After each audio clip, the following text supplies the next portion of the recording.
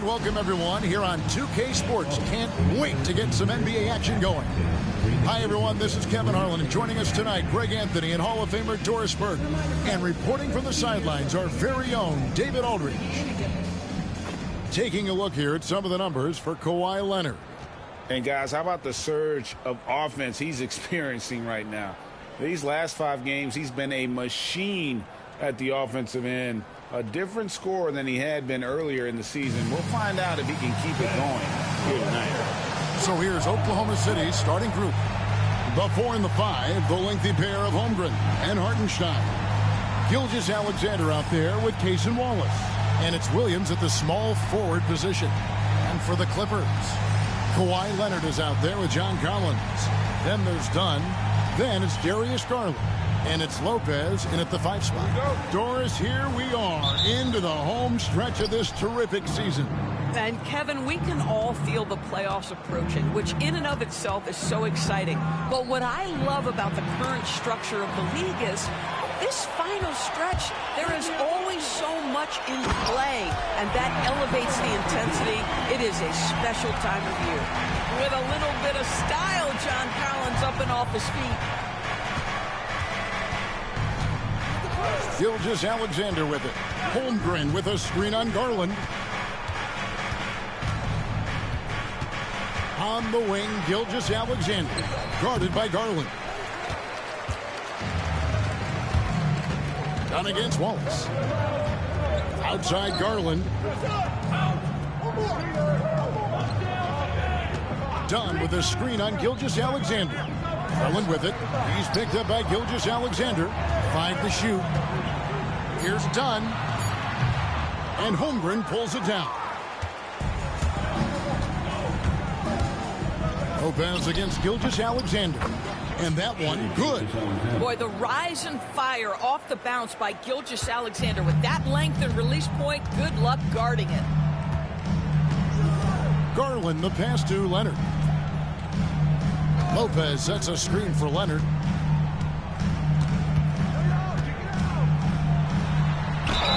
And he gets the basket. Officials blowing the whistle, so a chance at the line for one more.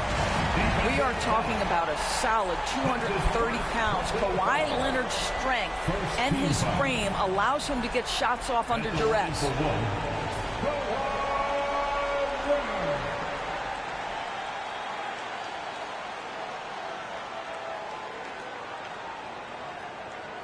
What's up?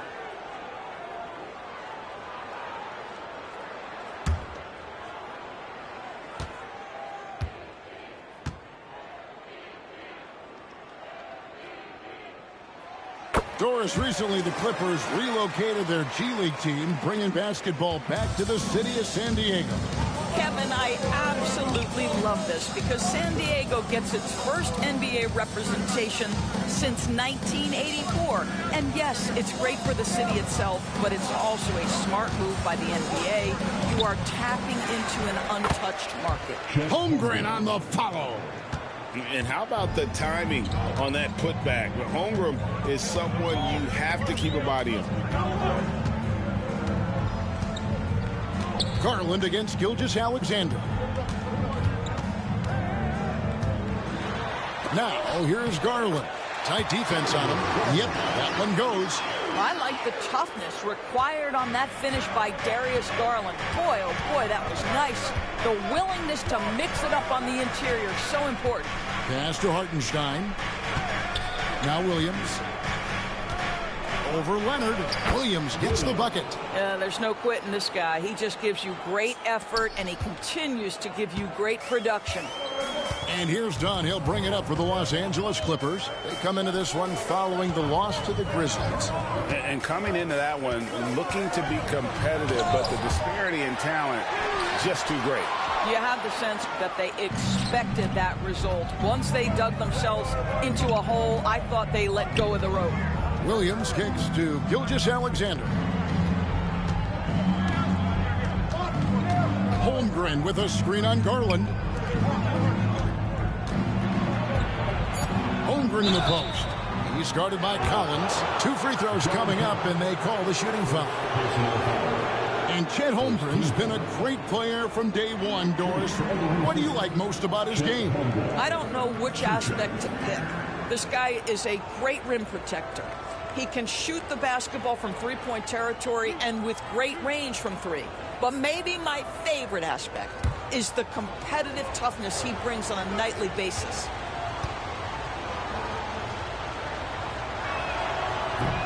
And it's tied up with that one. And Holmgren possesses sky-high potential. His length and versatility making him such an intriguing prospect.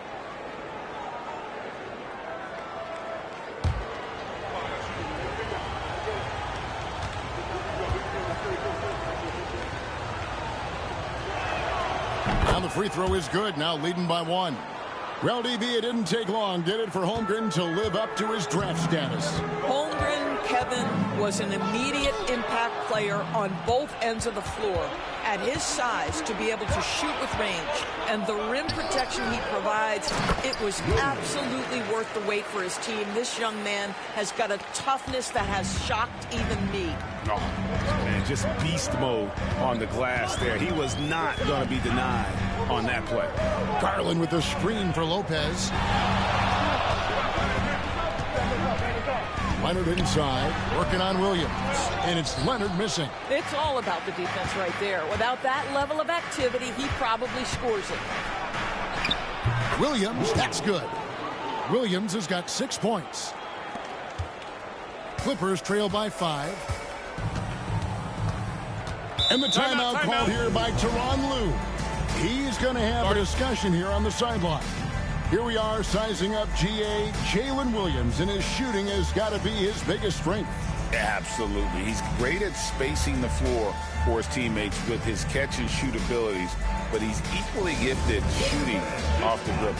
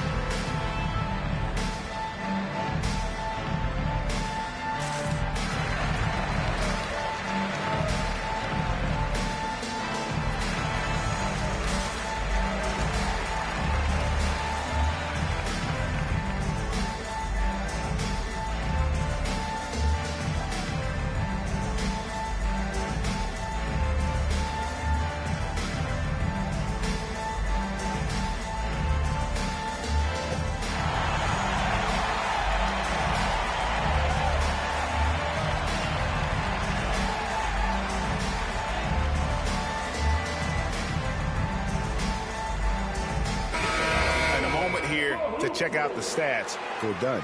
He's right around 5 points a night, 3 rebounds, and 3 assists. And you talk about defensive presence, he's the real difference maker on that end. Yeah, he's always somewhere around the ball, finding ways to help his team by shutting down the opponents.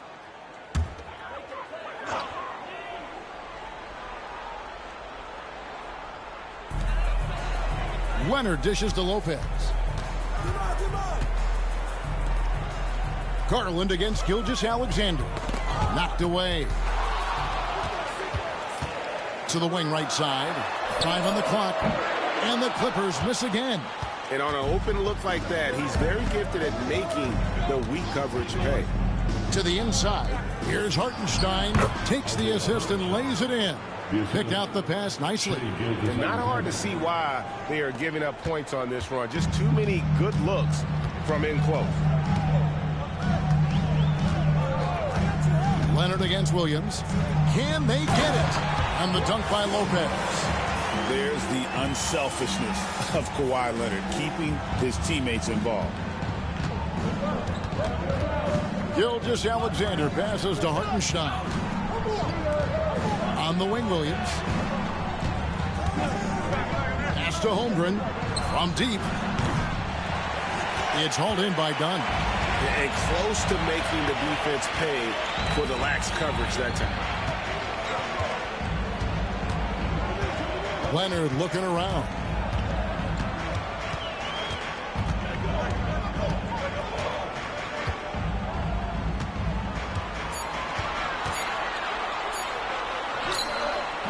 It's Chet Holmgren with the rebound. Thunder coming to this one after the win against the Hornets. Time now to turn to our sideline reporter, David Aldridge. David. Well, a bit ago, Tyronn Lue and I were able to chat. He said SGA has this special ability to roll a defender into a slower pace and then suddenly make a quick move that leaves everybody just standing there. Coach feels the attention has to be on him. He wants to force somebody else to beat them. Guys? Okay, David, much appreciated. Lopez, a screen on Wallace. The three from Garland. Thunder with the rebound. This has not been a good period for this guy. Out of sync, not letting the game come to him. He's got to settle down and make shots. Gilgeous-Alexander passes to Holmgren. Shoots over Garland. Out to Wallace. Pass to Williams. Now Hartenstein. Back to Holmgren.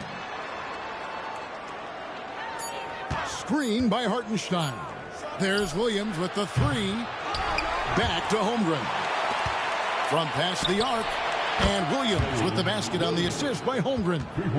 Williams has got 9 points. A team's rebounding is a great measure of its energy, and theirs has been terrific here in the first quarter. Timeout. Some tough offensive sets. They want to turn it around. Yeah, right now you just need a bucket to get some momentum.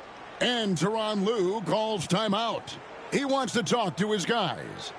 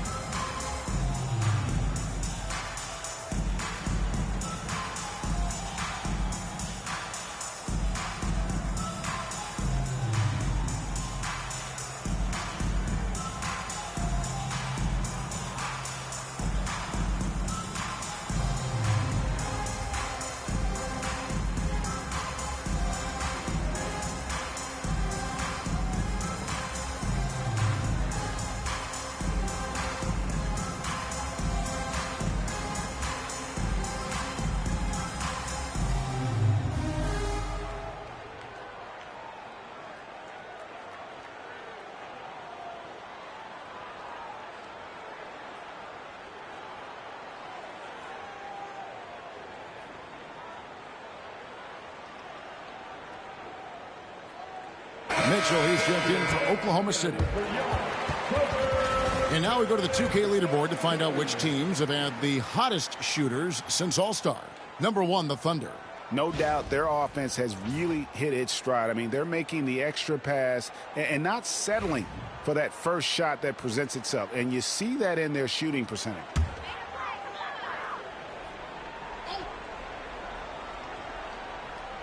Here's Collins.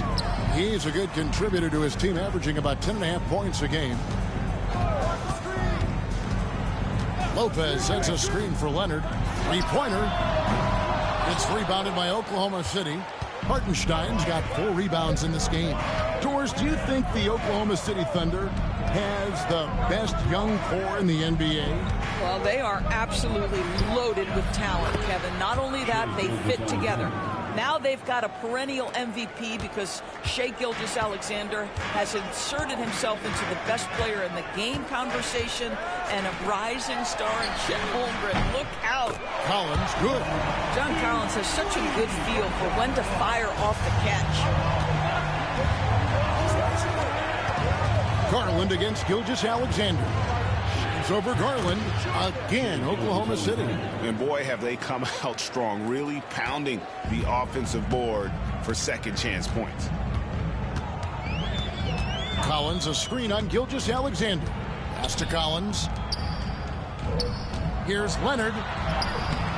It's a hand on it. What a brutal night for this guy, and it is having a ripple effect throughout the team. This is tough. Williams passes to Hartenstein. That shot missing. Clippers trail by 9. To the paint. Up and in on the way. Garland's got his second bucket of the night. Boy, how about the nimbleness to overcome the defense inside. Darius Garland makes his opportunities. Williams kicks to Gilgeous-Alexander. Hartenstein with the screen on Garland. And the dunk by Hartenstein. Not the kind of aggressive defense they need to cut into the lead. Yeah, you have to protect the rim, Greg, a little better. They're just too slow to react. You can't afford to sleepwalk through possessions. What's going on out there? Here's Leonard. Following the score by Oklahoma City, and they pick up 2. The toughness and tenacity very much describe Kawhi Leonard's game. Now, Gilgeous-Alexander. 6 points for him. Here's Holmgren. And he gets the whistle. 2 free throws coming up. That one on Collins. And when you look at John Collins' advanced numbers, Doris, they jump off the page. Yeah, probably the advanced numbers you're referencing, Kevin. Offensive rating, true shooting percentage. And when you look at it through that lens, Collins is absolutely able to score from a variety of spots on the floor, and the guy's an absolute terror on the glass.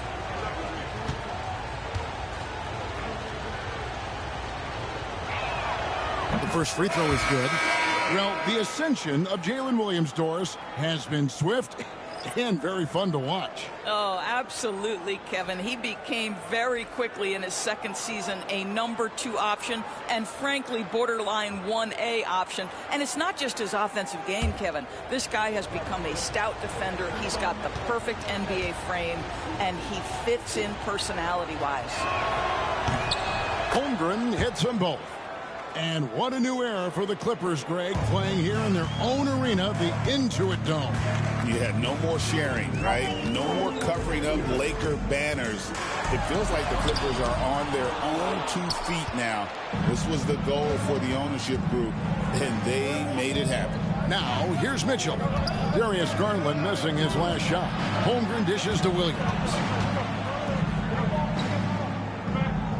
On the wing, Mitchell. Guarded by Garland. Shot clock at 5. It's good. He makes his first shot of the game. They've been excellent so far, coming in with a well-balanced attack. On the offensive end, it feels like they're getting the shots they want, and defensively, they are connected and on a string. And it's the Clippers with the ball. The Thunder making the shot. And he uses the glass on the layup. Garland's got 6. And they keep hammering away at him inside, forcing the ball into the paint. Mitchell against Garland. A 3-ball. The shot by Mitchell, no good.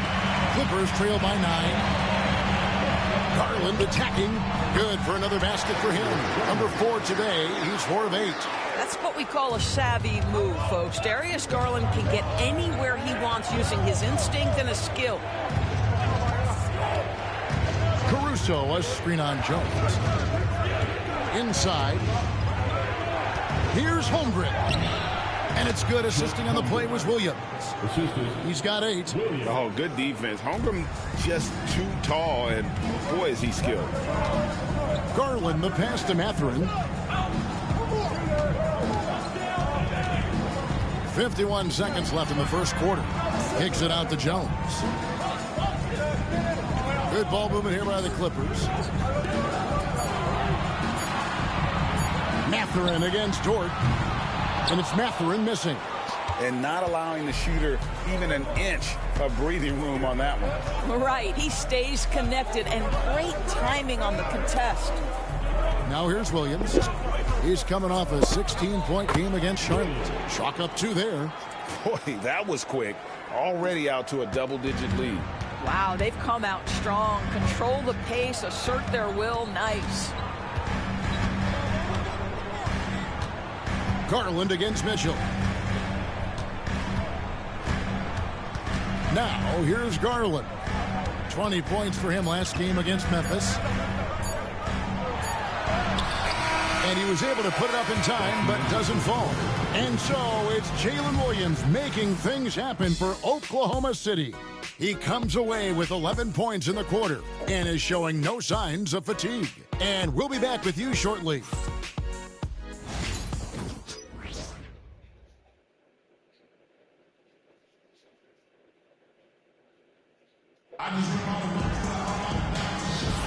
And if you're just tuning in, we've got a wide margin on the scoreboard, but plenty of time left for a comeback.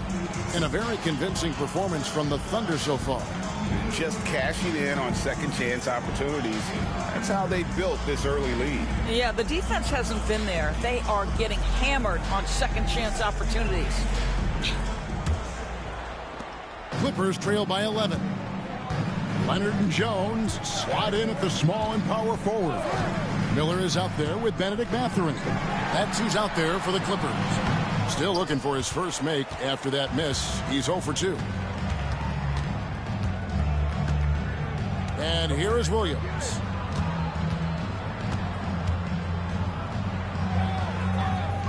Down low. And it's Mitchell missing. The Clippers shooting 39% from the floor. Not their best. Leonard, no luck. Boy, surprised he missed that. The defense just good enough to prevent that bucket. Williams can't hit. And here's Los Angeles. 11-point game. Their last meeting was in Oklahoma City, where they were unable to fight off the Thunder. Yeah, and they got beat last time these two teams met, and really free throws were the story. And he goes in for the dunk. Just so fast. I mean, it's like trying to stop the train when he's coming in for the slam. Oklahoma City leading by 9.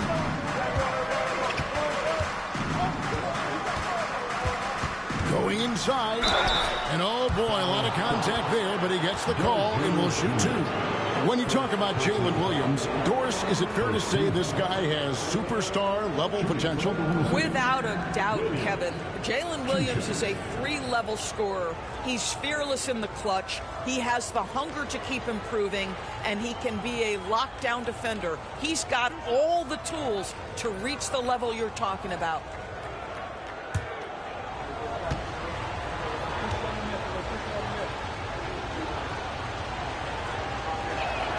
First one falls for him. And a big part of perimeter defense, Greg, avoiding screens.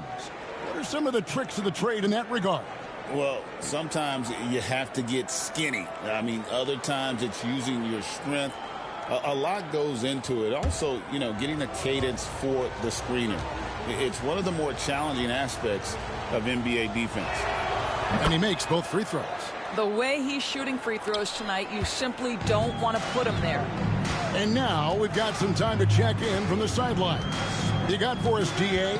Kevin, thank you. Jalen Williams is a do-it-all dynamo for the Thunder. Coach Mark Daigneault said, we've cross-matched him onto centers. He'll shift him to a point guard. It's hard to explain how impactful that is for you. You have a great offensive player that you're also moving all over the lineup. Kevin? D.A. the versatility. That is pretty special. Here's Leonard. The Thunder making the shot. And here in the second, 2 minutes gone by.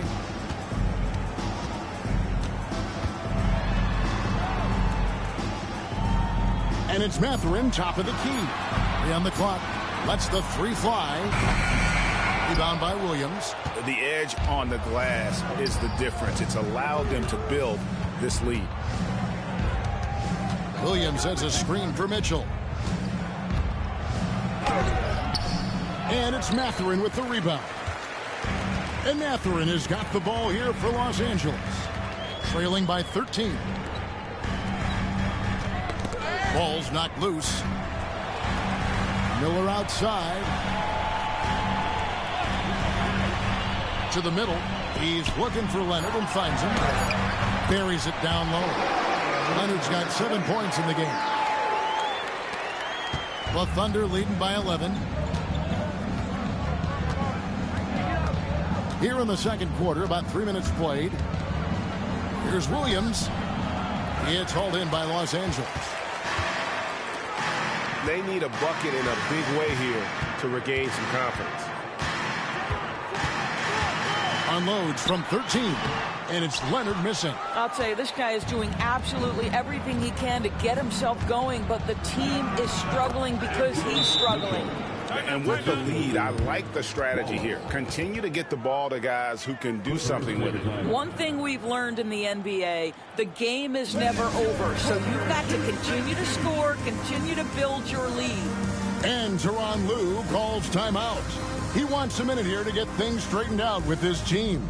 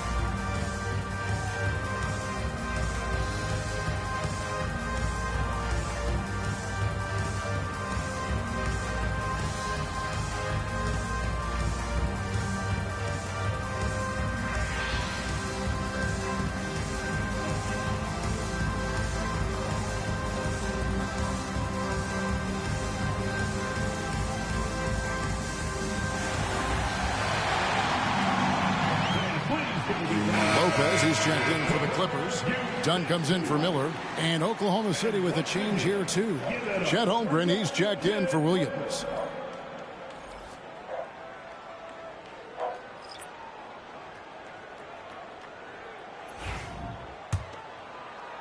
And in the second quarter, a little under 3.5 minutes played already.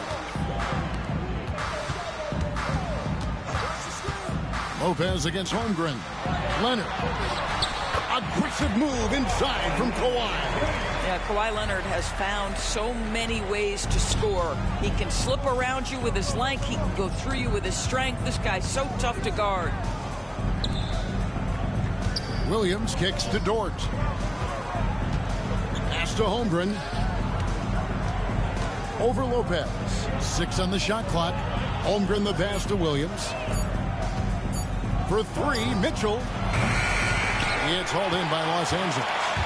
Mathering's got his 4th rebound with that last one here tonight. And the bucket is good. 3-point play chance here for him. A skillful move there by Mathering against the contact. Somehow finding a way to get the shot to fall. First team foul. In a moment now to quickly take a look at the offensive approach for the Thunder. And guys, they've done a great job feeding their bigs inside. They are just punishing the opposition in the paint. And the other thing that's working for them tonight, getting out into the open floor. A lot of the damage coming in transition. And I like the drive of this kid. Matherin, really a team player. Oklahoma City leading by 8. Pass to Holmgren. And contact on the shot, so he'll be shooting free throws here. And we've got a quick moment now to take a look at the long-term rebounding numbers over several seasons for Isaiah Hartenstein. On the boards, he's been a much bigger presence these last few years than he had been prior. And he can be counted on now to make an impact with his rebounding. And that's a product of all the work he's put in down low.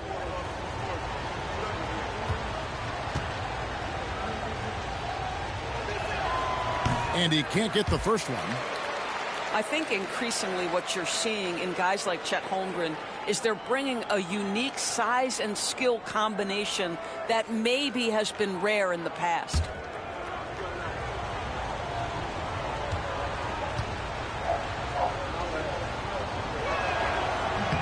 He hits the second from the line.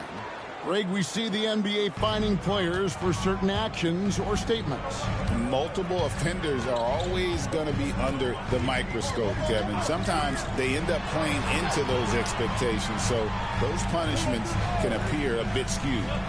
Now, here's Dunn. 9-point game his last outing. Leonard, no luck. And they continue to control the glass. Mitchell wide open. The Thunder with another miss. I'll tell you, he's trying to help them extend this lead, but it's been a tough night for him individually. Leonard finds Dunn.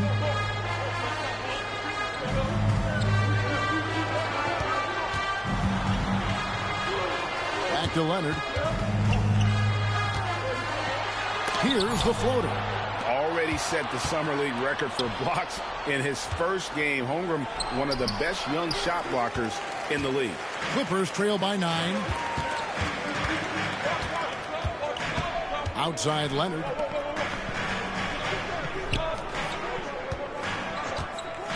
Inside. And this is what the schedule looks like for the Los Angeles Clippers.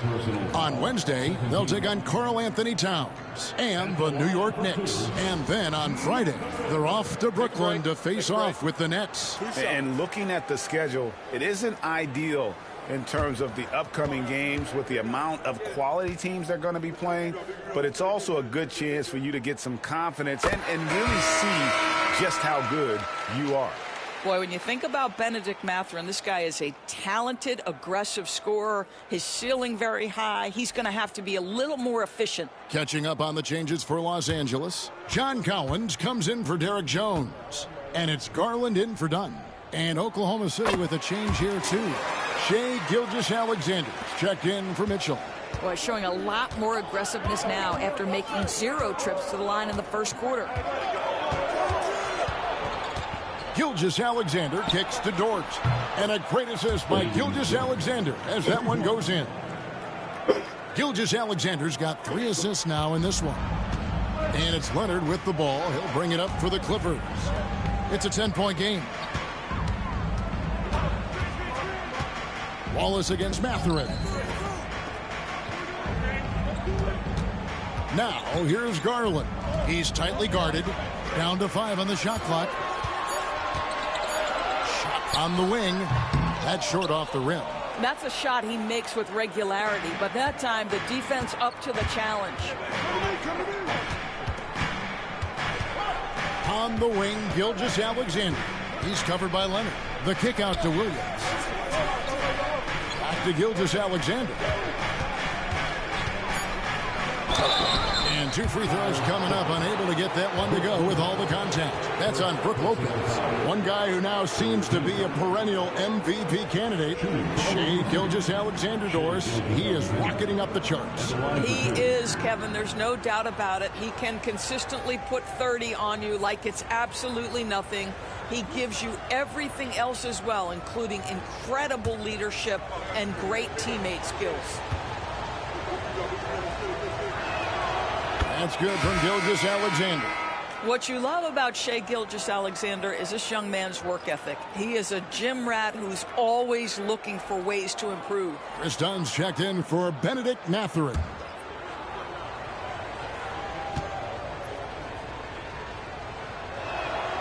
Gilgeous-Alexander hits them both. Doris, Shai Gilgeous-Alexander has a chance to go down as one of the greatest Canadian basketball players ever. Kevin, that is a bold statement when you consider that the great Steve Nash, 2-time MVP and one of the best passers in the history of the game, is of Canadian descent. But this guy, Shai Gilgeous-Alexander, is putting together quite the resume. Let's just hope he can sustain that stardom. Now, here's Gilgeous-Alexander. After the miss from John Collins, overdone, and it falls over the rim and in. Gilgeous-Alexander's got the lead up to 14 now for the Thunder. And Los Angeles guys shooting 38% from the field, a pretty weak showing for them. Back to Dunn to end the run. That's good, and it's Garland with the assist. Garland's got 3 assists in the game. To the paint. Lopez with the steal. From outside the arc. Garland, no good. +8 in the rebound differential. One more reason why they're in control. Gilgeous-Alexander surveying the D. Holmgren sets the screen for Gilgeous-Alexander. And the turnover again by Oklahoma City. This is the 2K leaderboard with a rundown of the NBA's top defenders down low. The league's leaders in rejections this month. Second, Chet Holmgren. And guys, as the month has unfolded, his interior defense has gotten better and better. Benedict Mathurin, he's checked in for the Clippers. And Oklahoma City also making a switch. Wiggins is checked in. Here's Dunn. He's averaging around 5.5 points a game. Garland with the bucket. And they're hitting the long-range shots that they were missing in the first quarter, but still have ground to make up. Pass to Holmgren. Shoots. And he sinks that one, hitting the back of the rim on the way in. Holmgren's got 11. And playing up-tempo, pro-level ball can be hard for some guys, but Holmgren has easily made the transition. Here's Mathurin. He's coming off a 10-point game against Memphis. That one's good. Maybe that'll get him going after a 2-for-6 start. Well, you like that he shakes off that rocky first period and knocks down a shot. Nice. On the wing, Wiggins. Pass to Dort. Gilgeous-Alexander against Garland. Gilgeous-Alexander passes to Wallace. Wiggins with the bounce pass. Here's Holmgren. Outside for Gilgeous-Alexander. Second shot opportunity, and he sinks the layup. And that's 12 points for Shai Gilgeous-Alexander. Well, let's remember that at 6'6", Shai Gilgeous-Alexander can more than handle himself near the cup. Dunn dishes to Garland.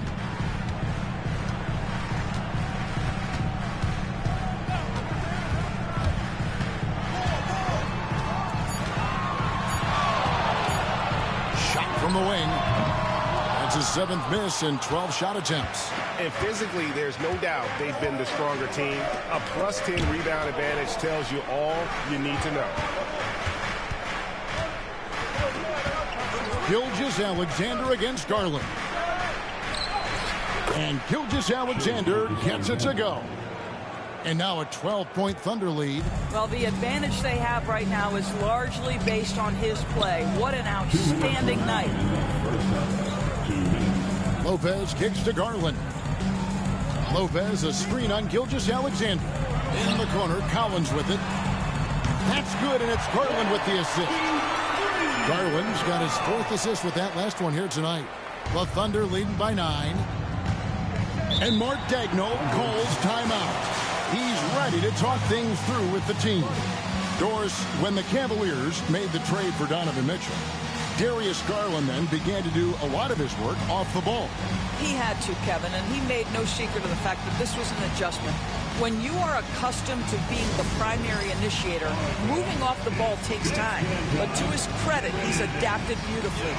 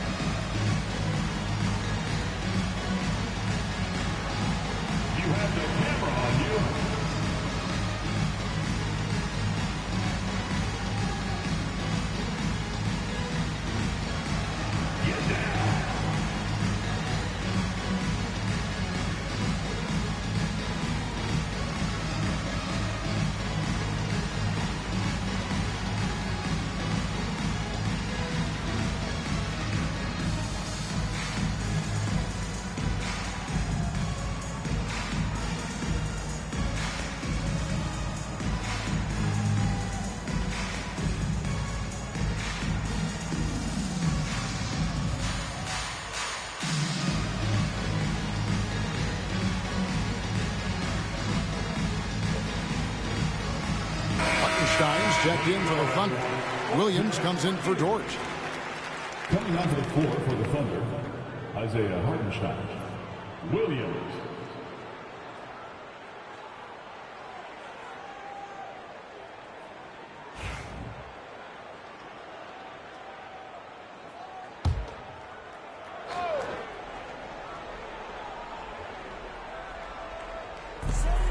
.141 left in the second quarter. Gilgeous-Alexander kicks to Holmgren. Holmgren with a screen on Dunn. Garland against Gilgeous-Alexander. Can't hit from 12. Well, they'll be happy with that look, even though it didn't fall. I think expect them to go back to it because that's the kind of shot this offense is designed to generate. Coming off a big game, his confidence couldn't be higher, and coach knows it. Well, the best players to me deliver night after night after night. So as long as he's hot, keep riding it. And he's good on the 3-ball. It doesn't matter what position Jalen Williams happens to be playing on any given night. This guy's a force offensively. Mathurin against Williams. Outside Mathurin. Dunn up top. Lock at 6. Collins wide open. He fires. And he can't answer back. The three-pointer offline. Oklahoma City leading by 10. Here's Gilgeous-Alexander. That misses off the backboard. Shot clock and game clock separated by less than 6 seconds. Dunn passes to Lopez. That's in, coming off an assist from Dunn. Lopez has got his second basket of the night. You simply have to remember that Brook Lopez can stroke the jumper. This guy on catch and shoot is terrific. Gilgeous-Alexander with it. Wallace outside. And a miss there on the triple. And so it's Oklahoma City heading to the bench with a 7-point lead as we wrap up the quarter. And they've done a phenomenal job down low. So many of their points coming right at the rim. We'll get you back to the action after this break.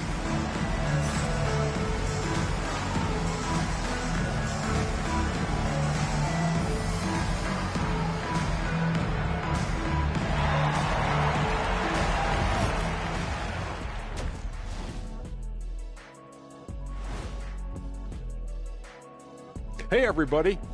Psst. I got a secret. We're approaching the playoffs, and we are starting the show with a breakdown of the Western Conference standings. Checking out Los Angeles. Coming down the stretch, final month of the season. Can they find a way to climb back into the playoff picture? Well, right now they're way back in the pack, but I guess you never know. All right, looking back now at that first half, we just saw some obstacles to overcome for the Clippers. One thing that stands out to me, guys, is the disparity in free throws. They need a new recipe for getting to the line. Yeah, fewer jumpers, more driving to the hoop, more touches down low. Cooking up some Shaq stew. Stay out my kitchen, Ernie.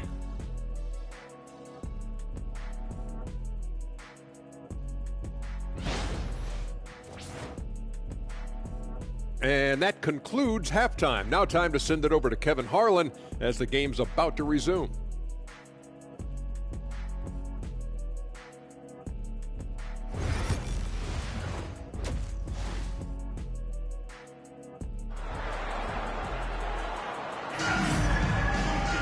And we've got third quarter of basketball for you. 2 quarters in the books.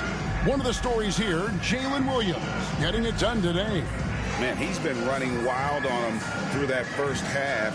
Absolute dynamite on offense. Boy, he has been shouldering the load. Aggressive, skilled, talented, and thus far unstoppable.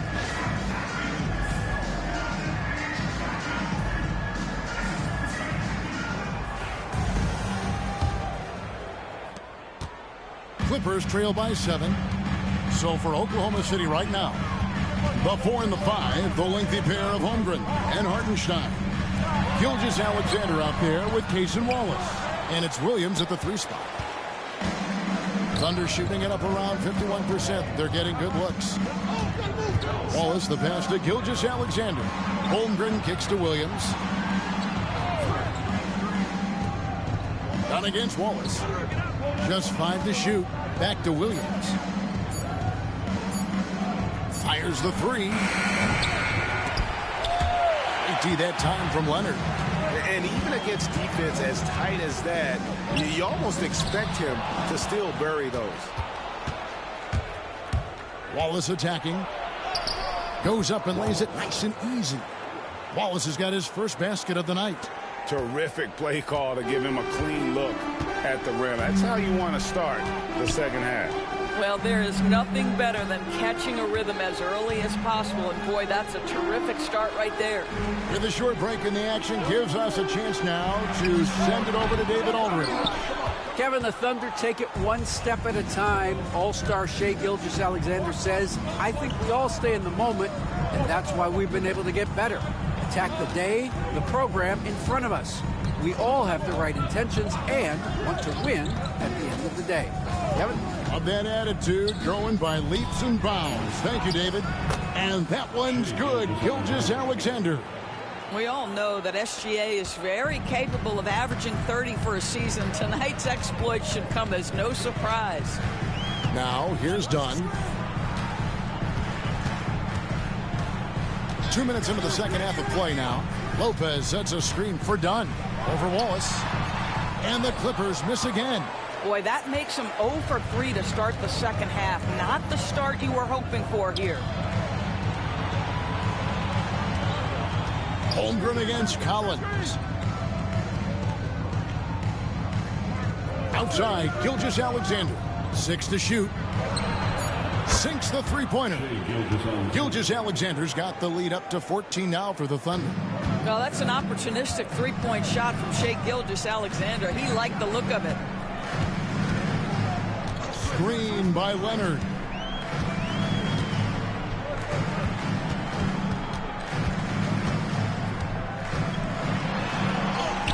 In the paint, Kawhi gets it done. Their first basket in 4 tries. Let's see if that basket gets them going. It can be contagious now. Third quarter here, and 3 minutes have come off the clock.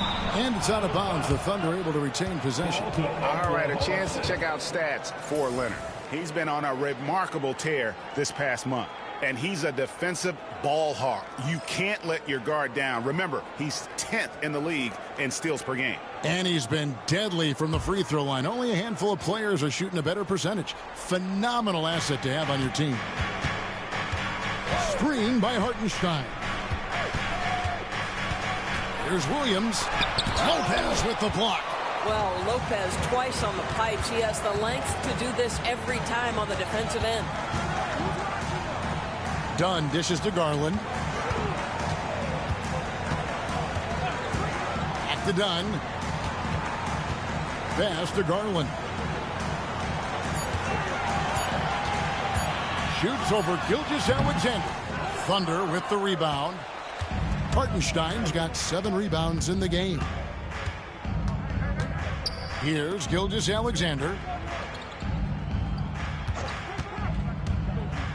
Shoots over Garland, and he buries that one, drilling the rim on the way down. Gilgeous-Alexander's got 7 now in this quarter. And Tyronn Lue calls timeout. He wants to regroup and go over the strategy.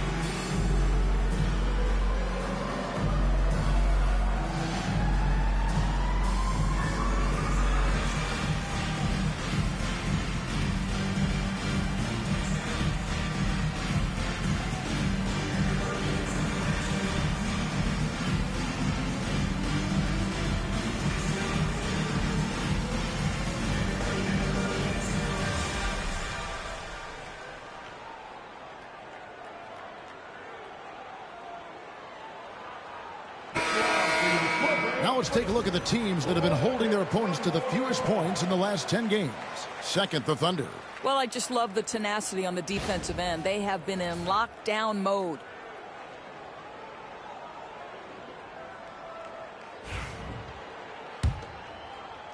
And here are the Clippers now. They trail by 14. Lopez sets a screen for Garland. And it's off from three-point range. And a big lead for them on both the scoreboard and the backboard thus far. Wallace the pass to Gilgeous-Alexander.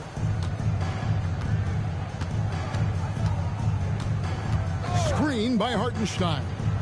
Gilgeous-Alexander kicks to Holmgren. The shot's good. Gilgeous-Alexander making the play. Three-point shooting since the half has been about as good as you could ask for. Garland feeling it out a little bit. Yep, that one goes in there. Garland's got 15 points. Well, if you're a point guard like Darius Garland, at his size, you've got to be able to get into that mid-range bag. Very well done. Now here's Wallace. Taking a look at his numbers, he averages about 7 points a game. When you allow good scorers to get uncontested shots at the rim, no wonder you're losing. To me, this has simply stated been a complete lack of defensive attention and focus all night long. Back to Garland. To the inside. On the dunk by Lopez. Boy, you love Lopez's effort. This guy dunking is easy for him, right? He's close to the rim, 7 foot. Come on now. Gilgeous-Alexander passes to Hartenstein. Nifty move. He lays it in. He has 6. Haven't we seen that a few times today, guys? I mean, their defense has got to have a little bit more toughness about it. Done outside. Back to Garland. To the wing on the left. Dunn finds Leonard.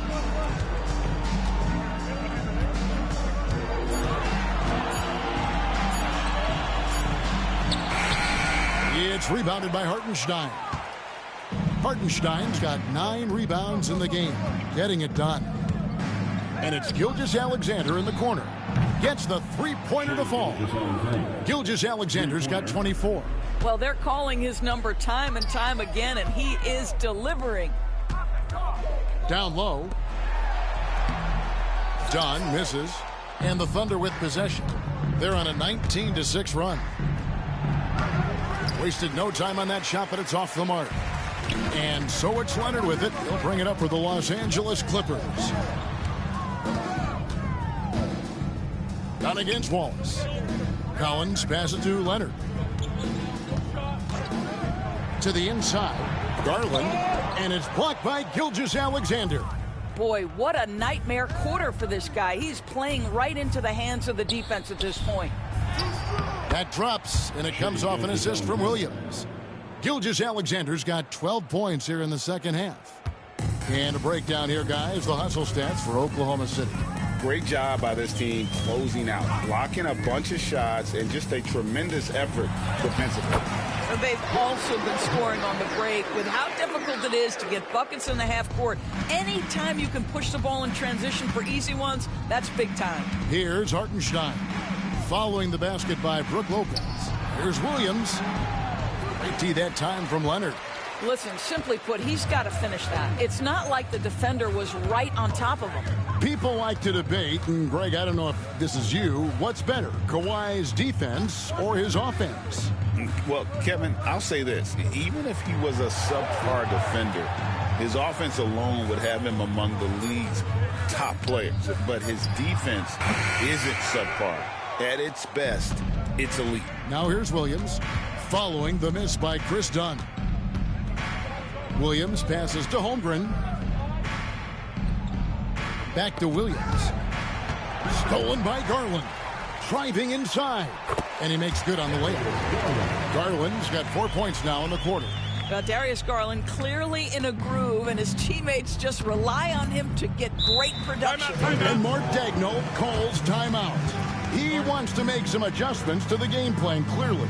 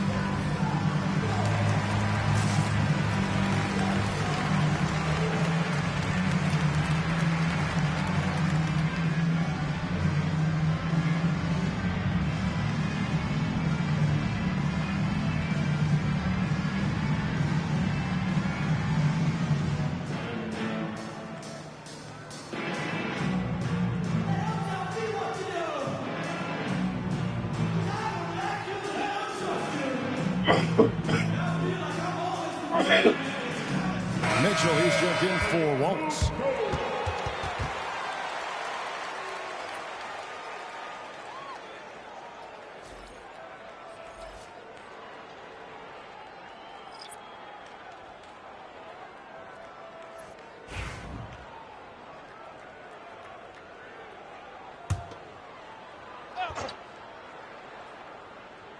Here's Williams. 16 points for him. Double team on Gilgeous-Alexander. Hartenstein finds Williams. Outside for Gilgeous-Alexander. Bucket is good. Gilgeous-Alexander's got 28 points for the game. And this is SGA's role. He's out here to score and score often. There's Garland. The shot, no good. Good D by Gilgeous-Alexander. Williams passes to Gilgeous-Alexander, and Jones sends it back. Garland left side. Top of the key, done. Pass to Mathurin. It's a nice passing here by Los Angeles. Jones with the screen on Holmgren. Just 5 on the clock. Sinks the triple. He's got 20. Well, after netting one in the first half, that's the second deep ball to go down for this guy. Mitchell passes to Hartenstein. Williams with the ball. Gilgeous-Alexander with it. Over Garland. And it's Gilgeous-Alexander missing. He lobs up the alley-oop pass. Holmgren with the steal. Mitchell looking it over. Pass to Holmgren. Here's Hartenstein. And again, Oklahoma City, no good. Dunn attacking. Kicks it out to Garland. A three-pointer off the mark. And even without that three-ball dropping for him, the defense should have done more on that last play. To the middle. Here's Hartenstein. Good, and the assist goes to Mitchell. Hartenstein's got 4 points this quarter. Well, they're trying to establish their attack down in the paint, and make no mistake, these help their overall confidence. 1:36 left to play here in the third. It's rebounded by Hartenstein. Hartenstein's got rebound number 13 for him here tonight. Mitchell kicks to Gilgeous-Alexander. An easy 2 points on the layup. Gilgeous-Alexander's got 16 here in the second half. Yeah, that's the third bucket in a row from the paint. This defense needs to clog those lanes in the middle. Dunn passes to Garland. From outside, off the mark. The Thunder leading by 21. Pass to Hartenstein. Back to Mitchell. Trying to get open is Hartenstein. And it's Mitchell with the jam. Yeah, they're rolling right now. That lead continues to grow. And one of the things that's helped that is they're getting it done on both ends. Terrific focus on offense, and they're locked in defensively. A three-pointer is right on target. Well, individually, he is doing everything he can in this 12-minute session, but he's just not getting enough help. Mitchell outside. Hartenstein in the high post. Back to Gilgeous-Alexander.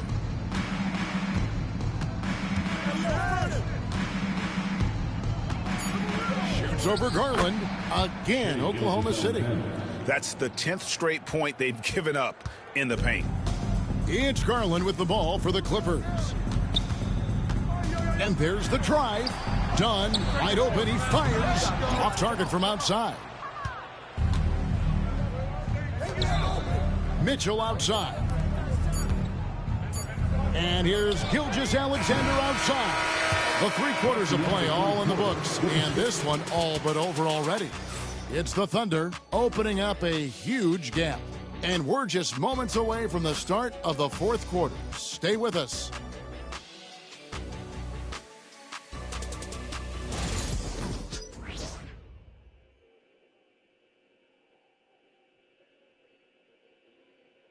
Now let's take a look at our assist of the game presented by State Farm. Just true artistry right there. I mean, great decision on where to go with the ball, and how about the perfect delivery? We call that putting it right in the pocket, and he knew what to do with it once it was there. And there have been two very different performances from these teams today as we get going in quarter number 4. Leonard and Jones slot in at the small and power forward. Miller is out there with Benedict Mathurin. That's who's out there for the Clippers. Dort passes to Wallace. With some arc, Miller grabs the miss. The Clippers shooting not great, 40% for the game. Leonard dishes to Miller. Outside Mathurin. Back to Miller. Pass to Leonard.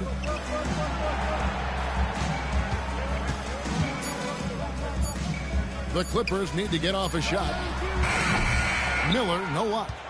The Thunder leading by 22. Now, a trend that we've seen over the past couple years is that the league is getting younger, Doris, than ever before. And, Kevin, that's a product of players starting to train seriously at a young age. And what they're training is their skill level, handling, passing, and shooting. The key here is, do they have a nuanced understanding of the game? There is where the growth has to come. It is definitely getting younger. LA foul. Kawhi Leonard. First personal foul. Second team foul. At the line for the Thunder, Mitchell. Shooting 2.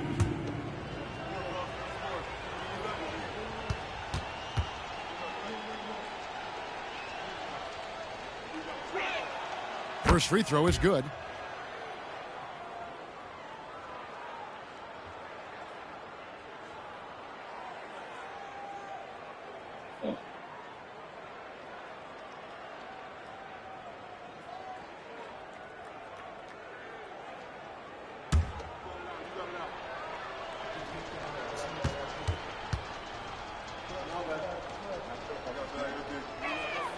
And good on the second, so he makes them both.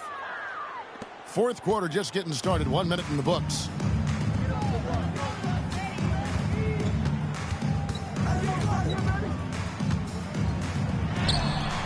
And yep, finally drops after rolling around the rim. Leonard is consistent at staying aggressive on the offensive end. Mitchell outside. Wallace finds Caruso. And the league limiting players from making public trade demands. Which I guess makes sense. It's a big change from the past, isn't it? Yeah, I think it saves franchises from being put in a tough spot. Keeps a player's trade value high, which helps the team they're leading. Holmgren with the steal. Pass to Mitchell. He's now made half of those 10 shots in the game. That's his 5th basket. How many times have we seen a possession like that from them today? Ending with a basket, coming off a pretty pass. Leonard the pass to Mathurin. Leonard sets a screen for Mathurin. Gets it to go from beyond the arc. Well, a lot of confidence to Mathurin's game. That efficiency has to get better, but he is not shy. Mitchell outside. Just under 2.5 minutes gone here in the final quarter. And Jones pulls it down. Well, he's a quality mid-range shooter, but he can't get that one to go. Now Leonard. And again, the Clippers turn it over. Johnny's checked in for Miller. For your Clippers, number 8, Chris Dunn. And here now the Thunder. Now here's Mitchell. Pass to Dort. Caruso, a screen on Leonard. Out of bounds, the Clippers take possession.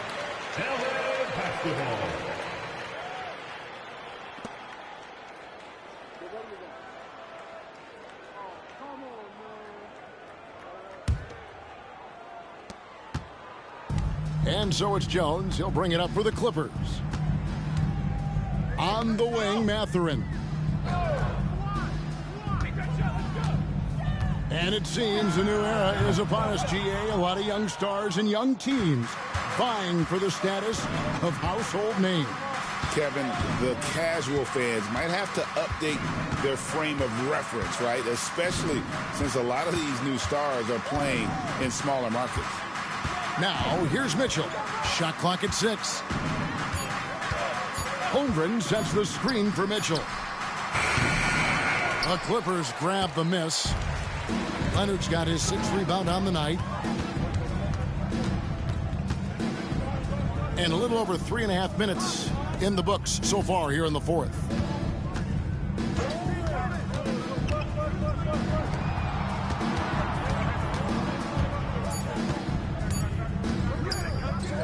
Puts up a deep 3. And again, no good by the Clippers.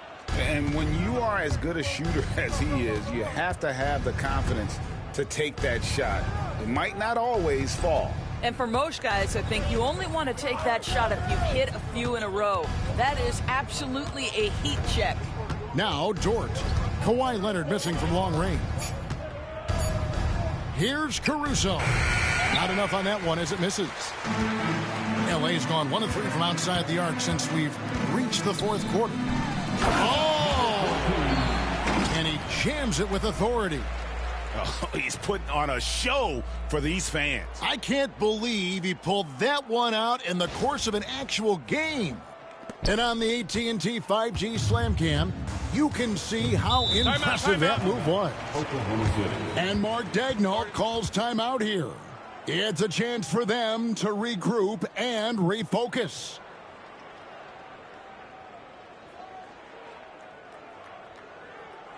Coming onto the court, it's your Clippers Spirit.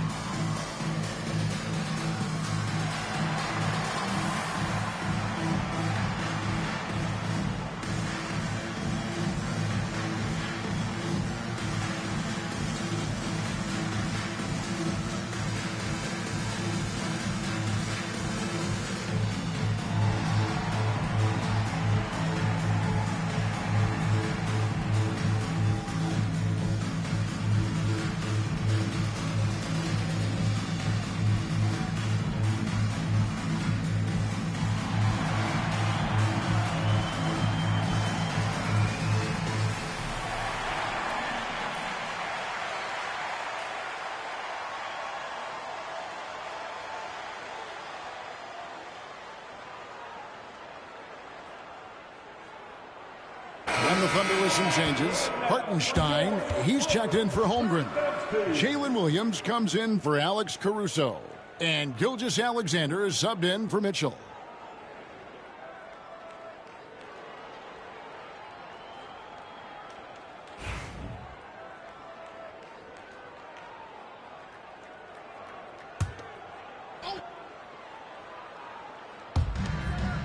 Hartenstein passes to Dort. Outside, Gilgeous-Alexander. Now Williams. Williams, a screen on Mathurin. Gilgeous-Alexander against Dunn. And that one's good. Gilgeous-Alexander. He's very long, and SGA so effective around the hoop because of that length. Outside Mathurin. Back to Dunn. And the layup is good after a nice lead pass. That's how you share the rock. He does this time and time again. Outside Williams. So, Greg, you played the point. In Create a Player, if you had to pick a different position to play, which would it be? Ooh, good question, Kevin. Probably small forward, wing. I'd like to be a fearsome finisher who can soar and dunk over everybody.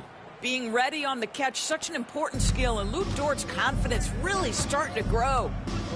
Outside Mathurin. Back to Dunn. And Dunn with the slam. Well, hit a man in stride. That is a textbook delivery. The Thunder leading by 22. Gilgeous-Alexander kicks to Dort.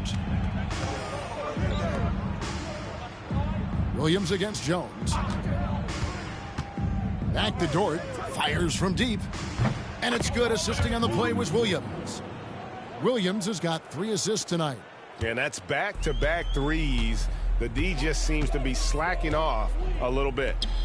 Now here's Jones.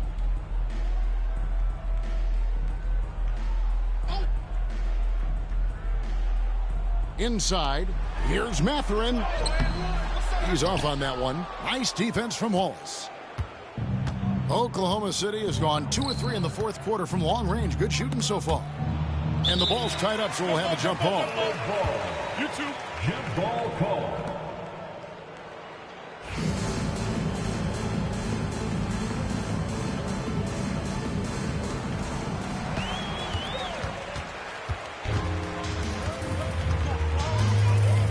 Dunn looking over the floor. Outside Leonard. 6 to shoot. Beyond the arc. The Thunder pull it in. Definitely a situation you want to make sure you don't give him too good of a look. Stolen by Jones. Dunn against Wallace. Dunn passes to Leonard.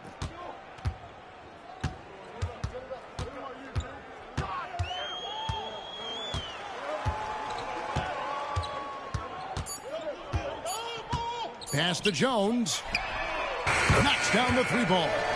Jones has got his first bucket of the game, and he's on the board for 3. Well, if you offer no resistance defensively, he's going to knock down the 3. It's really that simple, guys. Wallace against Mathurin. And a wide open look for Gilgeous-Alexander. Tried to come right back with the 3 of his own, but it's no good. Pass to Dunn.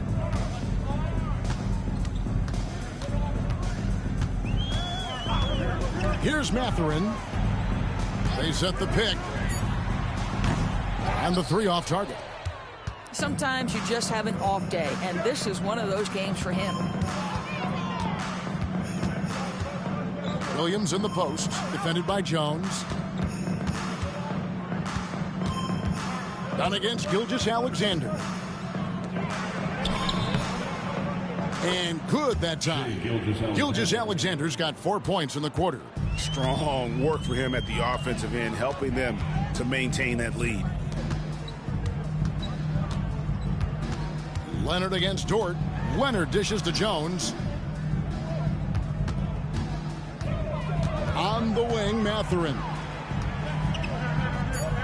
And it's Dunn in the corner. Fires the 3. It's rebounded by Oklahoma City. Wallace has got his 5th rebound right now in the game. Well, after hitting 1 triple in the first half, it's been all radio silent since. Now, here's Gilgeous-Alexander. Rebound by the Clippers. Dunn's got his 4th rebound with that last one here tonight. Pass to Mathurin. Come on, box him out, man. Jones with the screen on Wallace. And that'll be 2 free throws coming up. Officials on the call with the foul. And battling against the interior of that defense, nice to see that Mathurin has that toughness. Taking 2 shots.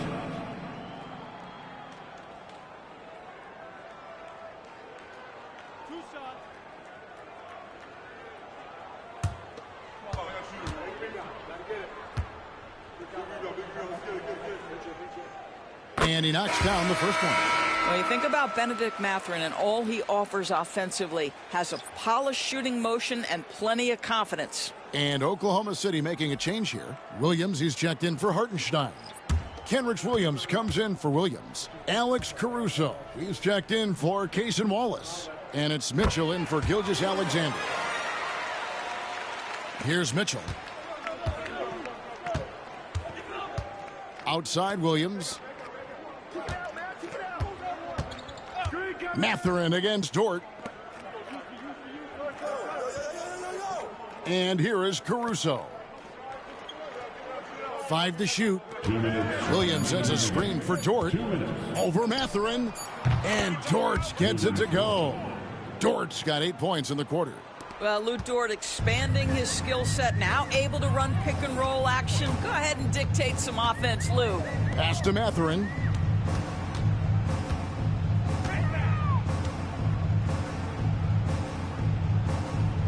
Kicks it out to Leonard.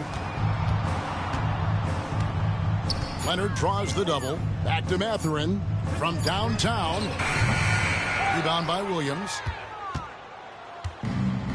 Oklahoma City has gotten off 4 3-pointers in the final quarter, and 2 of them have fallen. And as we head to the final buzzer here, a crushing blowout, big-time dominance, and this will go in the record books as a gaudy win for the Thunder. As one-sided as it gets today, you know, there were some dominant moments in about every facet of this game for that team. Yeah, I mean, Kevin, it's hard to think of what didn't go right for them. Game planning by the coaches, execution by the players, everything was just on target. And in what's been a solid season, to say the least, tonight's game will push their win total now up to 53. Wow, they finished the season series undefeated. 4 games, 4 wins, really asserting their dominance. And what a tremendous standout performance it was for Shai Gilgeous-Alexander. They simply can't stop him right now. This guy playing with passion and focus. And he makes the first. Well, Brook Lopez, such a versatile scorer. He's got great low post moves. He can also step away and face up and make jump shots. Very difficult bind for the defenders. Dunn, he's checked in for the Clippers. Isaiah Joe, he's checked in for the Thunder. Both shots good from the stripe. Well, you have to like the length of Brook Lopez and the fact that he understands he has that advantage on both ends of the floor. Here's Joe. He's looking for Mitchell and finds him. Count it. But the truth is they've had control of this game. And I couldn't agree more. What makes it that much more impressive, they're doing it on the road. Now, here's Garland. Collins finds Dunn. Outside Leonard.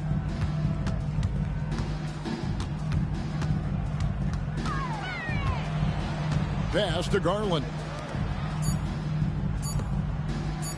Shoots from 8. And there's Collins on the assist by Lopez. And let the big man eat.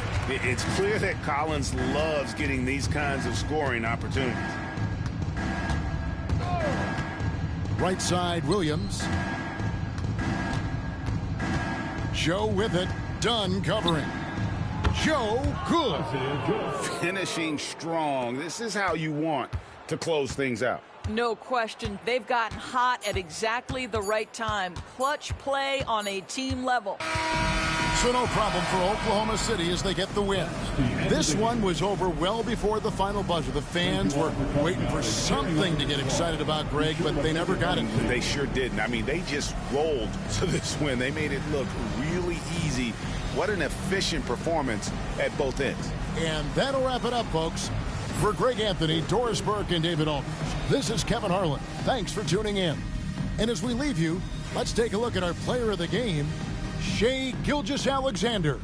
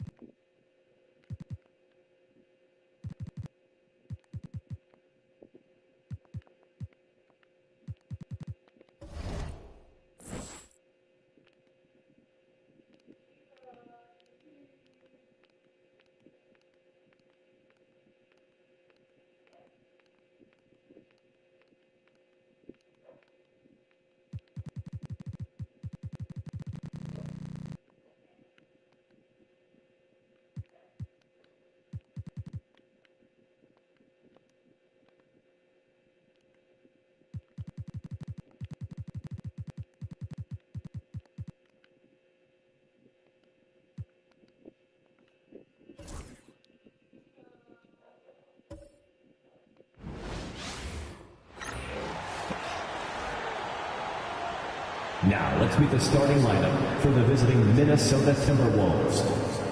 At point guard, Dante DiVincenzo.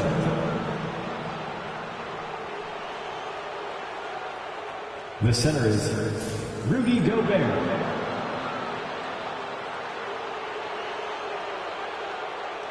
At one forward, Jaden McDaniels. At the other forward, Julius Randle.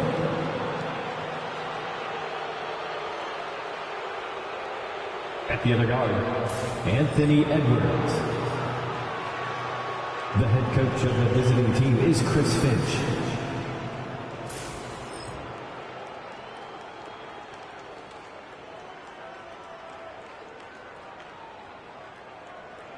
Now let's meet your Indiana Pacers.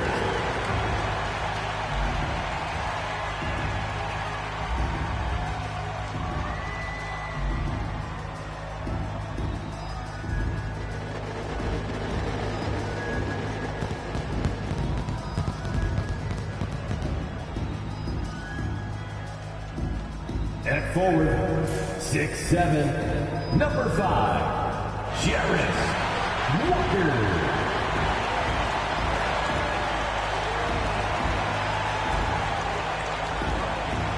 At guard, 6'4", number 2, Andrew Nembhard.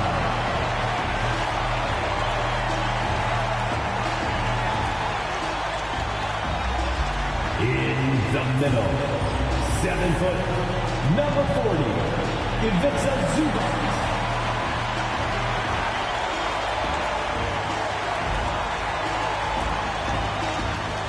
At the other forward, 6'8", number 43, Pascal Siakam.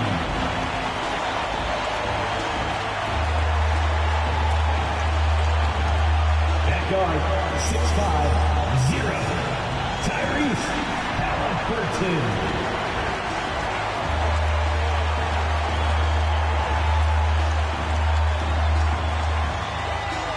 Hi, everybody. Time to get into it. NBA action on 2K Sports.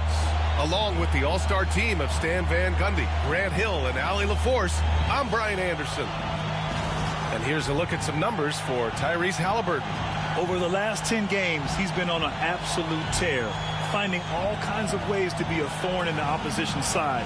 Just working on offense and getting the looks he wants out there. Let's check out Minnesota's starting lineup. Ed is at the 2 with McDaniels playing the 3. Julius Randle out there with Rudy Gobert. And it's DiVincenzo in at the 1. And for the Pacers, Halliburton and Nembhard, the 1 and the 2. Ivica Zubac out there with Pascal Siakam. And it's Walker in at the 3 slot. We should see some great ball movement from these two teams, Grant. Fantastic group of passers on each side. They're just so unselfish. They play for one another. You can see how it keeps the whole team involved. And I'll tell you what, I just love watching teams that can pass like this. Now here's Halliburton, coming off a terrific game against Brooklyn. Siakam against Randle. Siakam in the post. Just 5 on the clock. 11 feet out. No good off the back of the rim. Halliburton against DiVincenzo. Down low. Here's Randle, and it's going to be a 3-second call.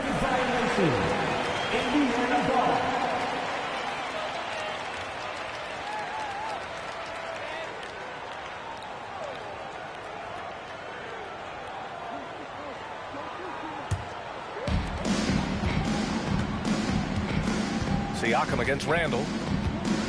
Outside Walker. Pass to Halliburton. Zubac with a screen on DiVincenzo. And it's slammed in by Zubac. Halliburton really a playmaker with the ball in his hands. Here in the first, a little over a minute played so far. Here's McDaniels. It's rebounded by Zubac. Those are precisely the looks this team is trying to create. Yeah, quality offense will serve you well in the long run. You can't settle for bad shots. Now here's Siakam, hovering around 19.5 points a game. His scoring has been huge for them. Oh, an aggressive move there by Siakam, using the length to finish inside. Here's Randall. Outside, DiVincenzo. And here's Edwards outside. Knocks down the triple. He's consistent from out there, especially when you give him that kind of room. For Indiana, they've gone 2 of 3 from the floor. Zubac's high post. He's against Gobert. The drive by Nembhard. Some solid defense from Edwards. Well, I know he can finish at the rim, but the defense did just enough to force the miss. Oh, he goes up high for the two-handed slam. Yeah, Edwards has some big bounce in his step. There's the AT&T 5G Slam Cam, capturing the moment.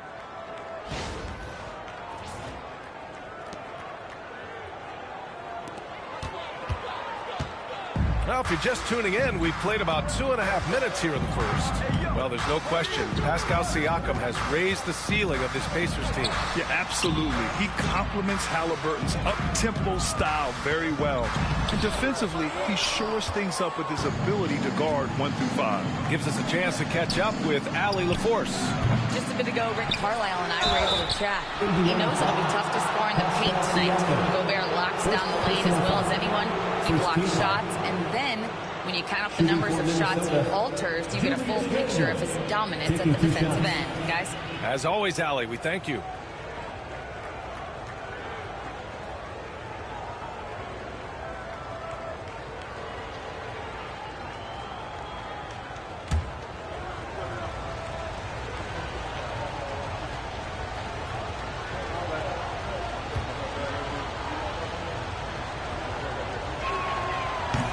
And he makes the first. You know, a reliable veteran like Julius Randle is so valuable. He provides a foundation for everyone else to play off of because they know he'll be there to score and help out. He makes it easier for other players to succeed around him.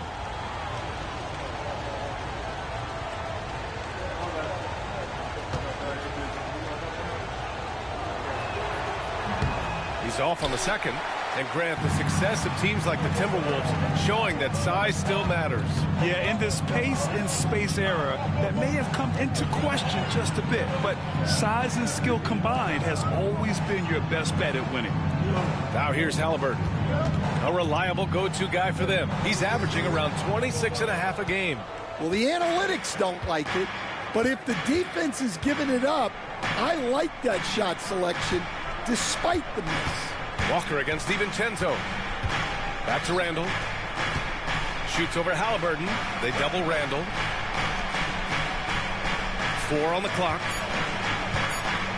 Gobert with a screen on Siakam. They get it again. Oh, and Gobert powers it home. Pounding the offensive glass. That's where Gobert gets a lot of his extra chances. They've been having major problems offensively. Definitely in a bit of a dry spell. And it's Rick Carlisle calling timeout here. I think right now he must be looking at some adjustments.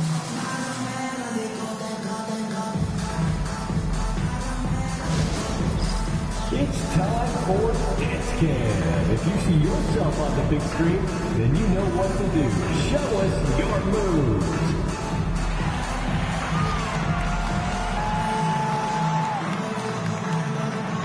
Let's see those moves.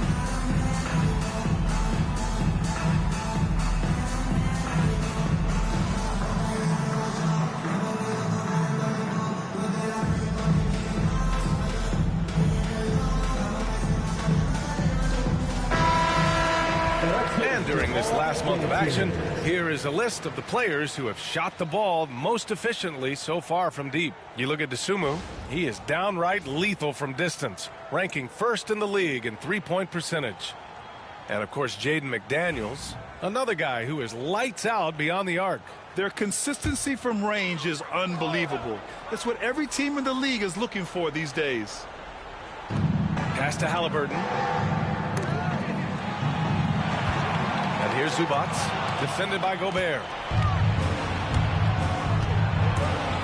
The drive by DiVincenzo. Great D that time from Halliburton. Pacers trail by 4.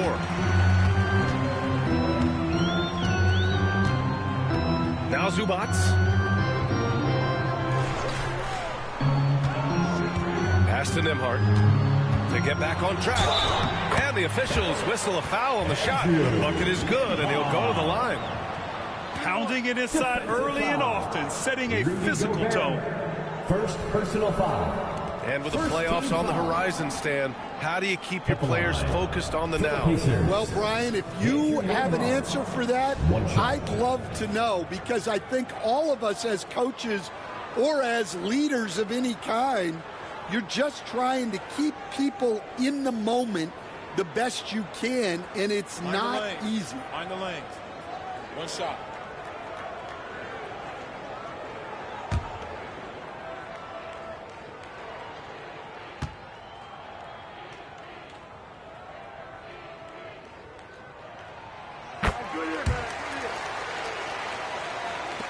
So it's Minnesota now. They're fresh off a win against the Pelicans. And they got into a consistent offensive flow, largely because the defense they were facing was poor. Yeah, but even against weak defense, your execution still matters. Luckily, they were able to take advantage.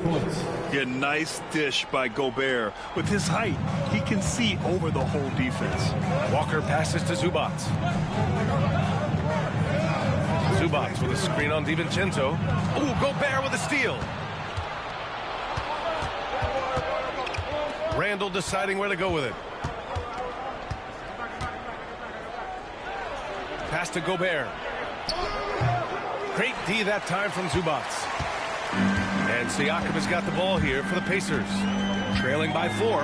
They want to keep rolling here following the win against Brooklyn. A big difference in that one. Their ability to convert from range. By and large, they took some really good shots. And they were just draining it from outside. A great team shooting performance. Now here's Randall. Really played well against New Orleans in his last game. Outside McDaniels. 5 to shoot. Zubats with the steal. Now the Pacers on the move. Nice shot by Walker. A sharp steal and some quick offense cuts it down to a one-possession game. Well done. Outside McDaniels. For 3, Randall. Indiana with a rebound. I love how they've attacked the boards here in the first quarter. DiVincenzo with a steal. Into the lane. Takes it up with both hands and rips it down. Talk about taking advantage of the opportunity. How about the anticipation right there that led to the steal? Then he goes straight to the bucket. Turning great defense into great offense. That's the kind of stop you're looking for. And here's Indiana now, following the score by Minnesota. That one no good. Good work defensively by Randall. Right side McDaniels.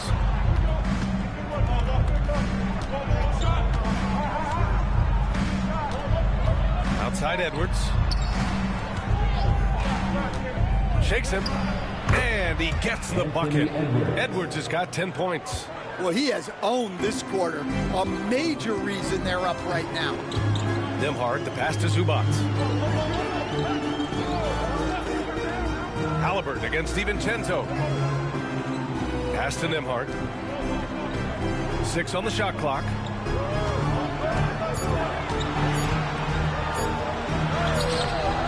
And it's Gobert with a rebound. The Timberwolves lead by 6. Randall, the pass to DiVincenzo. Outside Edwards. Shoots over Siakam, and he sinks that one, hitting the back of the rim on the way in. 12 points for him. Well, when Edwards gets this hot, all an opponent can hope to do is limit the damage. Boy, they need something to go to regain some confidence. No question. Way too many empty possessions for them. Here's Nembhard. Gets rebounded by Minnesota. Yeah, he hasn't been at his best this quarter. I'd like to see him be a little more patient right now. Here's Randall. A chance to extend the lead to double digits, but it's no good. They're playing with a lot of energy tonight. We can see that in their dominance on the glass. Siakam against Randall. Walker, a screen on Randall. To win the drought.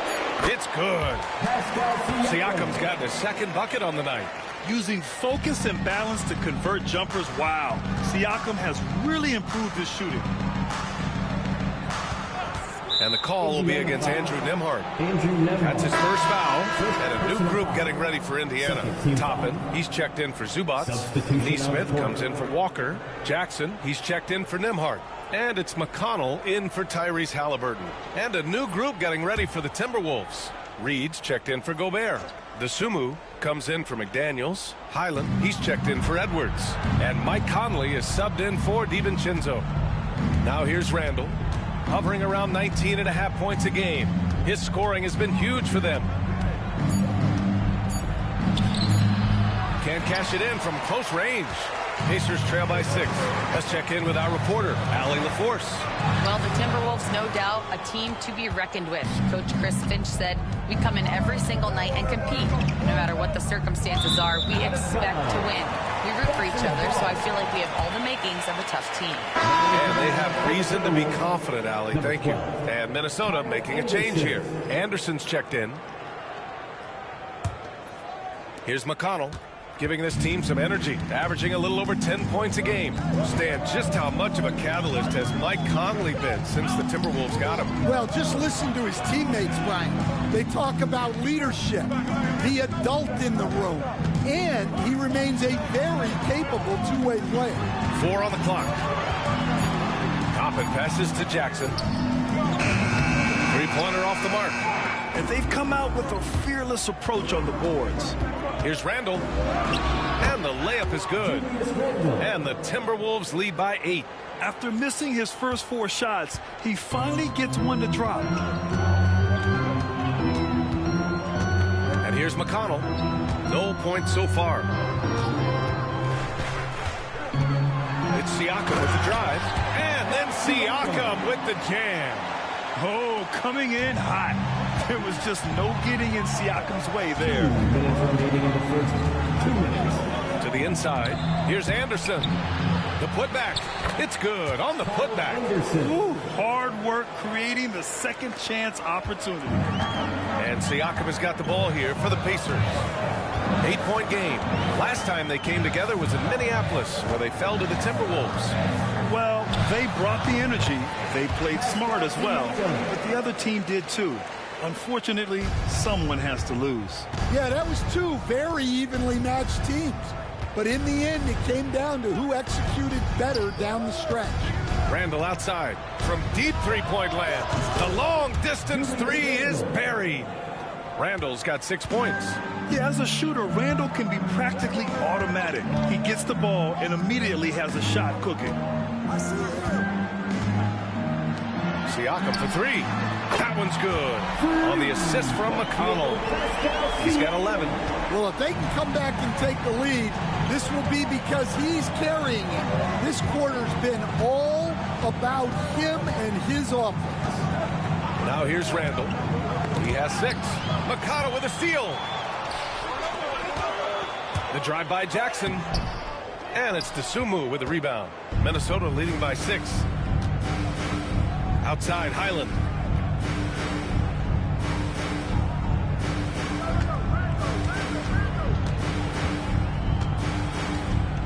Randall outside.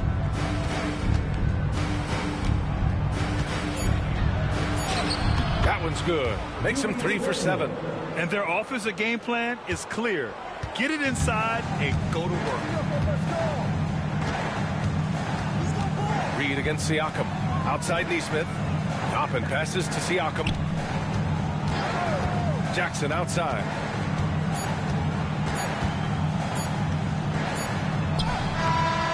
No good.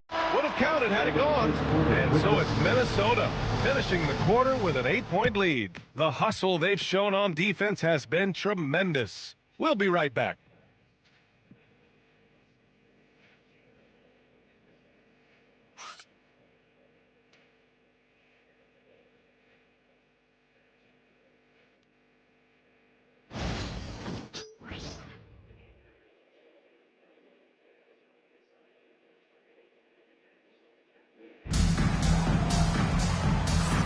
If you're just joining us, we've played through one quarter in this one.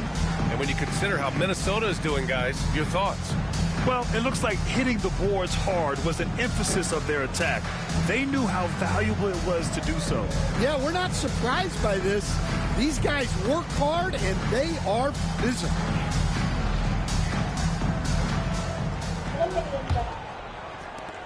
Minnesota leading by 8.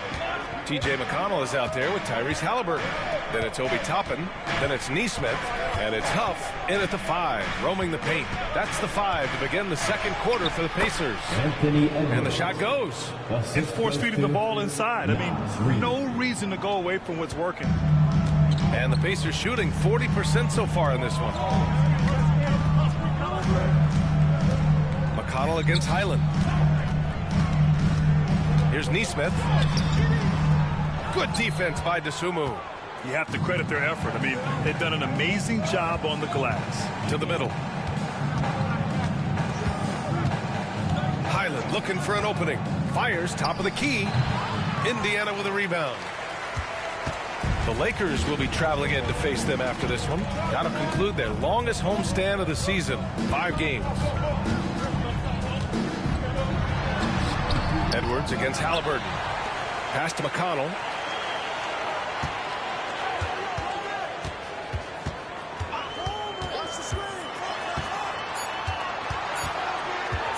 Another shot. Rebounded by Highland. The Timberwolves lead by 10.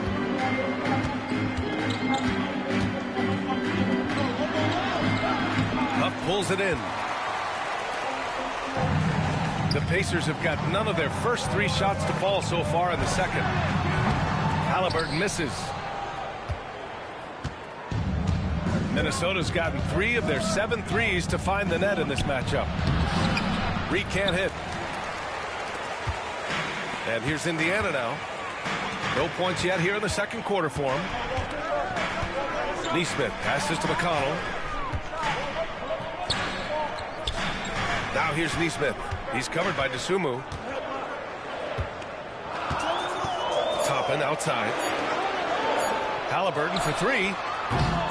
And once again off the mark by Indiana. For Minnesota, they've gotten only 1 of 4 shots to go in. Dosunmu, the pass to Reed. Outside Anderson.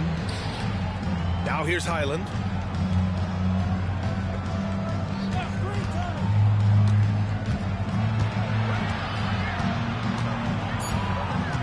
Back to Anderson. There's the 3. Bearing his second of 3 attempts. Well, the defense gave that away. He's a skilled shooter who you have to contest at the arc. They're searching for a way to score. Yeah, buckets have been very tough to come by. And we'll have a timeout here called by Rick Carlisle. He's going to gather the troops and talk it over.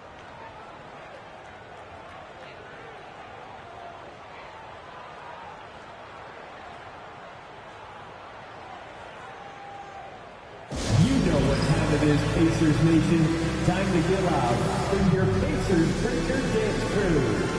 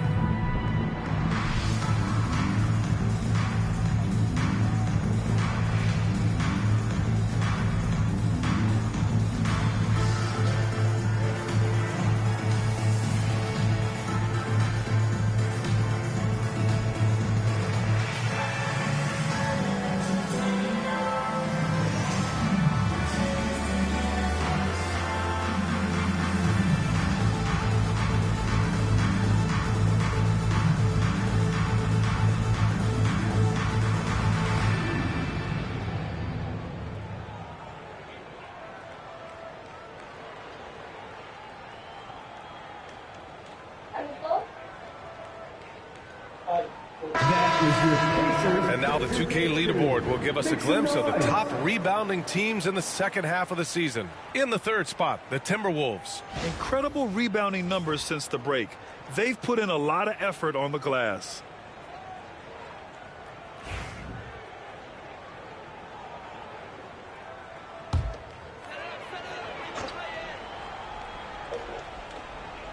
And we're now a little over 2.5 minutes into the second. Huff, the pass to Toppin. Toppin, a screen on Highland. Pass to Huff to stop the drought. And he buries his first look. Yeah, showing off that ability to stretch the floor. Seems like everyone is a threat at the arc these days. Crosses over. Oh, Edwards just pulling his way inside. Hey, they're just getting pushed around inside. Pacers trail by 12. Here's McConnell. He's scoreless. Halliburton outside. Over Edwards. And Halliburton with the basket. And the assist from McConnell. And this is how dangerous Halliburton can be from the mid-range. You gotta guard him closely. Reed in the post. They look to him to score consistently, averaging around 13.5 a game. Halliburton up top, guarded by Edwards.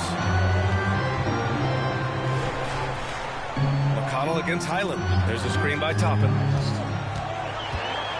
Clock at 6. Here's Halliburton. Had a chance there to cut it to single digits, but it's off target. It's been an ugly quarter for him. Trying to shoot his way out of it. Might be time to work on the playmaking skills. Well, despite the effort to create super teams, the league has a lot of parity right now, Graham. It really does, and I like it. It's not quite like the 80s Celtics and Lakers or the 90s Bulls, partly because of the salary cap. It's so hard to pay more than 2, maybe 3 stars at a time.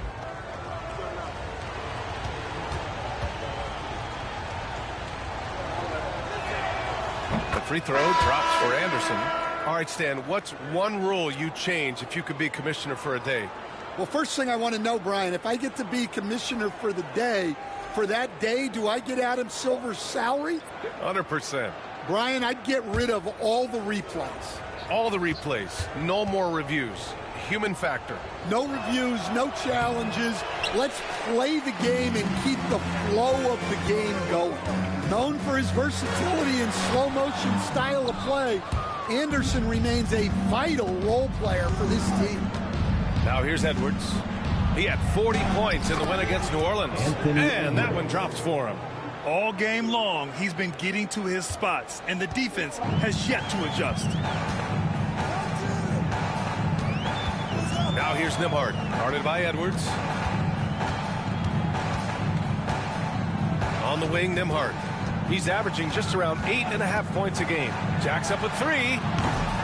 Gets rebounded by Minnesota. Gobert's got 4 rebounds now. No matter what he's tried, it hasn't worked. Unfortunately, the team is suffering from that. DiVincenzo. And it goes. As the official calls the foul, count it, and he'll shoot one more at the line. Personal foul. And guys, let's get your take on the scoring breakdown for the Timberwolves. Well, I like how they're going right at the defense, creating high-quality looks with that penetration. And what's more, they're getting their feet wet down there in the paint early on. Not shying away at all, taking it inside. What a great way to start. Coach, one guy who's shown a lot of growth on the offensive side of the ball is Ayo Dosunmu. Yeah, it seems like the game is slowed down for him, and that's why everything he does looks better now. His first step, his decision-making, all of it, Brian. And it's Rick Carlisle calling timeout here. He's going to talk it over with his guys. Get loud.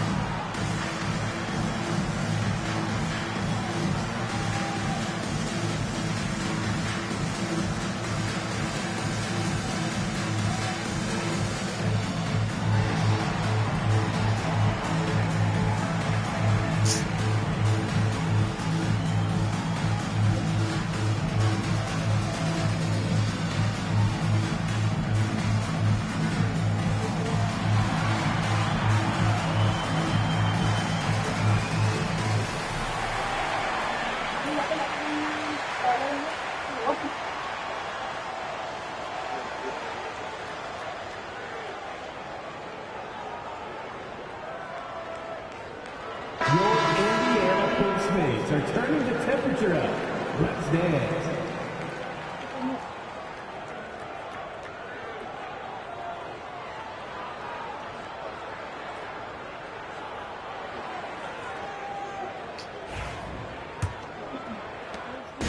And so it's Halliburton with it. He brings it up for the Pacers. They trail by 16. Toppin outside from downtown. Rebound Minnesota. Gobert's got 5 rebounds in the game. Shoots it from the high post. Shot is good. Off the back rim and in. Edwards got 20. Dare I say he's had a perfect game. Incredible. No misses thus far. A major reason they lead. Now here's Zubac. 8 points in his last time out. Pass to Nembhard. Over Edwards. True on the 14-footer. Nembhard's got 5. That's just poor defense there. You can't give up these kind of looks from the mid-range. Outside Edwards. Back to DiVincenzo. Oh, and makes it with the kiss. And the Timberwolves lead by 18. Well, for someone who is mostly an off guard, Edwards puts up great assist numbers. Nembhard outside. Inside. A nice shot by Toppin. That's been the story of their offense so far, getting a number of looks from point-blank range. Minnesota leading by 16. Pass to Reed. Back to DiVincenzo. Outside Reed. DeSumo outside. 5 on the clock. Reed sets a screen from behind the arc. DeSumo can't hit. Indiana has gone 1 of 4 from three-point land here in the second. Here's Nesmith. That one goes. Now he's 1 for 2. It's fun for us to sit back and watch him go to work, but that's our job, not the defense's. They left him too open on that play. Now here's Reed. Still without a bucket. Back to DeSumo. It's stolen by Halliburton. To the paint. Here's Toppin. And a slam dunk by Toppin. Talk about taking advantage of the opportunity. How about the anticipation right there that led to the steal? Then he goes straight to the bucket. Turning great defense into great offense. That's the kind of stop you're looking for. Here's Edwards. Back to the basket by Indiana on the other end. Picked by Gobert. Here's DeSumo. Gobert passes to DeSumo. Edwards with it.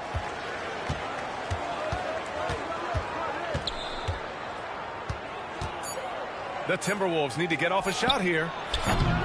Ooh, once again, off the mark by Minnesota. Pacers trail by 12. Nembhard outside. DiVincenzo against Halliburton.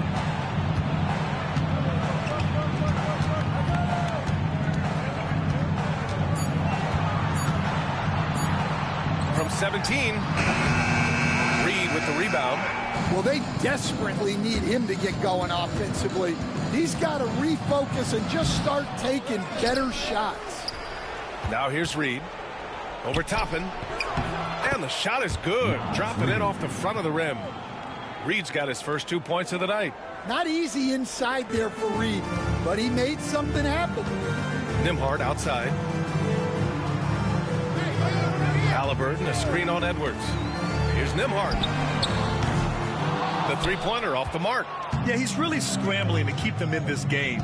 Gotta respect that hustle. Edwards finds Gobert.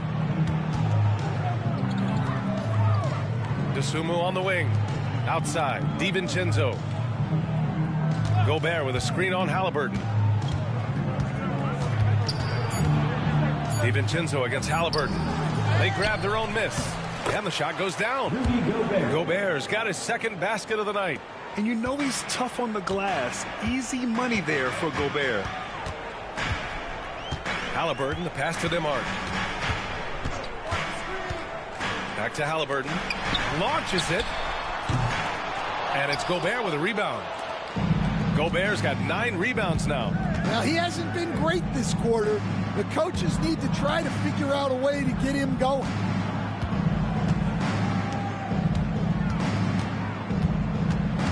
Outside Edwards. It's tipped. It's rebounded by Zubac. Pacers trail by 16. A moment to hear from Allie LaForce. Brian, Anthony Edwards, his disposition just brightens a locker room. Coach Chris Finch said he's an absolute joy to coach. Always in a great mood with a great smile. It doesn't matter if he plays well or he doesn't. Every day he has the same approach and the same attitude. And he wants to be great, Allie. There's no doubt about that. The defense is a little rough with Halliburton, so credit to him for committing to his selection. He's getting his first free throw attempts of the night now.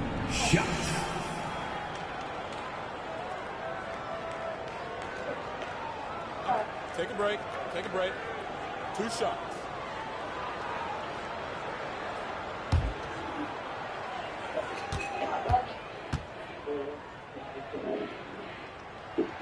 And he knocks down the first one. You were there, Stan, in Miami at the inception of Heat culture. Give us a taste of it. Well, it's a little bit overblown in one way, in that everyone basically wants people who work hard and get in shape and compete. The difference maybe with the Heat is they just have a lower tolerance for players who don't meet their standards. And both free throws good for Halliburton. We expect nothing less. He's generally been very good at the line. Highland, the pass to DiVincenzo. And here's Randall.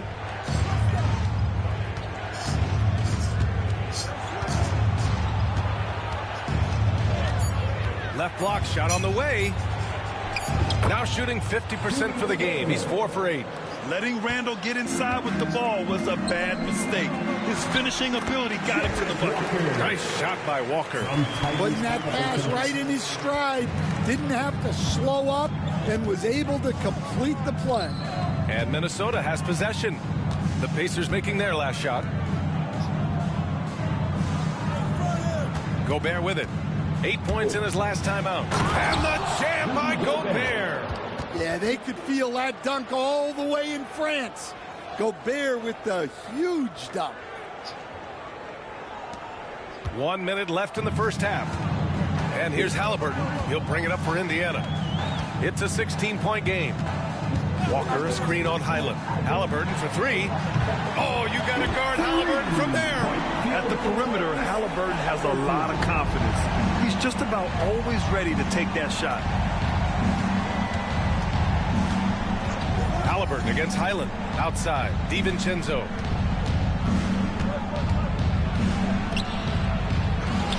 Outside for Randall. Takes the 3.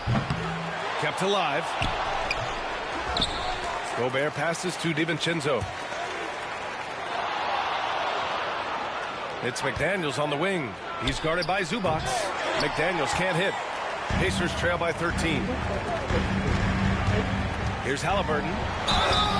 And they're going to count that bucket, and they'll send him to the line. It could be a 3-point play. Defensive foul. Oh, tenacious stuff from Halliburton, making his shot while absorbing a foul. This will be his 3rd free throw attempt of the game. For the Pacers, Tyrese Halliburton. 1 shot.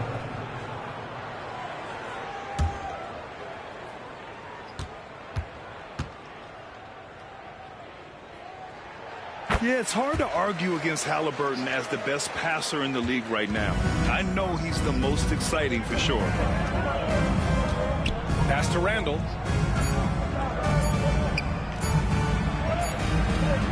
Oh, he got it up in time, but it wouldn't fall for him. And that concludes the first half. It's Minnesota. They're up by 10. Well, now we have some time to check in with Allie LaForce. Allie. Thanks so much, Rick. What did you think of your team's offensive execution in the first half? We got to get it moving more. We got to get it driven more. They're very physical. You're trying to run plays. They blow all that stuff up. And so bottom line with our offense, we got to get some more stops. That'll help our offense. Defense leads to offense. Thanks, Coach. Thanks very much, Allie. And folks, we'll be right back to start the second half of this game. Please direct your attention to center court. And get ready for the Fan half-court shot. Drum roll. They're measuring up the shot.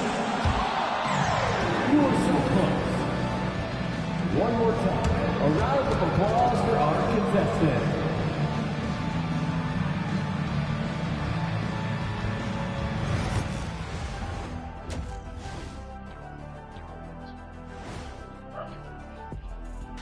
Good to see you and welcome. A lopsided game through 2 quarters and a big deficit for the Indiana Pacers. When you have fewer possessions than your opponent, your chances decrease.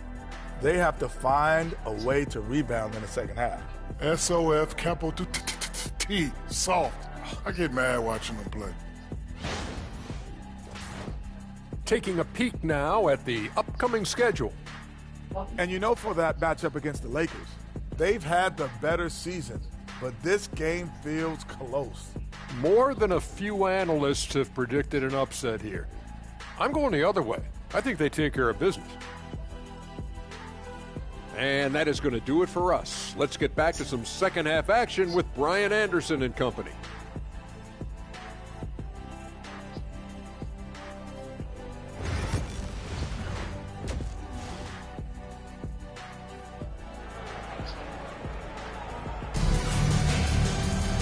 And if you're just joining in, one half is in the books, one half to go. And you know, Anthony Edwards has been really making it happen, guys. He's been excellent at cutting through the defense and giving them fits around the basket. Well, I just love his fearlessness so far.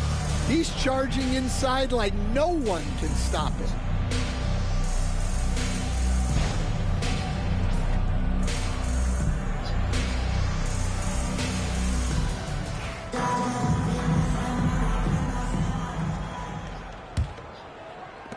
The Timberwolves lead by 10. On the court for the Timberwolves. Ant is at the 2 with McDaniels playing the 3. Julius Randle out there with Rudy Gobert. And it's DiVincenzo in at the 1 spot. Now here's Randle. Excellent D there from Siakam. And one thing that Siakam has always had a knack for, Grant, cutting to the rim and finishing plays. Yeah, he plays so well when he has space to move. He's just great off the ball, and that fits with any team. His ability to convert at the rim makes his cuts that much better. Here's DiVincenzo. Hits a three-pointer. DiVincenzo's got 10 points. Well, defensively, all eyes are on Edwards, and that creates opportunities for others. Outside Walker. To the inside. Nimmo. Ooh, and he took a hard foul on the shot. So he'll head to the line to shoot a pair. It's on Anthony Edwards. I like that. I mean, some physical play inside. He's not about to give up any easy baskets. He made the only free throw attempt he had earlier in the game.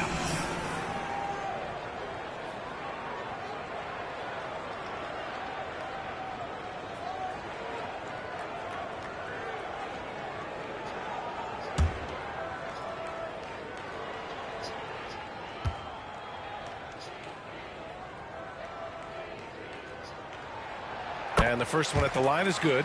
All right, Coach, what are some qualities you're looking for in a lead guard? Well, look, you want a guy that can make plays, that can control the game.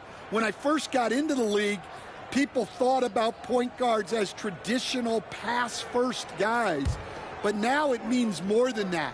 You want a guy who can make plays, whether it's for himself or for his teammates. So he gets them both. Now Randle. Pass to Gobert. Back to Randle. A little over a minute gone here in the second half. Shoots over Siakam. Randle can't hit. Well, that's the look he wanted, but the defense doing just enough to impact that shot. Now Nimhard. DiVincenzo covering. Walker for 3. Randle pulls down the board. Randle's got his 4th rebound in this one. Pass to Gobert. Here's Edwards. He's guarded by Nimhard. Right side, Edwards. Oh, the finish inside by Edwards. Well, we've seen this movie before. Edwards is rolling, and his energy right now is infectious. Halliburton finds Zubac. Now Nembhard.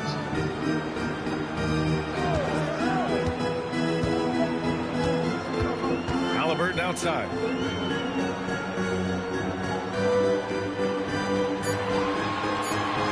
And he's going for the oop here. And that one goes out of bounds. Last touch by McDaniels. 10 games left this year. Let's see what the playoff race looks like in the East. You look at Indiana, now in second. They look to be in terrific shape moving forward. Checking out Indiana, their fans were expecting a lot from this team this year, and they haven't disappointed them.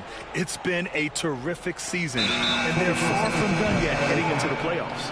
Minnesota ball. And since the All-Star break, here are the teams playing at the fastest pace. Fourth, the Timberwolves. Here's a team that is not being slowed down by the long NBA season. They've been looking to push the ball every chance they can get. Minnesota leading by 13. Pass to Gobert. Outside Edwards. Back to Gobert. Gobert hammers it home. Yeah, nice timing in the pick and roll. Gobert finishing the job. And we'll have a timeout here called by Rick Carlisle. He wants a few moments to regroup with his players. Defensive Player of the Year 4 times over, Stan. Rudy Gobert tied for the record. Yeah, Brian, alongside Dikembe Mutombo and Ben Wallace, and Gobert's capable of getting another one too, assuming his countryman Victor Wembanyama doesn't start taking the reign. T-shirt, freshly printed, ready to go. Get up on your feet, fans.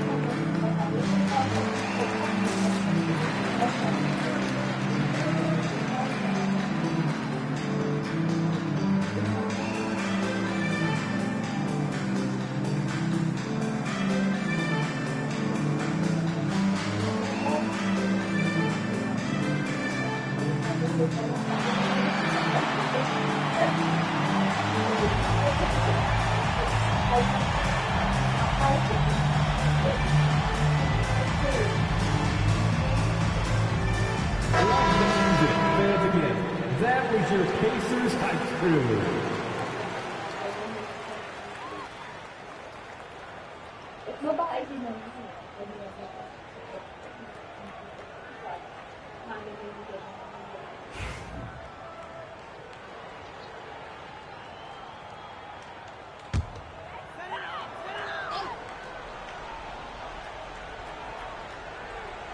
A touch over 2.5 minutes of basketball played here in the third quarter.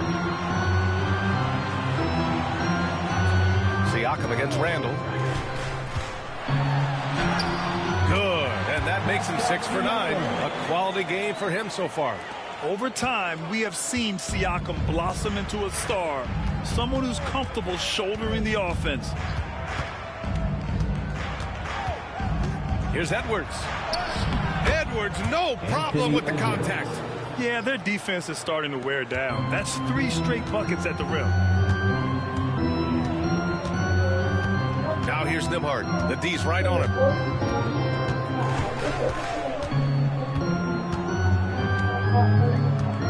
Pass to Zubac.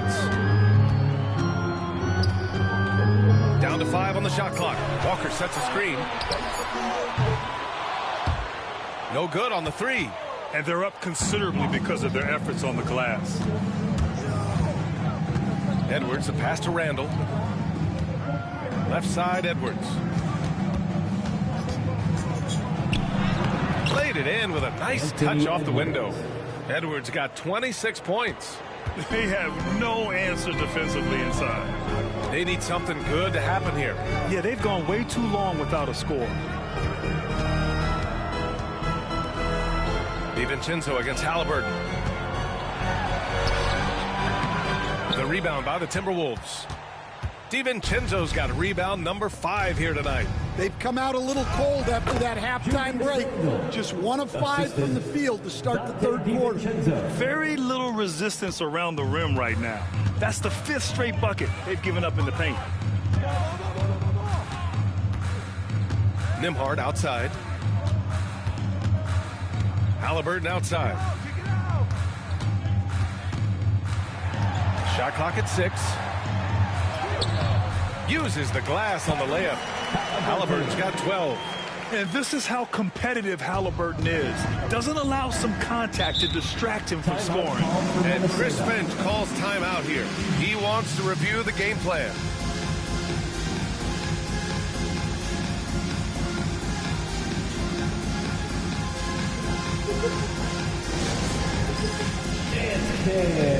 Get ready, everyone. You see yourself on the screen. You show us your best moves. Let's go.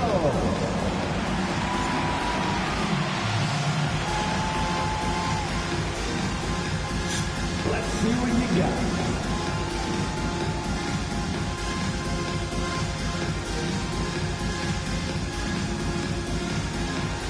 Keep it going.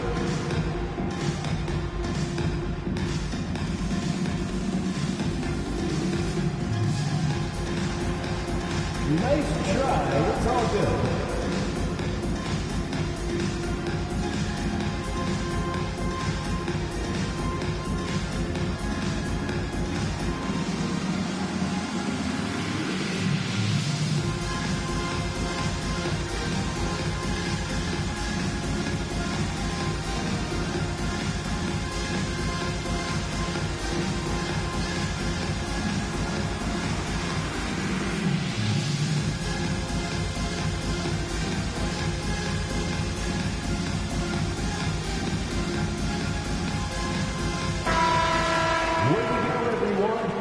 Hear it for you.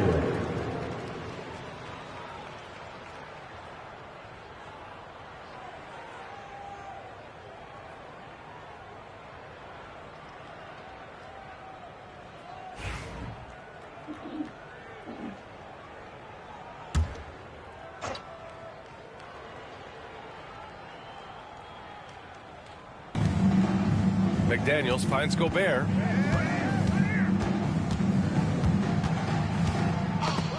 Knocked loose. Outside Edwards. Shot clock at 5. Nice D from Nembhard. Pacers trail by 17. Nice shot by Walker. Walker's got 6 points. This is how Walker likes to play. He invites contact and he dishes it out. Up top, Edwards. He's guarded by Nembhard. It's McDaniels on the wing. Buries it from 3. And the Timberwolves lead by 18. The assist numbers certainly stand out. They've really emphasized ball movement here today. Zubac screen. Halliburton for 3. Oh, the revenge triple from Halliburton. They're clapping back. Halliburton matching the 3 from the other end. Randall left side. Back to DiVincenzo. Outside Edwards. Randall outside. Shoots over Siakam. Indiana with a rebound. Well, he hasn't had a great night shooting the ball, but they're in the lead, and that's the only thing that matters. Pass to Zubac. Halliburton outside. The 3-ball. Another 3 for Indiana. Well, he's going back to the arc. He might be building some momentum from range here in the second half. Outside McDaniels. Now Edwards puts up a 3. Anthony Edwards rains one in. Their long-range shooting since halftime has been as strong as you could hope for. Siakam looking it over. And Dante DiVincenzo is going to pick up the foul. That's foul number 2 for him. Second team foul. Neesmith, he's checked in for Indiana. The Timberwolves also with a sub. Desumu's checked in.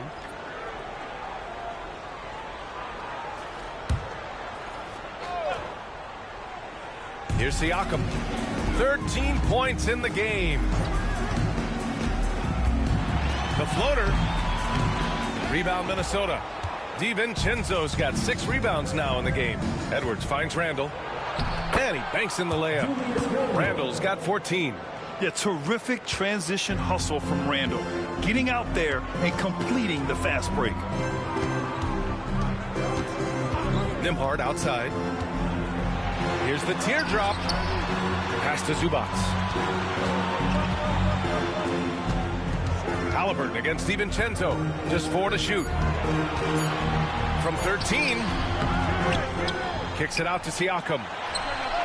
Hits the trifecta. He's got 16. You have to take Siakam seriously at the arc. He can hurt you from there. And Chris Finch has called timeout. He wants to make sure everybody's on the same page. Good idea to call timeout. It looked like the guys were getting some heavy legs out there.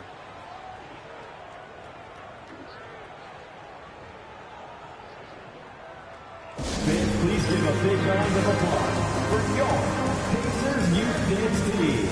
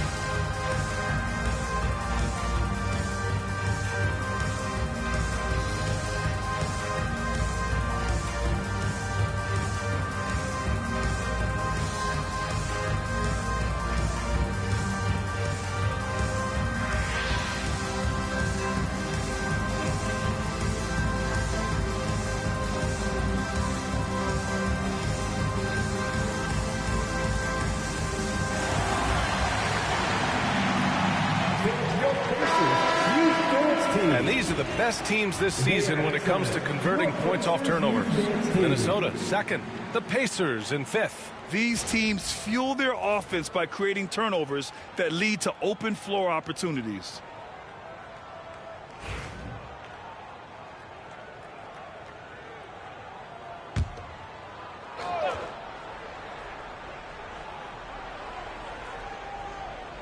And Minnesota with possession here. Now here's Gobert. Give him 8. Here's Edwards. Again, the Timberwolves score. Clutch buckets. He's paving the way as they hit the home stretch. And Halliburton has got the ball here for the Indiana Pacers. They trail by 16. He's showing great vision in delivering the pass out in front. Minnesota has gone 7 of 15 from distance in this game. Up top, Edwards.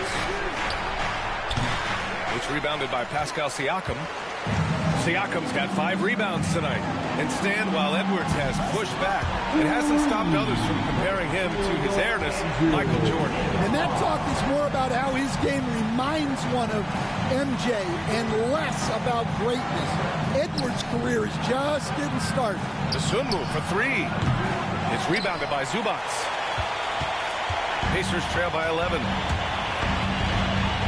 Halliburton outside. Siakam right side. Nembhard outside. Pass to Siakam. 6 to shoot. Here's Halliburton. From the arc. Rebounded by the Timberwolves. Gobert's got the glass covered here tonight. That's 11 boards for him. Outside Edwards. Now Randall. Here's Gobert. Give him 8. Just 5 to shoot. Here's Randall. Ooh, once again, off the mark by Minnesota. The Pacers have gone 8 of 15 in the third quarter. Pass to Zubats. There's Neesmith with the 3. Randall pulls down the board. Randall's got 5 rebounds in the game. 1:52 left in the third quarter. Edwards with it. Siakam covering to the middle. Gobert. Gobert not bothered by the D. Yeah, showing a little versatility with their offensive attack. In the first half, it was about the 3 ball. In the second half, they've emphasized interior scoring. Here's Siakam. Oh, and he blocks it off the glass. Wow. Outside, DiVincenzo. Pass to Randall. Randall draws the double. Outside Edwards.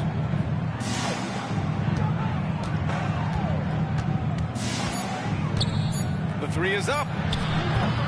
It's rebounded by Zubats. And lockdown defense against one of the best three-point shooters in the league. Throws it up high. Randall with a steal. And now the T-Wolves on the break. Up the floor. Well-timed pass, and he goes straight to the bucket for the layup. Gobert's got 6 points in the quarter. Pacers trail by 15.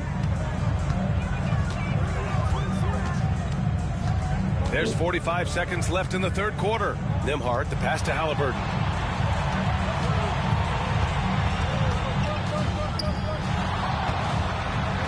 And Gobert with a block. So good at finding these rejections. Gobert has all the physical tools and razor-sharp reflexes as a defender. Here's Randall. And the rebound goes to the Pacers. Siakam's got 6 rebounds in the game. Pass to Halliburton.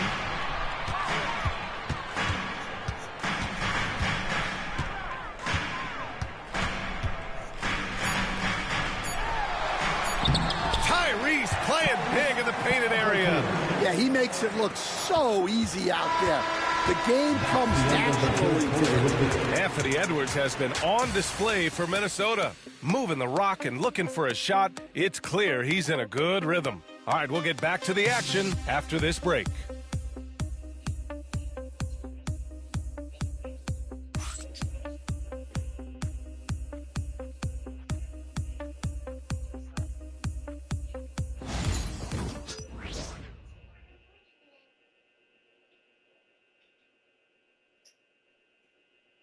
And a worthy candidate tonight as we take a look at our State Farm assist of the game. This is the definition of team chemistry. I love to see this kind of communication and connection between teammates leading to the perfect pass. Well, it's one of the core parts of the game. Reading the defense and creating an easy bucket for your teammate. That is pretty. And 1 quarter to go in a game that, to this point, has not been an evenly fought contest. We've got Neesmith. T.J. McConnell is out there with Halliburton. Then it's Toppin, and it's Huff in at the center position. So that's the group out there for Indiana. There's a screen by Toppin. Here's Halliburton. And it's blocked. What a play as he just snatches the shot out of midair. Anderson passes to Edwards. Over Halliburton. Edwards, no good. Pacers trail by 13. Oh, forcing the issue. Halliburton in attack mode. First personal foul. First team foul.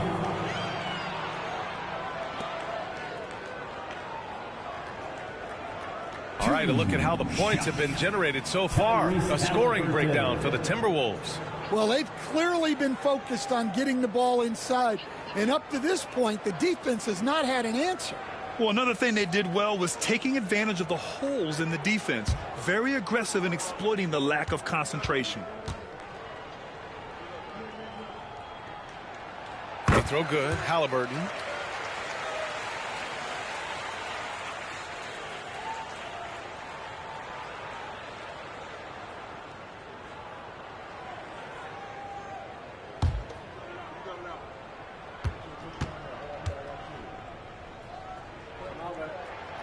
And both free throws good for Halliburton. And they've done well from the free throw line this half. No misses yet. Highland against McConnell. The open shot by Edwards. Nails the wide open jumper. Edwards got 33. Well, I'd say any play with Edwards on the finishing end has a good chance of succeeding. Outside Neesmith. There's a screen by Toppin. And count that. 2 points and a chance for one more at the line. Defensive foul. See, now that layup isn't possible without the help of the pec. Second team foul. One shot. Aaron Neesmith.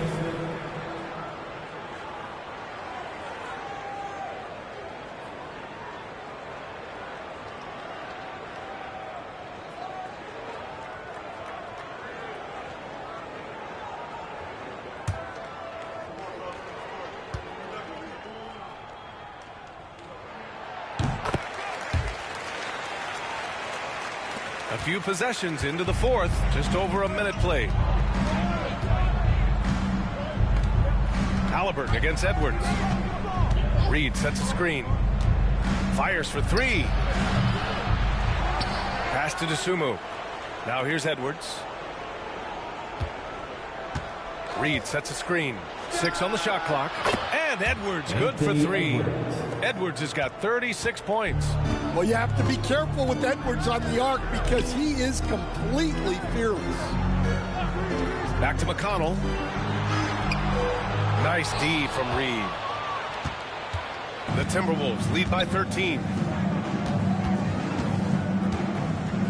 Edwards looking it over. Pass to Anderson.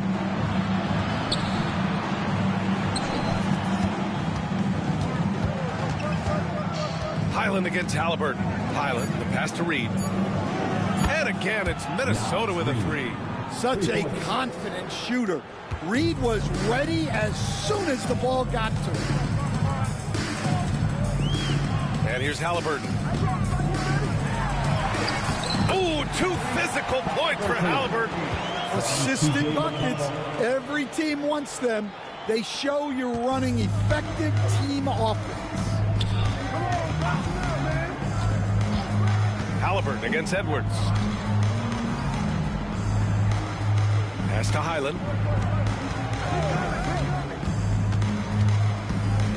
The 15-footer, and that one's good. Highland's gotten his first bucket of the night. And this is what you want to do when you've got a big lead. You must stay aggressive. Yeah, they're being absolutely relentless. Building this lead in every way possible. Halliburton.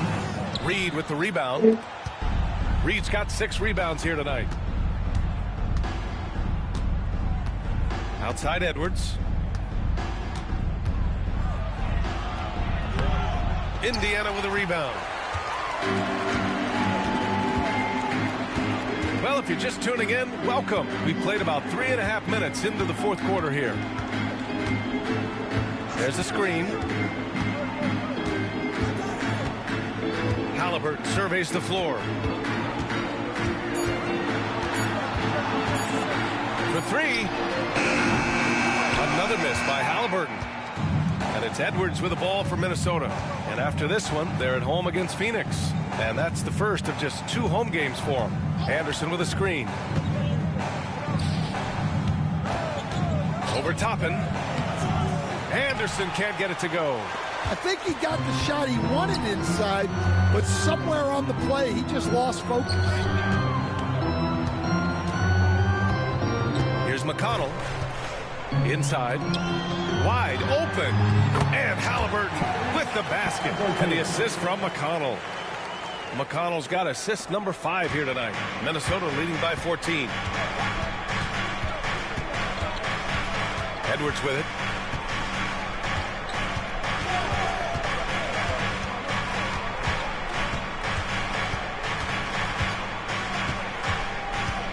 Takes one from 10 feet. Ooh, and once again, off the mark by Minnesota. The Pacers have gotten 3 of 7 attempts in this fourth quarter to fall. McConnell against Highland. McConnell passes to Halliburton. Tries again. And he was fouled while in the act of shooting, so he'll take 2 free throws. Second personal foul. Third team foul. At the line, for the Pacers, Jay Huff, 2 shots.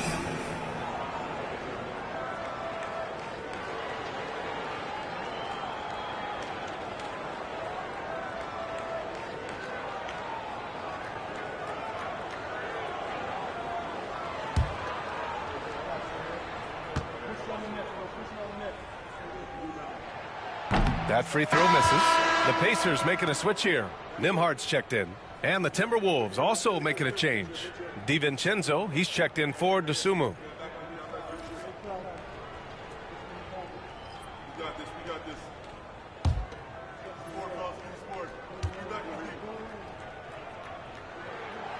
So he comes up empty at the line. Well, that's a rarity for him, not being able to cash in on the trip to the line. Pass to Edwards. Anderson with a screen. And Edwards slams it in. Well, Edwards is such a strong player. Skilled at absorbing contact and still finishing. Oh, doing damage above the rim. That was our AT&T 5G Slam Cam. Pacers trail by 16. Nimhard outside. Halliburton, the pass to Toppin. Down it goes, and a great assist by Halliburton. They need to run plays for him, get him more touches, whatever it takes to get him producing. And Chris Finch has called timeout. No doubt he's going to utilize the opportunity to make sure they're all on the same page here.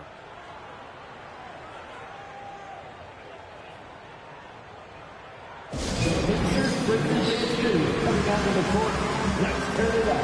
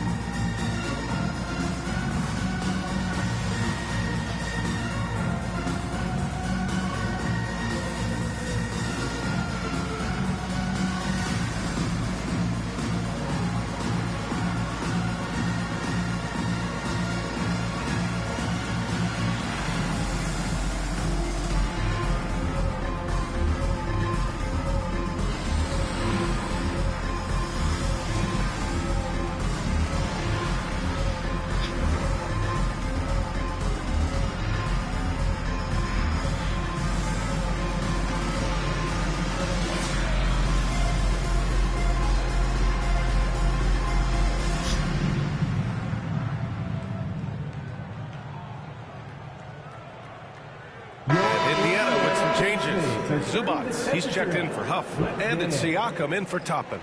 Rudy Gobert's checked in for Minnesota. Randall comes in for Anderson. All right, let's get a report from Allie. I was able to listen in on what Chris Finch was going over with his team. He kept it real with his team, telling them, I know you feel good about this lead, but let's not get lazy. Let's not act like this is a sure thing all of a sudden. Looking to keep their focus on the task at hand. Brian? Okay, thank you, Allie.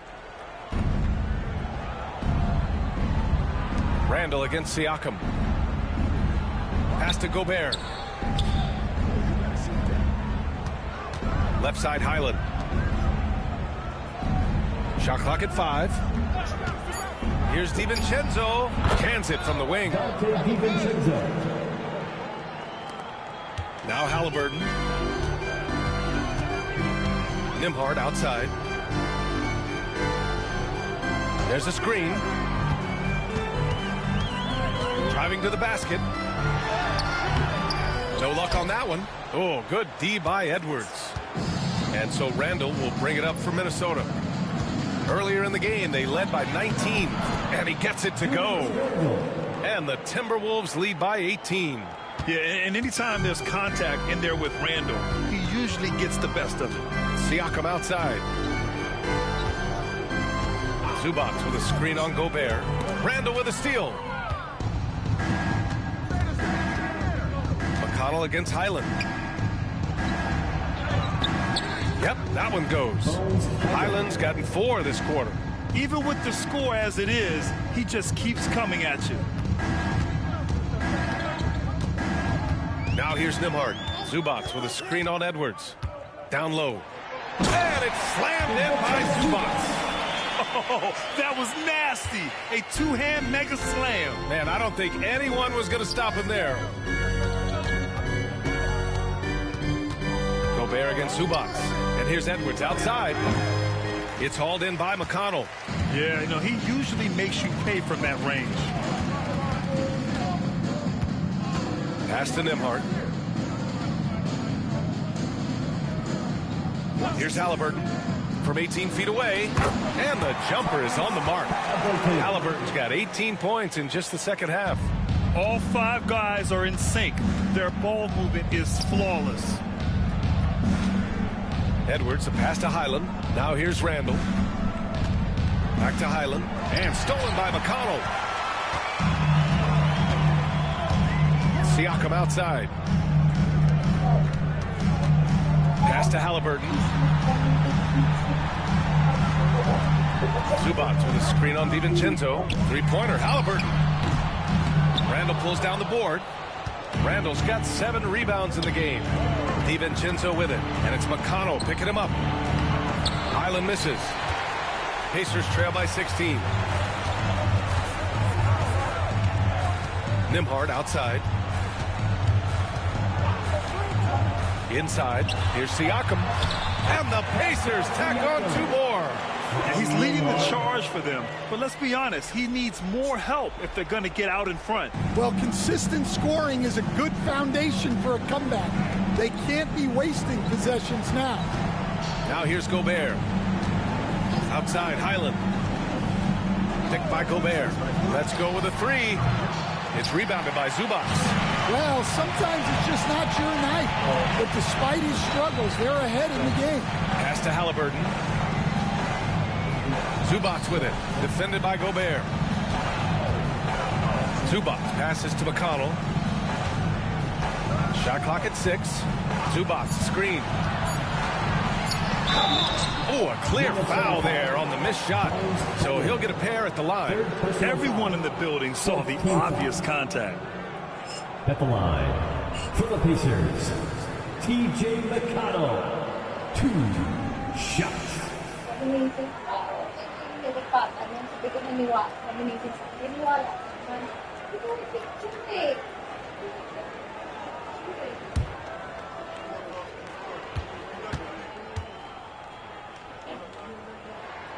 First one falls for him. Walker, he's checked in for Nembhard. McDaniels is checked in for the Timberwolves.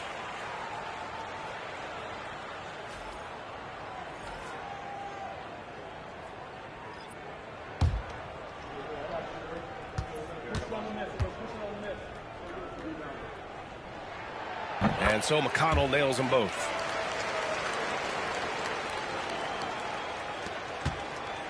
Minnesota leading by 12. And Chris Finch has called timeout. He's looking to make some very important adjustments here. There's no way coach likes this effort level. They need to refocus. Yeah, you have to take a timeout in a situation like this. Stop the bleeding a bit and regroup. Your Indiana Pacers crowd, give it up for him.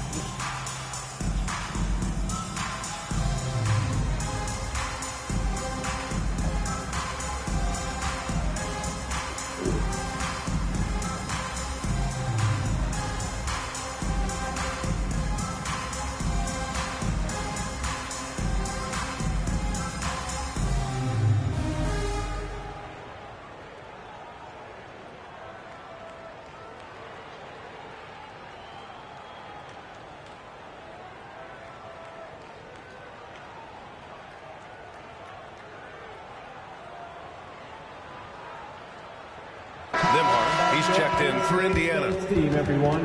Show them some love.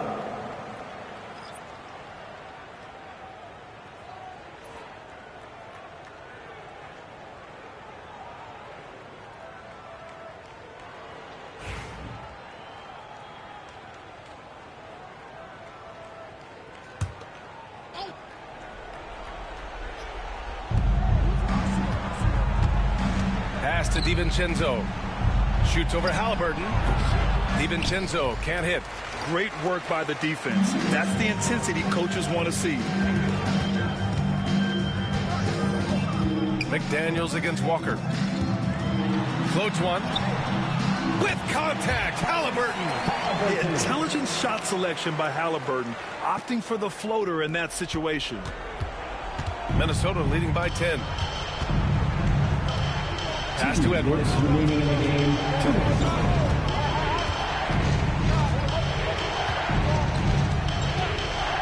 A minute 53 left in the fourth to win the cold spell. And that's good for 2. Edwards got 40 points. Well, right there, Edwards uses the screen to create the space he needs. Here's Halliburton. Nembhard outside. Three-pointer. It's rebounded by Minnesota. And here's Randall. Outside. DiVincenzo. Back to Randall. It's Edwards on the wing. The three. Nice D from Nembhard. Pacers trail by 12. Pass to Halliburton. It's rebounded by Rudy Gobert. Gobert's got 14 rebounds tonight, going after it. And a comfortable win for them here. Game is out of reach. Good performance for the Timberwolves. And a big part of their success was the second chance buckets they secured tonight. Yeah, it's just proof that being aggressive on the boards can pay game-winning dividends. And so they powered through to their 51st win of the year. And that's a sweep of the season series. It's clear who the matchup favored. They'll wish they could have seen more of these guys. And of all the highlights and performances we've seen here tonight, the one thing that stands out is what an unbelievable night it's been for Anthony Edwards. Well, offensively, they needed him to be aggressive, and he delivered. What a game. Now here's Zubac. And he's going to the line for 2. The official saw contact while he was going up. Rudy Gobert picks one up. At the line for the Pacers, Tyrese Halliburton. 2 shots.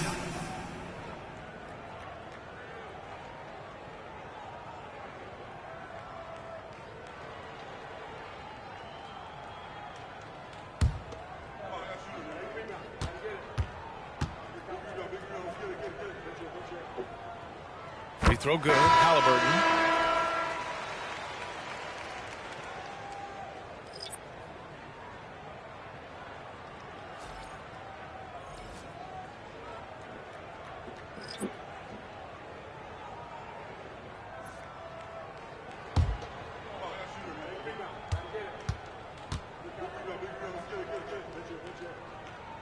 And both free throws good for Halliburton. There's 21 seconds left in the fourth. Just let the clock run out. Hey, it's time to celebrate. Highland against McConnell.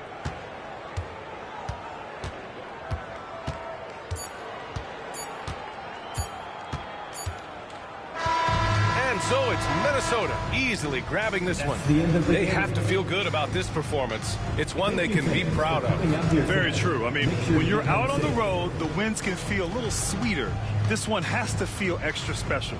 Thank you for joining us. That'll do it for now.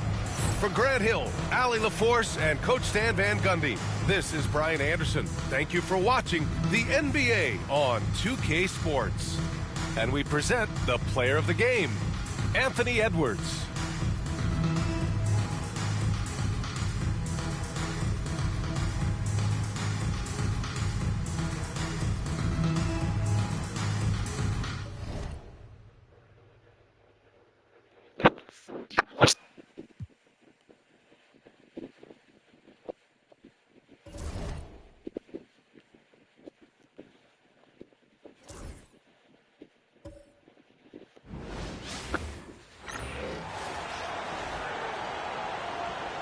Let's bring out the starters for your Orlando Magic.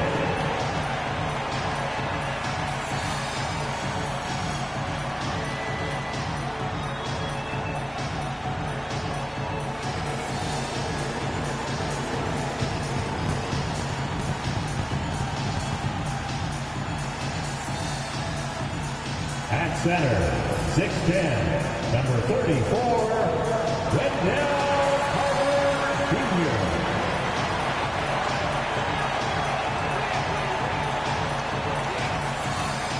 At guard, 6'4", number 4, Jalen Suggs.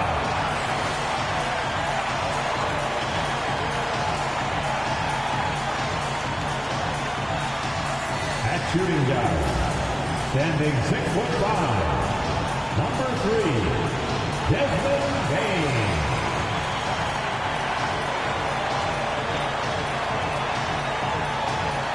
At forward, 6'10", number 22, Ron Wagner.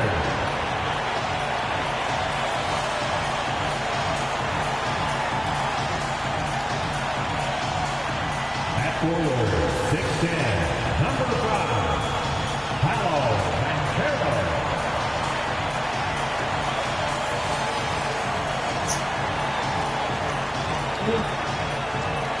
Welcome, everyone, to Noche Enabia.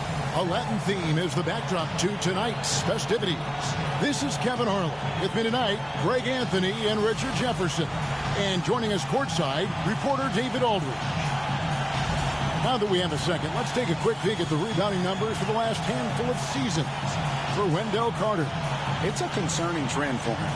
Whether he's lost some strength or just isn't putting in as much effort on the glass as he used to, he's not rebounding nearly as effectively anymore. And that's something that needs to change. And now the Lakers starting group. Austin Reeves out there with Doncic. Then it's James. Then there's and it's LaRavia in at the 3 slot. And for the Magic, underneath in the post, it's Banchero and Carter Jr. Suggs out there with Desmond Bain. And it's Wagner in at the 3. And when you're taking on a back-to-back, Richard, does your approach change at all? As a player, not much. The coaches, they may look to adjust some minutes, but on the court, you just got to keep pushing. Doncic kicks to LeBron, launches a 3, and it's Doncic missing. And the Magic with possession. Suggs looking around, pass to Bain. Bangs home the trifecta. Quick thinking from Bain there. I like watching him rise up like this off the pass. Doncic against Suggs. LeBron with it.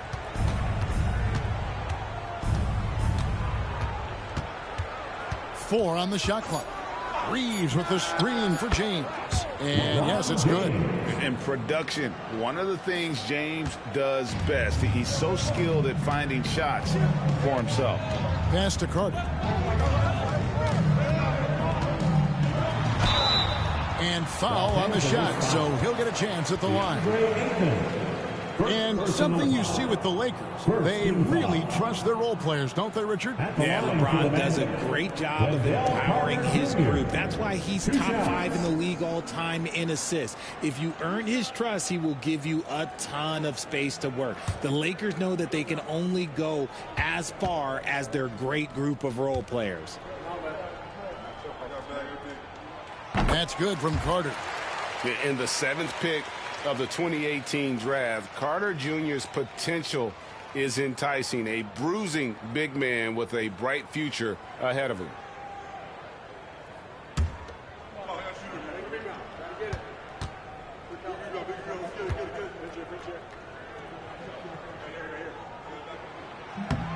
Good on both. Well, he's come through for them at the line today, and you love having a big fella who's so capable on his free throws. Doncic outside. Suggs with the steal. And finished off by Banchero. Oh, big time dunk by Banchero. I like seeing the aggressive side of this young man. Pass to LaRavia. Suggs against Doncic. Hands the 12-footer. And hitting the mid-range jumper here early gives the defense just another thing to think about. And you don't see many teams take these shots as often anymore. It's nice to see them take advantage in this area. Here's Banchero after Luka Doncic's bucket. And he might have thrown himself off when he saw how much space he had from three. Pass to LaRavia. We're just about 2 minutes into the first quarter. Doncic against Suggs. Oh, Ayton in position. And it's LaRavia missing. And the defense was all over him once he got in close. Didn't want him to get too comfortable. And a wide open look for Payne. No good from outside. Lakers have gone 2 for 4 from the field so far today. Back to James. Lakers passing it around. Here's Doncic. Releases. LeBron, no luck. No clue how he misfired on that shot. You don't see that from him very often. Payne for 3. Good on the three-point shot. Payne's got a couple of threes now in the first for Orlando. This isn't Bane's preferred spot on the arc, but he's got the skill to knock it down. And J.J. Redick calls timeout here. Wants to talk some things over. Might be seeing some things to adjust.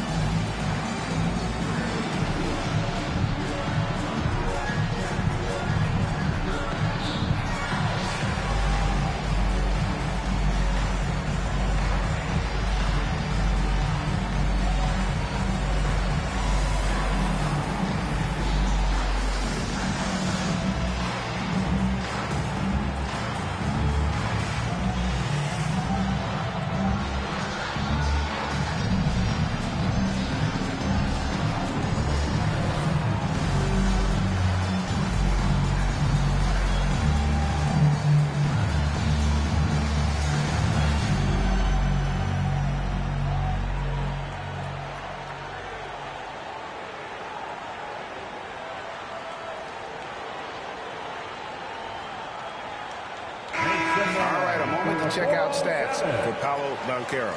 He's been on a tremendous roll since the All-Star break. He's putting up about 28 points a game, 9 rebounds, and 4 assists. And what sets him apart is his rebounding. And as you can see, he's been in peak form. Yeah, this last stretch, it has been unbelievable to watch him get going on the glass, and it's been reflective in the stat sheet. Now here's LeBron in the game against Chicago. Very impressive.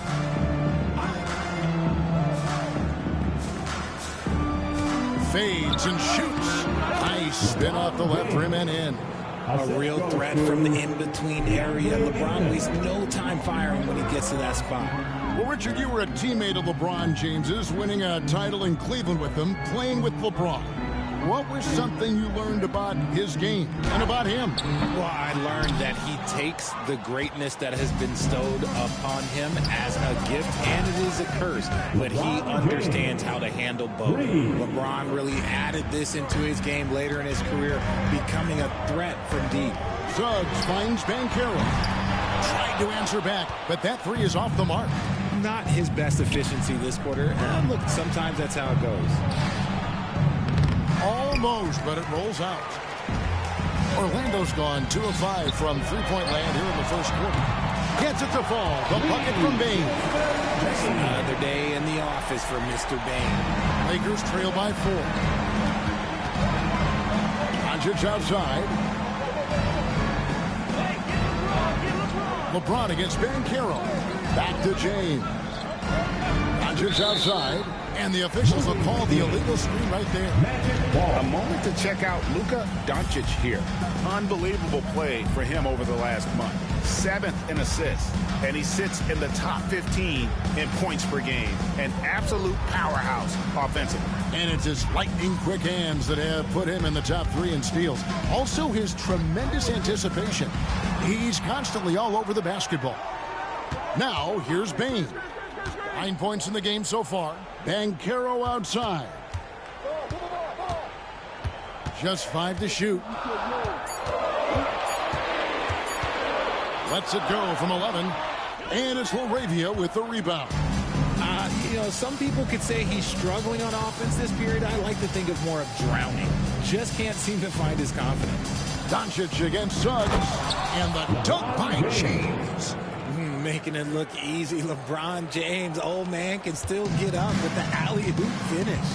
And the latest now from our sideline reporter, David Aldridge. David, it's all yours. Take it away. I had a chance to catch up with Jamal Mosley. Now, he highlighted the problems that come along with facing a center like DeAndre Ayton. Coach said DeAndre impacts the game on both ends of the floor. He can score inside, shoot the mid-range jumper, and defensively, he can protect the rim and switch out on the perimeter. Certainly a talented young center. Back to you guys. Okay, David, thanks.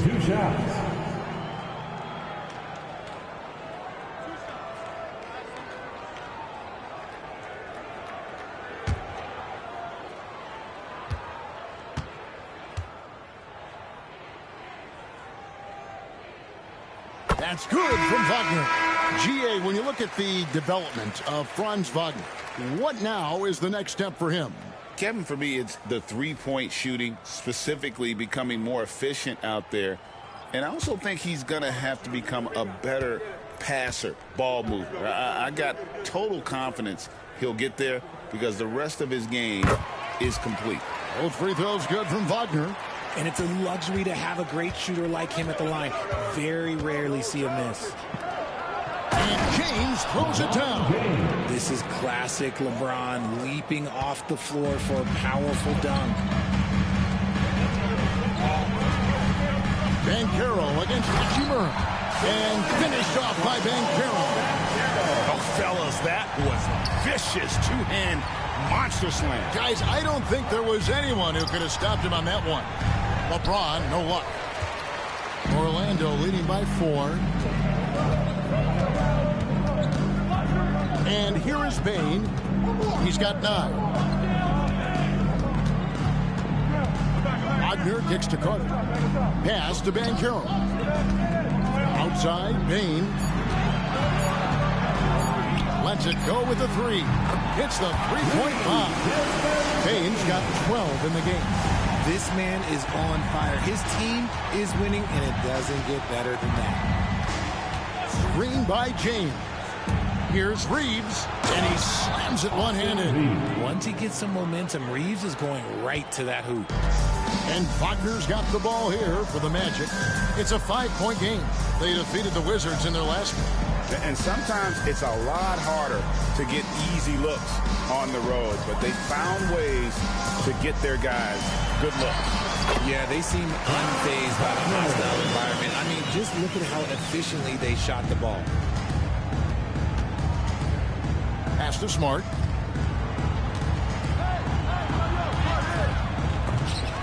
And it's Orlando with the rebound. And you got to give credit to the D for never giving up on the play and doing just enough to bother him at the rim. Lakers trail by 7. Now here is Hachimura. He has yet to score. Now Doncic. He's covered by Banchero. Just outworking the shooter, keeping the shot off target and bagging the rebound. Bane with it. He's picked up by Doncic. Hachimura against Bane. Here's Banchero. Here's Carter. And the rebound paying off as they pick up 2 on the second chance bucket right there. How about the effort by Carter? Always lurking there on the offensive glass. Reeves against Bane. Reeves outside. lays it up off the glass. Nice concentration from Reeves. Never loses focus despite the contact. Banchero outside. To the paint and stolen by James. Last break, the Lakers. Smart, wide open, he fires. Score of the basket. Nice shot after missing his first attempt. Just such a quick release there by Marcus Smart. You love to see that just catch, touch, and release. Up top, Wagner. Guarded by Smart. And there's a foul called on Franz Wagner. That's his first foul. And really just a great play to sacrifice his body and take the charge. Wagner's checked in for the Magic. And Los Angeles making a change here as well. Kennard's checked in. Lakers trail by 4. And J.J. Redick is called timeout. This will give him a chance to discuss some potential alterations.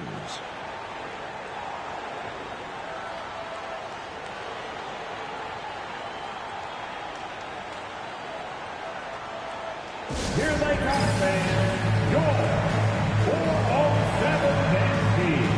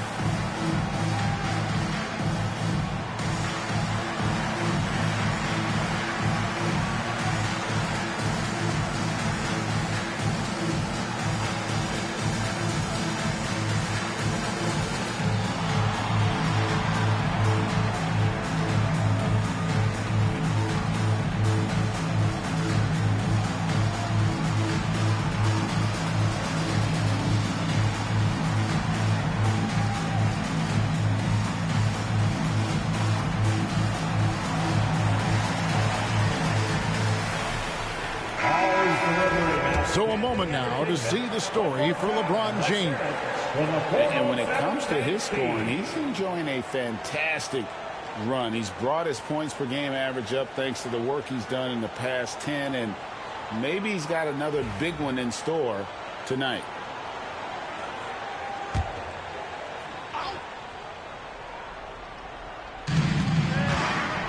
Kennard finds Doncic.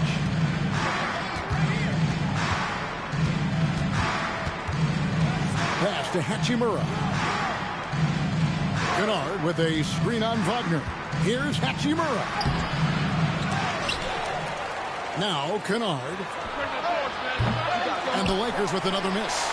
And they had some botched coverage that turned into no coverage. Bain. That's another one for him. And he's fifth in just 7 shots. Oh, man, a hot start for him. He's hit 5 of his first 7. Doncic passes to James. Fouled in the act of shooting. Gets the bucket anyway, so a 3-point play chance for him. He's doing everything he can. If they want to win, others have to step up and provide some scoring. RJ, last season, LeBron passed 40,000 career points. Do you think we'll ever see someone get even close to that number again? Probably not, Kevin. Not in my lifetime. You have to understand, you're going to have to score 25 points a game for 20-plus seasons to even have a chance. LeBron, he's 101.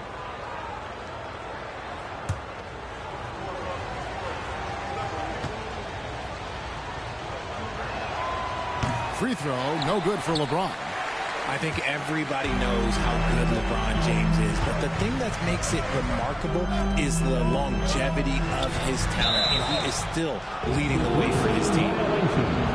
As we close in on the start of the playoffs, let's see how the East is stacking up. You look at Orlando. They're holding the edge for the last playoffs. I am sure they'd feel better if they could jump up a couple rankings. And right now for the Magic, they've shown me some very good things this season. But that next step, those qualities that could make them true contenders, just haven't been there. And the clock is ticking for them to make that push. It's looking like they'll be fighting for a spot in the play-in. Now, here's Banchero after LeBron James's miss. Back to Banchero. And finished off by Banchero. How about Banchero showing some passion there, going in hard and finishing right at the rim. Reeves the pass to James.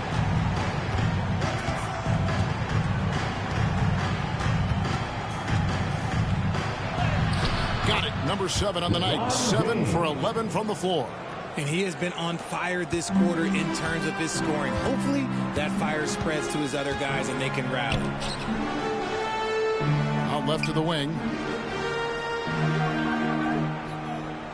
Banchero against Hachimura. And finished off by Banchero. Well, the defense puts contact on Banchero inside, but he just bullies right through it. On our AT&T 5G Slam Cam, you just saw an explosive highlight. Here's Hachimura. No scoring in this one. Reeves outside. Back to Hachimura. Pass to Smart. Reeves outside. Good, and Smart gets the assist. Reeves has got 7 points. It's the confidence of Austin Reeves. He just knows what his shot is. Banchero, a screen on Kennard. Here's Wagner. Goes to the reverse layup and taps it in. He has 6. They're getting on a roll inside. Their last 3 field goals have come from the paint. Smart passes to Reeves. 29 seconds left here in the first quarter. Kennard for 3. It's hauled in by Richardson. They've been beating them to a lot of those loose balls and rebounds here to start. Banchero against Hachimura. Banchero up top with 4 seconds on the clock. He hits the back iron and sinks the shot. Now it's a 7-point Orlando lead. Offense, the order of the day as the first quarter comes to a close. It's the Magic leading by 7. And the second quarter will be on the way when we come back.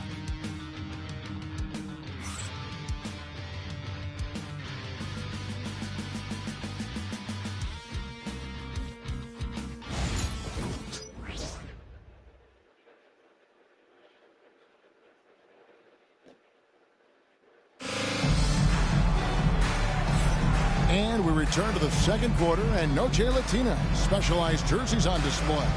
Welcome back, everyone. And guys, for the Magic, what jumps out to you so far, numbers-wise? Aggressive at running guys to the backboard. You could tell it was part of their game plan coming in. Yeah, it's clearly a focus for them in this one, and no question that all the second chance looks are paying off. Wagner is out there with Wagner. Then there's Black. Then there's Richardson. And it's Bitadze in at the 5 down low. That's who's out there for Orlando. Black kicks to Richardson. 5 on the clock. Takes the 3. Rebound the Lakers. And he didn't punish them for the weak coverage there, but they can't count on him to continue missing. A moment now to hear from our sideline reporter, Hall of Famer David Aldridge. David. Kevin, Franz Wagner grew up in Germany, but he says one of the reasons that I went to college in the U.S. was to learn a different mentality. The game is played more competitively, and talking trash is welcome. I had it in me deep down, but that brought it out more. And that combination of styles has helped him to this day. Kevin? Great stuff, D.A. Thanks. Now, here's Wagner. It's deflected. Here in the second quarter with a little over a minute gone. No one near Reeves as he lets it go. It's good from long range.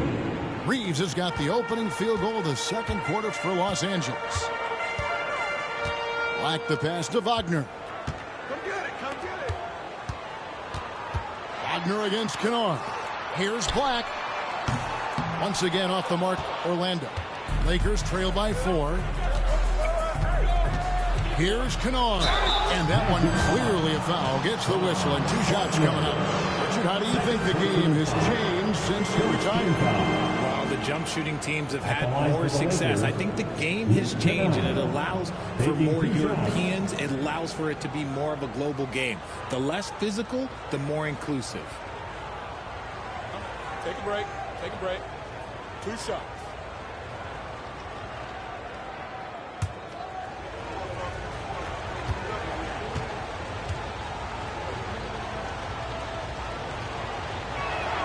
And the first one at the line is good. And the Magic making a change here. Suggs is checked in. The Lakers also with a sub. LaRavia is checked in.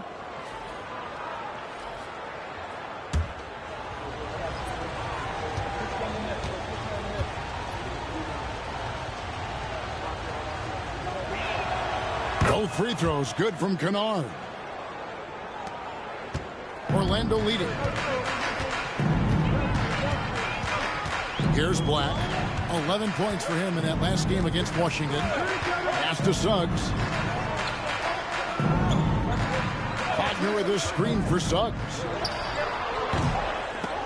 And they get it back. Out of bounds as Orlando keeps possession. Marcus Smart's checked in for Luke Kennard. Lakers substitution. Number 36, Marcus Smart.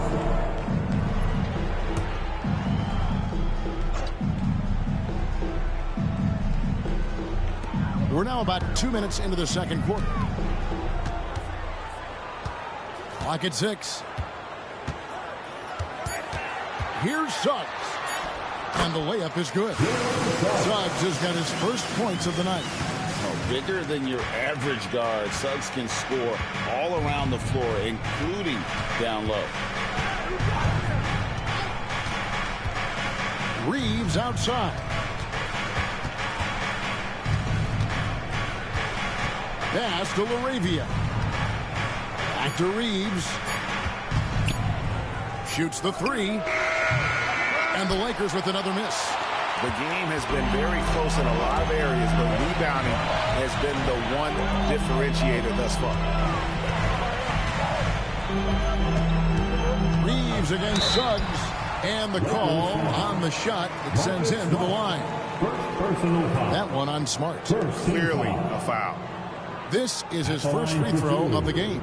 Jalen Suggs.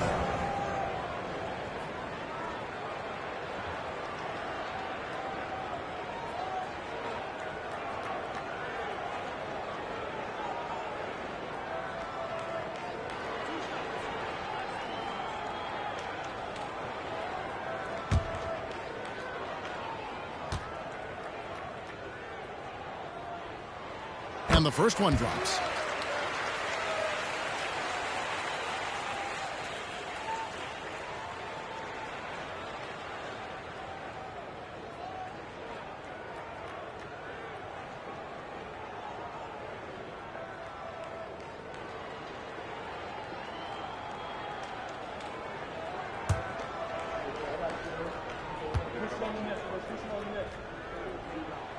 Both free throws good from Suggs. Quarter number 2, around 3 minutes gone by. And J.J. Redick is called timeout. He wants to check in with his team and regroup. Well, they coasted to the win in that one. Were dominant in the rebound department, and that was a huge factor. And if they can keep that same physicality, you have to think they'll be in a good position to grab another win here. 2, 1. Get loud, fans. Out the court. Face your hype squad. And t-shirt time. Let's get it, Magic fans.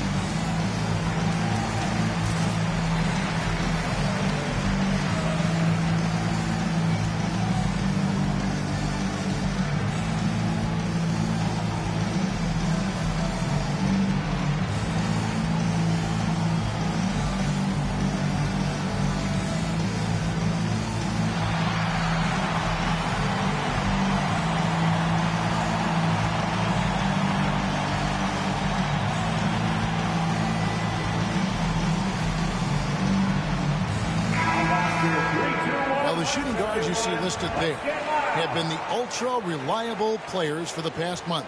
Take a look at their percentages from the field during that time. Austin Reeves, fourth. You know, just ask this group. Sometimes when you're hot, you're hot. And it's a comforting feeling for a coach to know you've got one of those guys roaming on the perimeter. And with their range, they stretch out opposing defenses. So even when they're not shooting threes, they're still making an impact. Here's Reeves. An 11-point game for him in the win against Chicago. And I love what he's been able to do on the glass, securing some extra possessions for his team. And here's what the schedule for Orlando looks like. On Tuesday, they'll tip off a road trip in Charlotte where they'll take on the Hornets. Then on Thursday, they'll take on Chris Middleton and the Dallas Mavericks. And that game against Sacramento, that's a contest that could easily go either way. Small mistakes could be the difference, and both teams will need to be at their best.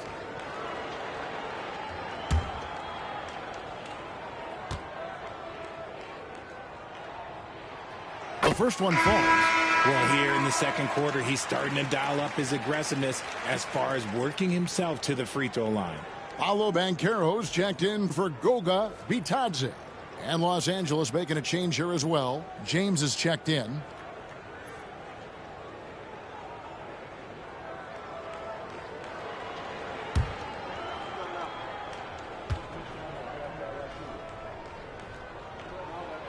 Both free throws good from Suggs. No wasted trips at all. They're taking care of business at the line. Reeves outside. Here's Laravia. He's defended by Wagner. And he makes the bucket, gets the whistle, and now a three-point play chance here for him. First personal foul. Second team foul. The Lakers have shot 2 of 3 from the free throw line tonight. Laravia at the line for one. Mind the lane. Mind the lane. One shot.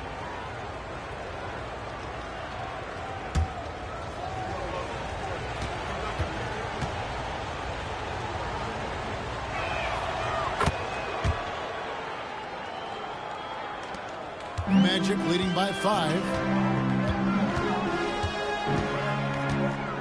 Just under 3.5 minutes played here in the second quarter. Pass to Wagner. Here's Black, guarded by Smart. Clock at 4. Here's Suggs. He drains it as the shot clock ticks down. Suggs has got 8. Oh, strong move by Suggs inside, not allowing the contact to hold him back. Hachimura with a screen on Wagner. From deep LeBron. That counts. He's put up 13 shots, and he's had 8 of those go in. And the D has gotten a little bit laxed here defending the triple. Down low.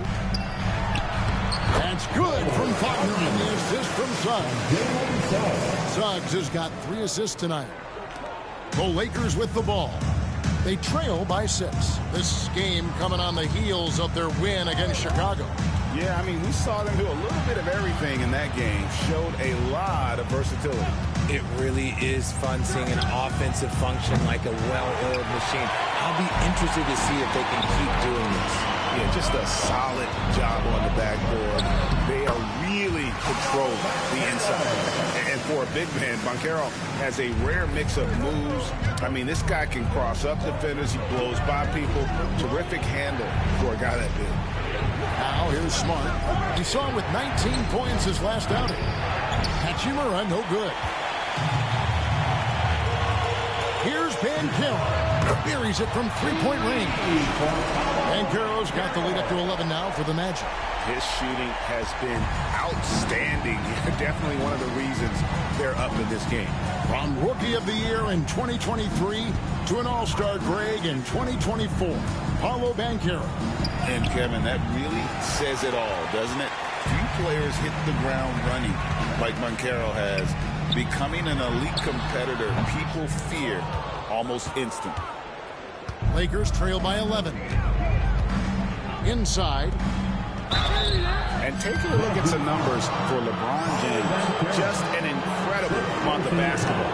Getting around 24 points per, 5 assists, and 5 rebounds. And you look at those numbers, but really his main asset is being a playmaker. Great handle, great vision. That's how he drops so many dimes. Take a break. Take a break. 2 shots.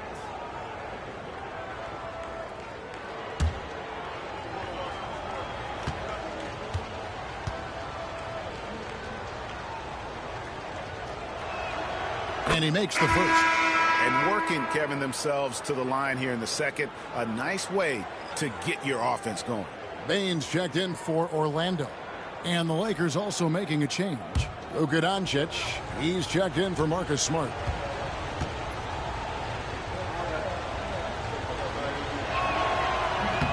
Hachimura hits them both.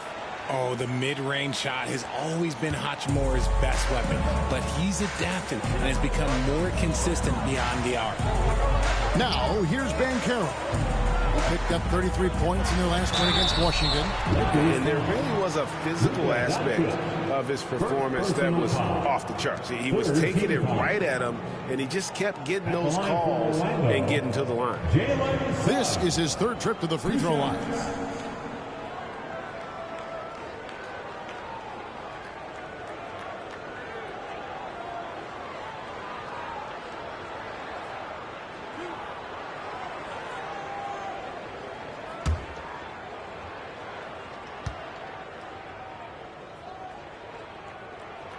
And the first one drops. Los Angeles making a switch here. Hayes is checked in.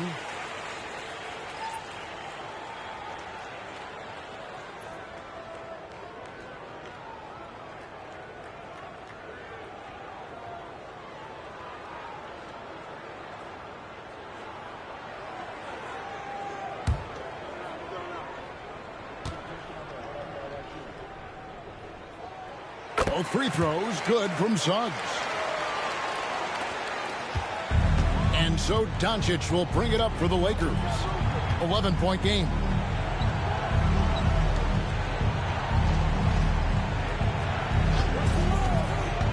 To the inside. Here's Hayes, and Hayes throws it down.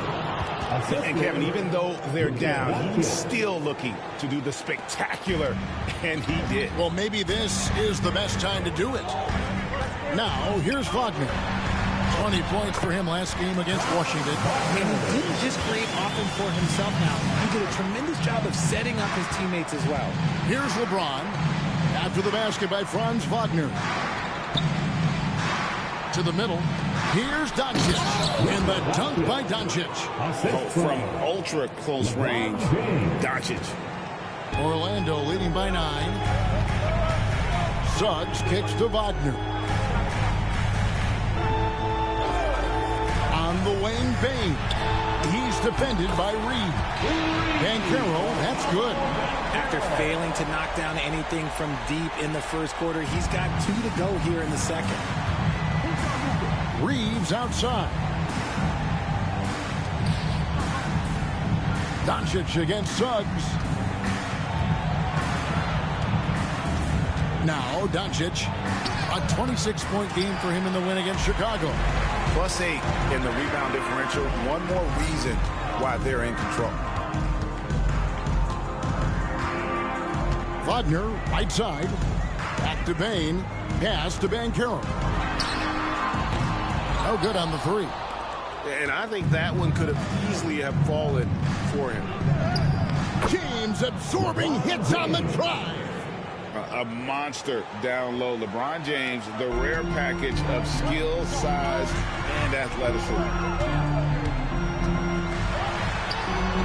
Banchero inside. Working on James, and he makes that one.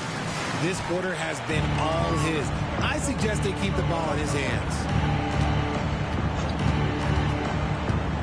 Suggs against Doncic. Now here's Hayes. He's guarded closely. Reeves outside. Lets it go from the wing. And a little luck that time, but it drops. Reeves has got 5 points in the quarter. It's just one of those nights where he's been very good, but his team is losing, and that's just an odd feeling. It's time now to hear from our Hall of Fame reporter, David Aldridge. What's the latest, David? Kevin, thanks. Last season, the Magic retired the first jersey number in their franchise's history, that of our esteemed colleague and Hall of Famer, Shaquille O'Neal. Orlando's #1 pick back in 1992, Shaq went on to lead them to their first NBA Finals appearance in 1995. The honor is well-deserved, Kevin. Yep, he's our teammate, isn't he, David? We love him as a guy, and we love him as a player. Bring those moves.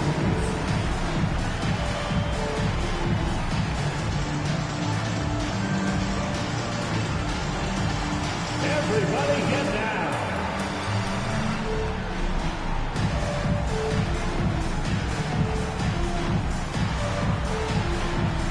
Oh, sit down.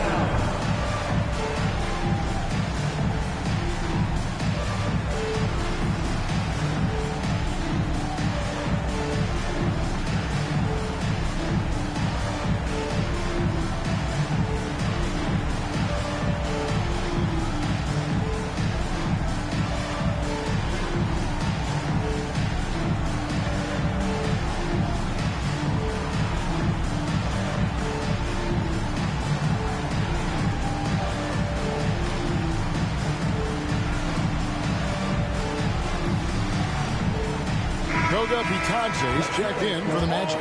Black comes in for Franz Wagner. And the Lakers also making a change. Luke Kennard, he's checked in for Austin Reeves.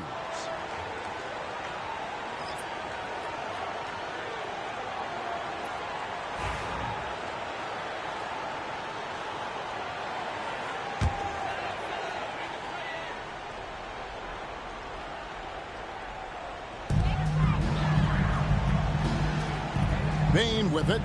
He had 22 points in the win against the Wizards in Washington. Banchero was screened for Bain. A three-pointer, no good.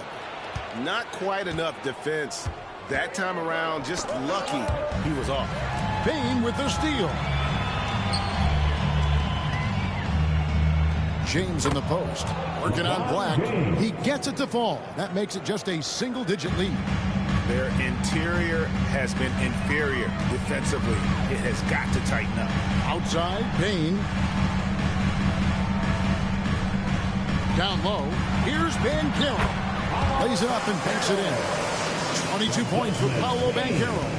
And Banchero is putting it all together, capable of scoring from all three levels. Pass to LaRavia.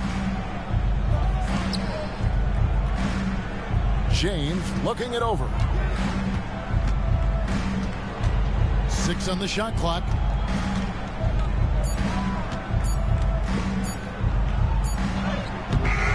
It's hauled in by the Magic. Banchero's got his 6th rebound on the night. Bain passes to Banchero.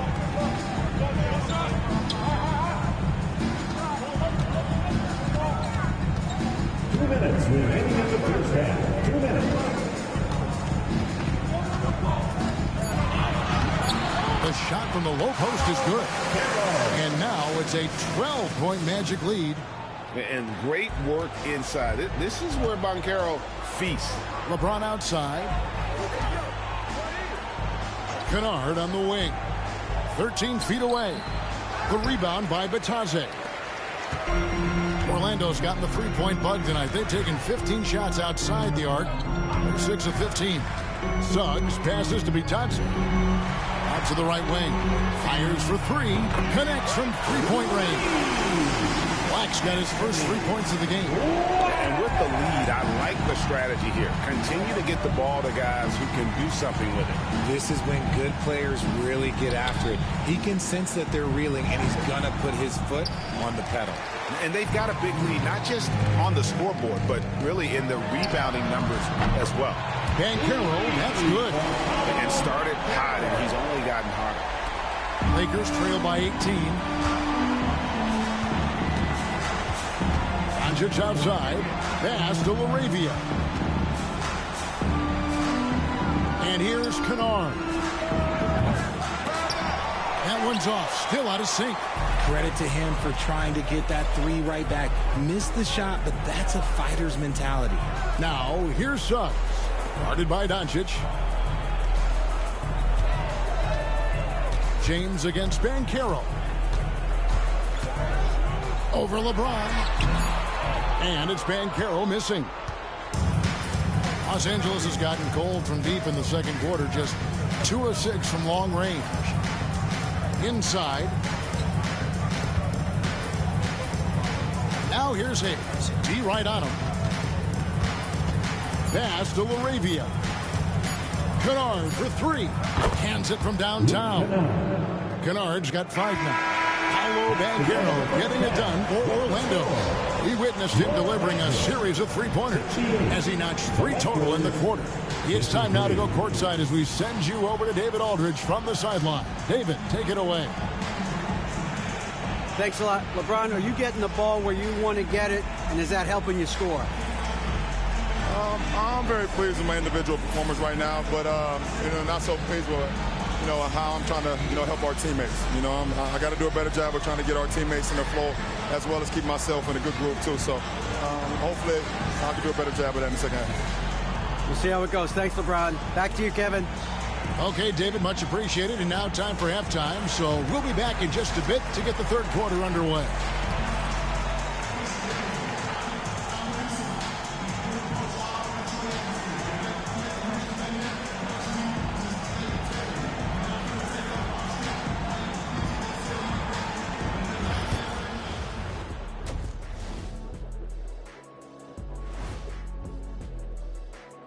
Thanks for tuning in. Welcome. A clinic in execution so far, as it's been a dominant showing for the Orlando Magic. On the boards, they've been ferocious. They've been intimidating. Reminds me of watching Big Fella out there. They're going to have some bruised elbows today. Thank you, Kenny. That was your first compliment in 3 years. 2. All right, fellas. Let's now take a look at what's to come on the upcoming schedule. We've talked about in the past, going on the road removes the distractions of home. And it can bring you guys closer together if it's the right group. Yeah, but you still have people you barely know asking you to comp tickets. I hate the road. And that is it for halftime, folks. It is back to Kevin Harlan and the crew for the second half.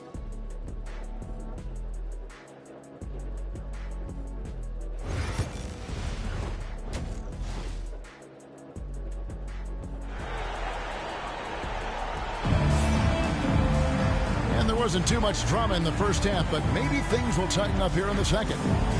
Paolo Banchero, guys, has been exceptional. Yeah, pretty much all throughout that first half, and he was taking care of his business on the low blocks and getting more than his fair share of dunks. He has been aggressive, getting into the painted areas seemingly at will and wreaking absolute havoc on the defense.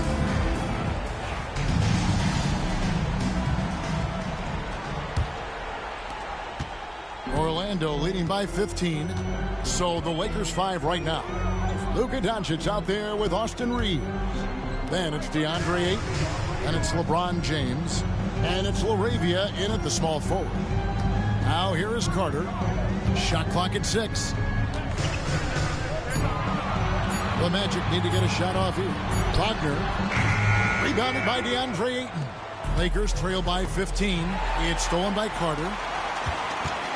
Suggs with the ball. Now guarded by Ayton. Banchero outside. Payne against Reeves. Payne, no good. Los Angeles has gone 6 of 14 with the 3 ball tonight. Just a little over 40%. Up top, Doncic. He's covered by Suggs. Rebound by Paolo Banchero. Banchero's got his 7th rebound here tonight. Greg, you think about oversized point guards, and the gold standard has always been Magic Johnson. Now you look at Luka Doncic, and he's certainly big for that position. Definitely some positive similarities, right? But the big difference is one of those guys has 5 rings, and that's not a knock on Doncic. This is a team sport, but Magic's ability to affect winning was right there with another MJ, Michael Jordan. Here's LaRavia. He gives the team some steady offense, a bit under 10 points a game. 6 to shoot, and a wide open look for James. LeBron James making it look easy from deep. When LeBron decides it's his time, good luck slowing him down. Banchero is screened for Wagner. Banchero outside.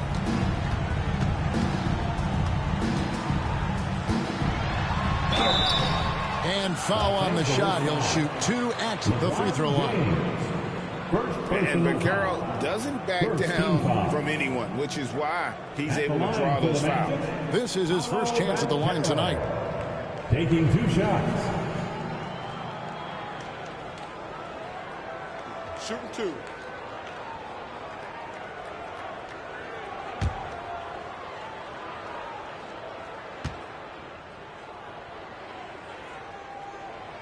No good on the free throw. And on paper, Paolo Banchero has so many appealing attributes. His size, build, the ability to find shots. You can easily see why scouts were enamored with this guy as a prospect.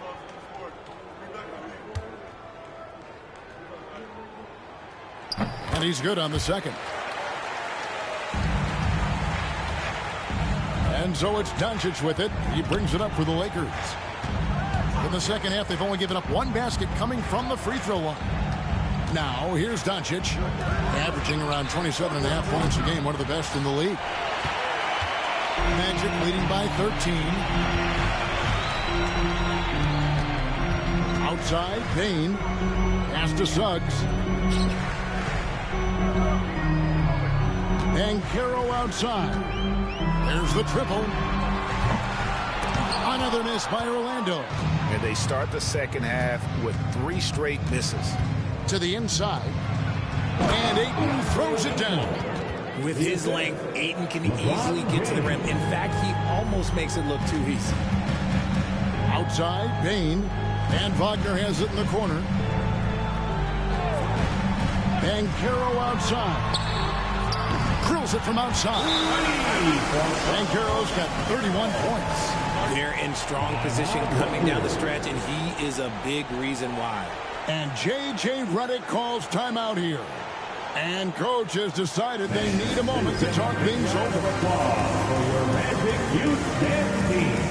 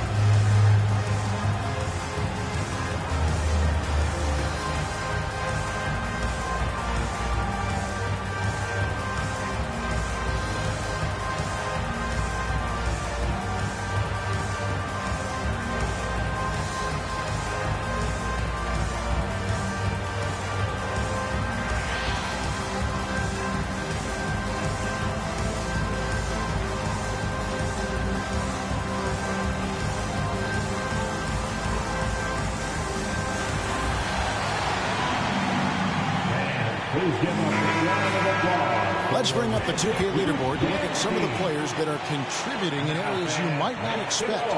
The top rebounding shooting guards of the past month. Third is Austin Reeves.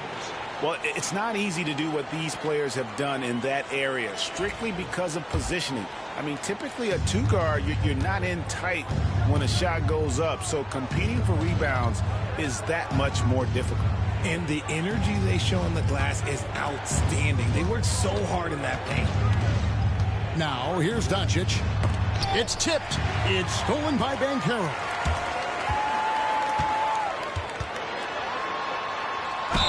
And the basket is good, and he's got a chance here for one more at the line. And guys, that strength will serve Banchero really well in the league, and we're starting to see signs of it already. This is his second trip to the free throw line. At the line for Orlando, Paolo Banchero. One shot.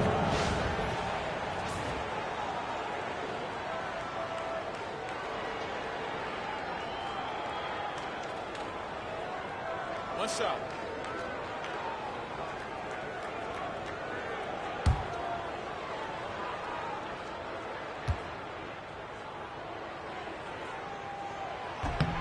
What you like about Banchero, he's built to carry an offense in both temperament and talent. Doncic kicks to James. Back to Doncic. Over Bain. Los Angeles with another miss. Nothing just seems to be bouncing his way today. Mama said there'd be days like this. They have missed his production. Boy, you have to be impressed with the offensive production. They have got it firing on all cylinders. They've had great execution, and what stands out is that they're just taking what the defense gives them, not forcing anything. And so it's the Lakers with it after the Magic pick up 2. And physically, there's no doubt they've been the stronger team. A +10 rebound advantage tells you all you need to know. Banchero passes to Wagner. Banchero a screen for Wagner. There's the drive. LeBron with the block.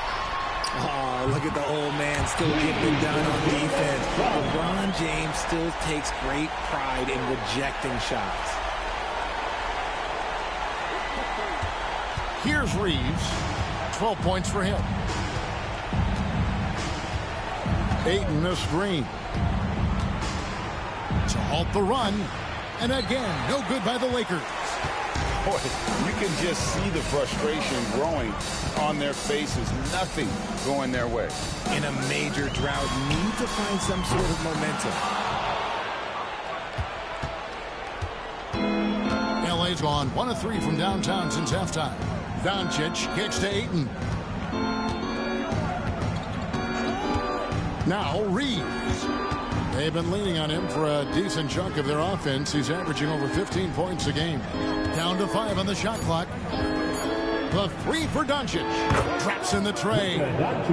Doncic has got his 3rd bucket of the night. And with that three-pointer, how about ending that 11-0 run by Orlando?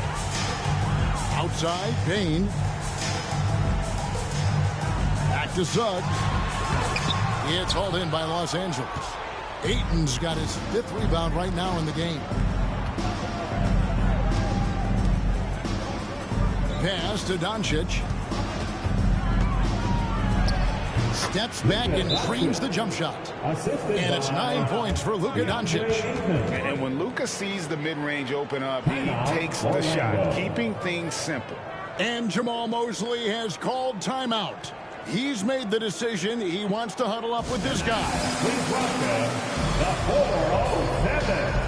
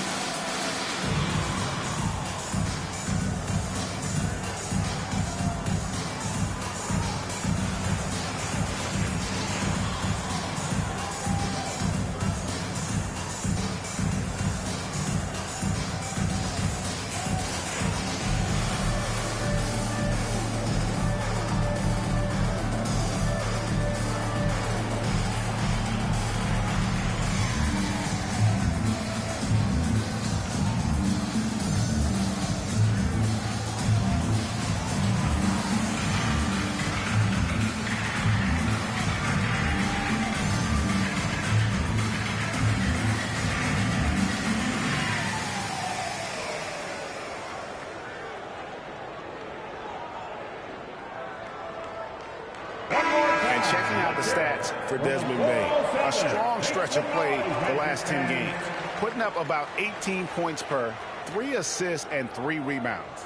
And he does so much for this team, but it starts with the way he leads the offense. And he's willing to take on the scoring load. And look, he is more than capable of delivering. Magic leading by 17. Back to Suggs. Good ball movement here by the Magic. Carter down low. He's covered by 8. And they call the foul, so a chance at the line for one more coming up.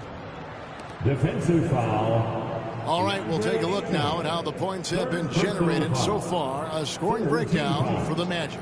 The name of the game in the modern NBA is making threes, spacing the court, and that's exactly what they are doing tonight.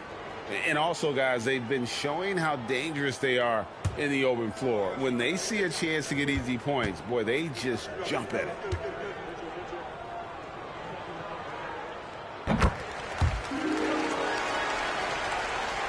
And here is Los Angeles now. Pass to Ayton. Here's Reeves.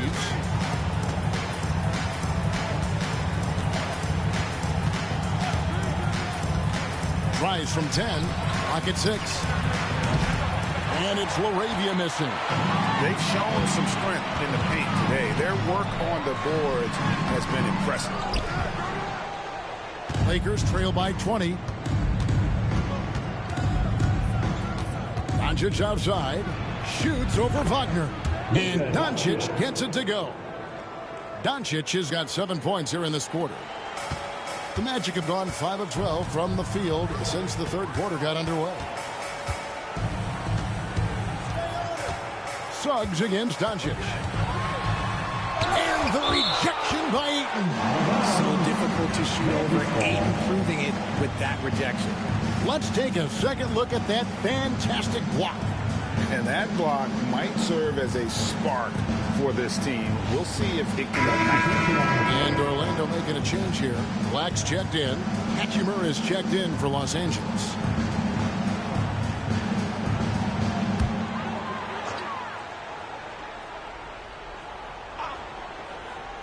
The Lakers on D. They trail by 18.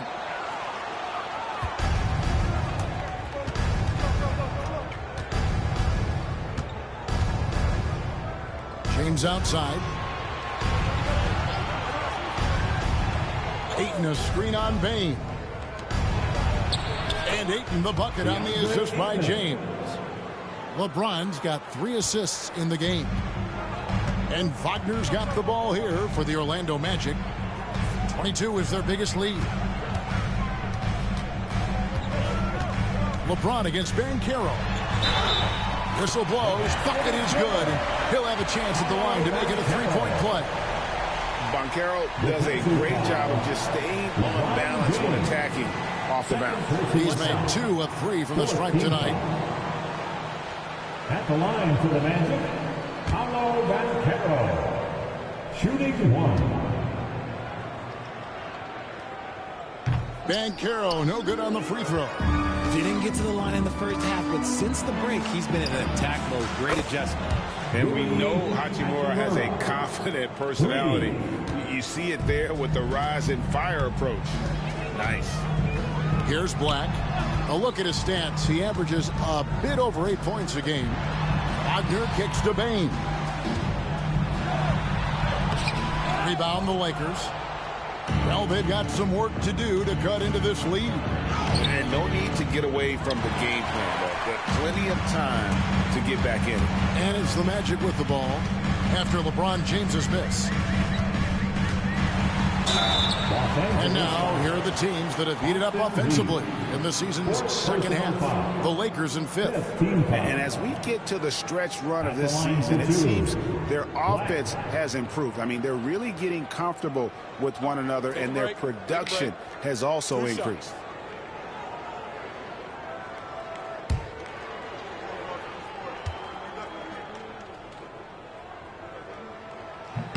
And the first one at the line is good. Marcus Smart's checked in for the Lakers.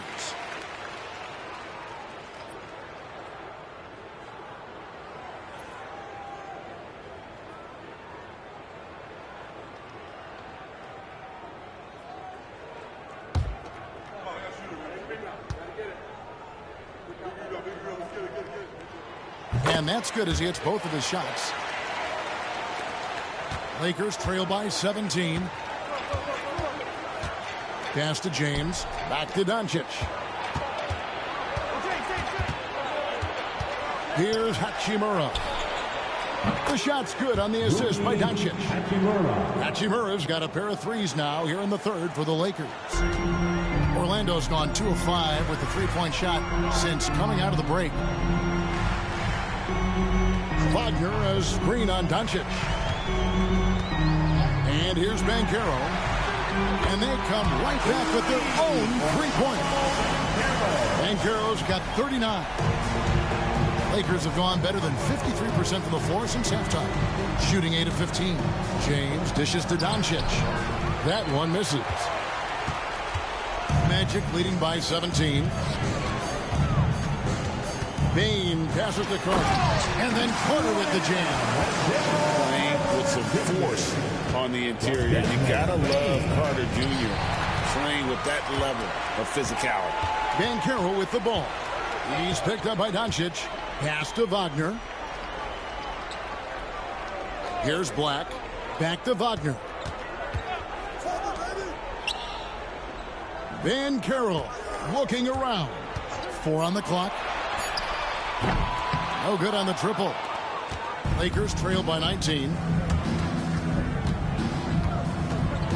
Doncic outside. Kicks it out to LeBron.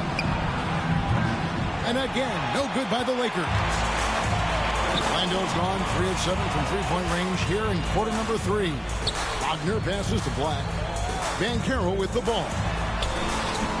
And he gets it to go. Banchero's got 41. As they set their sights on locking up the win, he has to do everything in his power to make this happen. Outside, Smart.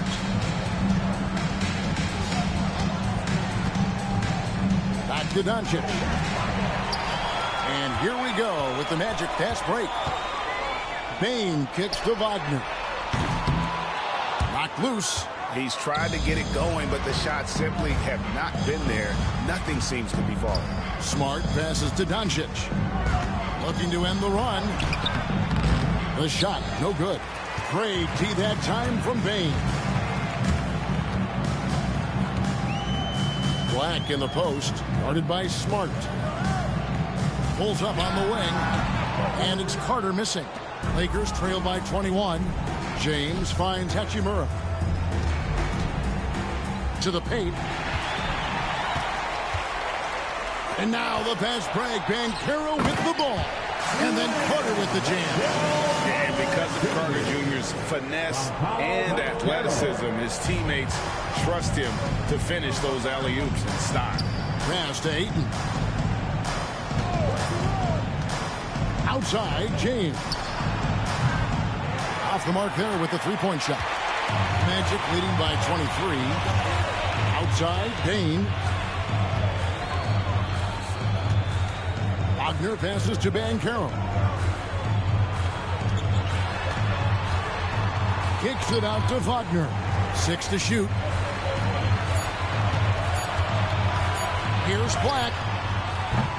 Offline with his 3.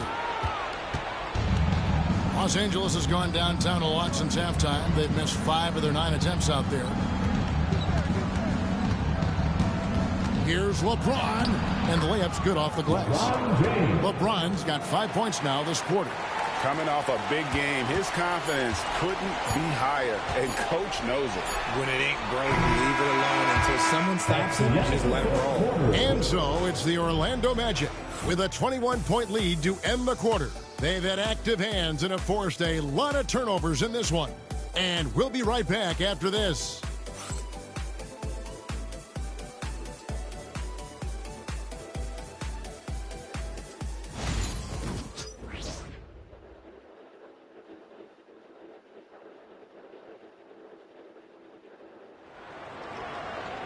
And 1 quarter to go in a game that to this point has not been an evenly fought contest.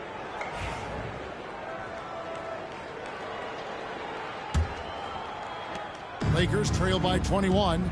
Mo Wagner out there with Banchero. Then there's Black. Then there's Suggs. And it's Bitadze in at the center position. That's who's out there for Orlando. Concentration off the charts. A chance for LeBron James to add one more. First team foul. At the line for the Lakers, LeBron James, shooting one.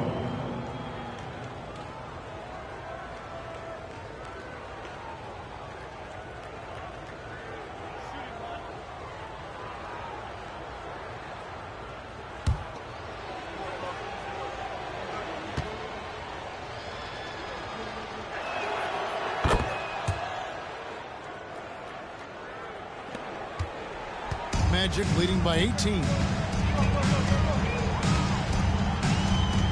And here is Suggs. At the elbow, Banchero. Here's LaRavia. He's covered by Banchero. Nice shot by Smart. Look, Smart can be a difference maker from deep. Doesn't always shoot the best shots, but he's got the confidence to knock them down. Banchero inside, fouled on the shot and picks up 2 points. So one free throw coming up. You love it when a big man has those soft hands. Rarely any problem converting that close to the rim.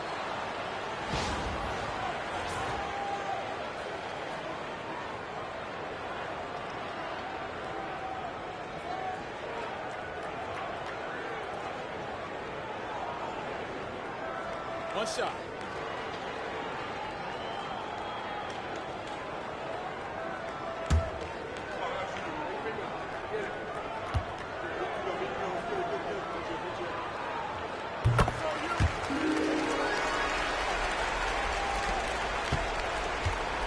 And so James will bring it up for the Los Angeles Lakers. It's an 18-point game. Look, a coach is going to trust LeBron James to just put up monster numbers because that's who he is. But it is nice to see him get into a nice groove like this. Banchero is screened for Suggs. Kicks it out to Banchero. And another shot. And that's 2 points on the layup. Banchero's got 46 points. That's just some good old-fashioned bully ball from Banchero. Just a physical force. The shot's good from Kennard. Works that one inside nicely. Magic leading by 16.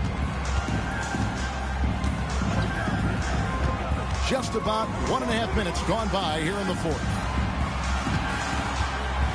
Here's Suggs. Kennard with the rebound. For Los Angeles, they've gone a perfect 4 of 4 to start the final quarter. Can't ask for anything more than that. Hachimura kicks to Smart. Pass to Kennard. Back to Smart. Shot clock at 6. Now here's James. He's feeling it. Black grabs the board. The Magic have gone 2 for 5 on field goal attempts in the fourth quarter. Here's Suggs.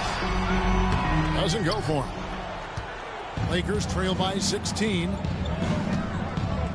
Smart finds Kennard. LeBron right side. That's tipped.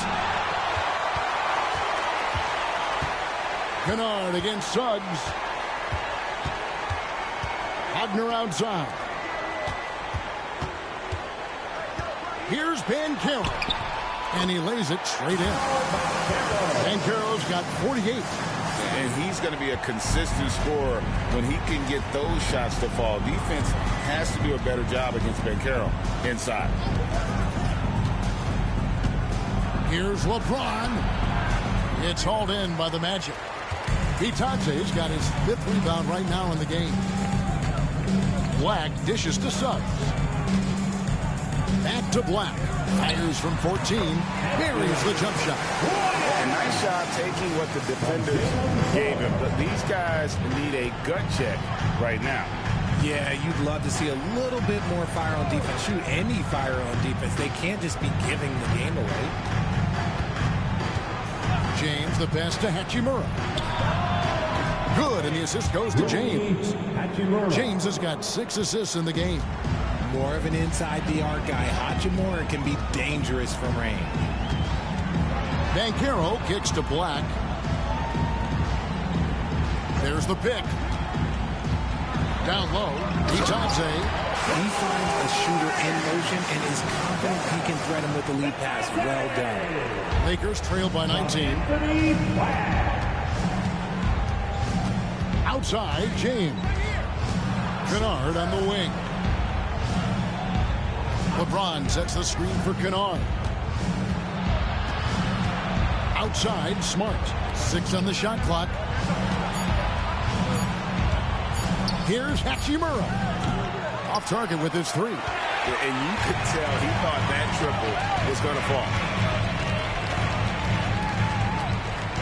Here's Black, guarded by Smart.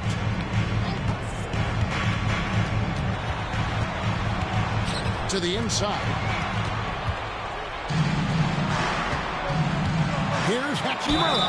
And they call the foul, so he's got the and one chance here to make it a 3-point play. And you know what? He's shaking off the cold shooting performance from the first half. Orlando making some changes. Carter, he's checked in for Goga Bitadze. Franz Wagner comes in for Paolo Banchero. And it's Bain in for Black.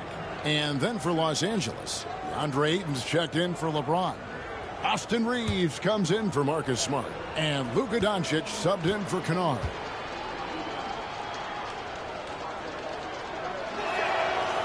When you compare, Richard, the NBA to the other major sports leagues, you have to be proud of the way things are run. The NBA is a global league that focuses on global expansion, more so than any other major sport in the United States. And when it comes to the players, there isn't a league that treats their players better. Outside, Bain. Over Ayton. Bain, no good. You can't look at the result of that shot. They'll take that whenever they get it. Yeah, it's a great look for him. One they'll try and manufacture again. Those are the shots you want him to take. Ayton against Bain, and Ayton throws it down. He just powered that one down. One of the game's top dunkers. Bain against Reeves. Carter outside. Now, here's Suggs. Guarded closely. The kick out to Bain. Over Reeves. And that one goes long. Lakers trail by 14. Pass to LaRavia. Shooting foul as the whistle blows. He'll shoot 2 free throws. It's on Franz Wagner. And with the offense getting right to the rim, at least they saved the layup. LaRavia taking 2 shots.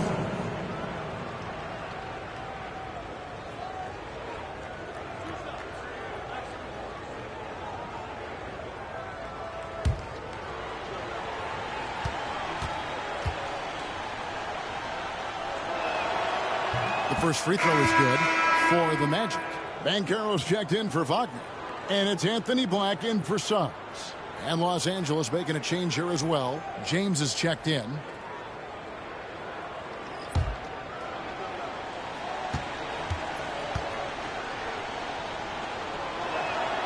And so he hits both. Wow, they've made every free throw here in the second half. And Wagner's got the ball here for Orlando. Earlier, they held a 23-point lead. Banchero against LeBron. Over LeBron. And good. He hits it again. My goodness. 50 for the game. Yep, he is putting on a show. Reeves outside. To the middle. Good on that shot. And with that, the Magic lead is cut down to 12 on the bucket from 8. And now you see them starting to really work the ball inside. Black dishes to Carter. Outside, Bain. Banchero, a screen on Reeves. Bain for 3. That will fall for his 7th bucket. 7 for 15 in this game. And he knocked down 4 triples in the first half. You got to stay in his hip pocket. Doncic outside. It's tipped. And that one's good, Ayton. Ayton's got 10 points here in the second half. And this is where Ayton does the most damage. Inside, feels like he can score on anyone. Wagner outside. That three off the mark. And sometimes on defense, you can just get lucky. LeBron stuffs it home. Roll back that clock. LeBron, the king, still reigns. Magic leading by 11. And Caro outside. Payne finds Wagner. It's 3-pointers off the mark. It hasn't been his best game, but his team is still doing just enough to be up. James. Smooth finish inside by LeBron. Vintage LeBron there, owning the lane. I mean, who's going to stop that? And Jamal Mosley has called timeout. Wants to make sure everybody's coordinated and intent.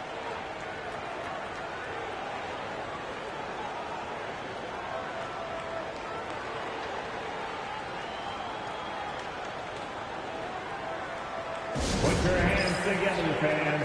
Here they are, the 407.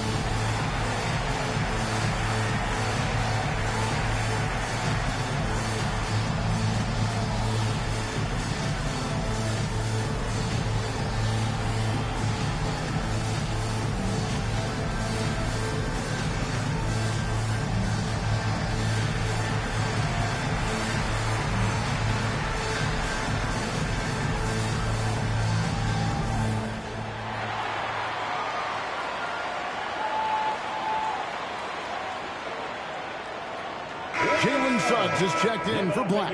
Hatchimer is checked in for the Lakers. Let's check in with our reporter, David Aldridge. During that last break, I got a chance to hear what Jamal Mosley said to his team. He told them pedal to the metal, adding, we're ahead out here, but it's not over yet. Don't start celebrating in your head when there's work to be done on the floor. Back to you guys. Thanks so much, David.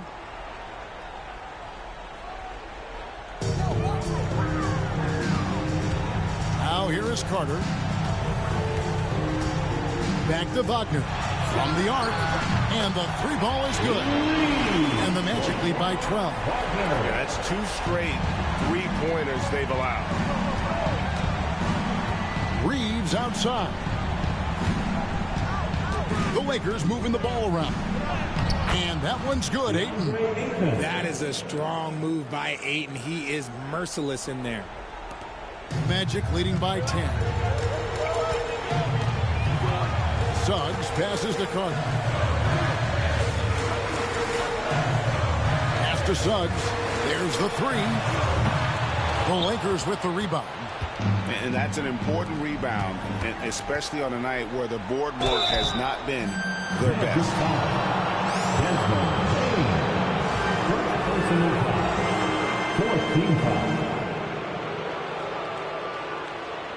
At the line for the Lakers, Luka Doncic. 2 shots.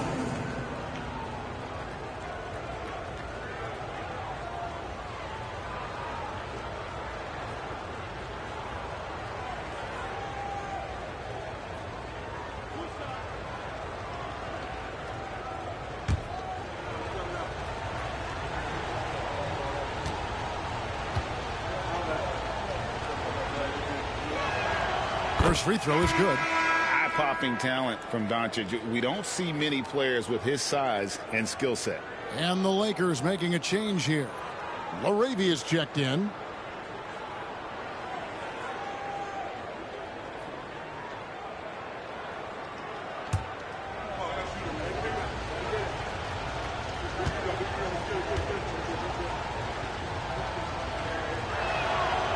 So 1 for 2 that time at the stripe. Magic leading by 9. Here's Wagner. And he's fouled pretty hard on that shot, but he's got the chance to pick up the points at the line. Well, over 80% from the line for his career. You do not want to foul Franz in the act. Shooting 2.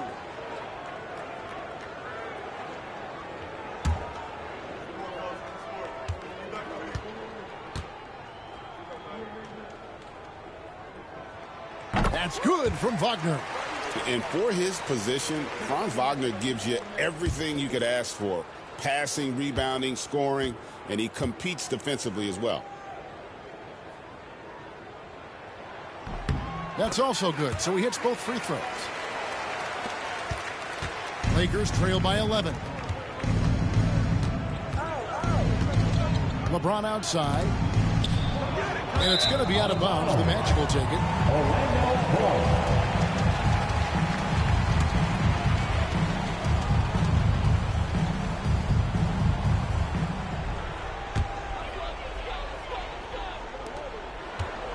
Magic leading by 11. Kicks it out to Banchero. Nailed from three-point land. Banchero's got 53. 3 triples in the first half, 3 in the second. Boy, do they add up. And here's James outside. Rebound by the Magic. Carter's got 6 rebounds here tonight. Suggs passes to Carter.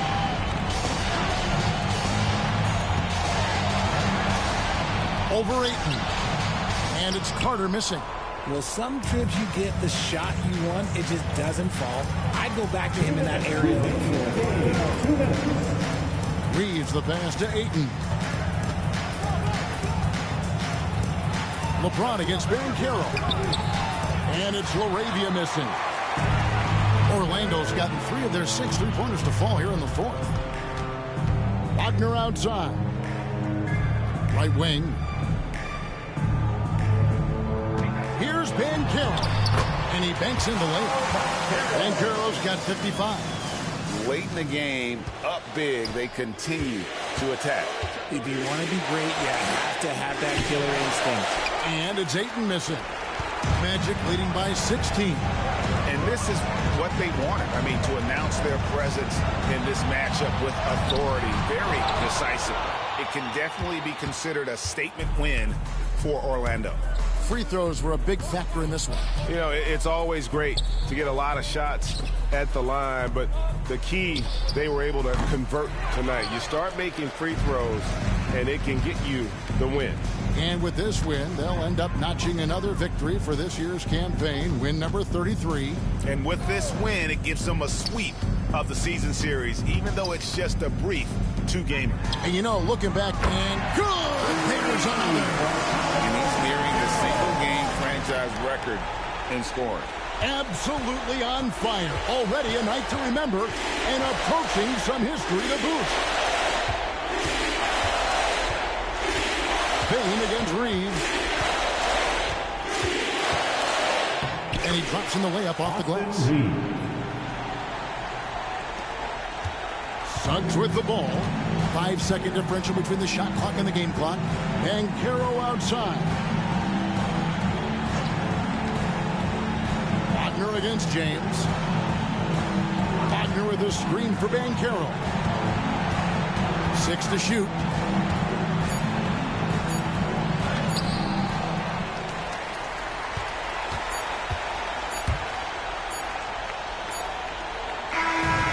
So it's Orlando taking this one by a big margin.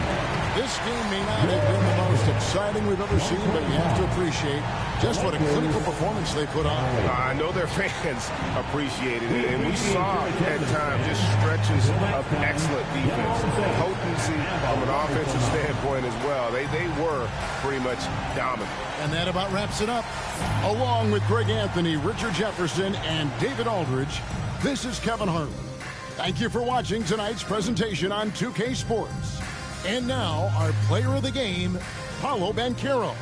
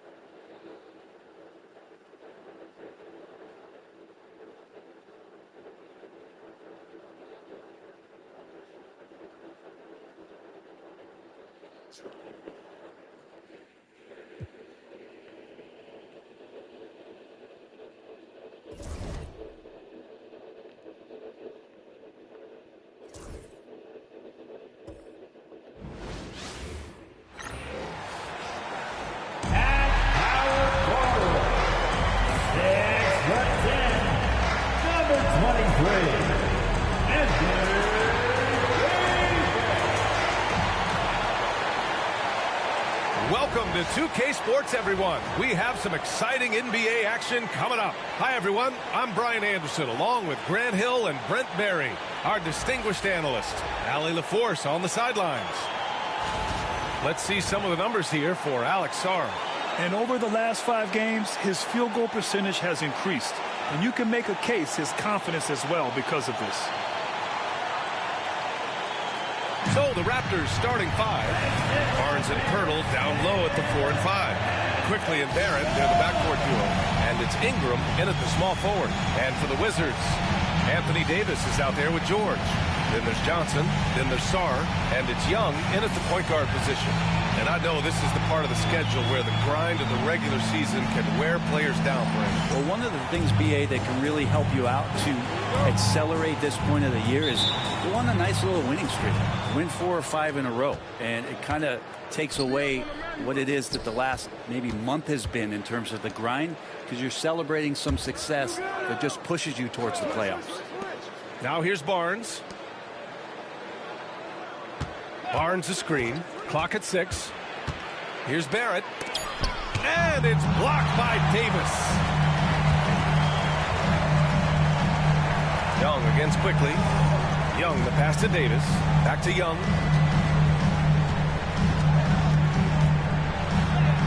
And that's good. His first bucket of the game. Young working hard on the defensive end that time. And Barrett has got the ball here for the Raptors. Outside Barnes.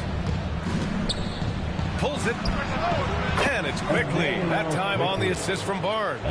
One of the more skilled offensive players that is on the floor here tonight. Not an easy fella to hold in check. Pass to Sarr. And now just over a minute played here in the first. Lays it up and banks it in. And setting the tempo with an assertive move. Like, where was the defense on that play? Yeah, APB sent out to try to find out where the defense is. Inexcusable. Leaping ability is off the charts. Not the biggest power forward, but outstanding at rising up off the ground. Outside Johnson.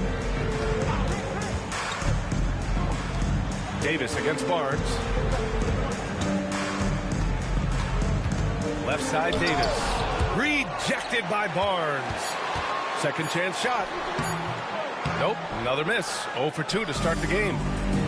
The Raptors have gone 2 of 3 from the floor. Pass to Ingram. To the inside. Barrett powered down after the assist. Led him to the lane. And Barrett will give you these kind of flashes. He got up that time. Quickly against Young. Outside Johnson. Launches a 3. Count it. 1 for 1 to start the game. Don't want to let him get into a rhythm from out there. Quickly outside. Barrett against Johnson. Back to Quickly. Ingram deciding where to go with it. Shoots over George. The shot by Ingram, no good. D giving him that shot, and that's probably not a good idea, but I guess they knew what they were doing that time. And looking at Trae Young, Brent, his team's always finished in the top 10 in offensive rating. Yeah, for Trae, those teams he's played on have normally been in the top 5, along with playing at a top 10 pace. So when he has the ball in his hands and he's coming at you, very difficult to stop. Young's so talented, you're basically guaranteed to have a good offensive team. Ingram has the skill to do that. A nice job setting up and receiving the pass. And timeout is called by Brian Keefe. A moment to rest and confer on the game plan.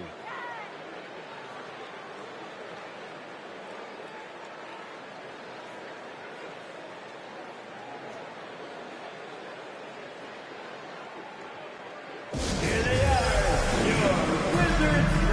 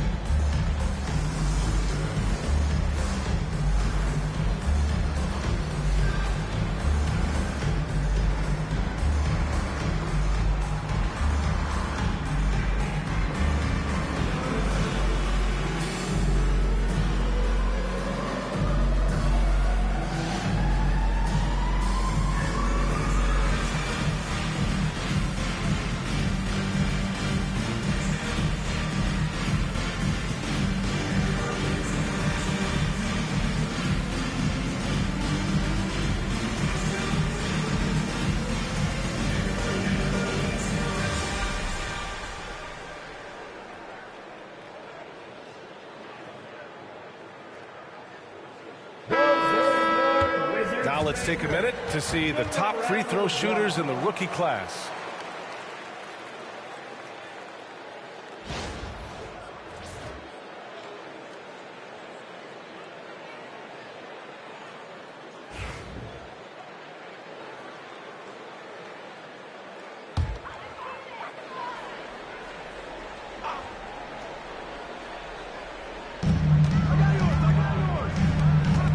Quickly against Young. It's stolen by Pirtle. And now the Raptors on the break. It's Barnes on the wing. Guarded by Young.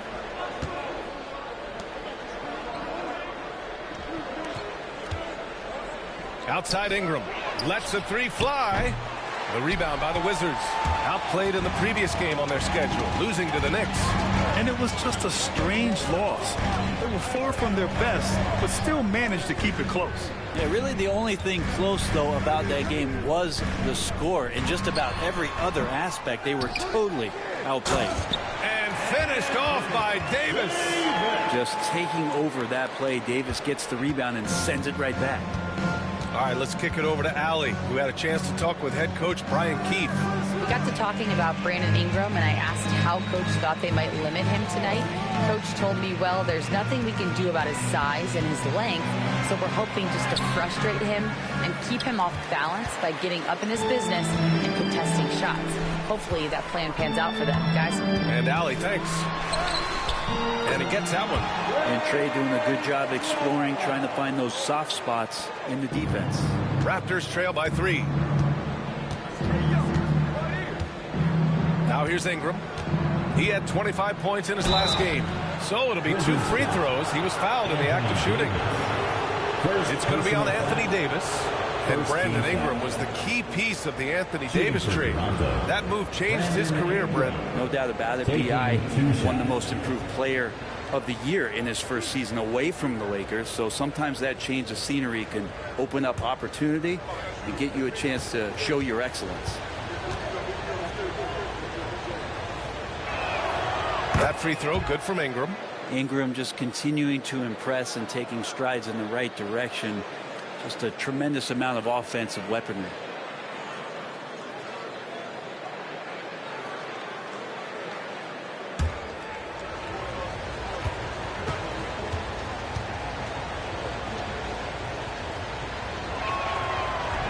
That one's no good.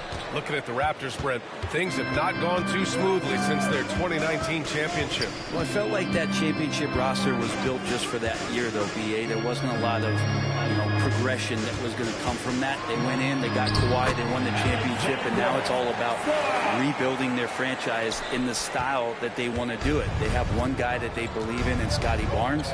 R.J. Barrett on the trade, and slowly and surely they're going to start to put these pieces around to become a contender again. Basket counts. Ingram's got 5 now. And Ingram really could handle either part of that pick and roll. He could be the screener, and then he could roll, or he could score off it. Nice option. Now here's Johnson. Checking the numbers, he's averaging close to 15 a game. Things are going south right now. This is not the type of shooting that his teammates expect from him. Oh, there's the alley. And here they go on a free run to the bucket. And so he draws the foul, headed to the line to shoot a pair.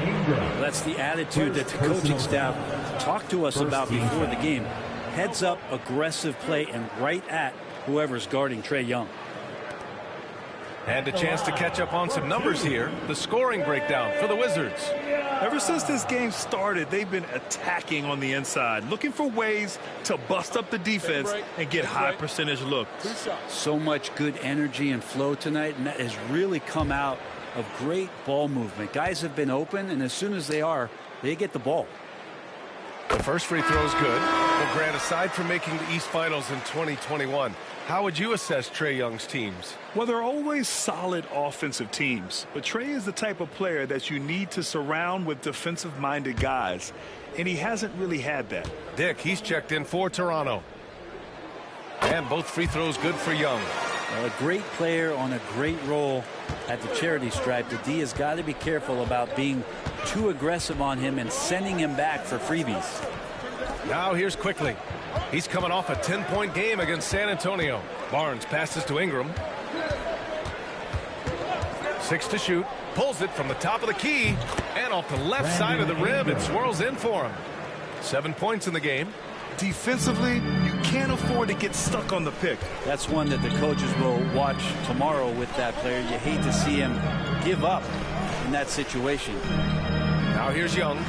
20 points for him last game against the Knicks in New York. Yeah, but all around offensively, the performance was great. He knew when he had it going, but he also knew he could get other guys going.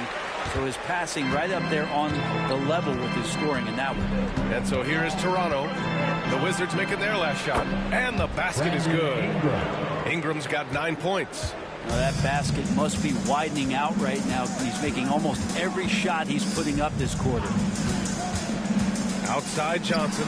Three-pointer. Rebound by the Raptors. Their last encounter in Toronto. The last game between these teams was so close, but ultimately their bench put them over the top. Yeah, without the scoring they got from that second unit, that is not a game they would have won. They needed every one of those points that they got off the bench. The shot by Ingram, no good. I love how they've attacked the boards here in the first quarter. Here's Sarr. He's guarded by Barnes. Davis against Ingram. Davis down low. 29 points for him last game against New York. It wasn't just the scoring. He got others involved, too. Time for some consideration in the passing category, maybe, Kevin. The shot is just not on. Get somebody else going. Pass to George. The three. First shot won't go. The Raptors have gotten 7 of 13 shots to drop. Barnes in the post. Young's there. Ingram with the ball. George defending. Here's Barnes. That one's good. This game is all even. Barnes has got his second bucket on the night. The defense knows that's where Scotty Barnes does most of his work, but they still can't stop him. And timeout is called by Brian Keefe. He'll take the opportunity to regroup. Let's give Coach credit. He's trying to find a way to squeeze the most out of every possession. Got to feel good as a coach if you make all those adjustments, pull the right strings. That's what they love to do.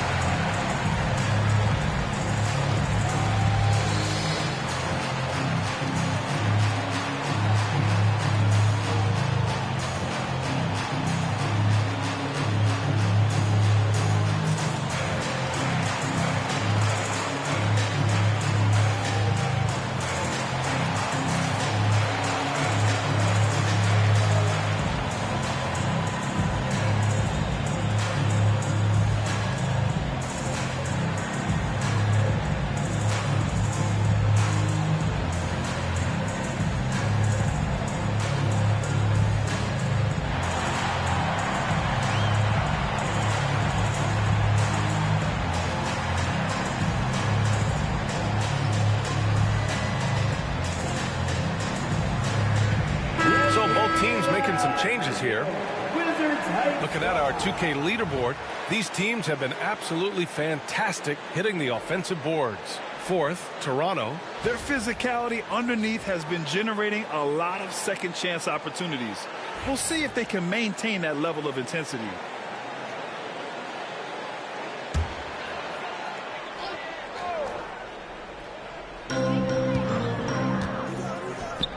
Here's Riley, covered by Ingram. Pass to Koulibaly. Davis controls the rebound and the putback. And the Wizards lead by 2. Sensational putback slam from AD there. No one bodies him up, and because of that, he's free to dunk. Back to Quickly. From deep. Knocks down the long J. Quickly's got 5 points. Already 5 lead changes here. Speaks to how evenly matched these teams have been thus far. Pass to Champagny. Here's Riley.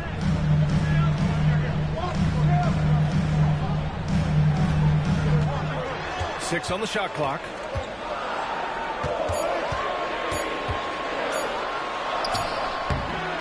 Rebound, Toronto. Probably should have scored there. He usually does. Here's Quickly. He takes it in. Boom! He jams it straight down. In an instant, Quickly saw the opening, didn't hesitate. The Wizards trail by 3. Pass to Davis. Davis, a screen to the middle. And Davis slams it home. This can make it so much easier for your teammate when you throw that lead pass that gets to him right on the money, whether that's on the run or in the shooting pocket. Now here's Quickly. 7 points in the game. Outside Ingram. He got a piece of it. Here's Champagny, guarded by Quickly. Good. We've seen Davis expand his game. You can see it there with the playmaking. A minute 53 left to play in the first quarter. Pass to Murray Boyles. Quickly deciding where to go with it. Here's Ingram. Rebound Washington. Davis has got his 8th rebound here tonight. Coulibaly up top, guarded by Dick. Here's Carrington. Yet to see a basket. Here's Riley.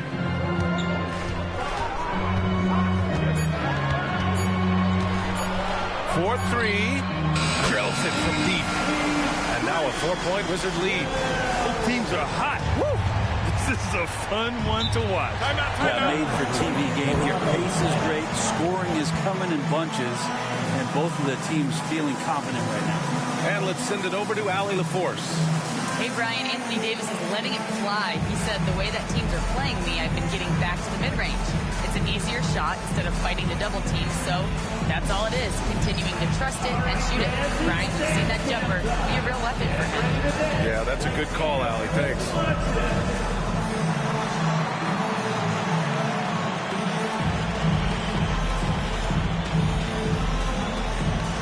You gotta dance like everyone's watching.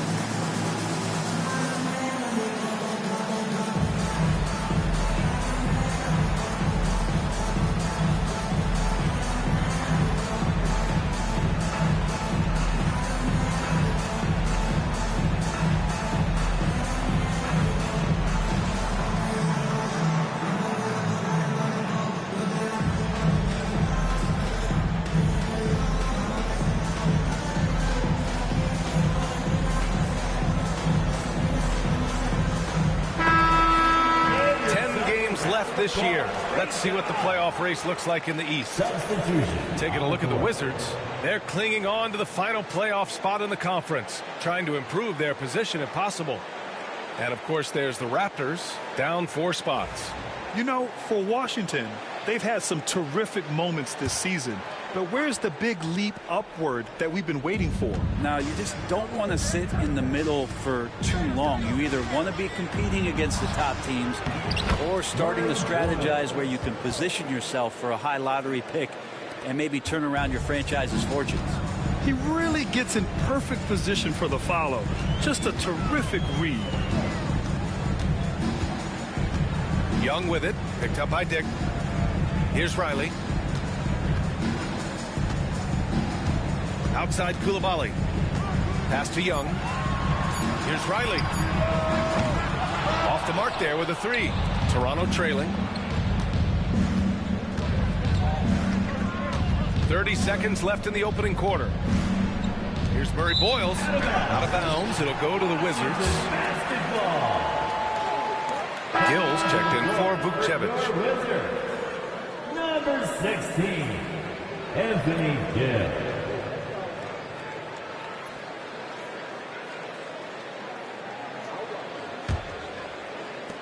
26 seconds left to play in the first quarter. Now here's Young. Tight defense on him.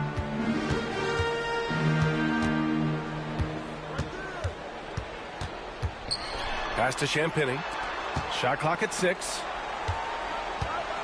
The Wizards need to get off a shot here. It's stolen by Barnes. With 1 on the clock. Can't hit that one. A big-time effort for Trae Young, providing a lot of energy for Washington. 8 points in the quarter, showing how effective he can be. And more NBA action on 2K Sports, coming your way right after this.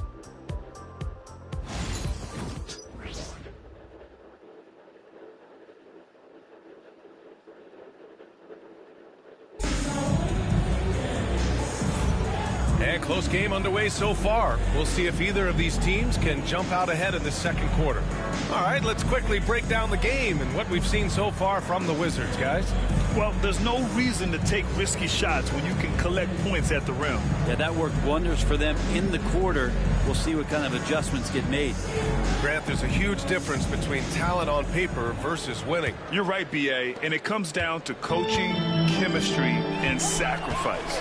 I think the biggest thing is effort. All things being equal, the team that plays the hardest is going to win. So on the floor for Toronto to kick off the second quarter. We've got Grady Dick. Also Barnes out there. And it's Shed in at the 1. The Raptors shooting it at 52%. Here's Dick. And a foul called on the way up. So he'll take 2 from the free throw line. First personal foul. And Grant, when you play the Wizards, you better be ready to run. B.A., they like to speed you up. They force you to play at their pace. And on the flip side, that gives you open floor opportunities as well.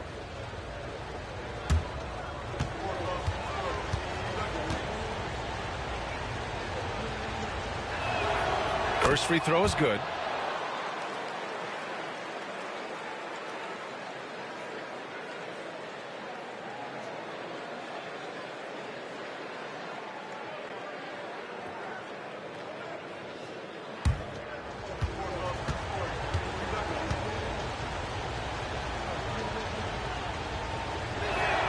And it's tied up with that one. And here's Young. He'll bring it up for the Washington Wizards. After this game, they can look forward to Philadelphia, where they'll match up against the 76ers. It's a quick turnaround on the road. Just one game. Rebounded by Murray Boyles. Here's Walter. No made baskets yet. Pass to Dick. Here's Murray Boyles, guarded by Young. They get the rebound. He goes up again. Here's Shed. To the paint. And he slams it in one-handed. Great pass. Barnes with tremendous feel for the game. And it's Washington with the ball. Trailing by 2. Young looking for an opening.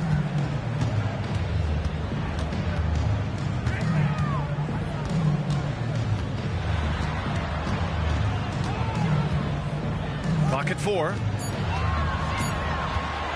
The 17-footer. The Wizards with another miss. For Toronto, they've gotten only 1 of 4 shots to go in. Oh, he picked him clean. Here's Champagny. He's been productive, averaging just over 7 points a game. Here's Riley. Back to Young. They set the pick. From deep three-point land. Long distance trade. His shooting has been fantastic, and this team has leaned on him. Outside Barnes. Pass to Shed. Fires from deep. Washington with a rebound. And here's Young. Now Koulibaly. Good setup. Led him to the rack perfectly for the layup. They're punishing those late defensive rotations, getting good looks inside throughout the half. Here's Barnes. Whitmore defending. Tries a 10-footer. That one goes. Count it. Barnes has got 6 points.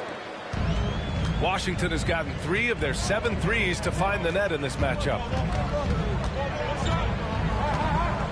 Young drives it in, and he comes up with a bucket. And the Wizards lead by 3. How about Trae Young? Even when he's bodied up there, finds a way to collect more points. Pass to Barnes. Over Whitmore. Rebounded by Champagnie. Wizards leading by 3. Now Young.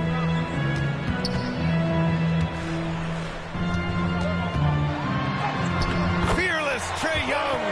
Defensively, they've got to get more bodies in the paint. That's 3 straight field goals from below the free throw line. Pass to Murray Boyles. I love great defense. Just quick to establish his feet, and he takes the hit. Personal foul. Substitution on the court.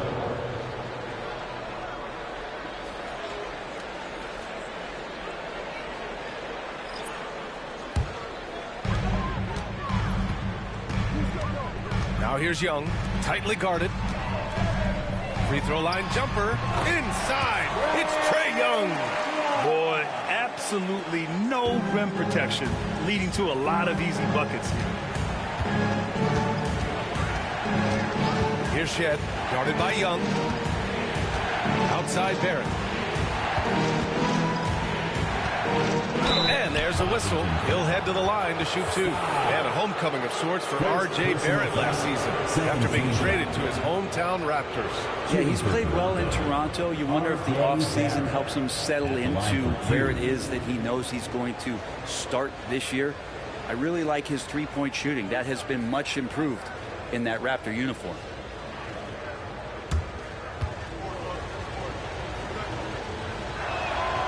The free throw drops for Barrett. After years of competing for championships and winning one, Toronto is suddenly in a rebuild phase, Brent. Yeah, they had a familiar roster for many years, and then the last couple of years a little bit underperforming, trying to find some guys to stabilize where their franchise is going. It's a bit of a reset in Toronto. And he makes both free throws. You can see the focus here from R.J. Barrett. He brings a subtle intensity to his game on both ends of the floor. Quickly against Young. Pass to Champagnie from outside the arc. That one's good, and it's Young with the assist. Young's got 3 assists tonight. They're shooting nearly 50% from beyond the arc, and their confidence is growing. Here's Murray Boyles. Checking his stats, he's scoring around 9.5 points per game. While we have a second, here are the NBA's assist leaders since the All-Star break. Second, Trae Young. And since the All-Star break, his passing has been incredible. Just finding his guys in their spots and playing the role of facilitator.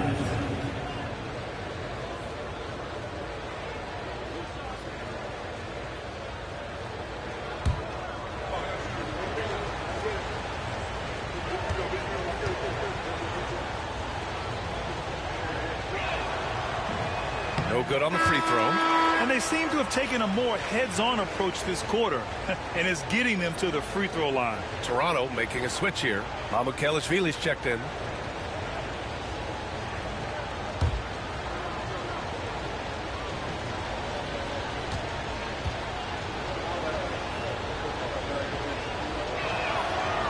And he's good on the second.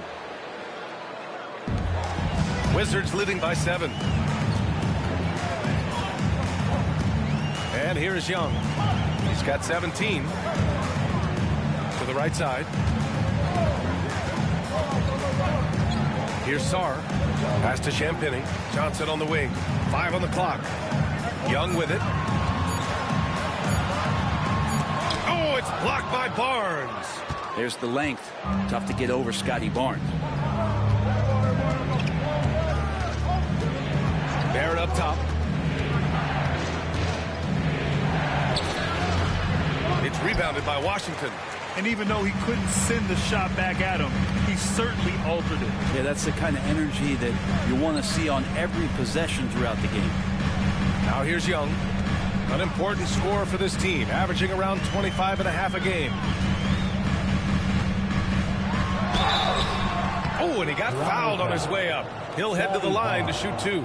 First personal. That one on Barnes. First team. Young, not a guy, especially as a scorer, that you want to put at the free throw line for free points and confidence.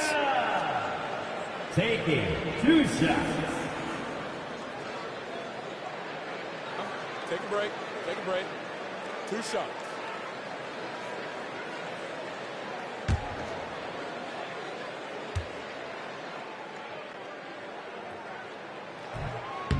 No good on that one. There's some steely moments that come from Trae Young, and I'll tell you what, if the defense is getting under his skin, he rarely shows that. Anthony Davis, he's checked in for Washington. George comes in for Coulibaly. The Raptors also with a sub.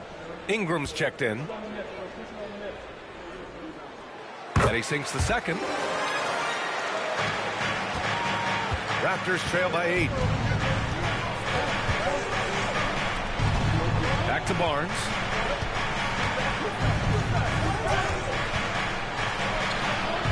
Inside. Here's Murray Boyles. Rebound Washington.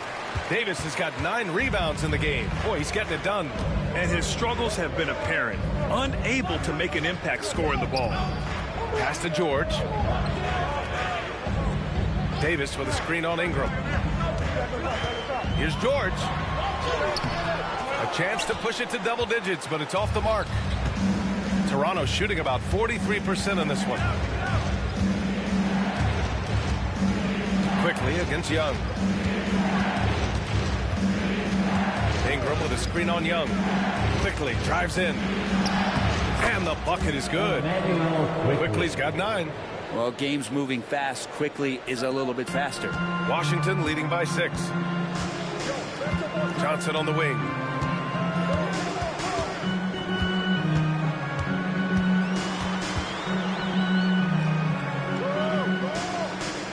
To the inside. And it's flushed down. A nice jam. And this kind of six slam is just one of the reasons this team is in charge of this game right now, B.A. You know, there's an edge the way they played and a confidence they're not afraid to show. Just an awesome display of athleticism on our AT&T 5G Slam Cam. Here's Quickly after the basket by Washington. Here's Murray Boyles. Pass to Ingram. Fires the 3. And that's up and in. 5 for 12 in this game. And this is where that length shows off on particular plays like that. Still able to score. Young against Quickly. Young with it. 18 points for him. Crafty move. Excellent body control from Young. He's putting them to the test this quarter, attacking every chance he gets. Outside Ingram.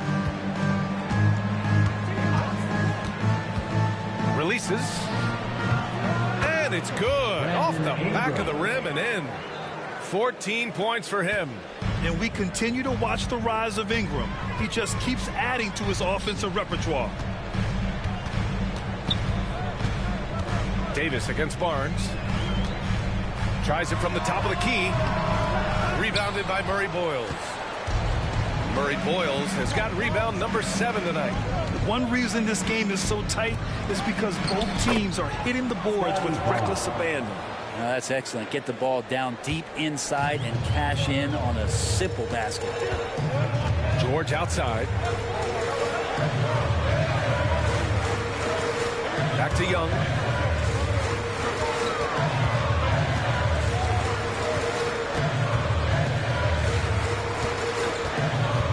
Top of the key.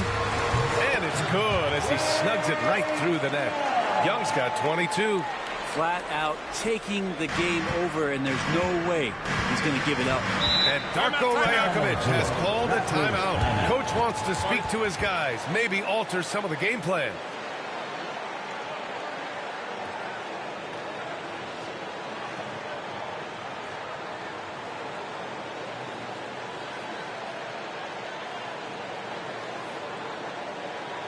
It's time to welcome your Wizards dancer.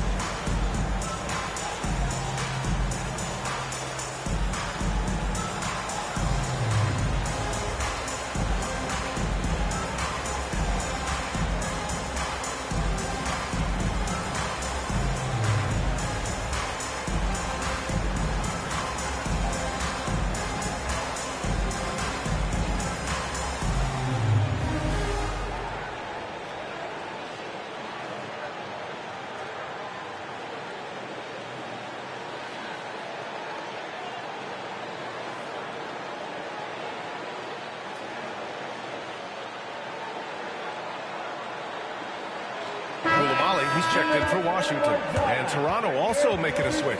Pirtle's checked in.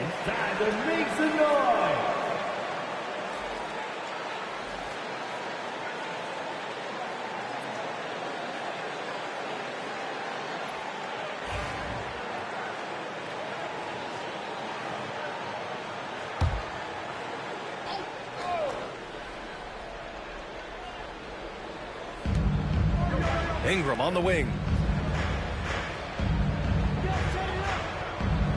Picked by Pirtle. Takes a three. Offensive rebound. Off target at the rim. Man, I thought he was making that in so close. That's some aggressive defense. Down low. Here's Sarr. The putback. And here's Quickly. He'll bring it up for Toronto. It's a 5-point game. A tough loss coming against San Antonio in their last game.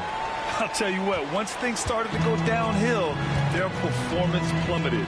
It wound up getting pretty ugly. Yeah, it felt like just the entire roster was stuck in neutral. There was nobody offensively that could get anything going. George tried to bank it in, but it misses. Raptors trail by 3. And there's the lob. Deflects the pass. And a fast break now for the Wizards. And Davis gets it to go on the assist by George. Davis has got 8. And it's energy like that on both ends of the floor that's got them out ahead. Grant, you talk about NBA length. Alex Sarr has it in spades. So many young bigs we're seeing these days. He combines that length with some guard skills as well. And that's a very intriguing package. 6 to shoot. To the middle. Here's Pirtle. That one goes. Now he's 1 for 2. Give Pirtle some credit on that one. Beating the good defense with some better offense.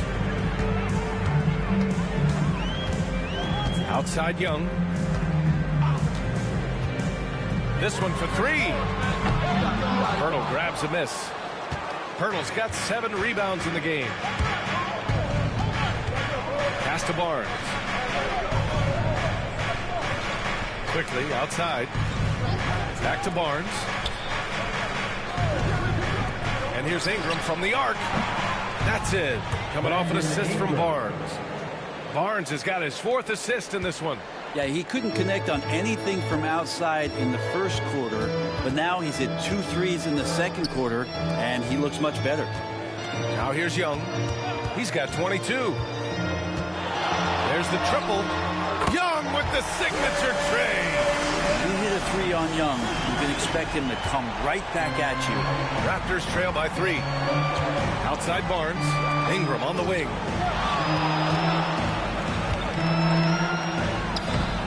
Unable to get that one. And George with some nice D.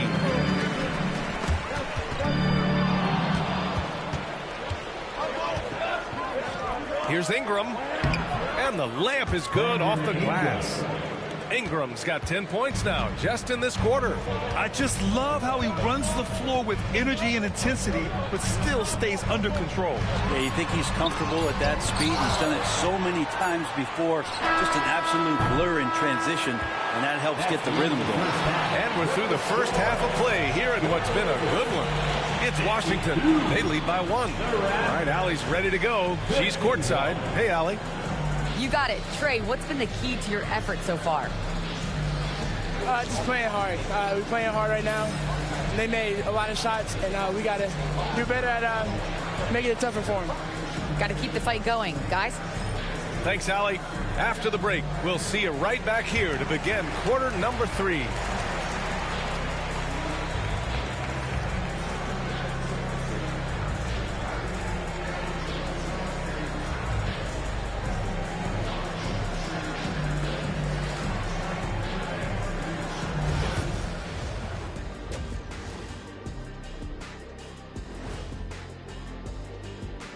Hello there, folks. Toronto Raptors and our featured matchup, which has not disappointed.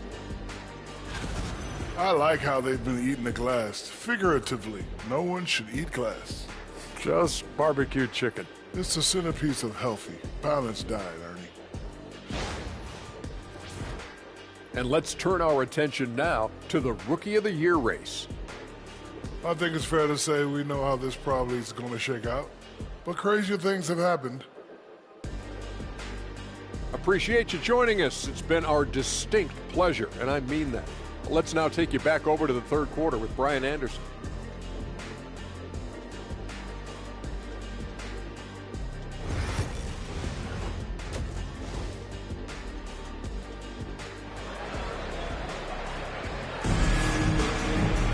Second half of basketball is upon us, and we may be in for an exciting finish based on how close of a game we've seen so far. We're seeing a tremendous game from Trae Young. I like how they control the tempo and play to his strengths. Yeah, this is showing that they're not going to play at anybody else's pace but their own.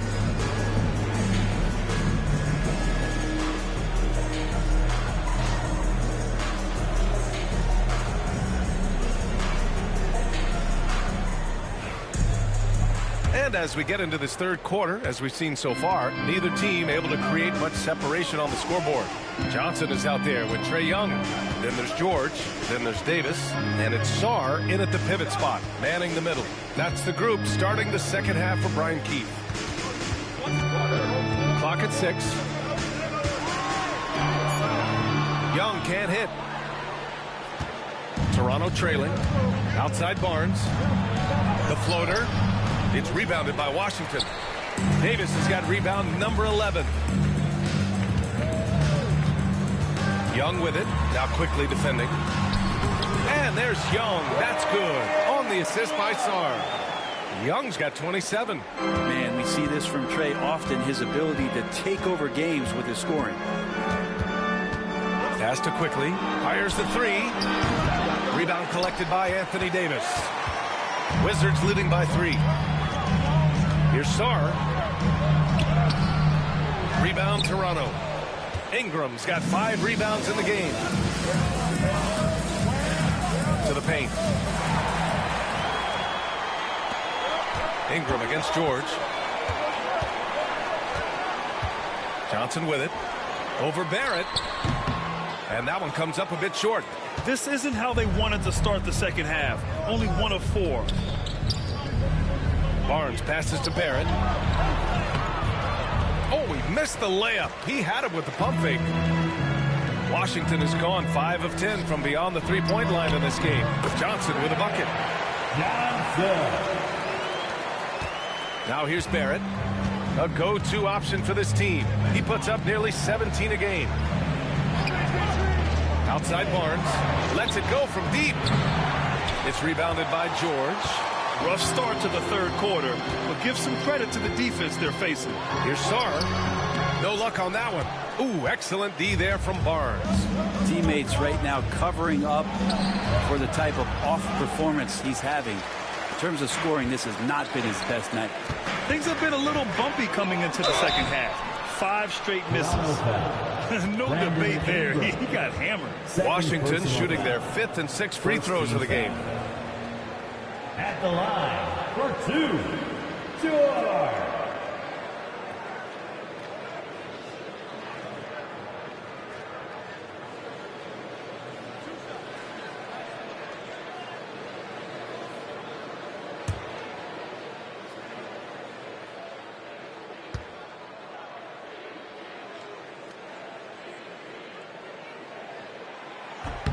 And he drops the first.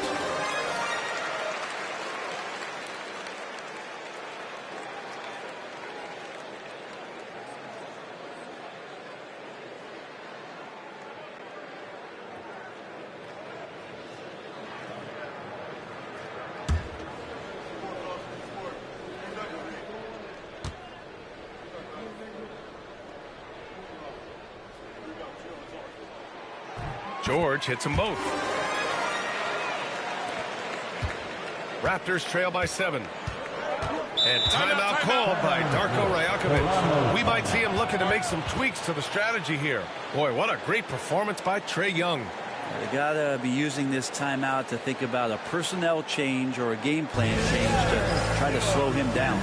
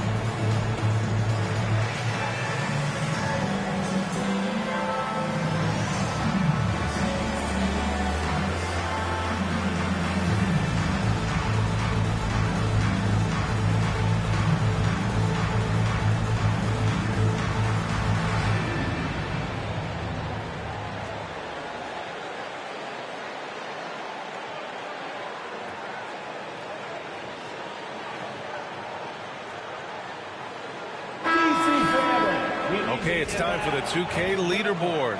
The top teams in blocks during the last month of play. Fourth, Washington. These guys have been so impressive down low on the defensive end, denying shots left and right over the past month.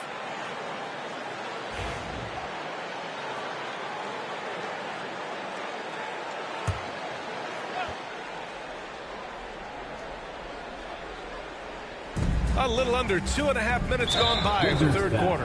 And the whistle blows. It's going to be on Trae Young. That's his first foul. First team foul.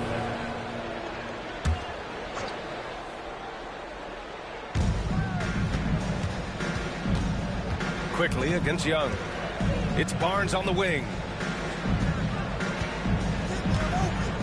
Outside Ingram. Just 5 on the clock. Soft touch off the glass. Ingram's got 21. Ingram and that body and that maturation showing off in plays just like that. Quickly against Young. And he got the whistle on the way up. So he'll be headed to the line for a pair. Personal foul. The defense there doing whatever they can to protect the rim. 3 trips to the line so far for him in this one. Taking 2 shots.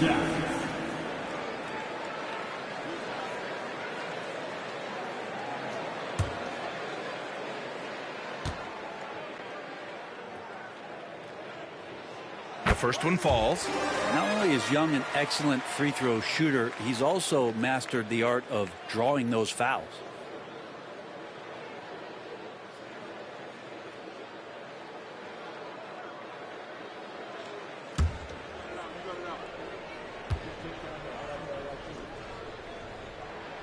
And both free throws good for Young. And man, looking good from the line so far this half. Raptors trail by 7. Outside Barrett. Back to Quickly. Outside Ingram. Pass to Quickly. Barnes feeling it out a bit. Hurdle with a screen on Davis. The 3 from Barnes. And he's now 6 for 11 after that one. Well, Barnes hitting threes spells some trouble. This offense starts to hump. And you know, Brent, Scotty Barnes does so much for this team. That includes creating for others. Yeah, I think that's probably the #1 attribute. He's got the length and size to be a defender that can guard 2 through 4, BA, but Scotty's a problem because he can create opportunities and advantage on the offensive end. Down the stretch, he's been flat out awesome. He helped them get the lead, and now he's making sure they keep it. Outside Barrett. Back to Quickly. Left side Ingram. Good on the bucket. Ingram's got 4 this quarter. Brandon Ingram's advantage when he's down low like that still comes through in his length. Young, the pass to Sarr.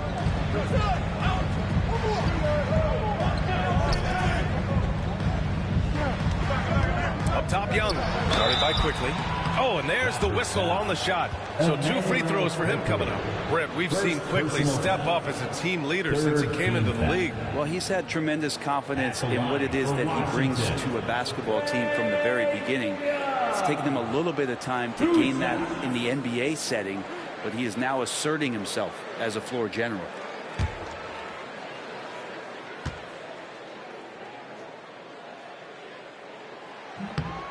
He's off on the first.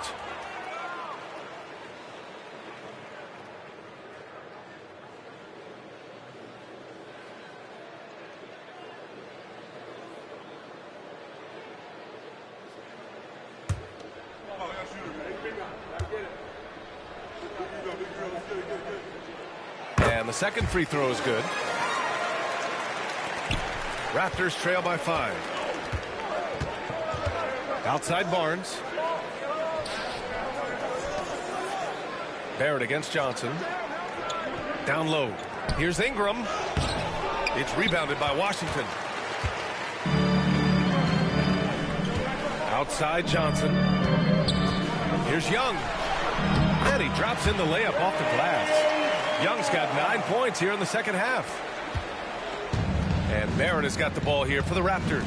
Their next game is at Barclays Center in Brooklyn for a game of the Nets. That'll wrap up this short 2-game road trip. Here's Ingram, and the bucket counts, and he is on his way to the line. He'll try to make it a 3-point play. Third personal foul. Second team foul. All right, well, a look at how the points have been generated so far. A scoring breakdown for the Wizards. They feel like they have an advantage inside, and so far they have done an excellent job exploiting it. You probably have to touch on as well that tonight their penetration has been awesome. I mean, they put force on this game, attacking off the bounce, and a willingness to do that has paid off. Ingram, no good on the free throw. I think Brandon Ingram, not only a great story in his own right, starting to find out just how capable he is as a talent in this league, but also for executives about being patient and letting that talent develop. And we've got a timeout from Brian Keefe. He wants to give him a breather and talk things over.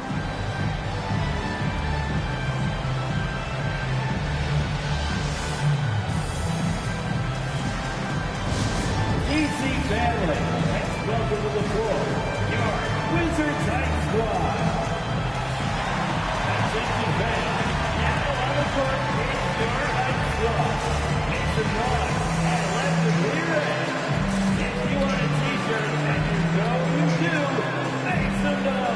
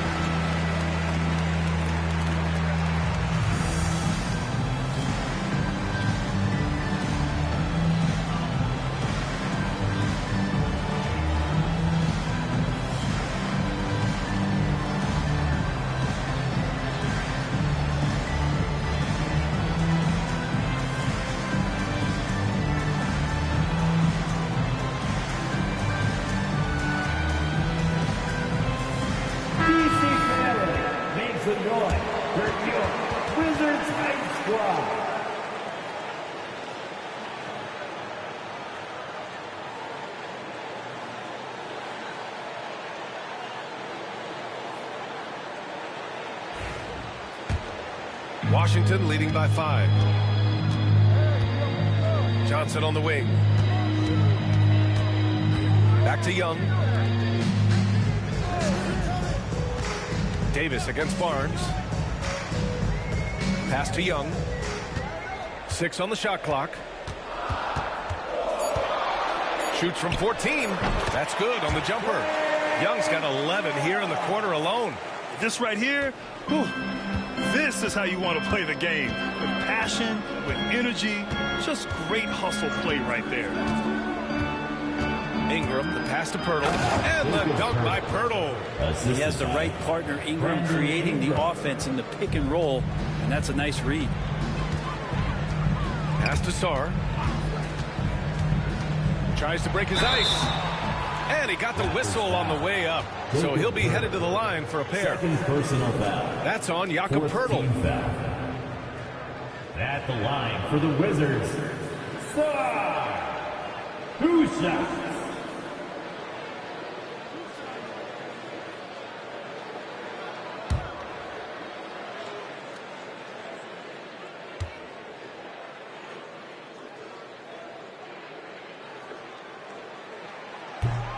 And he makes the first. What you can't help but notice this half is how lights out they've been from the free throw line. And Washington making a change here. Koulibaly's checked in.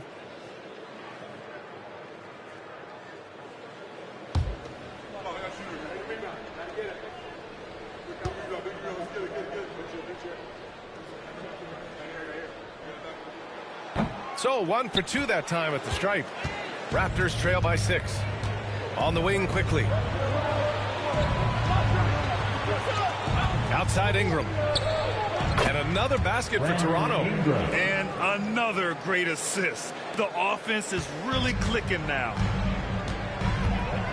Young, the pass to Davis. stolen by Quickly. Here comes Toronto on the push. And it's blocked by Davis. In an impactful defensive presence, AD is outstanding at coming up with blocks. Dick, he's checked in for Toronto.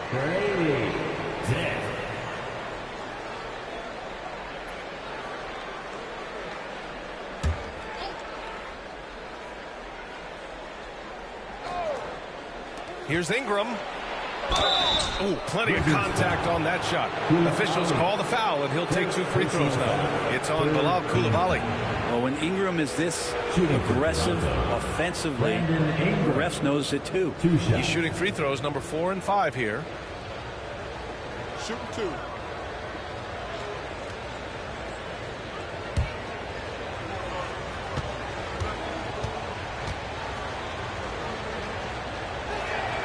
First one falls for him.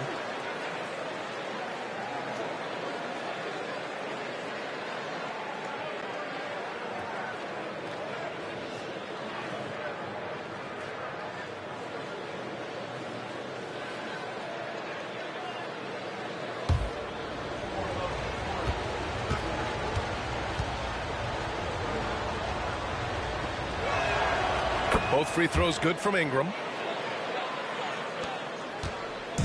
And Young has got the ball here for the Washington Wizards. The lead is 2. Outside Davis.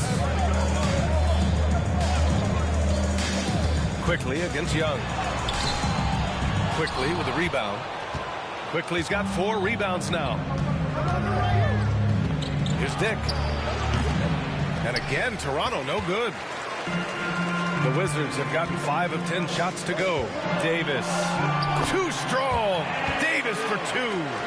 And I'll tell you what, if you're going to mix it up with Davis, you better be on your game. He's so powerful inside. Barnes finds Quickly. Now here's Dick. Beyond the arc. It's rebounded by Washington. Davis is outside Coulibaly. Young against Quickly. Inside. Here's Sarr. That's in. Coming off an assist from Young. Sarr's got 9 points. Raptors trail by 6. Quickly passes to Dick. Back to Quickly. And here's Ingram from the arc. Gets the 3 to fall. Ingram's got 32 points. Hey, he's doing whatever he can right now to pump up his teammates. Outside Davis. Up top Johnson. Guarded by Dick. Johnson inside. He's got 5. 4 on the clock. Here's Young. Rebounded by Ingram. The Raptors have gotten 7 of 16 shots to go so far in the third quarter. Rebound Washington. Davis has got rebound number 15 here tonight.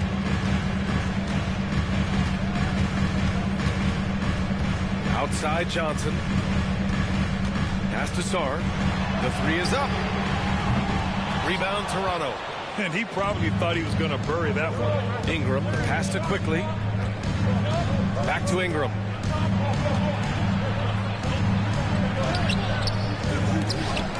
And it's out of bounds. The Raptors able to retain possession here. And since returning from the All-Star break, here are the shooting guards who have been scorching the nets the most from deep. And Darko Rajakovic has called a timeout. And we might see some changes. Coach potentially looking to adjust.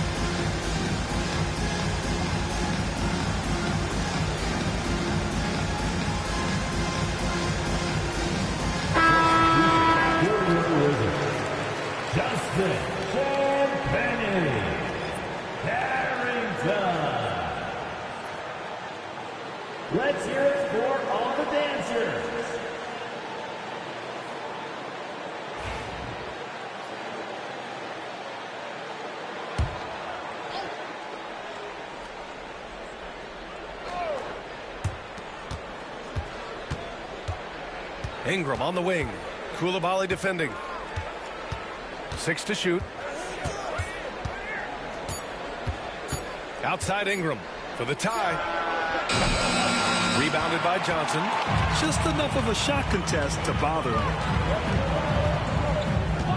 Pass to Carrington. Here's Champagny. Up top, Johnson. Count that bucket. Johnson's gotten 4 this quarter. They just look so overwhelmed inside. That's why they continue to get attacked. Now Ingram. 32 points in the game for him.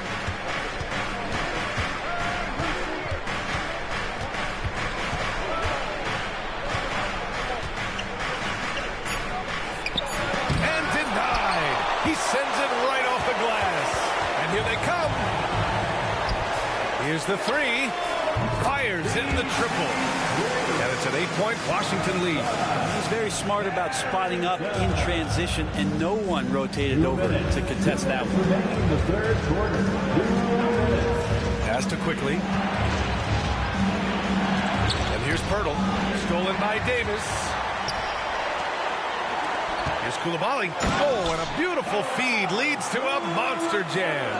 Their offense has been unstoppable, just firing on all cylinders. I mean, this team is just dangerous. Right now, every shot that they're putting up feels like it's going in. Now a moment to take a look at the year-to-year scoring output and how it's been trending for Anthony Davis. And when you look at his offensive output over the past few years, it seems like other teams have figured him out and have his number now. He's having to put in a lot more effort on the offensive end, but without producing nearly the same results.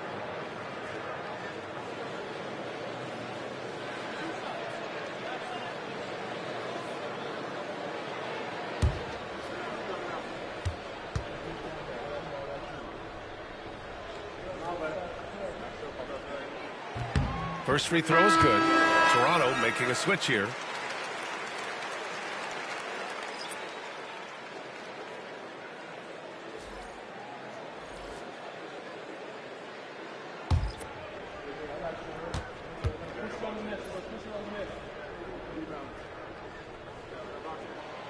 Good on both. Raptors trail by 12. We've got 1:23 left to play in the third quarter here. Here's Dick. Oh, it's blocked. It deflects off the backboard. Here's Shed. They can't stop the run with that one. Washington leading by 12. Pass to Carrington.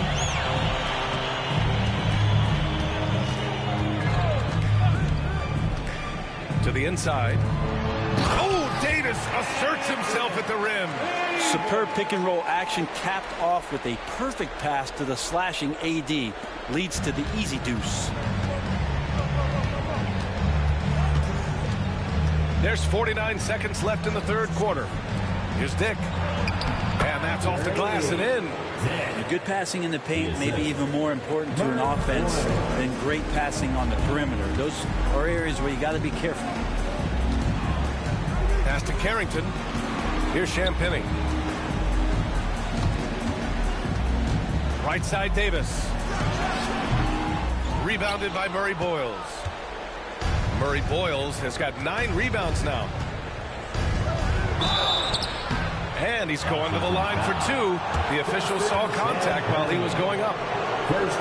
And he just powered through contact trying to complete the play. Shooting for Toronto. Shed at the line for 2. Shooting 2.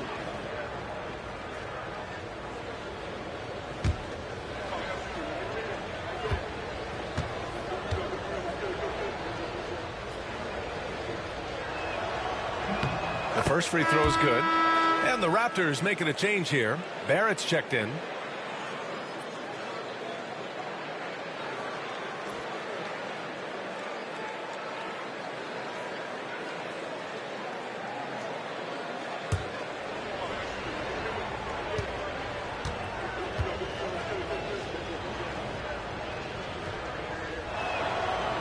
He's perfect from the line this time.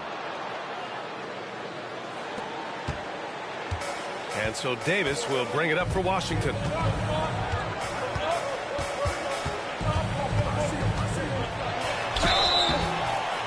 So it'll be 2 free throws. He was fouled in the act of shooting. Intelligent play there by Davis. He knows he has the defense on their heels as soon as he gets the ball that close to the rim. This is his first trip to the free throw line tonight.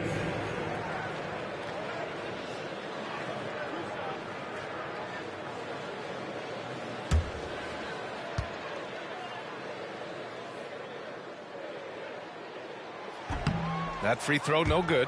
And I think as fans, you always want to see the best in the league healthy.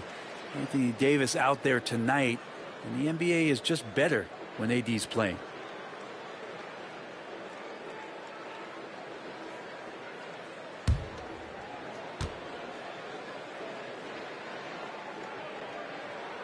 He hits the second from the line. Here's Barrett.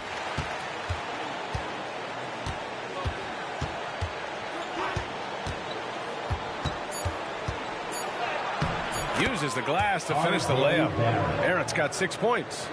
Where's the rim protection? That's just too easy for him. And so it's the Washington Wizards. They have a nice 9-point cushion at the end of the quarter. Their defense has forced a number of key turnovers, giving them a clear advantage on possessions. Time for a quick break, then back to the action.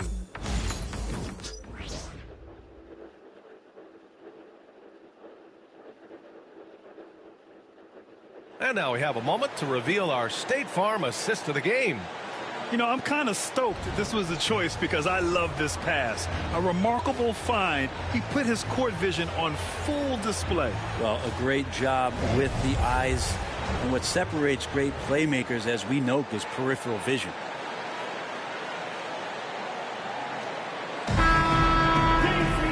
And this is it. Glad to have you along for this 4th quarter. So for Toronto right now, Quickly and Barrett, they're the backcourt duo. Then there's Dick, and it's Mamukelashvili in at the 5, down low. And yep, it's good. Quickly didn't hold back there, taking some contact inside if he has to. Wizards leading by 7. Outside Young. An easy 2 on the layup. Young's got 38 points. And he was dominant in their last outing. And the same thing here tonight. He is in a terrific groove right now. Seems to be nobody standing in his way. No roadblocks for him to get to his spot, capitalize, and continue to be aggressive. Dick, the pass to Barrett. Shot clock at 6. It's stolen away.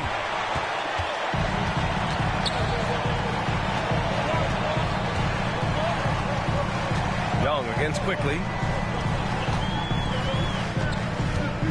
Left side Young. It's good. And he drew contact on the shot, so he will go to the line. A 3-point play opportunity.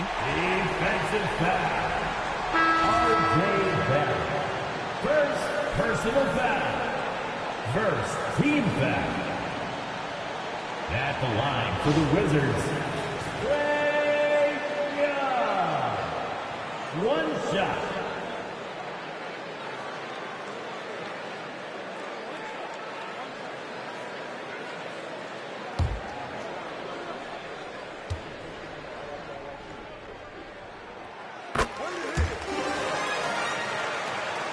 We're just over a minute into this final quarter of play. Young against Quickly. Pass to Mamukelashvili. Fade away. And it's Whitmore with the rebound. Well, if you believe in the numbers, that mid-range shot is not a high-value shot, even with little or no defense on you. Screen by Young. Now here's Coulibaly. Not a lot of room. 5 to shoot. Deflected. And he's able to get it back. And another miss by Washington. Well, he got off to a terrific start from the perimeter, but in the second half, he can't seem to build on that early success. Quickly passes to Barrett.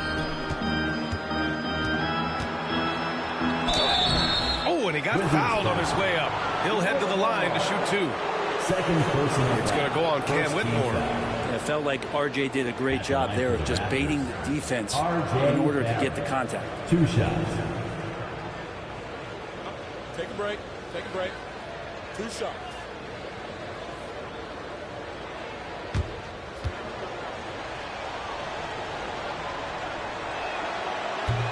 And he knocks down the first one. And with Barrett, we know he can score the ball. Now he must focus on becoming a better passer and facilitator. Johnson, he's checked in for Washington.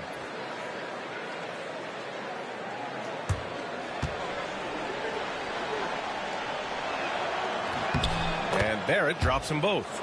If they want to come away with a victory, they just need to keep knocking down those free throws. Young against Quickly. Outside Johnson.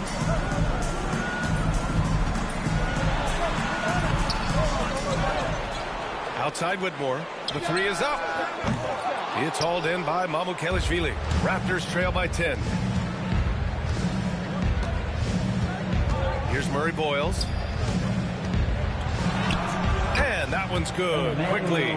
Working inside quickly with good spatial awareness, sensing all things around him.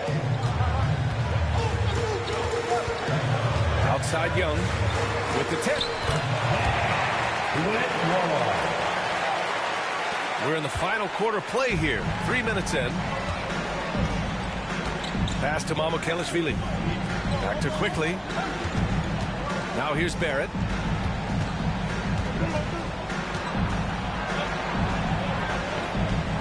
Back to Quickly. Clock at 6. Outside Barrett. Rebounded by Champagny.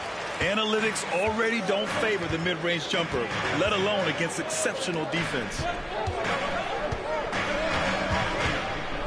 Here in the fourth quarter, just under 2.5 gone by. Johnson with a bucket. Could come down to selection. Bad shots in the first half. Here in the second, using his head, finding some more efficient opportunities to score. Quickly finds Barrett. And you can count it. He'll go to the line with a chance at a 3-point play. Now that's aggressive play from RJ Barrett, and that's how you finish, even through contact. Pirtle's checked in for Mamukelashvili. At the line for 1. What's up?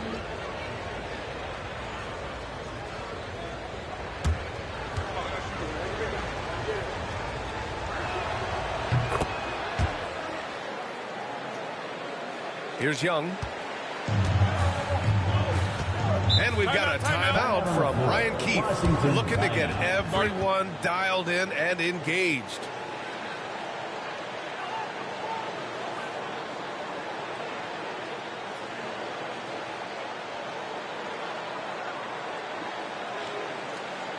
Next time round up, your Wizards dancer.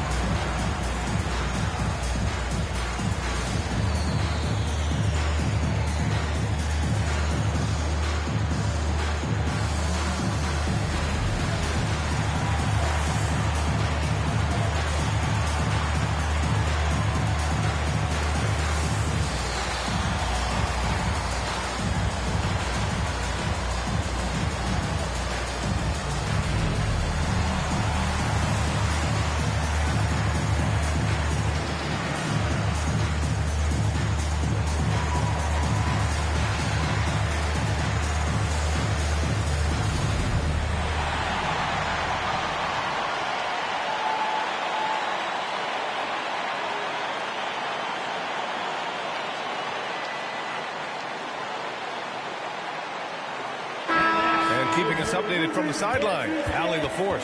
Thanks, guys. I got a chance to hear what Brian Keefe was saying to the team. And despite the lead, they are still coaching this team hard. In the huddle, they told their guys to stay alert. Do not give them anything easy. They want to protect this late lead. B.A.? Great work, Allie. Thanks.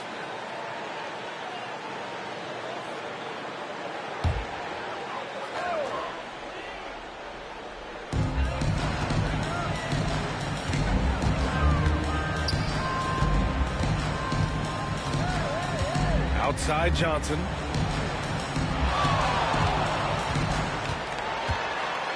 Down to 5 on the shot clock.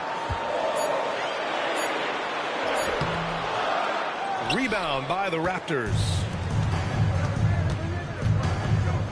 Kicks it out to Barrett. And that one goes out of bounds. Last touch by Barrett. Man, if you're going to grab it, grab that thing. He just lazily reaches out for that, and the result is it's deflected right off of his hand. Scotty Barnes checked in for Toronto. Ingram comes in for Quickly. Wizards leading by 9. Johnson on the wing. Pirtle with the block. And Pirtle's got a high defensive IQ, great awareness, which is why he's able to block and alter so many shots. And Barrett has got the ball here for Toronto. Here's Ingram. And again, Toronto no good. That's gotta frustrate him. He knows he should have made that one. Yeah, you can't make them all, and you for sure you want him taking that kind of shot. Pass to Young. Corner shot. The rebound by Shed. I know it's about defending the post and the three-point line these days, but still got to be active in the mid-range area. The defense gets away with it. And a look now at the Washington Wizards' upcoming schedule. On Wednesday, they'll be matching up with Andre Drummond and the Philadelphia 76ers. And then on Thursday, they head back home to host the Indiana Pacers. And looking at the Heat matchup, you'd be hard-pressed to find a more even pairing in the league. That one promises to be a really closely fought battle.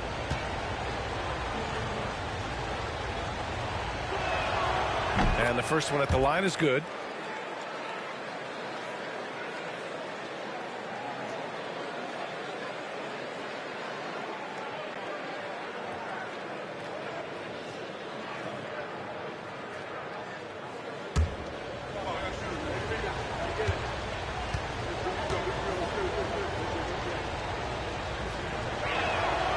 And that's good as he hits both shots. Washington leading by 7. Outside Young.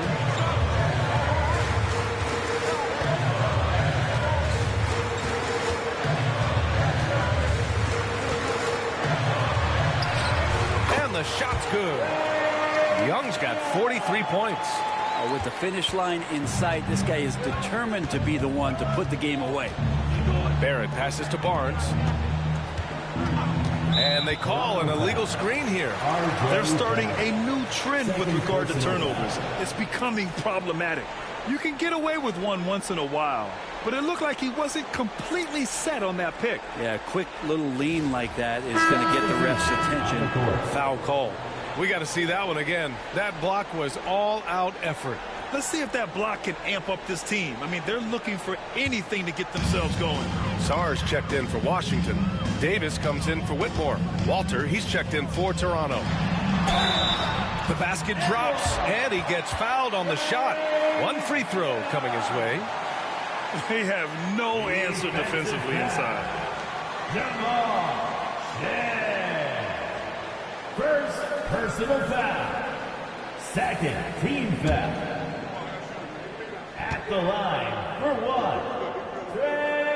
Free throw, no good for Young. All right, let's say you're starting a new franchise today, and you get to pick any player in the league. Who you got, Grant? Oh, man, there's so much talent to choose from. You can't go wrong with Doncic, Antetokounmpo, or Jokic. There's some enticing young players, too, like Anthony Edwards as well. Wizards leading by 8. Young, the pass to Davis. Here's Champagnie. Outside Davis. 6 on the shot clock. Here's Young.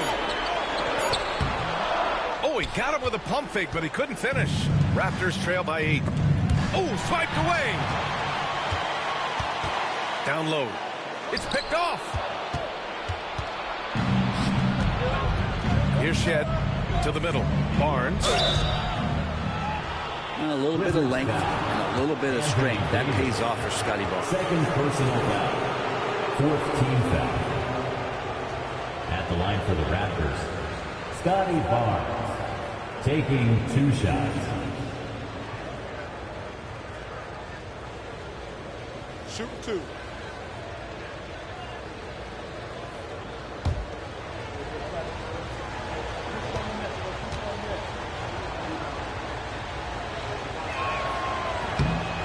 can't get the first one. And Scotty Barnes just is one of those guys that's a complete player and competes. George, he's checked in for Champagny. And Toronto also making a switch.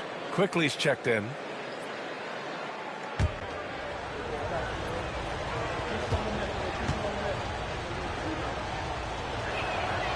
Good on the second one. Wizards leading by 7. Outside Johnson. It's George on the wing. Back to Johnson. Pass to Davis. Outside Johnson. Shot clock at 6. Here's Young. And it's good.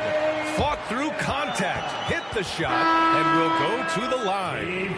Barrett's checked in for Toronto. Jacob Berger. Third personal foul. Third team foul. At the line for the Wizards, Trae Young. Shooting 1. Free throws good. Young. Raptors trail by 10. And here is Barrett. Outside Ingram. Inside. From deep, Johnson. It falls. 5 for 11 in the game. He was sitting back a little bit there in the first half, but feels like showtime now, and he's ready to put some major points up on the board. And he lobs it up to the rim. Hammers the lob through. Yeah, R.J. Barrett can do that pass on target, and R.J. taking care of the rest. Quickly against Young. And he was fouled while in the act of shooting, so he'll take 2 free throws. 4th personal foul. 4th team foul. At the line for the Wizards, Trae Young. Taking 2 shots.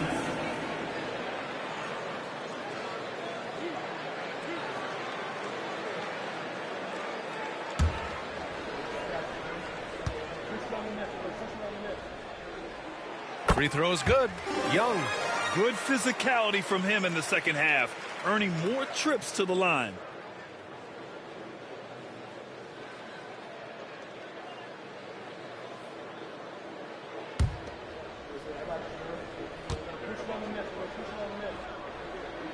And so he hits both.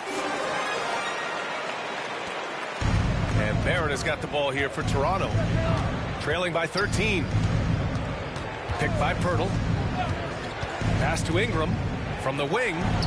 Again, the Raptors good for 2 more. He makes it look effortless out there. Until the defense actually presents a challenge for him, expect those kind of results. Johnson against Barrett. And here's Young.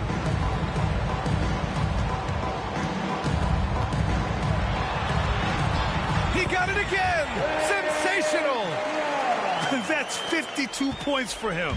Making it all look too easy right now. Barrett passes to Barnes.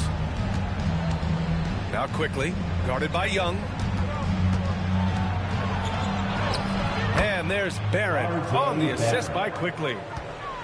Quickly's got his 7th assist here tonight. Young against Quickly. Young can't hit. Raptors trail by 11. Ingram pass to Quickly. Back to Ingram. And a miss there with a chance to cut the lead to single digits. Washington has got 7 of their 16 three-point attempts to go in. George passes to Sarr. Now Young.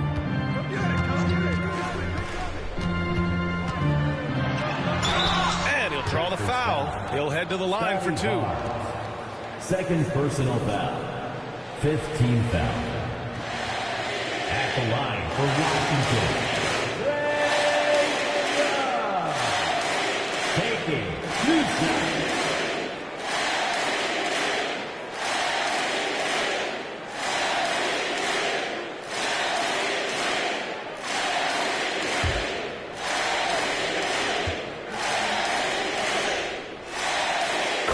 steps of first.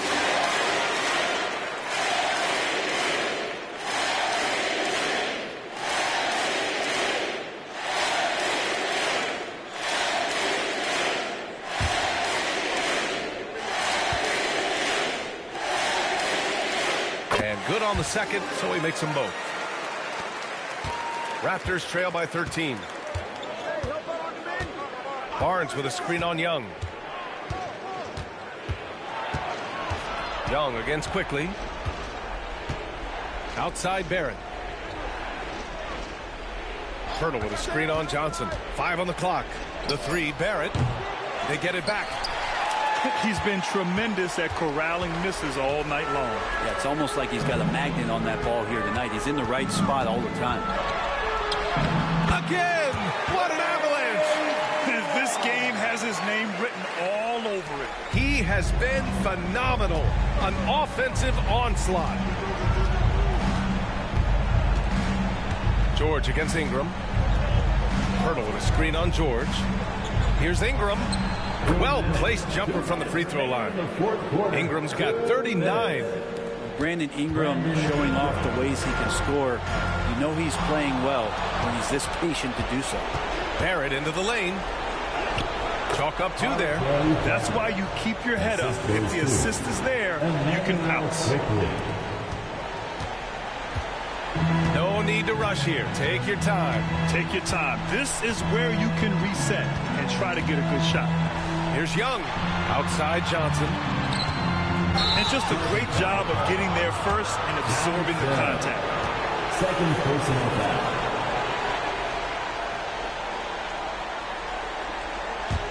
Raptors trail by 11. Outside Ingram. Shoots over Sarr. And the Raptors getting another bucket right there. That jumper right there, pretty pure from B.I. Sized up the D and just took it. George feels it out a bit to the paint. Oh, got a piece of it. And stolen by Barrett. We've got 1:08 left to play in the fourth. Barnes passes to Barrett. Stolen. Johnson with it. George outside. On the wing, Davis. Outside Young. Puts the move on, and the foul is called. He missed it, so he's got a couple of free throws coming his way. That one on Barnes. Team is in the penalty.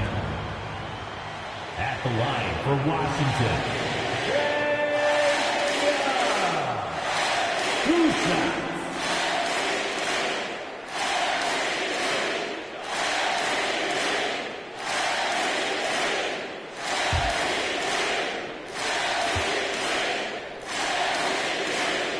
First free throw is good, and that'll push the lead to double digits.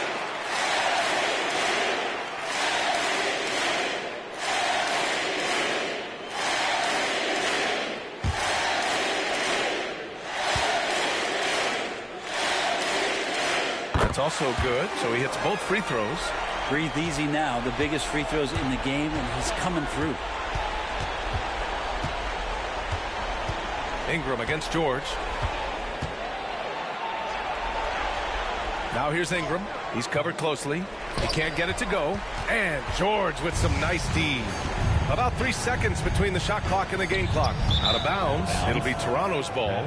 Yeah, he loses concentration just for a moment. Might be getting a little complacent sitting on this lead.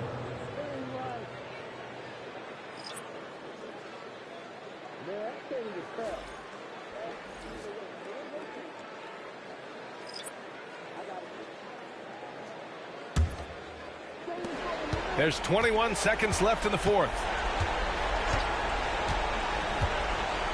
Here's Shed. Outside Dick from outside the arc. Doesn't go that time.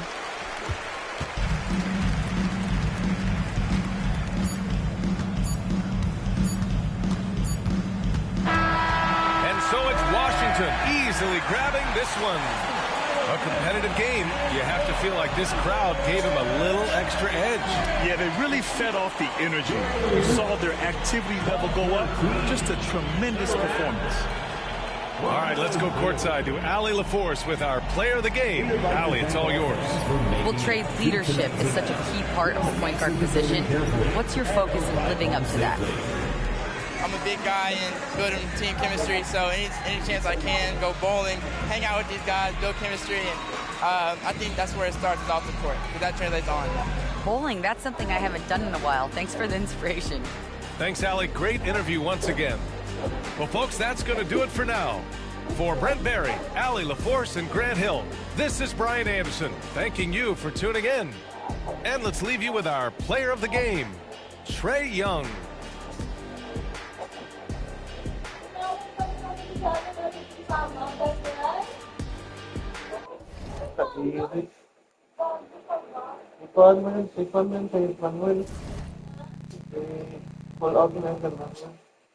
Diyan ako afraid na ganyan.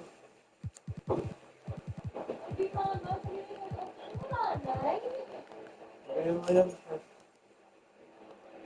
Kasi kung hindi si Manuel, isama yan. HR mo yan.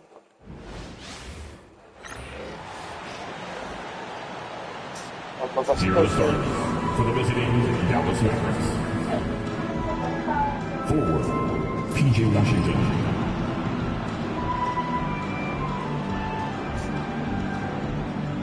At guard, Klay Thompson.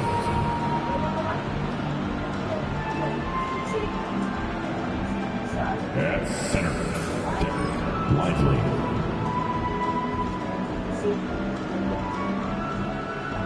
At forward, Cooper Flag.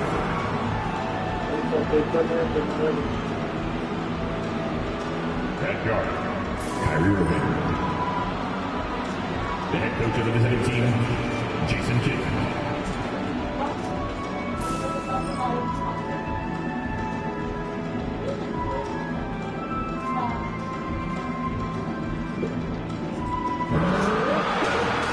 This is your starting five.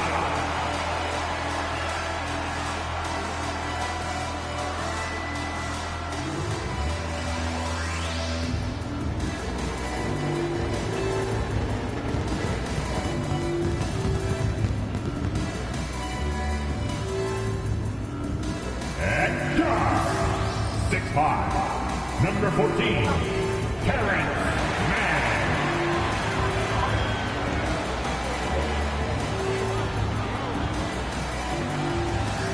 At forward, 6'5", number 30, Ochai Agbaji.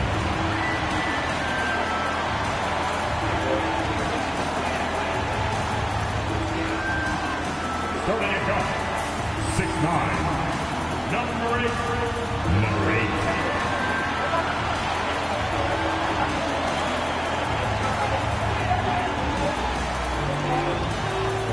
At center, 6'11", number 33, Nicholas Claxton.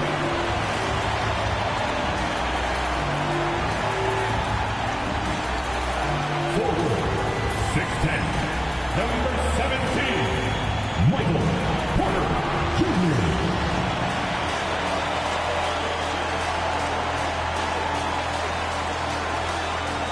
Thanks for joining us here on 2K Sports for NBA basketball.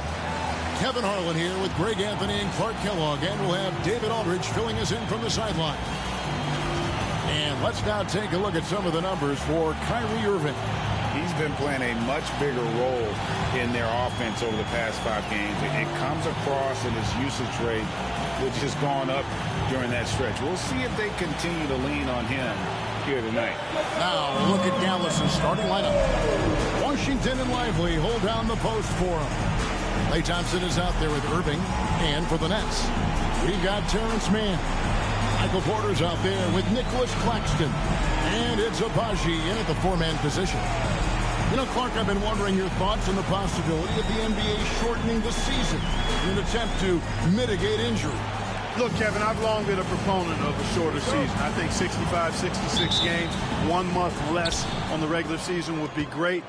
We know load management didn't decrease injury rates, so I'm not sure a shortened schedule would either, but I do know it would improve the quality of play for the players, and I think that would be beneficial to the fans. Clock at 6. Lively with the screen. Over Claxton. Lively's shot is off. The Nets on offense. Inside. Stolen by Lively. Fast break Dallas. Here's Washington. Cross contact on the shot, and now a three-point play chance as he'll head to the line. For Washington, working the glass is all about agility and tenacity and some solid length, too. And he's got his first chance at the line here. One time on the line.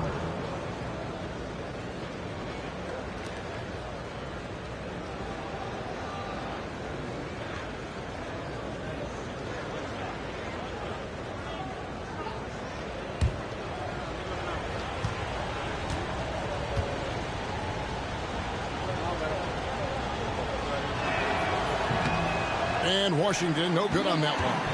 But we were just talking, P.J. Washington has improved his defense, hasn't he? He really has been intentional about getting better at that end of the floor. And, you know, he always had a good foundation for potentially being an outstanding defender, but then he put the work in.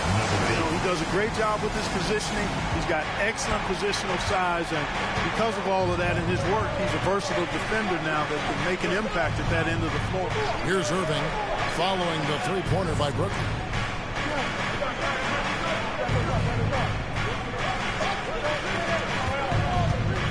Guarded by Porter. Back to Irving. Trains it from beyond the arc. The fire that Irving plays with, admirable. I mean, and you can feel it. When you make a three on him, it's payback time. He's coming at you. Pass to Abaji. And here in the first, closing in on 2 minutes play. Claxton inside. Lively defending. This one for three. It's rebounded by Dallas. They put up a nice win against Detroit the last time out. In that one, they owned the backboards. Most of the second chance opportunities went to them. Plenty of heart and hustle in that regard. I mean, they made sure to hit the glass hard and often. That was just a perfect possession, getting it in tight for the high percentage shot. The kick out to Porter. No good with the triple. Claxton with the steal. First quarter of ball, almost 2.5 minutes in. And Lively's on you like this with all his size and length.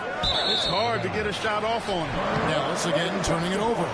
And here we can check out the story on Kyrie Irving. Since the break, he's been simply stellar. And how about his top 10 ranking and free throw percentage? A knockdown shooter, ultra reliable from the line. And the only way you average top 3 in points if you have that scorer's mentality. He knows he's the go-to guy. And everyone else knows it as well. Now, here's Porter. He had an 18-point outing in the last game against the Pacers in Indianapolis. And just playing well within the offense. Porter's not forcing his own shot and shows solid court vision and passing ability. Here's Irving.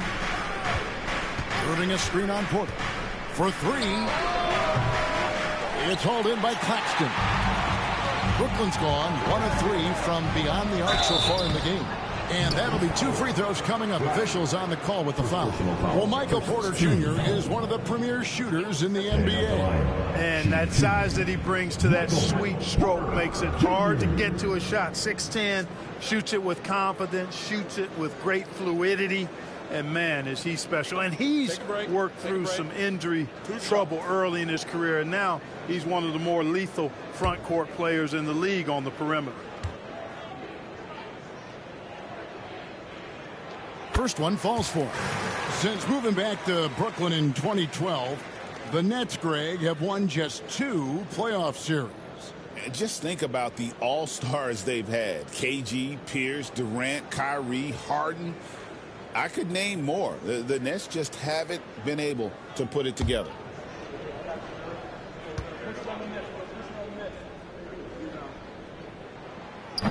So he hits 1 of 2 from the stripe.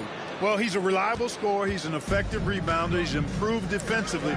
There is a lot to like about Michael Porter Jr.'s game. Now, here's Washington. He's averaging just around 8.5 points a game. Lively sends a screen for Irving. Good on the triple. Irving's got 6. Pick works well there. Not much resistance from the D. Yeah, that's not the defense you need. You got to be tougher defensively. Pass to Abaji. They set the pick. Lets it go from deep. Hits it from 3-point range. For real. Come at us, and we're coming right back at you. A little back and forth from long range. I love it. That's a terrific answer there. Now, here's Washington. Defense right on him. Spins. Here's Irving. Rebound, Brooklyn. You're not going to see that very often. Plenty of space, but he just, let's face it, he whiffs on that. Quick shot there, and it's off target.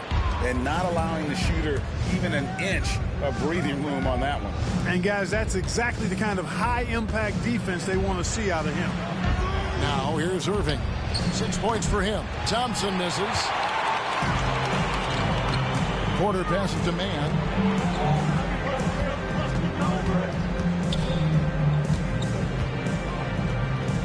Here's Abaji. Covered by Irving. Pass to Claxton. Nets passing it around. Here's Abaji. And trying for the go-ahead basket. It doesn't go in. And now the latest from our reporter, David Aldridge. Hey, Kevin, had a chance to talk with head coach Jordi Fernandez. Now, coach immediately recognized the many talents of Kyrie Irving. One thing he pointed out was not losing Irving on defense. Coach said Irving is just as dangerous without the ball. We can't let him get behind us. We have to make sure someone is on him at all times. Back to you. All right, thank you, David. And the Nets with possession here. The Mavericks making the shot. Count the bucket, and he's got a free throw coming up as well. And can you always depend on him or what to lead you to the right place with that pass? Money. First trip to the free throw line for him tonight. At the line, Ochai Abaji. At the line, 1 time.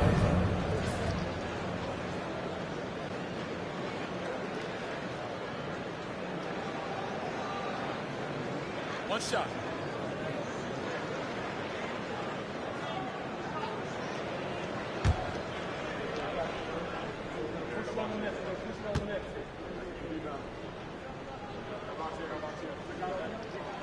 That one drops. He ties it up. Well, we know, GA, the Mavs are so adept at hunting the matchups they want. They're patient and methodical. They never look like they're in a rush, right? Even when you send a double or trap the ball, the Mavs stay calm and know where to go. It's what makes slowing down their pick and roll so difficult. Now, here's Porter. He's covered closely. Here's Mann. A miss that time. Would have put him up. And so it's Irving. He brings it up for the Mavericks. Down low. And he stuffs it. What a pass to set him up. You got to appreciate Kyrie Irving's court awareness. Outstanding.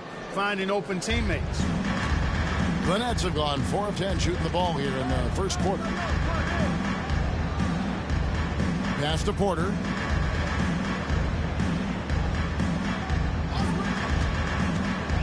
To the inside.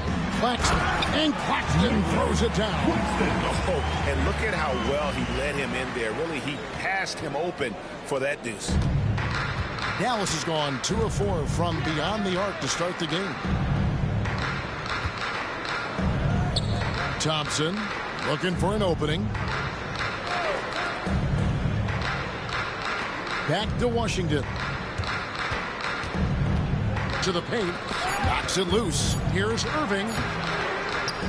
Second chance shot. And it's Lively laying it in. Lively's got his second bucket of the game to go.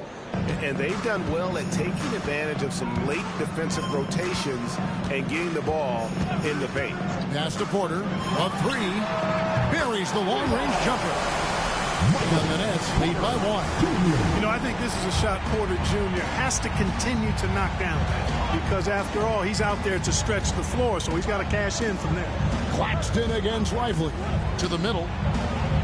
And that one's good. Irving's got 8 points. They're finding lanes to the hoop now with consistency. 5 buckets in a row from the paint. And on the flip side, the defenders have to show more fight on the interior. They've got to offer more resistance here. Paxton a screen on Irving. Drills the three-pointer. He's got 6. Yeah, those are starting to add up, guys. Of their last 5 baskets, 3 have been tripled. Now here's Thompson. 23 points his last outing. Lively finds Irving.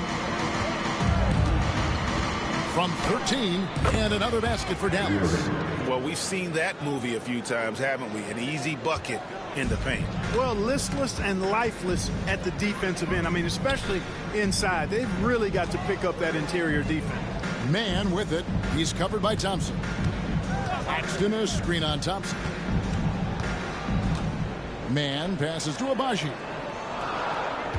There's a good screen over Washington. Abaji can't get it to go. And already they've staked out a noticeable advantage in terms of aggression and controlling the backboard. And the trend they'd love to continue right through the next 3 quarters as well. Irving can't hit. Brooklyn's gone 4-7 from three-point range so far in the first. Porter passes to Man.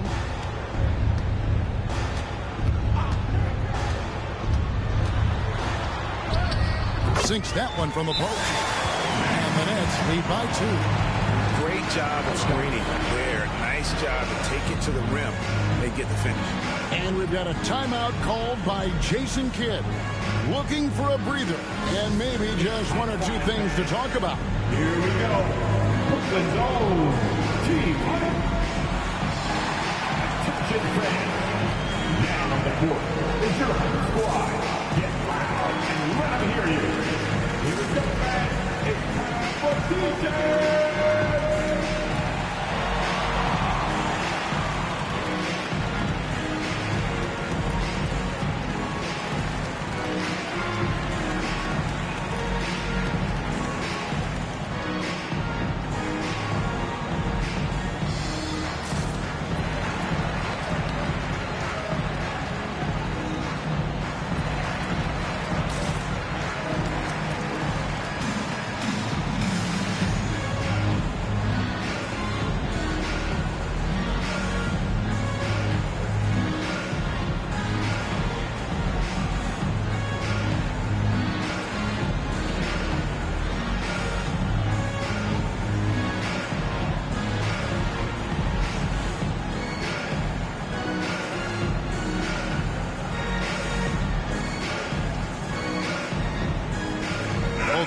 Deciding to change it up.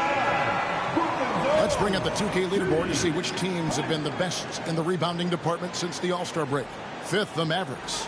I mean, they just out-muscle their opponents under the glass. I mean, impressive rebounding numbers, and they've really only gotten better. The Mavericks trailer.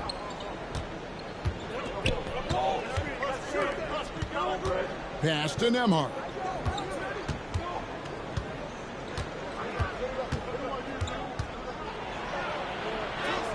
Banked in off the glass. Nembhard's got it all tied up now for the Mavs. Yeah, that was the 3rd straight high percentage look the defense has allowed. The defenders have got to start putting bodies on bodies. Here's Traoré. He had a 15-point outing in their last game against Indiana. They set the pick. For the 3. Drains the three-pointer. And the Nets lead by 3. And they don't want to get in a habit of giving him open looks from 3. First quarter still, but not who you want to leave open. Last 2 minutes to play. First quarter. Here's Nembhard.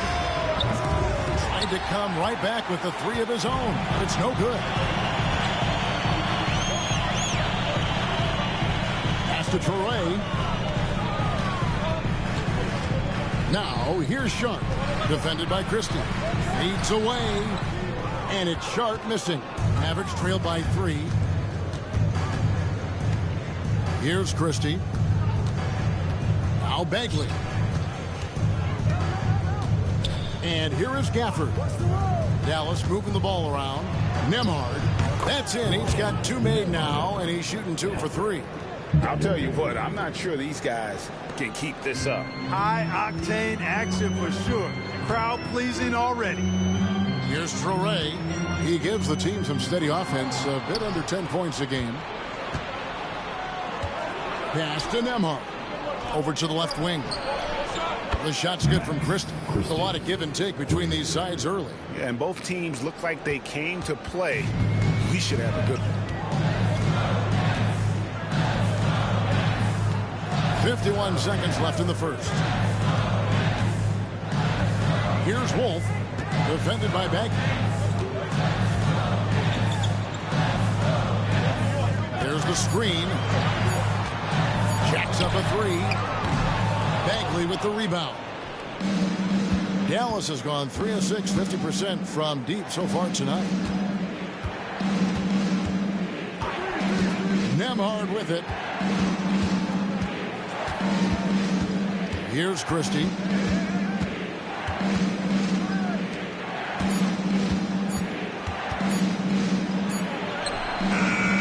Beat the shot clock, but it's off the mark. Here's Wolf. Pulls up on the elbow. And no good on the last second attempt this time. What a performance for Kyrie Irving.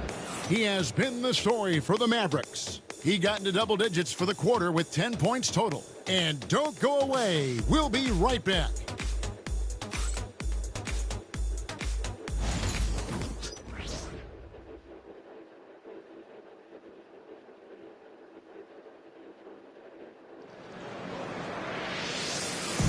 Some good action already in this one, but a fairly even matchup after the first quarter of play.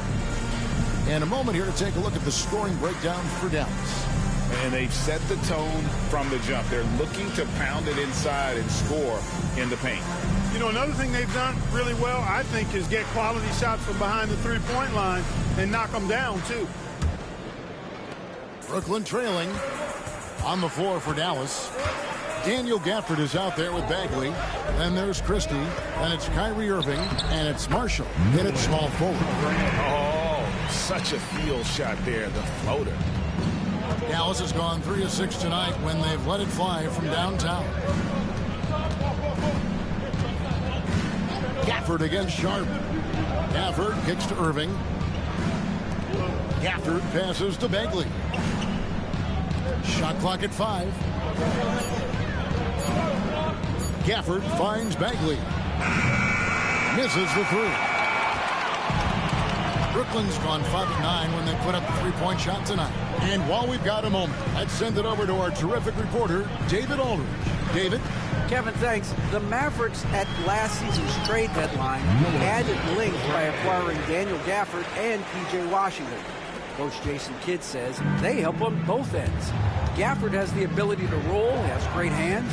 P.J. can put the ball on the floor and guard 1 through 5. And defensively, they both bring physicality. Kevin? David, there is an argument to be made. That was one of the best trades at midseason this league has seen in a very long time. Greg, you love this topic more than anyone when you think about the best ball handlers of all time. Where does Kyrie Irving rank on your list? Well, you know, I think, Kevin, he's at the very top. I've never seen anyone else pull off some of the things he does. Certainly makes a strong case for the best ever.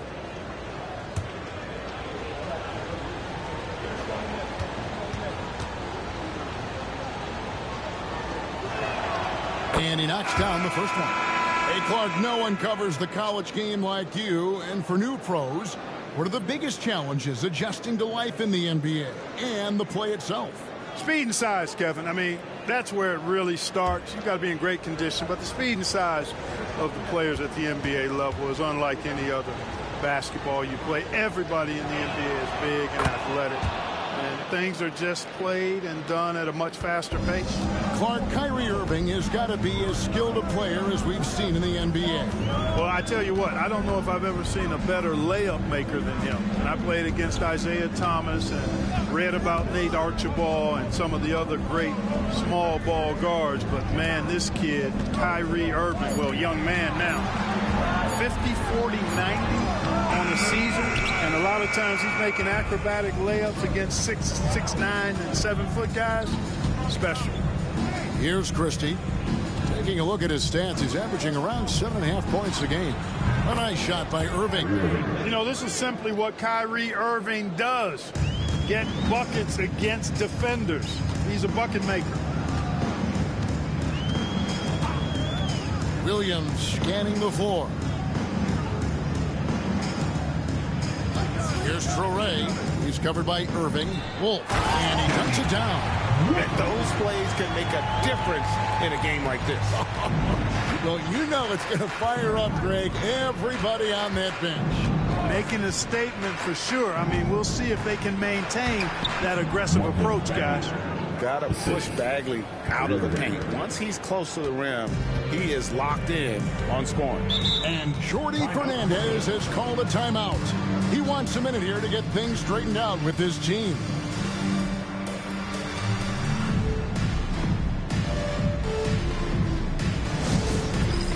All right, fans, it's time for the dance stand.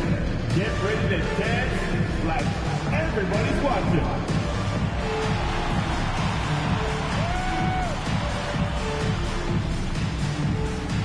Keep it going. Let's go.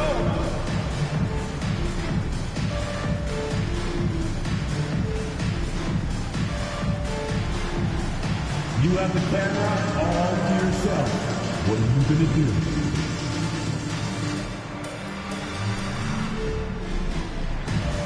You gotta dance like everyone's watching, dude. Like everyone's watching.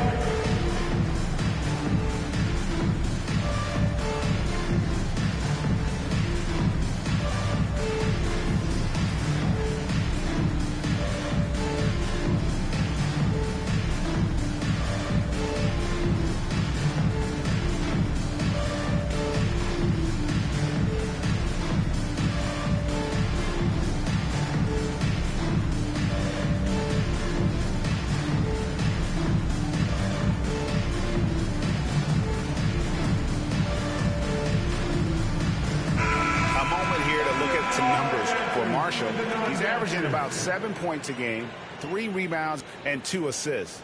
And there isn't much to write home about with his numbers. I think he'd like to up his contributions. Yeah, but you got to earn that chance. I mean, you get what you earn. His numbers are fine, but he's not going to get a lot more floor time unless he turns it up a notch. And we're now a little over 2.5 minutes into the second quarter. Here's Abaji. He has 6. And then Sharp with the dunk. Wow, fired that bounce pass in there. Beautiful. And so it's Irving. He brings it up for the Mavericks.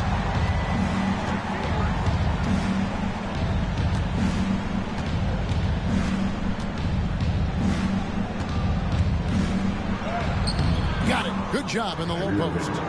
Irving's got 7 now in this quarter. He has created some terrific opportunities for himself and really made the most of them. Pass to Abaji. Nice ball movement by Brooklyn. Nice shot by Traore. Traore's got the game tied up here for the Nets. It works well there. Not much resistance from the D. Yeah, that's not the defense you need. You got to be tougher defensively. Outside, Bagley. Here's Irving.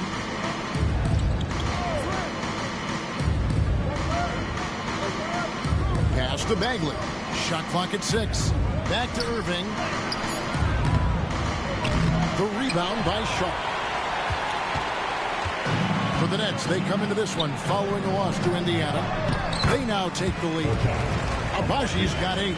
Yeah, and they're starting to warm up from the field this quarter. Adding to their lead, and you see that field goal percentage for the game steadily heading north. Now here's Irving. 17 points in the game. Here's the 3. The rebound by Sharp.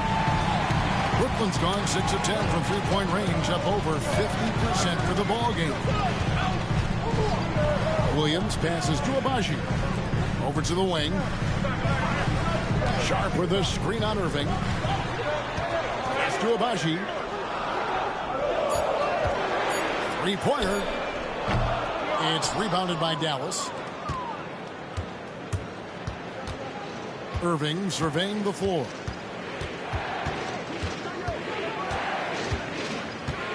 Here's Christie. Bagley with a screen on Williams. Inside. And finished off by Bagley. Yeah, just great instincts there in the pick and roll. Like how fierce Bagley cuts after setting the pick. And Jordi Fernandez has called a timeout.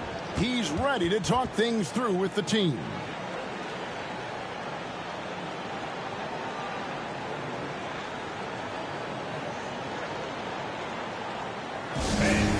Your next U.S. team.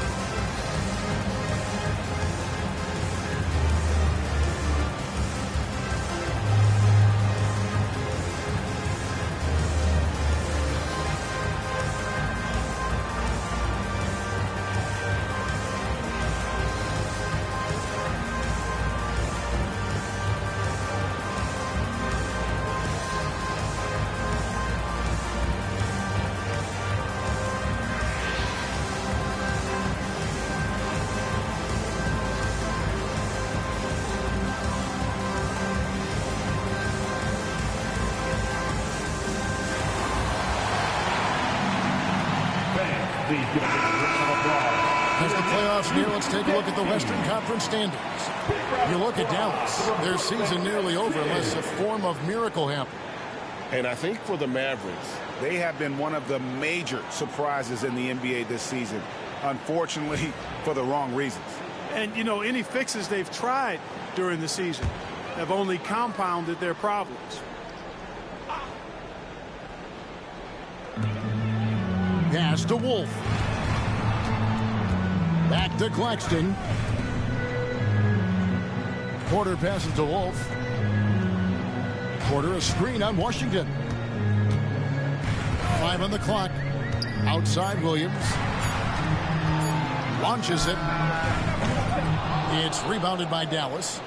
Washington's got his 4th rebound with that last one here tonight. Down low. Here's Lively. Irving up top. The tray looks good, is good. That's his 7th basket in 12 tries. And he's starting to show that killer instinct this quarter, looking to extend the lead. Williams passes to Porter. And again, it's the Nets missing. Dallas leading by 3. Pass to Washington. Back to Irving. Lively a screen on Porter. Irving for 3. Wolf grabs the miss. Brooklyn's gone 1 of 4 from 3-point range in the second. Not a whole lot dropping out there for them. Porter looking it over. And again, no good by Brooklyn.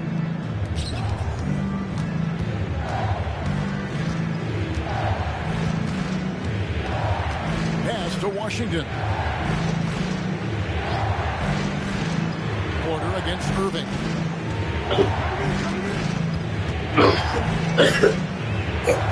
Yes, indeed, it is good. He's now 8 for 14. Boy, has he put his foot on the pedal here this quarter. He's doing a terrific job in terms of leading their offense. Now here's Williams. 8 points his last outing. Here's Clowney. To the paint. Shot to stop the run. And finished off by Porter. Boy, the size, the vertical, the explosiveness. Porter Jr. has all the tools to throw it down. Irving against Porter. And the basket is good. Got it to go through on the contact, so a free throw coming up Great opportunity for a three-point play. The Mavericks have made 2 of their previous 3 free throws in today's game. So for the Nets, Abaji's checked in. Mann subbed in for Williams.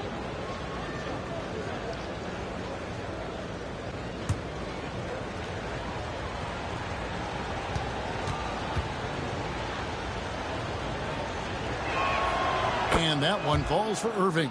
And just a much better job of attacking and getting to the line here in the second quarter. Didn't have a single attempt in the first.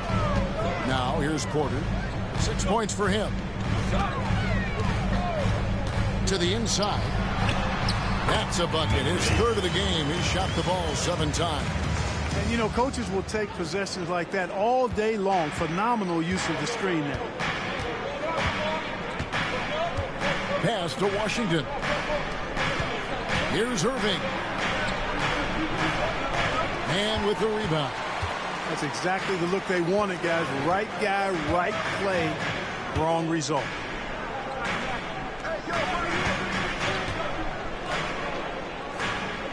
Now here's Porter. Picked off in midair. Fast break, Dallas. Pass to Irving. Nice pass. Right under the rack perfectly for the layup. Irving's got 27 points. You know, he started the game knocking down shots, guys, and now in the second quarter, he's taking it to another level. And we got a timeout here called by Jordi Fernandez. He wants to regroup and go over the strategy.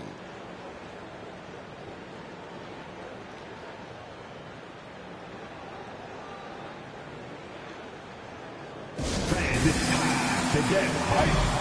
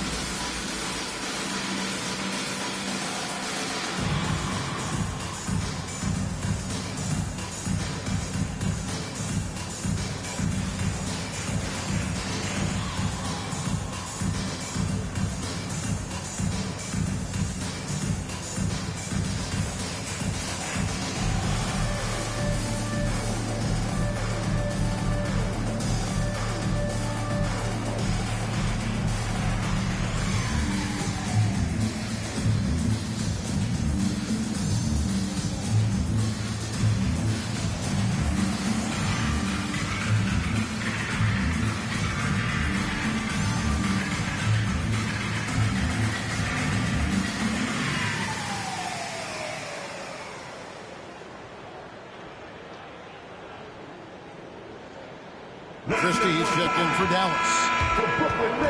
Now let's go to the 2K leaderboard to look at the teams that specialize in intimidation. In third, the Mavericks. I mean, terrific rim protection. I mean, they rotate and help on the inside as well as anybody. And, of course, you want to keep offenses on the outside shooting jump shots, and that continues to be the goal.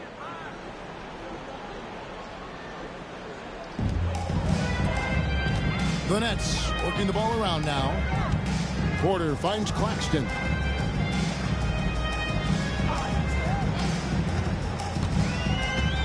To the middle. Here's Mann. Up and in. Off to an efficient start. 2 for 3 from the field. The chemistry has been terrific. Really impressed with their offensive execution. You know, the defense has really been kept off balance because of the outstanding passes. 4 straight field goals have been made off an assist. Now, here's Thompson. He's been playing a big part of their offensive scheme, averaging around 15.5 points a game. To the surprise of some, Derek Lively made an immediate impact as a rookie. Count me amongst those folks, Kevin. I saw him in college, and I liked his potential, and I thought it would take a while longer for him to have an impact, but boy, he has exceeded expectations in a big way.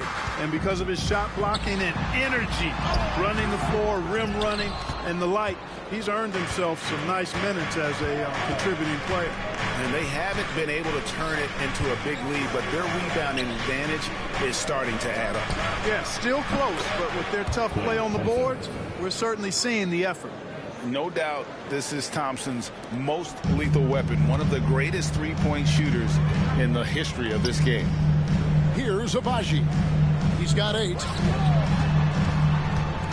Here's Porter. Pass to Man. Claxton is screen on Thompson. Man. Off target from three-point range. Now the Mavericks with it. They're on a 15-6 run. The offensive rebound. Here's Washington. Laid in with a nice touch off the glass. Washington's got the lead up to 9 now for Dallas. Well, I tell you, you look at Washington's motor and his effort, a lot to like about both. I mean, he uses length and instincts to do a good job on the glass. And didn't do anything fancy there, but didn't need to. Nope. His only concern right now is getting the points on the board. I don't mean style points. Hey, I thought there was some style there, guys. What are you guys looking at? I mean, it was still a pretty sweet, flavorful one-hand flush. One shot.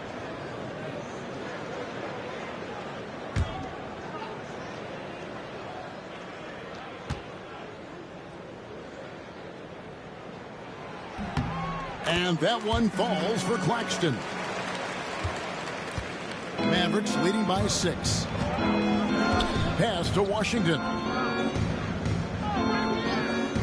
At the top of the key, Thompson fires it up. And all around the rim that time before dropping in.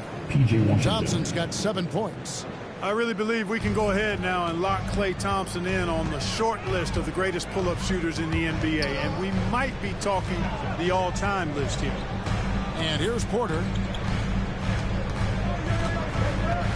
Claxton a screen on Washington. Here's Abaji. It's out of bounds. Nice touch by Lively. And taking a broader look here at the year-over-year scoring trend for Klay Thompson. And looking at his offensive numbers from the past few years, it seems like teams around the league have kind of figured him out. He's having to work a lot harder for his points, and they haven't been coming nearly as easily as they used to. Here's the screen. Here's Abaji.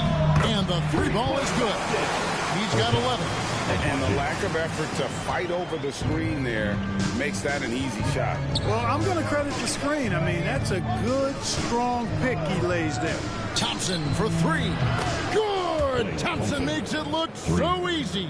After having none in the first, he gets 2 3-point shots to go here. Pass to Abaji. And the Nets, another 3. And an eye for an eye. Both teams working to stretch the floor. Nothing like answering back. One team gets 3, you fire 3 of your own. Boom. Lively against Claxton.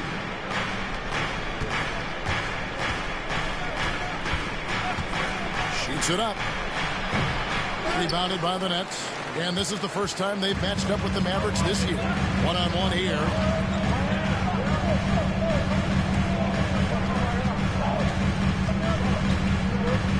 Here's Man. He's covered by Thompson. Puts up a 3. No good. What a performance for Kyrie Irving.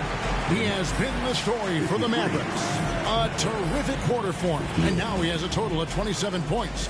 Shouldn't take him long to get up over 30. And now let's catch up with David Aldridge, who's standing by from the sideline. All right, Dave. Thanks, Kevin. Jason, a hard-fought first half. How do you assess the game so far? We're going to need everybody. And the one thing we got to do is we can't settle. We got to keep attacking and get the ball in the paint. Use that length to your advantage. Thanks, Jason. Back to you, Kevin. Thank you, David. And we'll be right back after halftime to start the third quarter. See you in just a bit.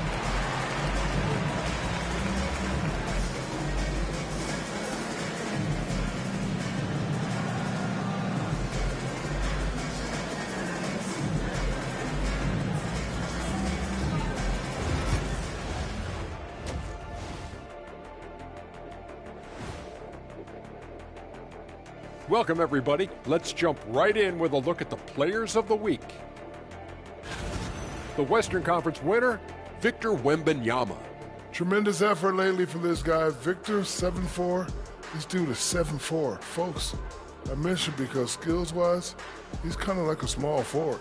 Lots of great NBA players from France, but he has a good shot at being the best of that group. Circling back to our game now, Kyrie Irving on fire in that first half. An all-world talent. I mean, Kyrie's got the handle, he's got the shot. I mean, no one's come close to slowing him down tonight. MVP of the first half, no doubt. Prime time entertainment. And that concludes halftime. Now time to send it over to Kevin Harlan as the game's about to resume.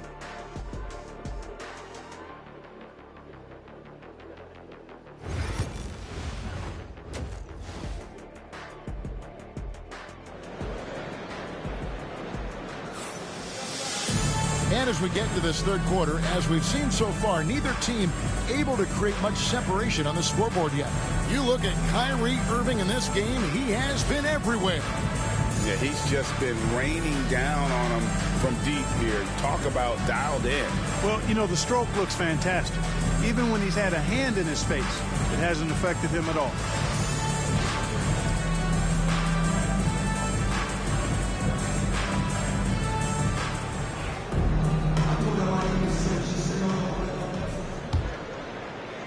Nets trail by 5.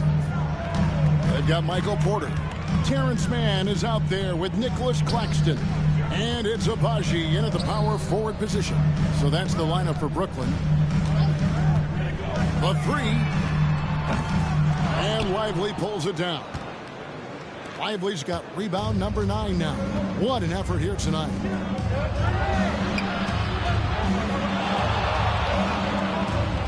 Lively is screen on Porter. 6 on the shot clock. Guarded by Porter. Oh, good with the triple. And here are the Nets. It's a 5-point game. They'll be playing host to Toronto for the next one. They'll find themselves in the middle of this string of 3 straight at home. Pass to Claxton. Over Irving. Claxton with a bucket. Claxton's got 9.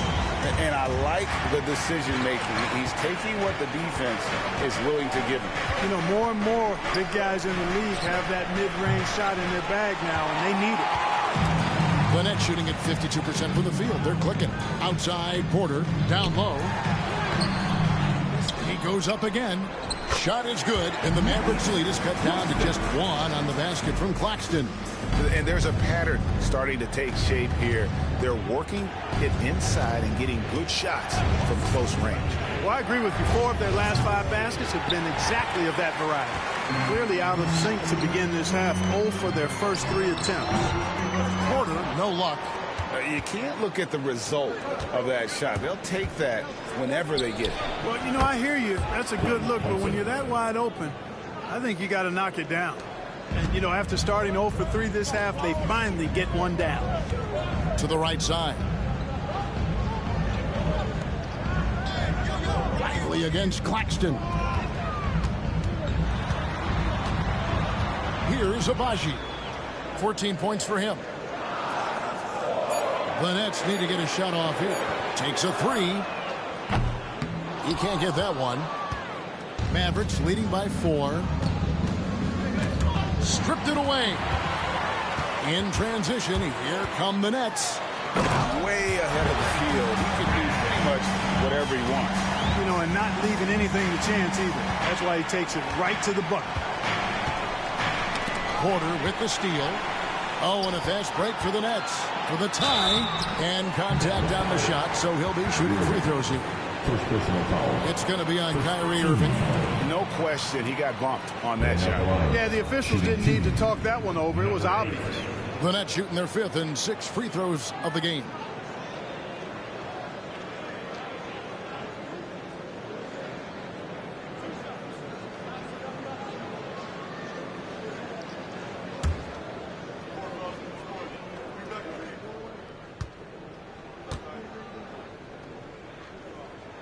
And the first one at the line is good.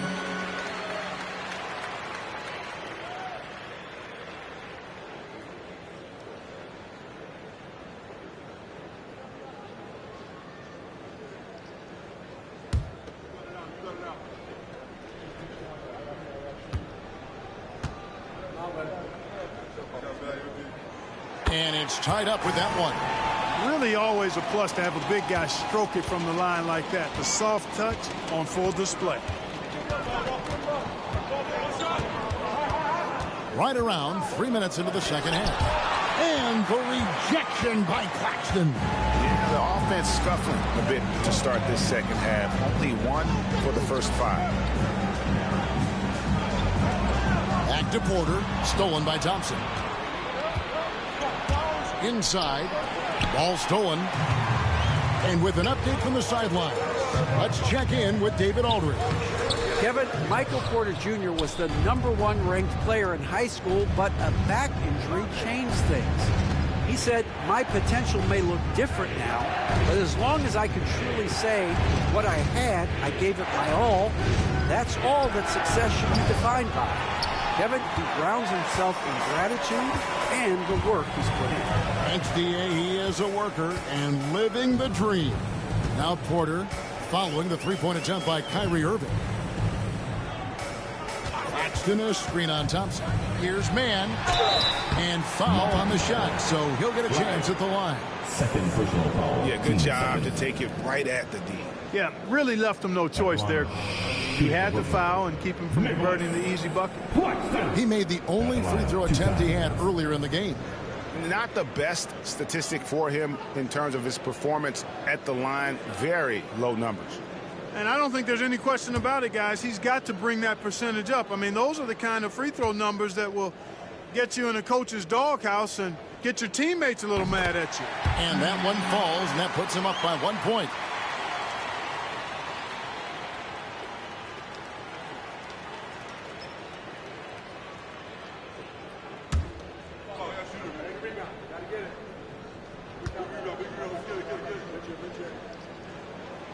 He's off on the second.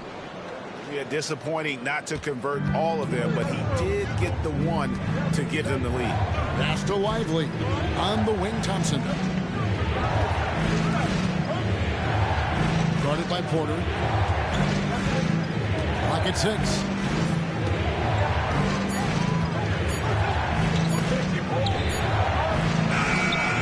Brooklyn with the rebound. Porter's got his 5th rebound in this one.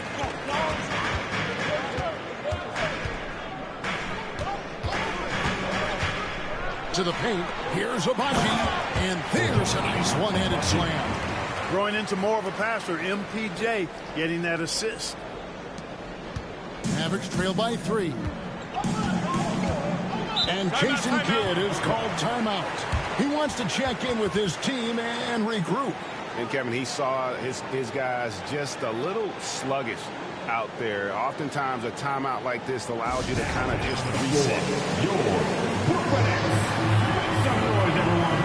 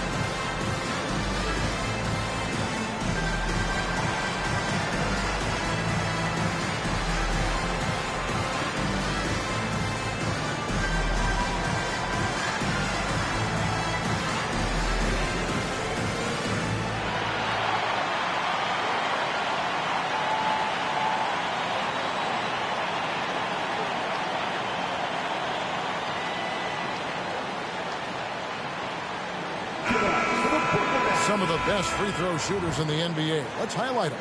5th on the list, Kyrie Irving. I mean, he's not going to miss many foul shots. That's for sure. He is a machine when he gets to the charity stripe.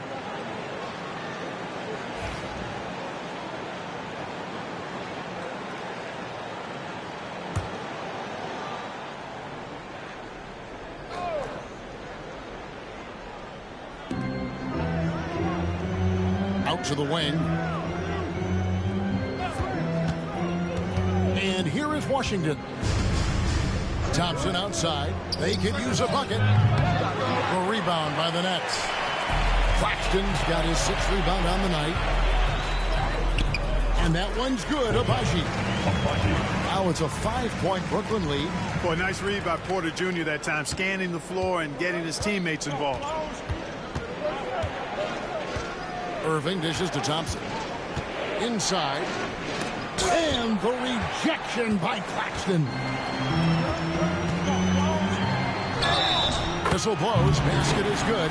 So a chance here for a 3-point play. And this has been a great job of just getting into the middle of that defense and really scoring effectively from the paint. And let's quickly check out the scoring breakdown here for Brooklyn. I like this throwback approach they're taking, looking to score high percentage shots in the paint. And so far, it's working. And the thing I've seen that I've really been impressed by is they've gotten everybody involved. Unselfishly making that extra pass, getting that ball to the right guy at the right time for the good shot.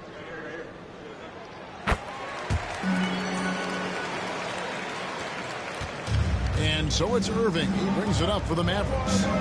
Trailing here by 8. From past the arc, a 3-pointer is right on target.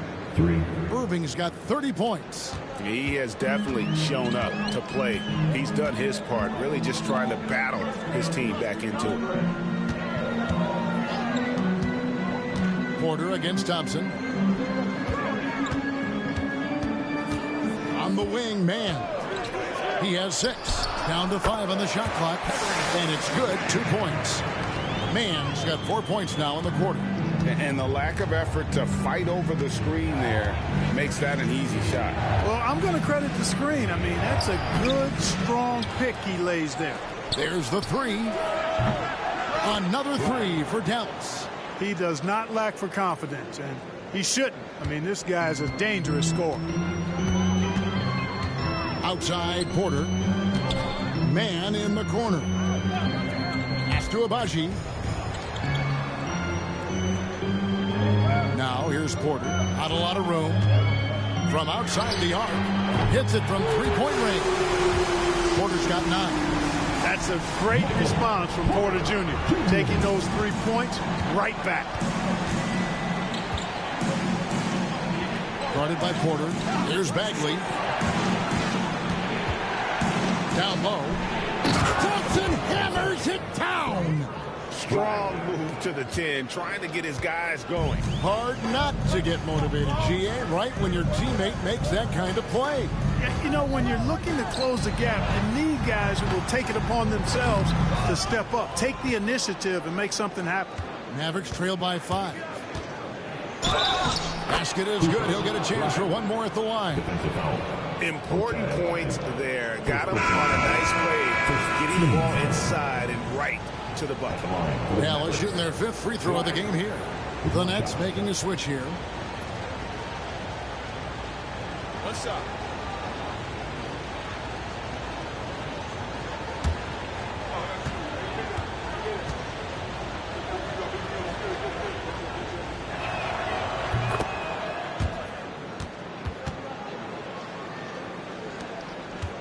Here's Traore. 10 points for him. And Jordi Fernandez has called a timeout. This will give him a chance to discuss some potential alterations.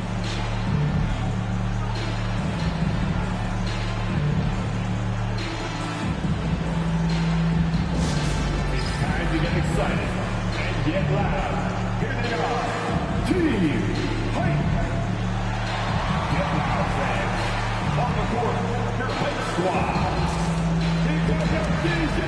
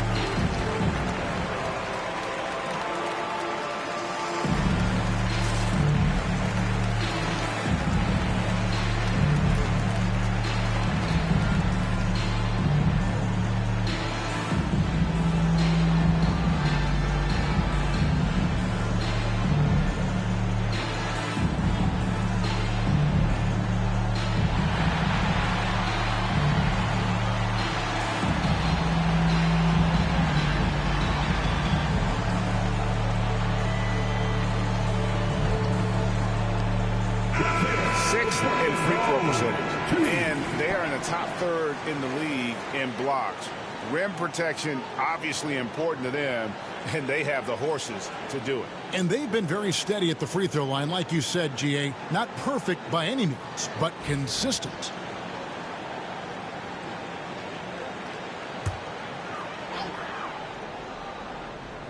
Here's Williams, still without a basket.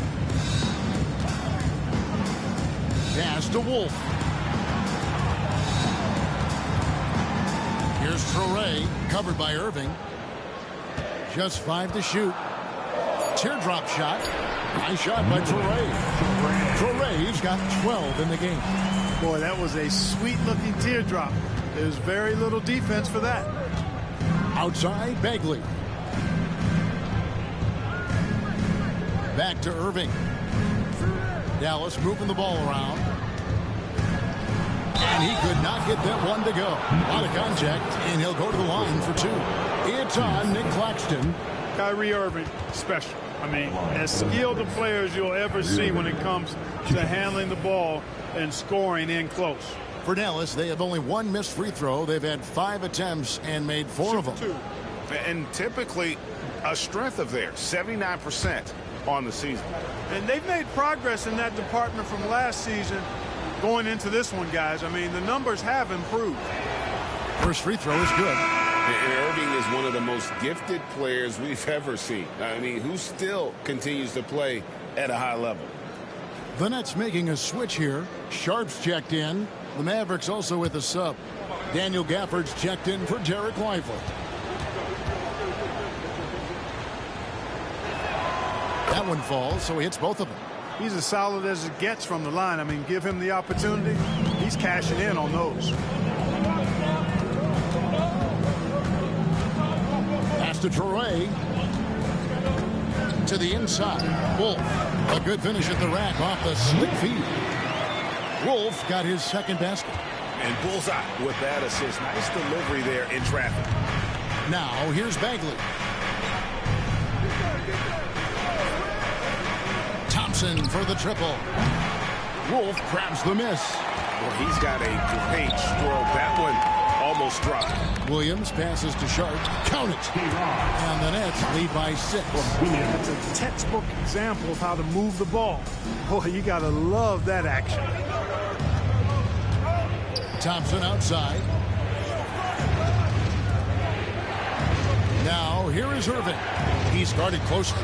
Count it. Good. Irving's got 7 now in this quarter.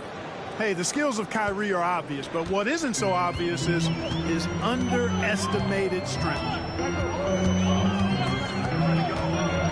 Now here's Williams. Defense is right there. Pass to Traore.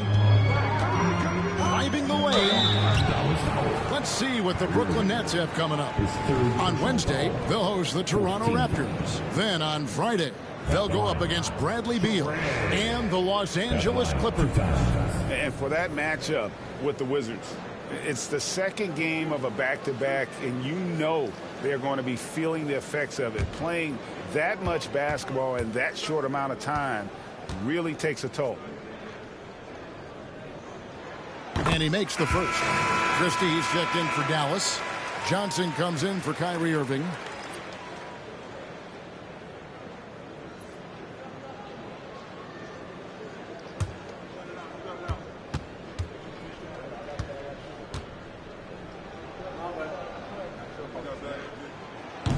Both good from the line that time. Yeah, and their free throw shooting has really improved here in the second half. Johnson right side.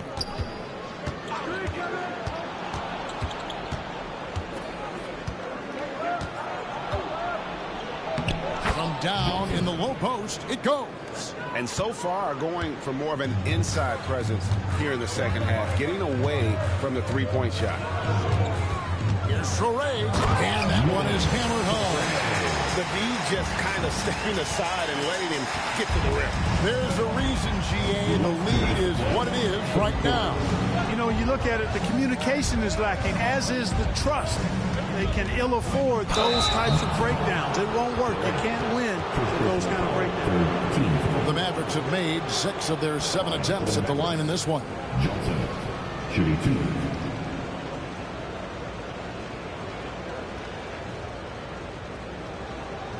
Shooting 2.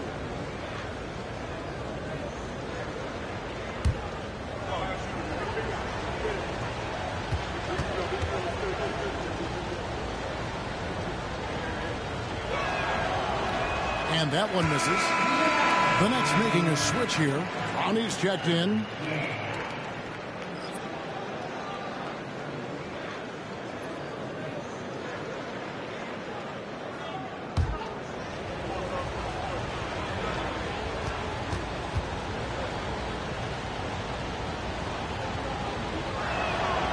So he comes up empty, missing both. Nets leading by 6. Here's Wolf to the middle. Pass to Traore.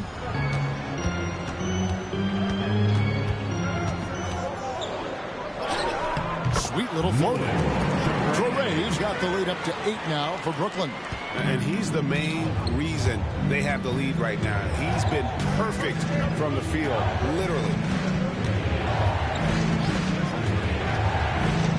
And here is Johnson. Some nice passing here by Dallas. 6 to shoot. Screen by Gafford. Dallas needs to get off a shot. And Gafford throws it down. And wait to finish and cut into that lead a little bit. Yeah, but look at the basket guy still shaking. Well, I tell you what, he loaded up as much power as he could behind that two-hander. Here's Traore. He's got 18. Misses the layup. He had him with that pump fake. Pass to Johnson.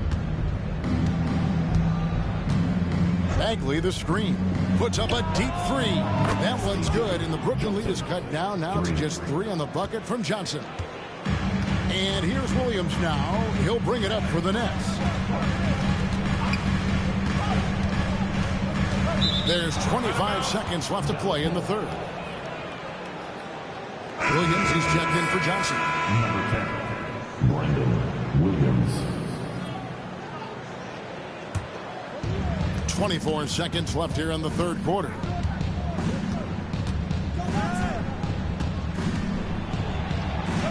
And the layup falls. Now just a 1-point Nets lead. Yeah, the first half was 1 to deep 6 or forget. But in the second half, he's looked a lot better. Here's Traore over Williams. Shot is good off the back rim and in. Traore's got 10 points in just the second half. 3 quarters of play in a close game here. Nets lead by 3. And time for the short break, and stay right where you are. The fourth quarter is coming up next.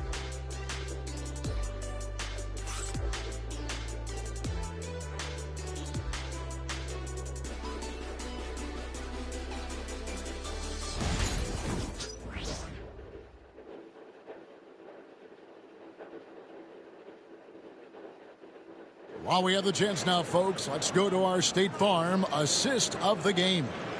And the winner today, the big fella here with the sweetest of dimes.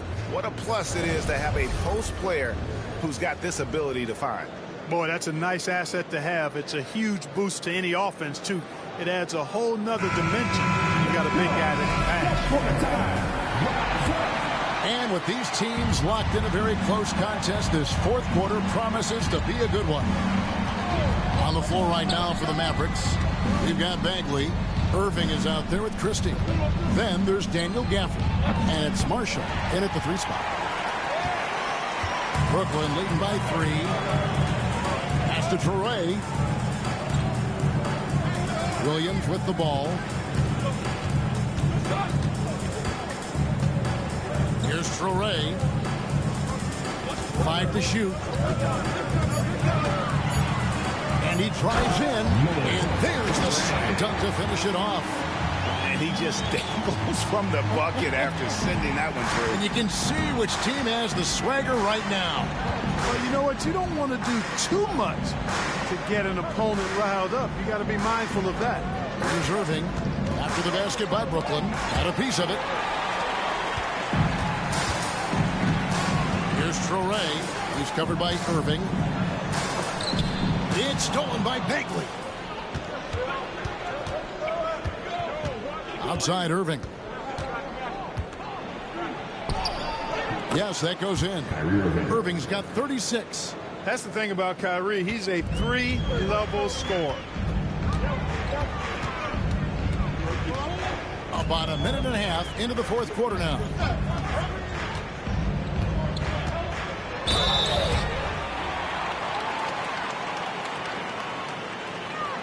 At the line, shooting for Brooklyn. Traore. Stepping to the line with 2 shots.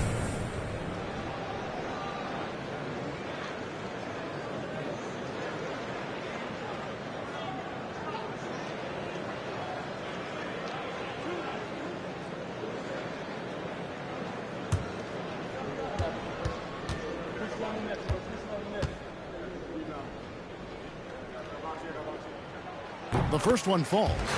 And as a team, they're hovering around the high 80s from the free throw line. They've gotten better as the game has gone along, which is exactly what you want to see.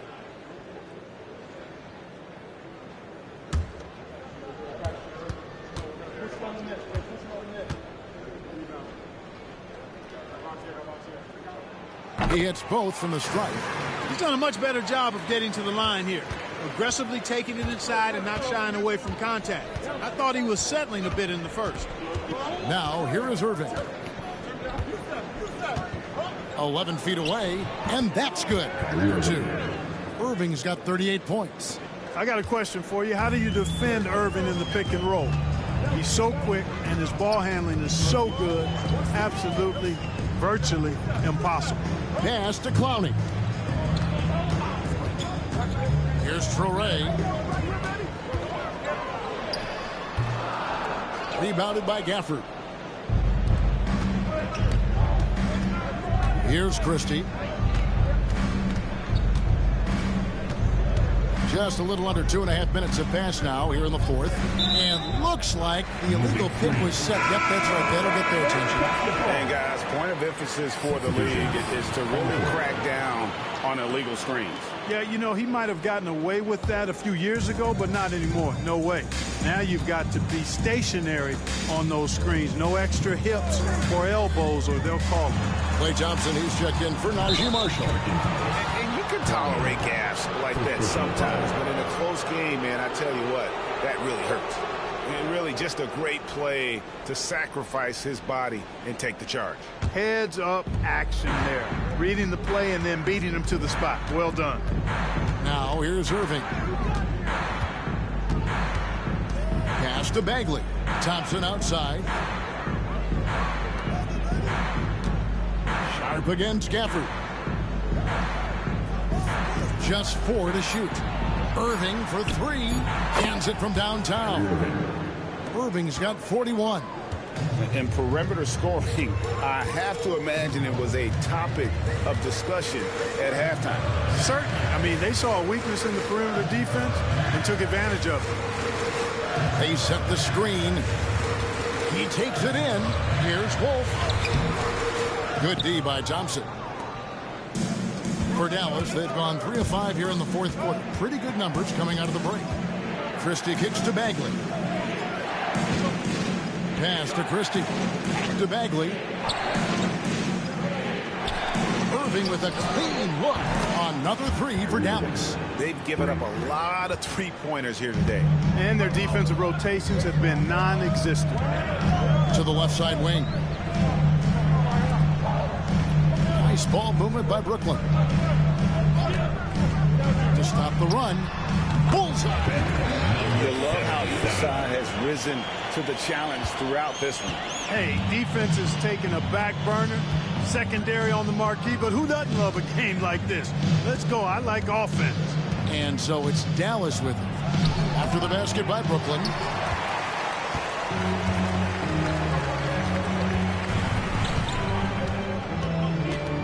Up top, Sharp. High, arcing shot. The shot missing. Dallas has gone 2 of 3 in the fourth quarter from long range. Good shooting so far. Christie the pass to Thompson. Gafford kicks to Thompson. It's tipped, and he gets it back. Outside Irving. In transition, here come the Nets. Play Thompson. First personal foul. Team second. And let's take a moment, guys, to get your take on the scoring so far for the Mavericks. Well, I've been impressed with the ball movement all game long. They're really looking to just make that extra pass. You know, they've been knocking down triples, too. They've continued to make the most of their opportunities from behind the arc as well.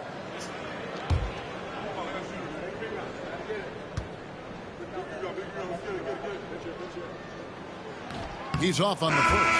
Mavericks making a switch here. Marshall's checked in.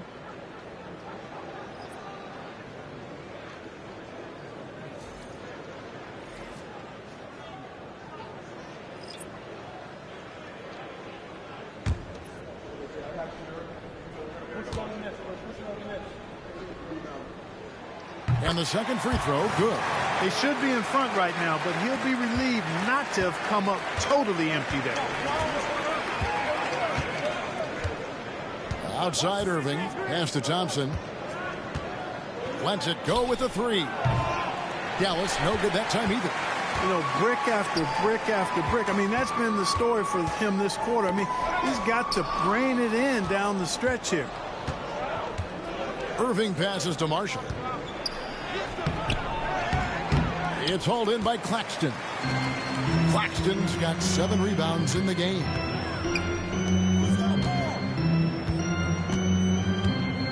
Back to man.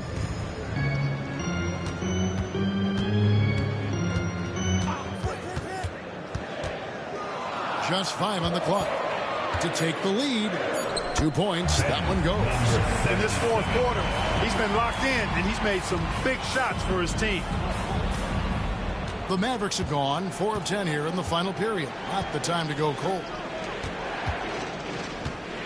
Marshall dishes to Thompson. Gafford, bounce pass. Porter with a block. You know, one area where I think Porter Jr. has surprised a bunch of folks is his shot blocking. I mean, he's got a natural knack for doing it. The Nets making a switch here. Abaji's checked in.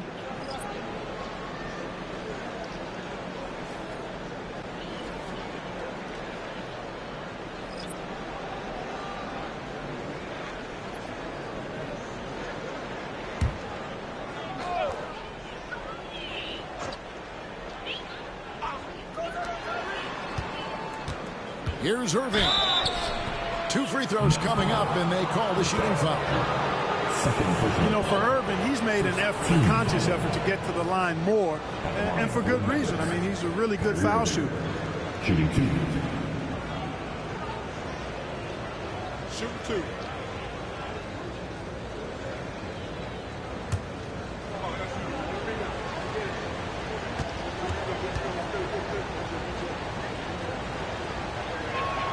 And the first one drops.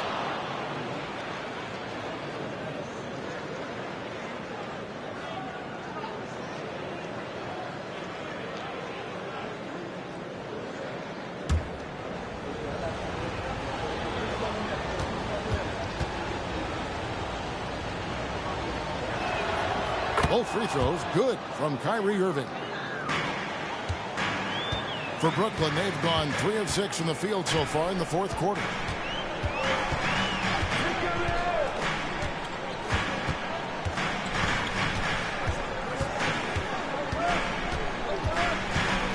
Claxton a screen on Irving to the inside.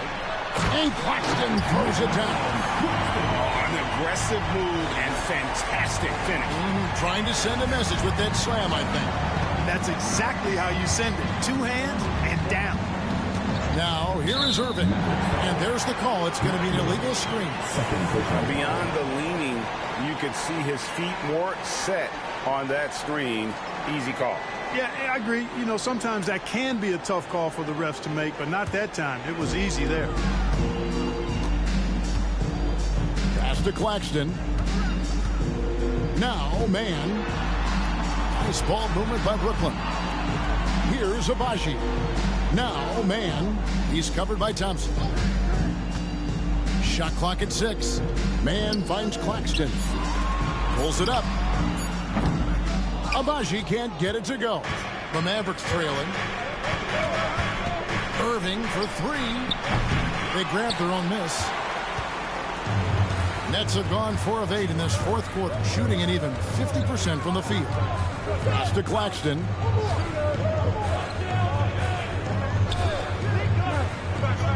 Porter with it.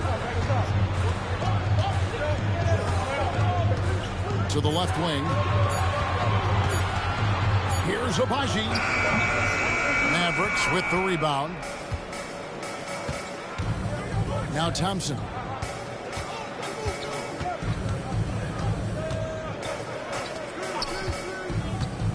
Guarded by Porter. Washington with this screen on Porter. Goes up on the wing. The shot will not fall. Burnett shooting 44% in the fourth. The offense with some ups and downs. Stolen by Washington. Here's Irving. Count the bucket, and he's got a free throw coming up as well. Boy, he's got outstanding balance. Kyrie Irving is so good at converting through contact. For a little guy, he's one of the best I've seen. Shooting 1.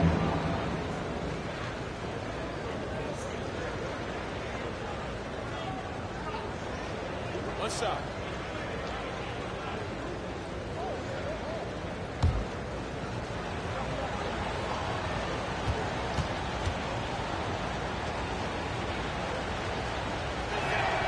And they now lead as the free throw drops for him. Greg, their unselfish play has really been impressive. They're trusting one another out there, wanting to get each other involved. This is great basketball. That is fantastic defense on one of the best three-point shooters in the league. Didn't give him an inch of room. It's deflected. Lively. And finished off by Lively. Right at the rim. That's where Lively loves to get his opportunities. Pass to Abaji. Axton a screen on Washington. Down low. And a lot of contact on that one, so he'll shoot 2 here. His third personal foul, third team foul. At the line, Nicholas Claxton stepping to the line with 2 shots.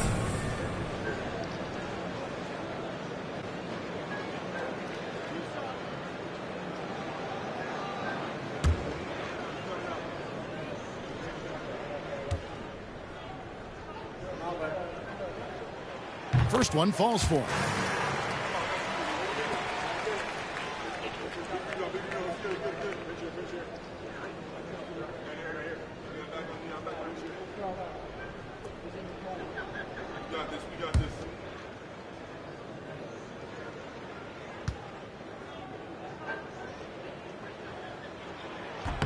He's perfect from the line this time. Now Thompson. Pass to Irving. Charity strike shot. It's hauled in by Claxton.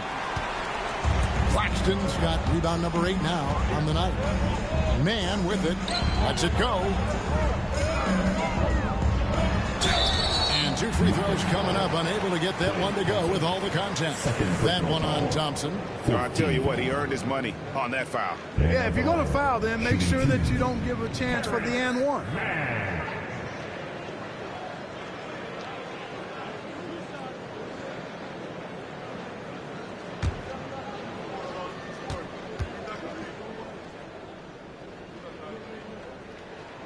And that one falls for Maine.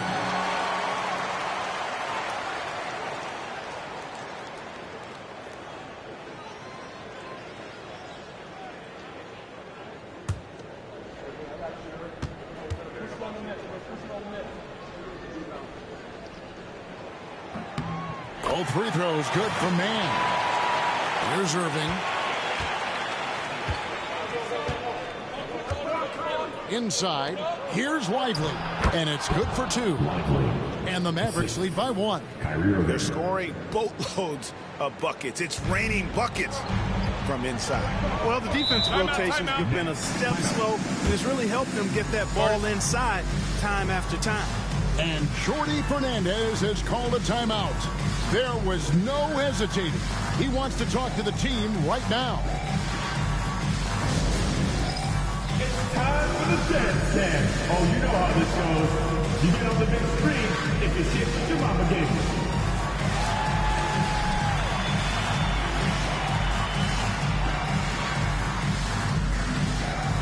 Oh, yeah, I like what I see.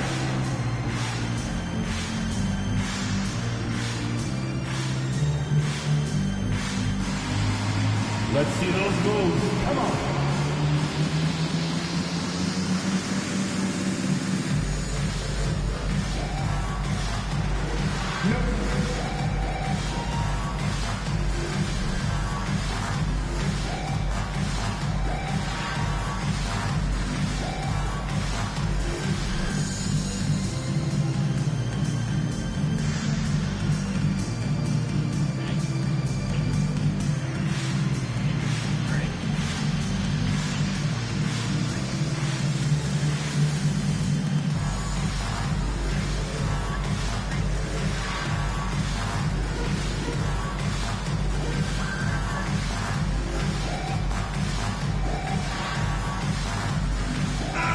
Now let's send it over to the sidelines and get a report from David Aldridge. Thanks, guys. During that break, listened in on Jordi Fernandez's huddle. He challenged his team. He said they're not going to give us this one. We have to take it from them, starting now. We'll see if that message resonated. Kevin? Thank you, David.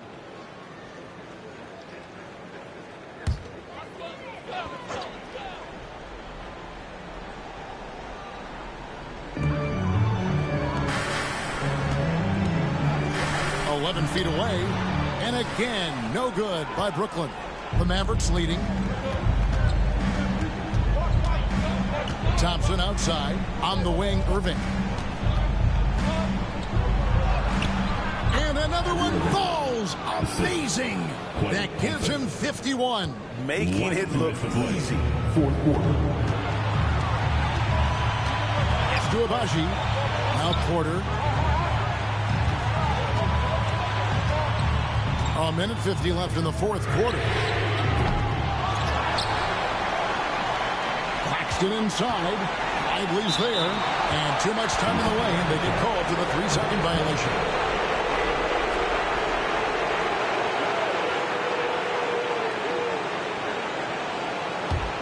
Mavericks leading by 3. Outside Irving. Shot is on the way. Rebound, Brooklyn. Porter's got 6 rebounds now in the game.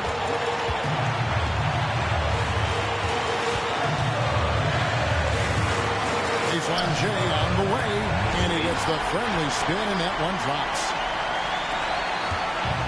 Dallas has gone 2 of 5 on 3-point shots since the end of the third quarter. I like how Irving also keeps the defense guessing, keeps them off balance, and he's so crafty and creative around the basket.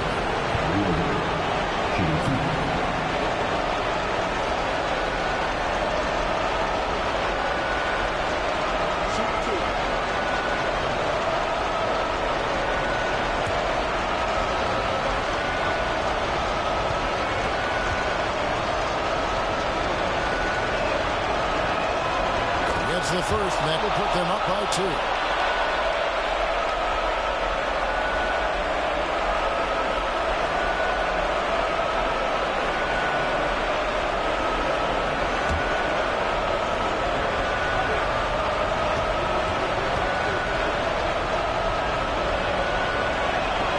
Second one is good, and both at the line. It's a 3-point game. He's basically automatic from the line, not the guy you want to send there now. Good for basket number 6 from him in the contest. He's shooting 6 for 12. And you want him taking big shots for you in big moments. That one was as easy as it gets.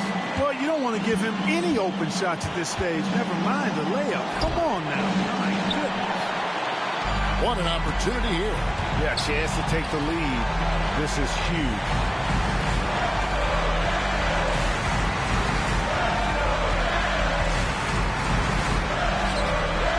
With the second effort. And Lively pulls it down. We've got a 9-second difference between the shot clock and the game clock. They'll be trying to take as much time off the clock as they can. Exactly. Expect to see longer possessions from this point on. Kyrie Irving has simply caught fire. And Jordi Fernandez has called a timeout.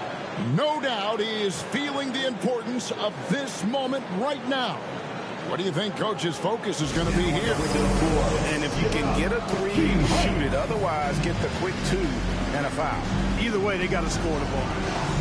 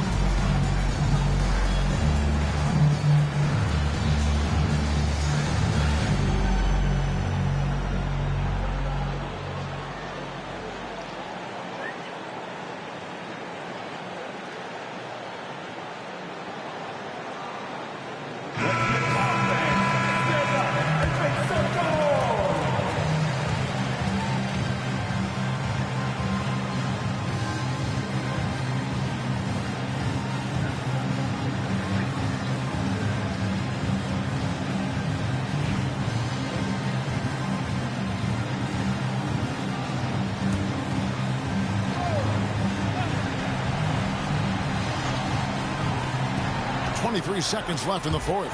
And stolen by Kyrie Irving. And now they decide to foul intentionally. Yeah, you can't let them hold the ball and just milk those last seconds away. No, you got to foul. I mean, it's going to come down to free throws here. Foul right away.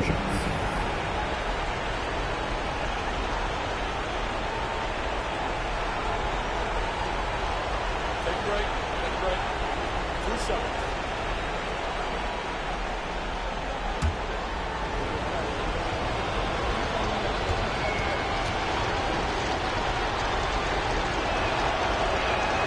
So the first one drops, and that gives them a 4-point cushion.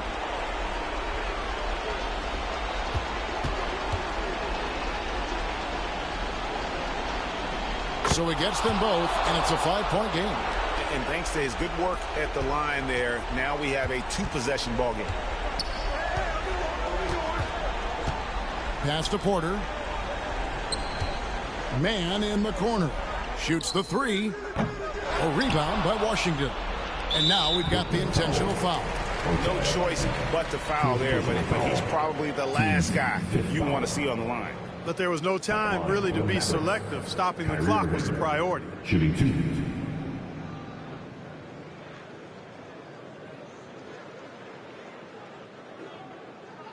Shooting 2.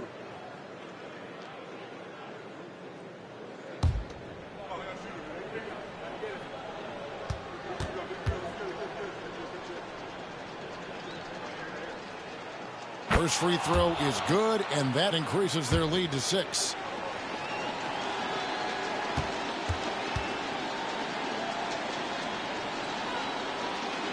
And he hits both free throws here. So now it's a 7-point game.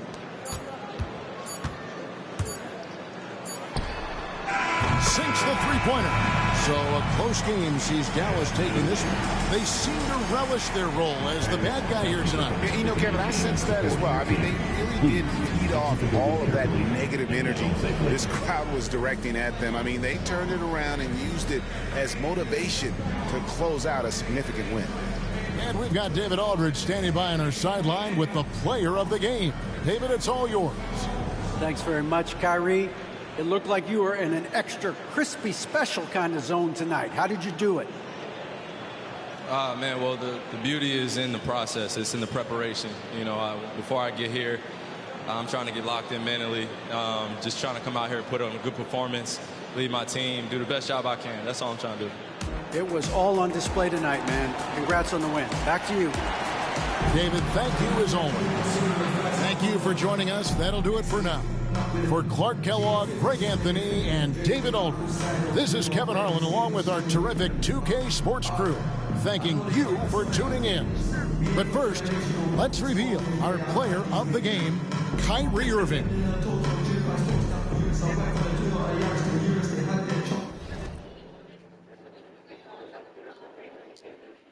Grabe kayo ha.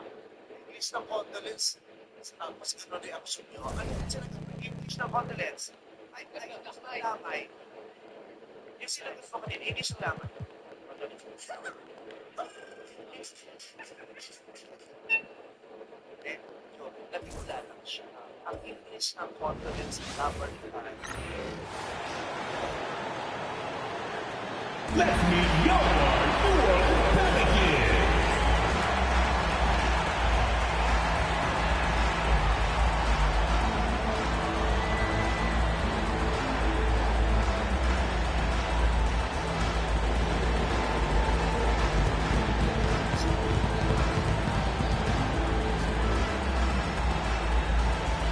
The man in the middle, standing 6'11", number 9, DeAndre Jordan.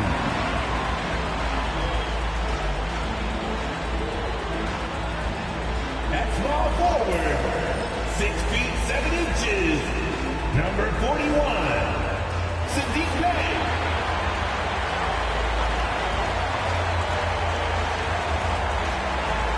At the point, 6 feet 4 inches, number 5, Dejounte Murray.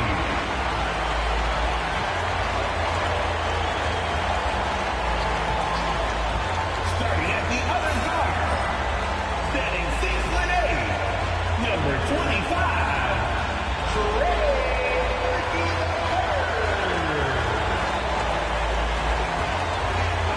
At forward, 6'7", number 1, Zion Williamson.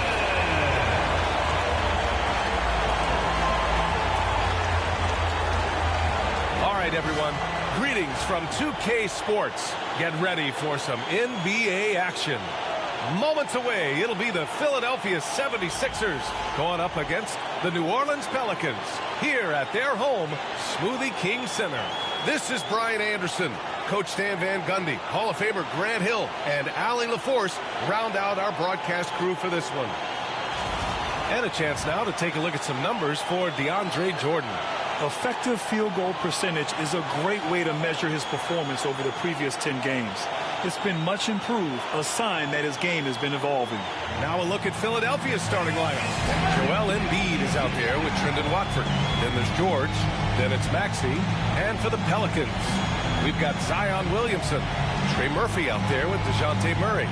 Then there's DeAndre Jordan. And it's Bey in at the 3. Stan, once teams get into the postseason, what kind of changes do we typically see? Well, Brian, the one thing you see for sure is everybody's rotation will get shorter and the best players' minutes will go up. There's no more experimentation now. It's time to put your best players out there for as many minutes as possible. Now here's George. No good. Some solid defense from Jordan. And here is Williamson. Bey outside. There's a screen. 6 to shoot. Kicks it out to Williamson. There's the triple. Can't get his first shot of the game to fall.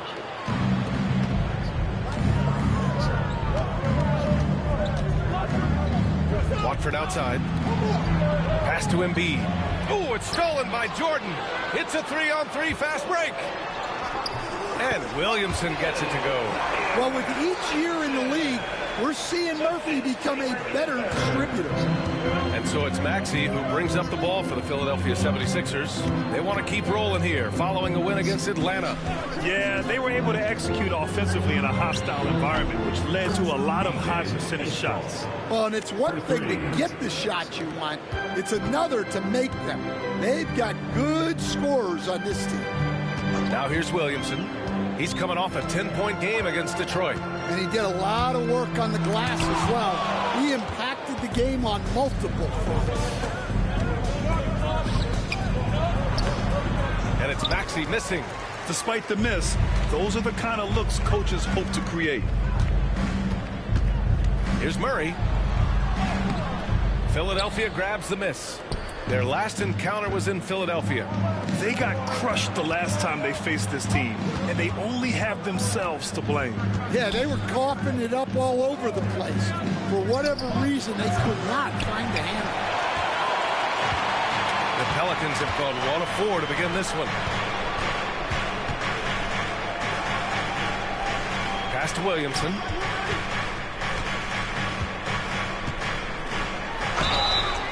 And a foul called on the way up. So he'll take 2 from the free throw line. Personal foul. It's going to go on Trendon Watford. Yeah, you have to really appreciate Williamson's fire and tenacity on the court. Players like him get everyone to increase their intensity.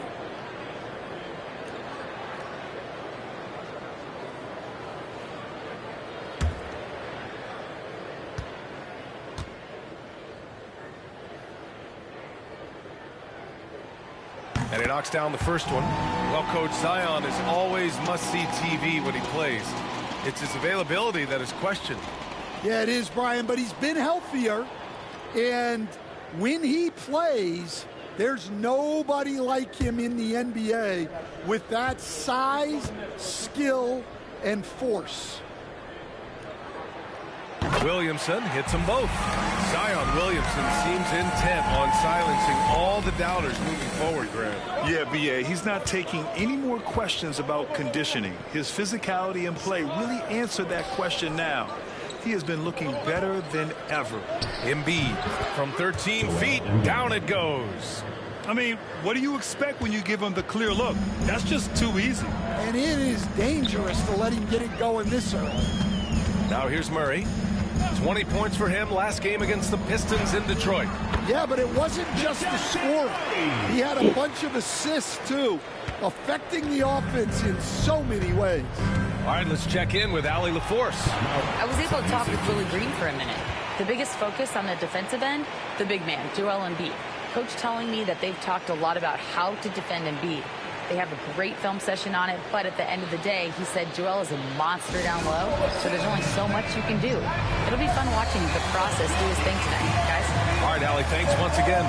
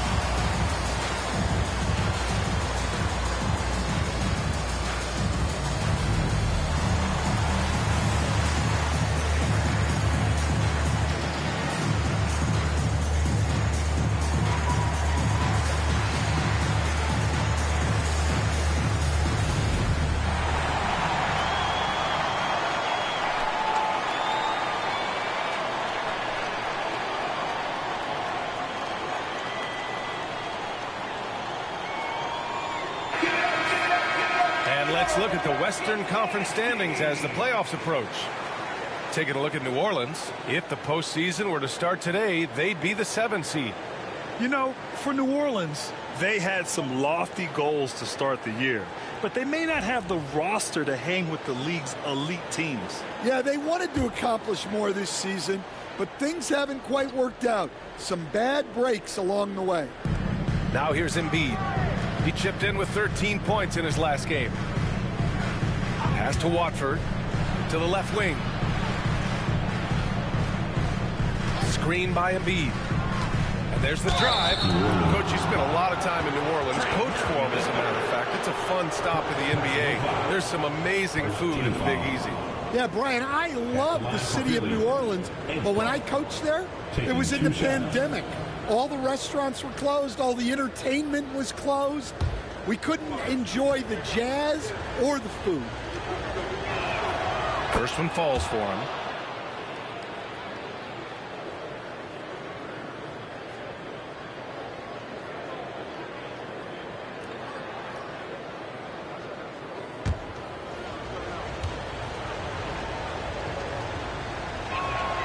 Both good from the line that time.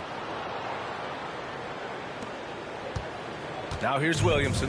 He has a clear impact on this offense, putting up over 19 a game.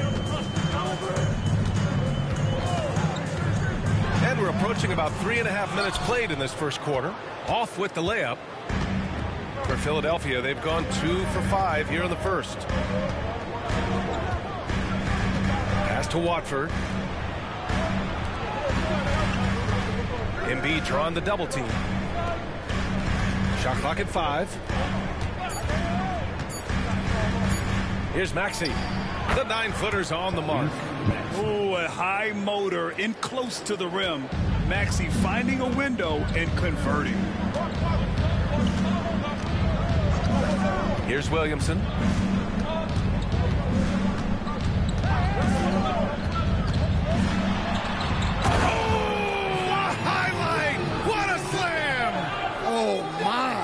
Defying the laws of physics, Zion Williamson. And that replay courtesy of the AT&T 5G Slam Cam. And Maxey's got the ball here for the 76ers. Watford outside. George outside. Pure from three-point range. Easy look when the defender isn't fighting over the screen. Yeah, it's certainly worth it to disrupt the offense. Coaches notice that extra effort. Outside Murray. Let's go with a 3. The shot no good. The Sixers lead by 4. Bearing his second of 3 attempts. He just brings a great feel for the game at the offensive end. New Orleans has gone 0 for 2 from outside. Inside.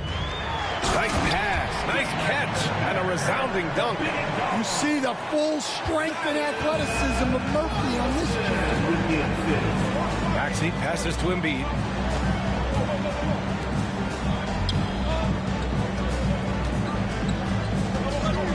From the top of the key, and it's Jordan with the rebound. Well, that one should be in his wheelhouse, but just off the mark. Pass to Bay.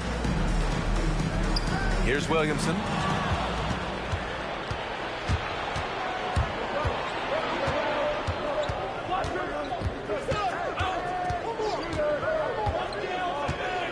Here's Watford, defended by Murray. Watford inside. Bay's there. The shot by Watford, no good. Pelicans trail by 4. Pass to Williamson.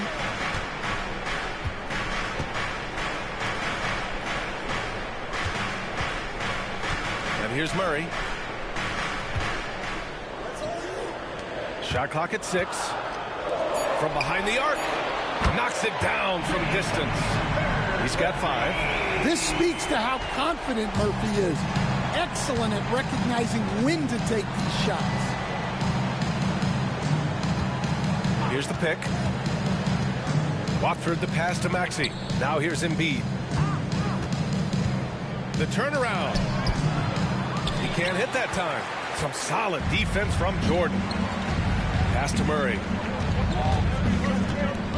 Bay outside. Murray scanning the floor. Here's Williamson. Beyond the arc. They get it back. And another shot. Another miss. Boy, they had their chance there. Couldn't get it to go. Yeah, such a skilled scorer. When Georgia's looking to attack, it puts pressure on the D's. Well, Grant, you often hear about how smooth Paul George's game is. Yeah, I'll tell you this. Young players can learn a lot by watching his footwork. His timing, his ability to find the space he needs, it's just tremendous.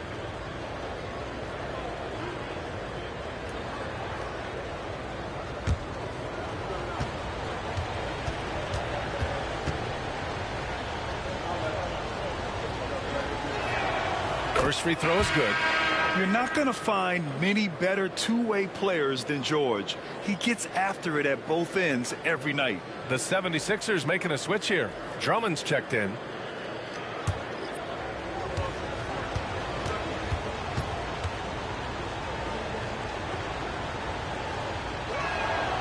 It's both from the stripe. Well, he's been very good at the line, and we all know free throws can make or break you in the end. Pass to Jordan. Williamson outside.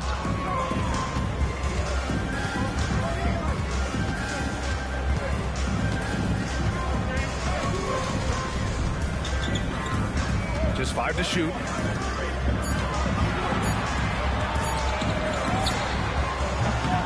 Again, Williamson missing. He's looking pretty unsettled at the moment. Doesn't seem like he has a great feel for his shot.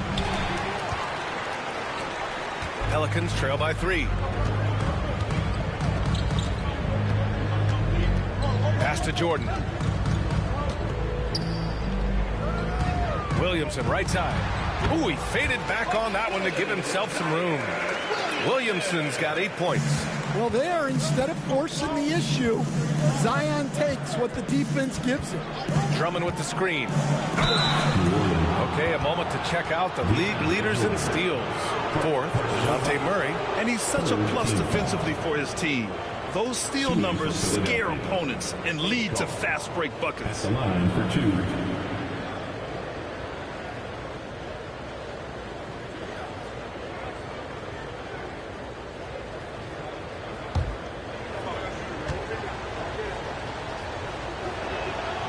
And the first one at the line is good. Some changes for Philadelphia. Barlow's checked in for Watford. And it's Oubre in for George.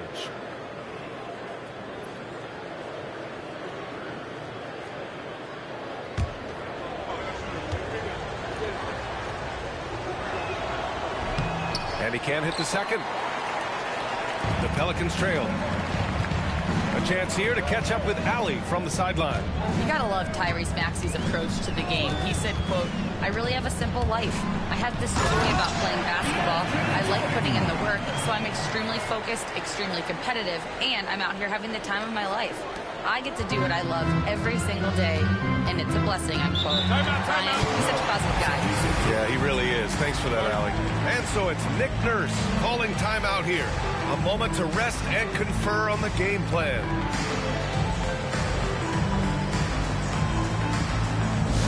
Attention, everyone in the building, on your feet. Here comes your Pelicans High Squad. Attention fans, now on the court is your squad. Get down. For my fans in the stand, if you want a t-shirt, you know what you gotta do. Get down.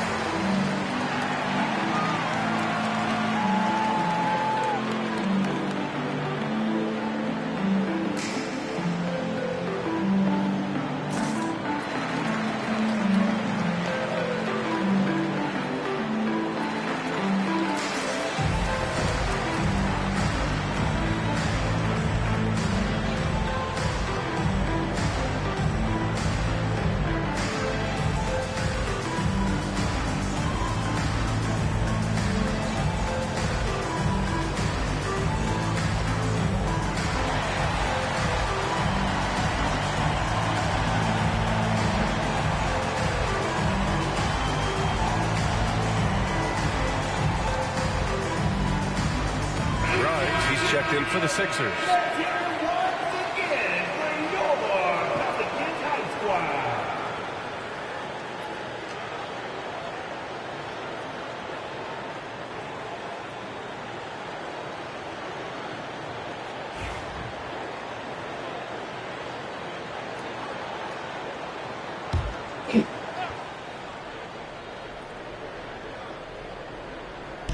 New Orleans on D.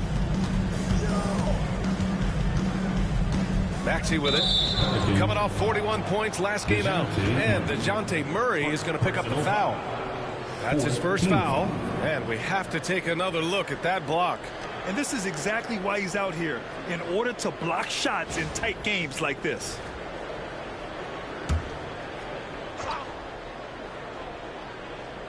Here's Oubre.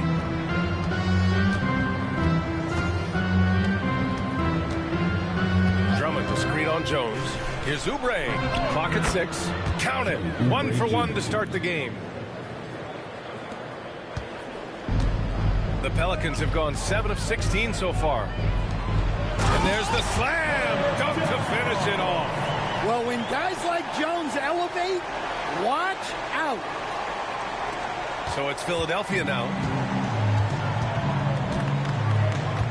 Here's Grimes. 11 points for him last game against Atlanta.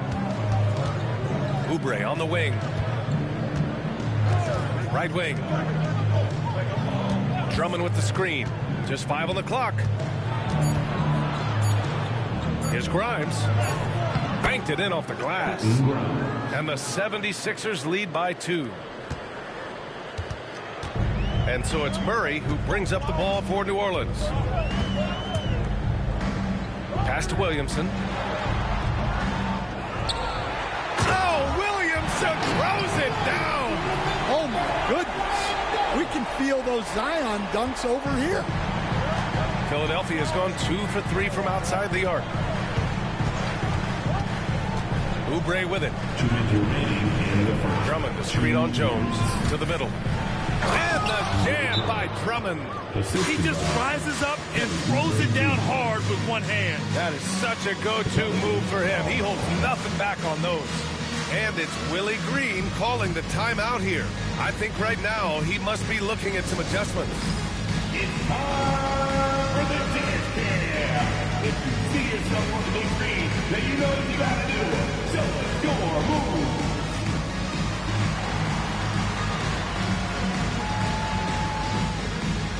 You gotta dance like everybody's watching.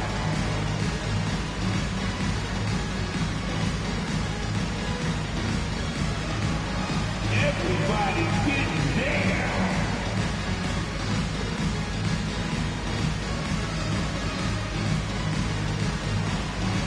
Let's see your best dance move.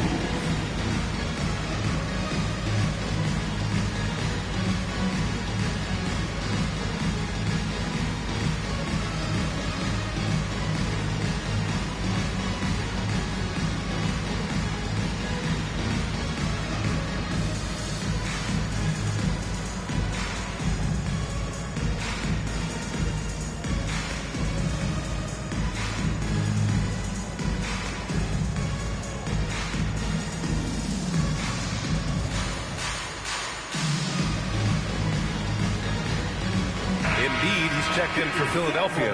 Kyle Lowry comes in for Maxey. Substitution on the court.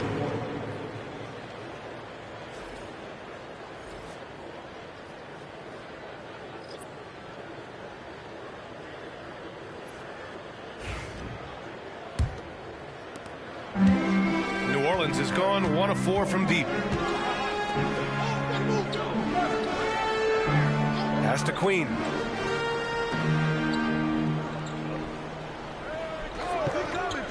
Down low. 6 on the shot clock.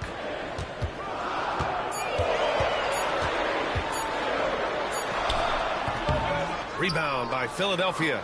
So far, rebounding has been a focal point for them.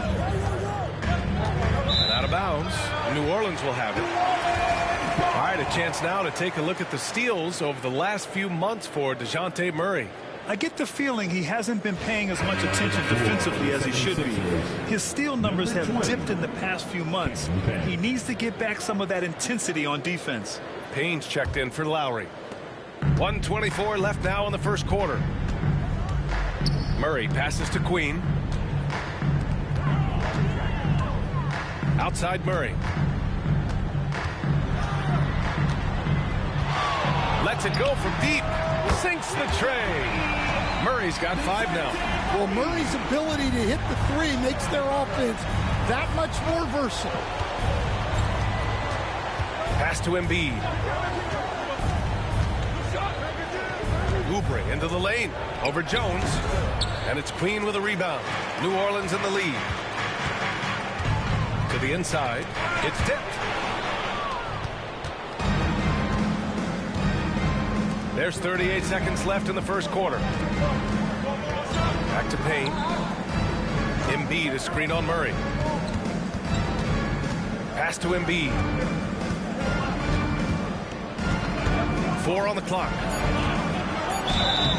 And so he draws the foul, headed to the line to shoot a pair. He can be such a physical force. It's so hard to keep Embiid from getting to the free throw line. Philadelphia shooting their 7th and 8th attempts at the foul line tonight.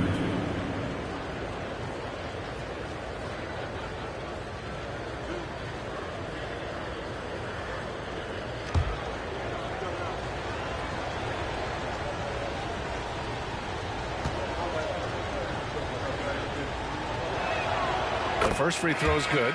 Molding himself into one of the most dominant centers in the league, Embiid has really come into his own. Lowry, he's checked in for Payne.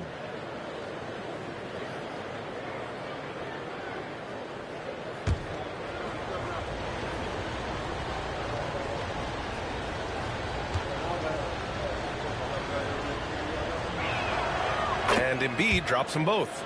Well, you have to appreciate a big man who can step up to the line and knock it down with confidence. Lowry against Murray.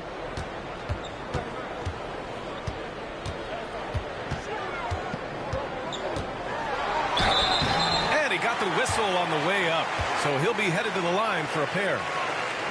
That'll belong to Kyle Lowry. It's his first trip to the line. Murray. 2 shots.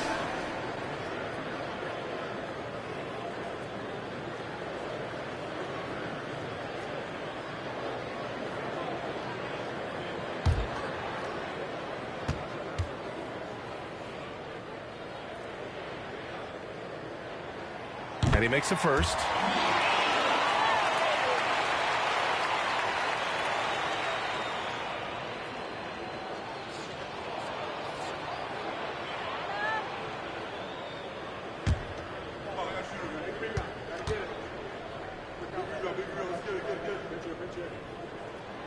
And Murray drops them both. Just 4 seconds left in the first quarter. Fires from way outside, and that's not gonna go. Misses at the buzzer. Zion Williamson has been on display for New Orleans. He had solid production this quarter with scoring and rebounding. We'll be right back with you shortly.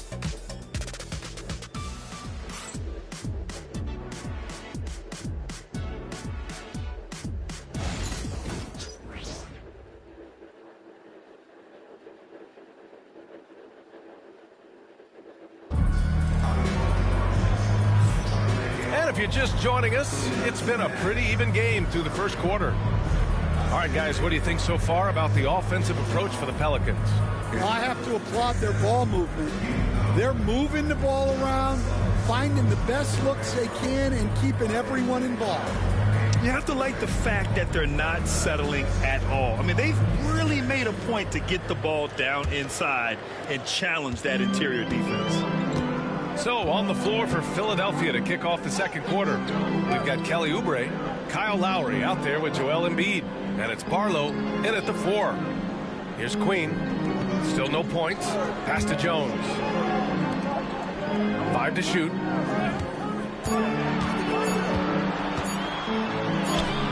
He drains makes it as the shot clock ticks down. And the Pelicans lead by 3. And Stan, they always say for a player, confidence is such a big part of it. How can a coach instill that in a player? Well, as your coach, I think your job is to create a system that the players believe in and they believe they can have success in. The rest of it has to come from inside of the players. They have to believe in themselves. Barlow with a bucket. And you like the balance here, not just falling in love with the 3-ball. The Pelicans shooting efficiently, 50% so far. Down low, out of bounds. It'll be Philadelphia's ball. Here we have the teams that really hustled for those second chance looks the last 10 games. 5th best, the 76ers. This squad's been attacking the offensive glass with a ton of energy lately, and it's paid off with a nice pile of second chance points. And New Orleans making a change here. Bayes checked in. Second quarter, and we're just over a minute in. Lowry outside. Embiid high post. Puts it up from 17. That's good. And so Lowry with the assist. Embiid's got 6. They keep capturing the lead, then giving it back. We'll see if they can hold on to it this time. Well, this is why the fans are here. Each team trading blows, increasing the entertainment value.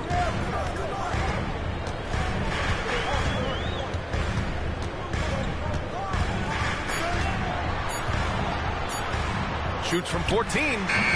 The rebound by Embiid. Embiid's got his 4th rebound in this one. Lowry outside. Pass to Embiid. Puts it up from the high post. The Pelicans pull it in.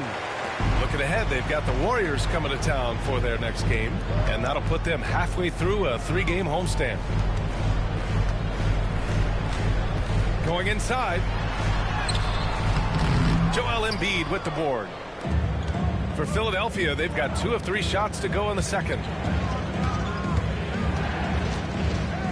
Oubre against Jones. Oubre passes to Embiid. And Embiid gets the double team. The shot off that time. The Pelicans have gone just 1 of 3 to begin the second quarter. Here's Bay. Count it. 1 for 1 to start the game. And such a gritty player. I like how Bay pays the D no mind on the way up. And so it's Nick Nurse calling timeout here. He wants to make sure everybody's on the same page.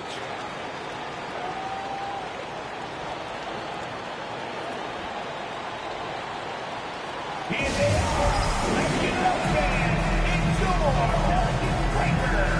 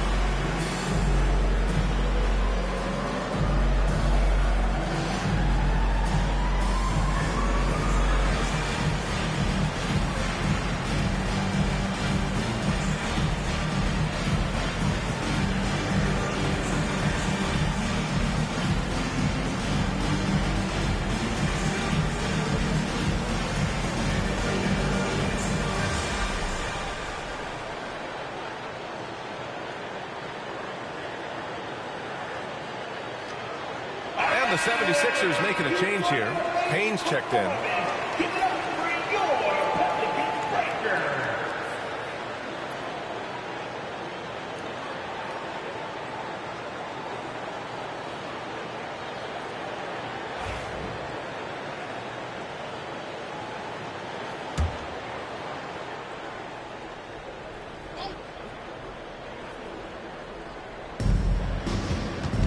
Grimes, the pass to Payne. And here in the second quarter, about 3 minutes played. Oh, wow! Embiid, so strong.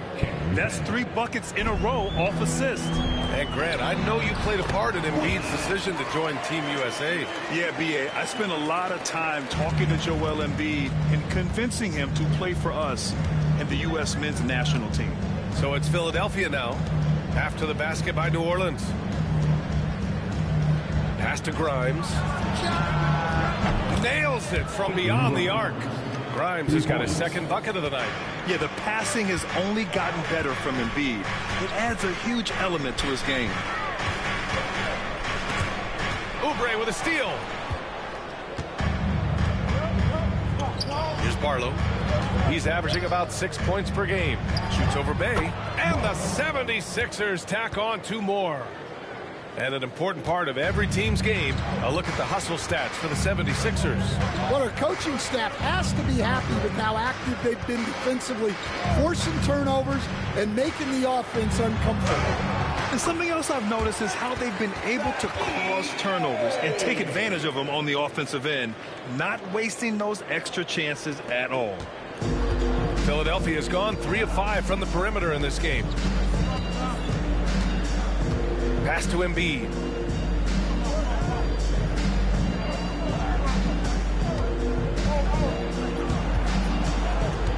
Back to Payne. Clock at 6. Screen by Embiid. Takes a 3. There's the 3. No good on the shot. This has been a close game in a lot of ways, but they do have an edge on the boards. To the middle. Here's Queen. The putback. The rebound by Embiid. Philadelphia has gone 1 of 2 from deep in the second quarter. Here's Barlow. Misses from short range. The Pelicans have gotten 4 of 8 shots to drop in the second. Launches it. Excellent D there from Payne. The 76ers have gotten over 50% of their shots to go. 5 for 9 in the second. Pass to Grimes. 3-pointer. Offensive board. Now Payne. They set the screen. Inside. And he goes up strong with a one-handed jam. Impressive one-hand slam right there, B.A. Man, as long as he's confident about it, I'm good with it. Maybe use 2 hands next time. He knows where he is.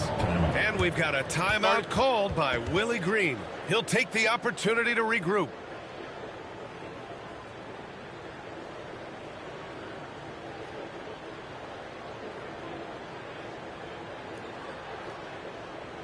Put your hands together again for your dance team.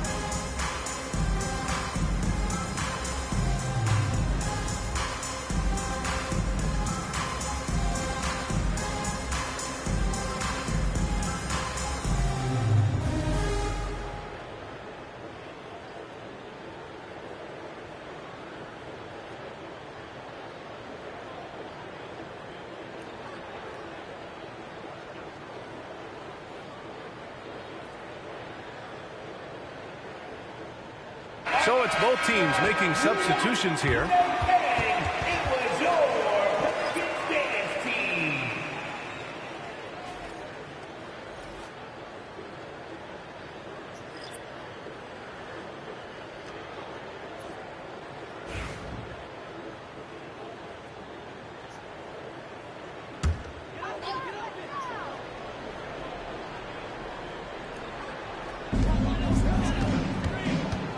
Pass to Queen. And here's Murray.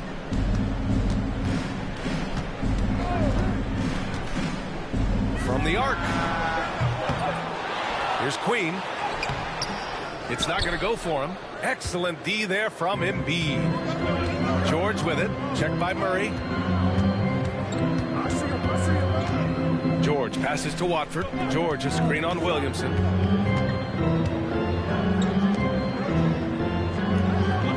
Just 5 to shoot. Screen by Embiid to the paint. Shoots from the right block. Yes! Embiid from it close. And there's the process at work. Embiid rolls off the pick and right into scoring position.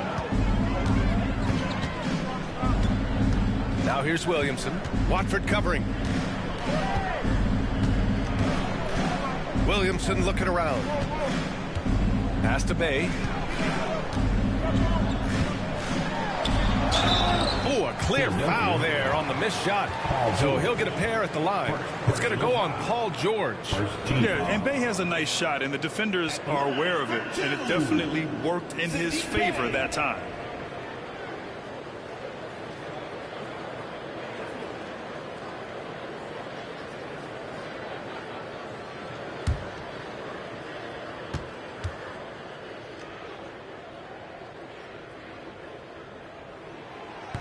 He misses the free throw. And there's a bevy of young talent in the NBA right now. Who are you most excited to see grow into a star, Stan? Well, what I'm really excited about, Brian, is to see which of these young talents becomes true stars, transformative guys. Certainly Chet Holmgren and Wembanyama have already had this great rivalry. Scotty Barnes has become the next big point guard. We see Anthony Edwards, Paolo Banchero. There's a lot of guys that could be the guy, and it'll be fun to find out who actually develops into that play. As the torch is passed, who's going to take the mantle? 2 fouls for him now in the first half. He's going to have to be really smart going forward. Poole, he's checked in for New Orleans. And Philadelphia also making a switch. Drummond's checked in for Joel Embiid.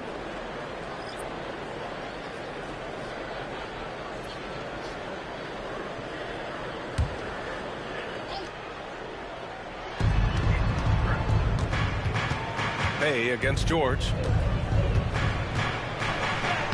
And he drops it in from the low post. George has got 7 points. They're really settling into a nice rhythm now, starting to gain the upper hand. Yeah, you're seeing their offense in a flow. Now it's time for their defense to turn up the heat a little. Now here's Williamson. 10 points for him. And he's going to the line for 2. The official saw contact while he was going up. Personal foul. Second team foul. New Orleans shooting their 7th and 8th free throw attempts of the game. Queen taking 2 shots.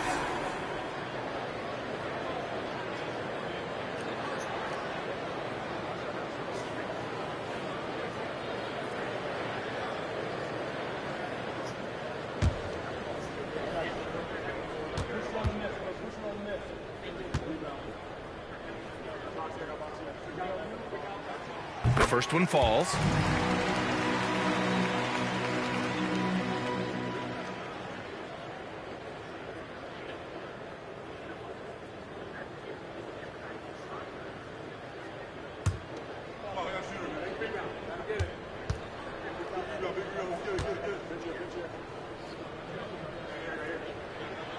And so he makes both from the line. So it's Philadelphia now, leading by 5. Next matchup, they'll be at home against the Wizards. And that kicks off a string of 3 home games for them. Pass to George. And the layup is good off the glass. George has got 4 points in the quarter. Getting it done inside. You know, I love seeing George be active on the interior. Here's Williamson. And it's Philadelphia with the rebound. Excellent coverage defensively, making it hard on him. Guarded by Poole.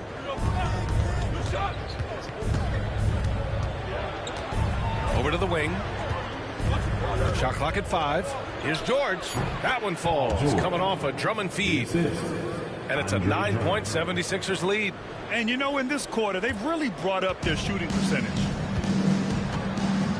And it's Willie Green calling the timeout here. He wants to give him a breather and talk things over. Let's give Coach credit. He's trying to find a way to squeeze the most out of every possession. Well, that's the job, right? Your duty as a coach is to finesse your lineups so your guys get the best chance to succeed. Get up and get out.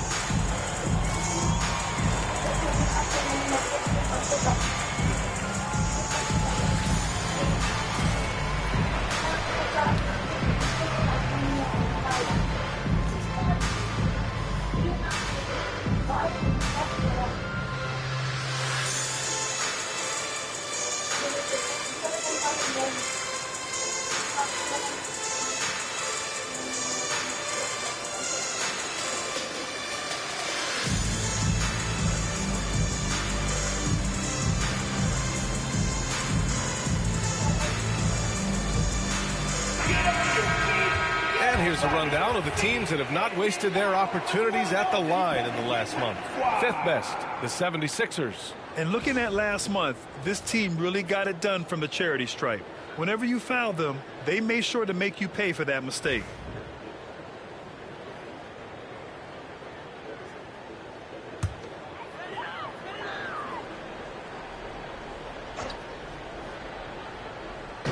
And here's New Orleans now.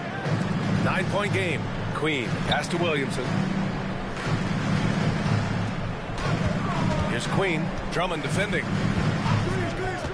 Shot clock at 6. Poole outside. From deep. The rebound by Maxey. I know that he has the ability and confidence to sink that shot, but better luck next time, maybe. That's one of those heat check shots, and heat check is a synonym for bad shot. And, Coach, you look at DeJounte Murray, a 6'5", do-it-all guard. Well, Brian, he's got the size and quickness to defend either backcourt position. Offensively, he's best with the ball in his hands, but he has developed his spot-up game to help the team. So it's Philadelphia now. After the Pelicans picking up a basket a moment ago. Drummond to screen on Williamson. Inside. And Drummond with the jam. So much force. Easy money for Drummond. Pelicans trail by 9. Poole outside. Bay outside. Down low. Here's Queen. Parked it down low that time. Got hit with the 3-second call. A moment now to see how the schedule is looking for the Philadelphia 76ers. On Wednesday, they'll face off against Anthony Davis and the Washington Wizards. And then on Saturday, they'll host the Miami Heat. And looking at the Raptors matchup, I'm sure they've been waiting for that one, and they're eager to see how they measure up against a quality opponent. Murray against Maxey. 2 minutes remaining in the first half. Off target. That would have pushed the lead to double digits. Yeah, he hasn't had the best night from the field, but his teammates have had his back. Williamson outside. And there's the screen. Outside Murray. Off target from outside. The Sixers lead by 9. Pass to George. A minute 31 left to play in the first half of basketball. Maxey passes to George. And the rebound goes to the Pelicans. Jordan's got 4 rebounds in the game. Now Murray. Now here's Bay. George defending. Bay against George. To the inside. Tipped. It's stolen by Drummond. Oh, and he got fouled on his way up. He'll head to the line to shoot 2.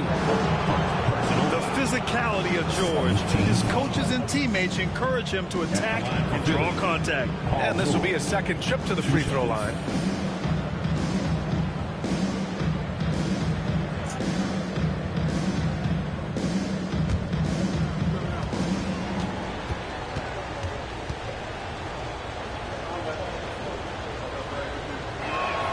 The first free throw is good. And you got to give Paul George credit for his mental toughness.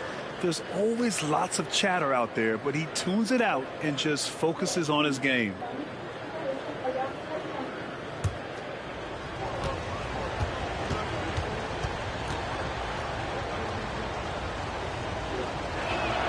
Both shots good from the stripe. 59 seconds left in the second period.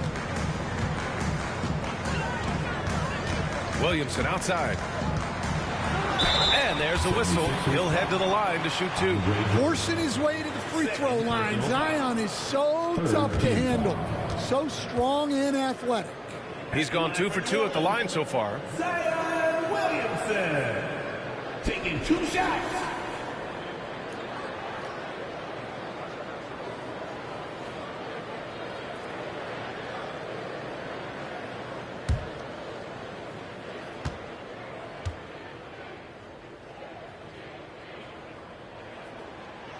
And that one misses. Yeah, the physical abilities of Zion are truly next level. His build, his strength, I mean, it makes him difficult to defend and totally unique.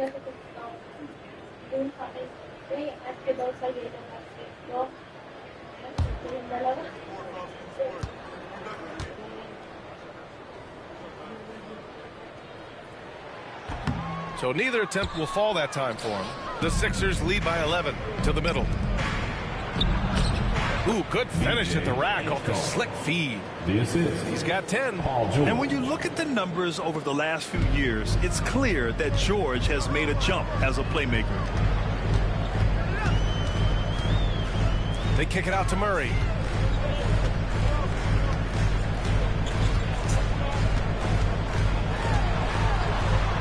Six to shoot.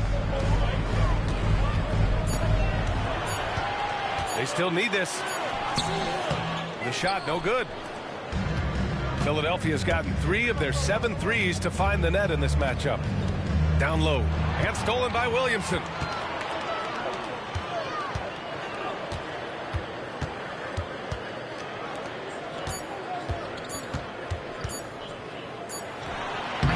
Oh, it would have counted had it fallen, but it is offline. And so that brings the first half to a close. Philadelphia on top. They lead by 13. Well, now a minute to check in with Allie LaForce. She's courtside. Hey, Allie. Joel, some fireworks early. What's going to be critical to keeping it rolling? Just keep moving the ball, get stops, and I think the kids just moving the ball, playing together. We've been doing that, and we got some hot guys, and we got to keep fitting them. Ball movement is key, guys. Allie, as always, thank you. We'll be right back to begin the third quarter right after this. Please direct your attention to center court. And get ready for the fan half-court shot. Drum roll. All right, they're measuring up the shot.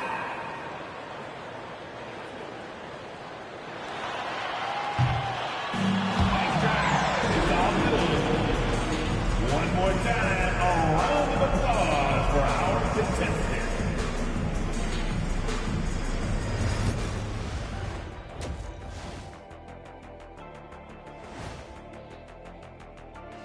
Hello, everybody. The news is in. Players of the week have been named. Let's see who's hot. Looking at the East, Tyrese Halliburton. How about Halliburton? Overlooked a little early on in his career, but once people saw more of him, they began to see the upside. He has a positive effect in so many areas of the game. Well-deserved recognition here. And let's talk now about the game we've been watching. What a terrific first half for the Philadelphia 76ers. They're playing the way they're supposed to. Run the offense until you get a good look. Not complicated at all. I disagree. Patience and perspective is complicated. That's why many teams can't do it. Glad you could join us. Ryan Anderson and crew are ready to take it away for the start of the third quarter.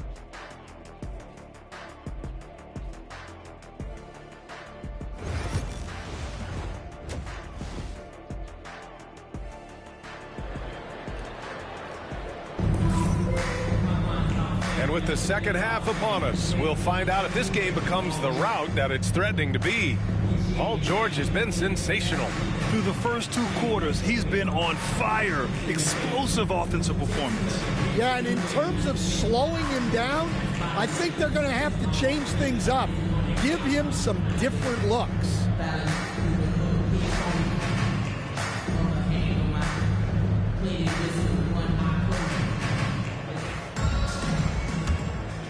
Here's Williamson. They've got DeJounte Murray. Sadiq Bey out there with Zion Williamson. Then there's Trey Murphy, and it's Jordan in at the 5. That's the group for Willie Green getting going here in the second half. 11 feet out. Back to George. Pass to Maxey.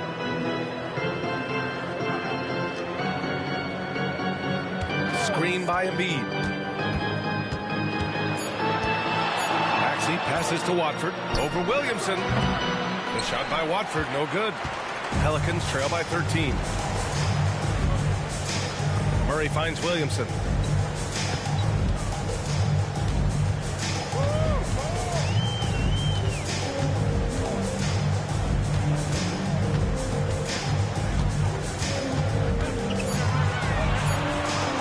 Looking to get back on track. And Watford pulls it down. Watford's got 5 rebounds tonight. And he'll draw the foul. He'll head to the line for 2. That one on Murphy. And Stan, you got into coaching right after college. When did you know you wanted to be a coach? Brian, that's easy. As soon as I figured out that I didn't have much of a future as a player, I knew I wanted to stay involved in the game. I wanted to coach.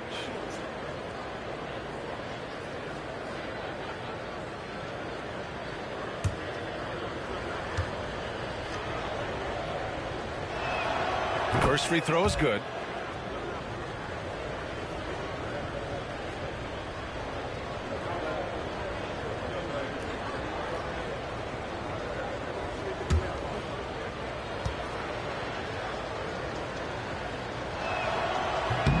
So hits one and misses one at the line. Pelicans trail by 14.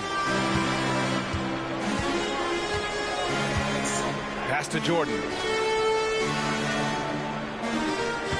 On the wing, Bay. In transition. And Maxey is especially dangerous in these situations. When he has room to run, good luck stopping us. And it's Murray with the ball for the New Orleans Pelicans. Bay outside. Oh, George with a steal. In transition, here they come. Here's Maxey. Pass to Embiid. Got it. Embiid's got 12. Yeah, getting aggressive in the paint. Look at Joel putting his size to work. Murray passes to Jordan.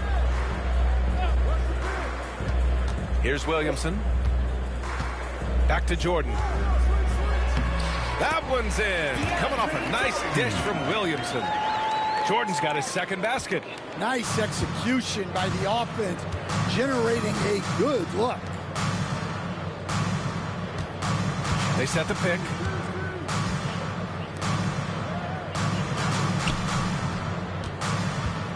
Here's Embiid. Gets it. He's 6 for 10 and looking confident out there. That's been typical of their performance today. They're sharing the ball and creating good shots. And we've got a timeout called by Willie Green. He's going to talk it over with his guys.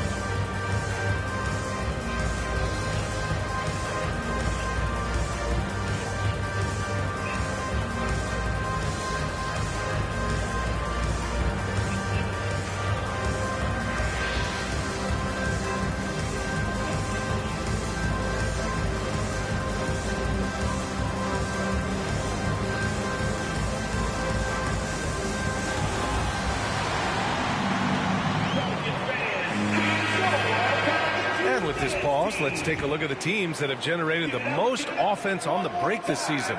In third, the Pelicans. Fourth, the Sixers. I'll tell you what, the breakneck pace both of these teams like to play at is a fun thing to watch. Neither squad wastes any time getting out in transition and looking to score. Not quite 2.5 minutes played here in the second half. Now Murray. 9 points in the game. And there's a pick. The three. And the three-pointer goes. Murray's got 12 points.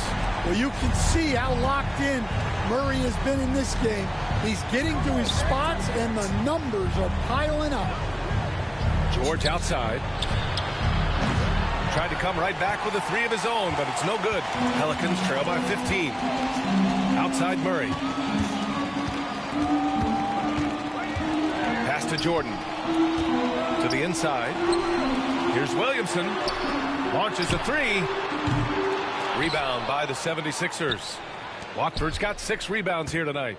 The 76ers have gotten 3 of 6 shots to fall so far in the third. Let's go now to the sideline and catch up with Allie LaForce. We hear players proclaiming their love for the game, but former sharpshooter J.J. Redick said there's a distinction between loving the competition itself and loving the game and everything that goes into that. Guys say, I just want to play. Well, do you want to do all of the necessary things that lead up to that?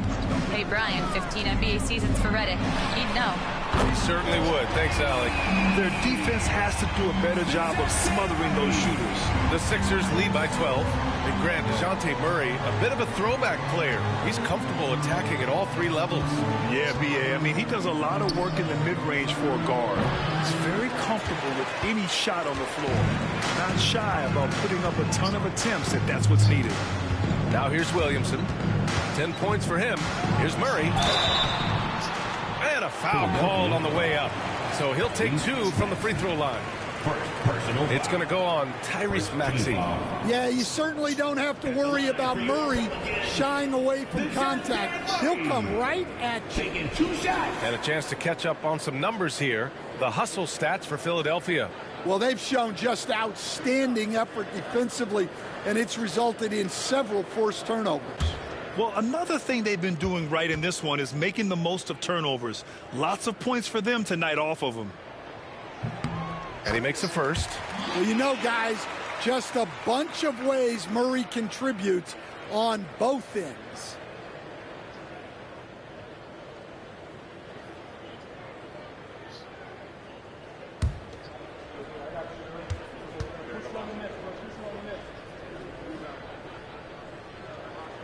And that one goes in. 2 from the line that time. And DeJounte Murray is truly the complete package. He does a little of this and a little of that.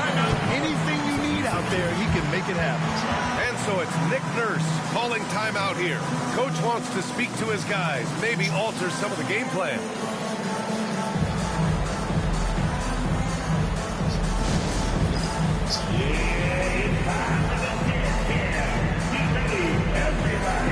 You're going to see yourself on the screen, and you guys know it's their best move. Let's go! Everybody has 0 rhythm.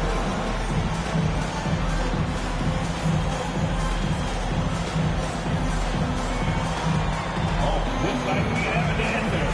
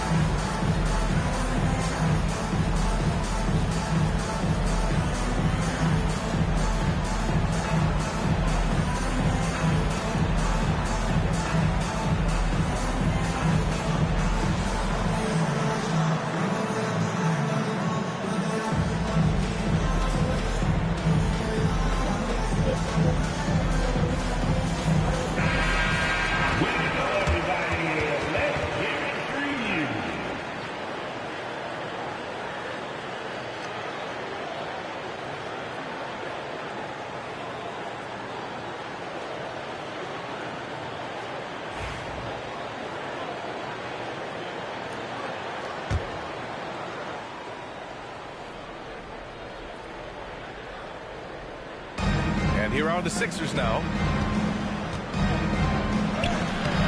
No good again that time. Pelicans trail by 10.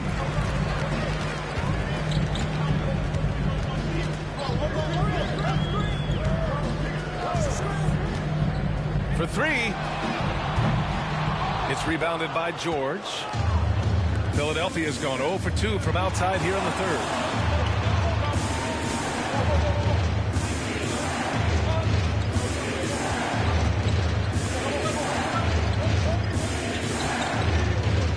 Clock at 6.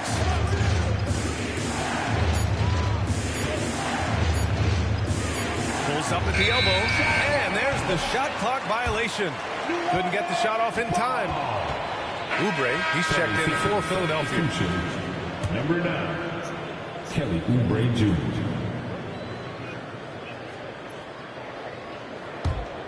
And here are the Pelicans now. They've outscored them 10-2 during this run. Williamson up top.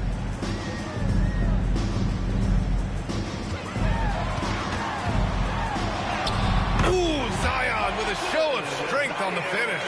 This is anyone's game now, and they have the momentum. Yeah, taking away the lead is never easy, but a rally like this is how you do it. Goes up from the top of the key, and there's Embiid. That one's good. And the assist from Maxey. Well, they have leaned on him offensively with good reason. Efficiency will help you win a lot of games.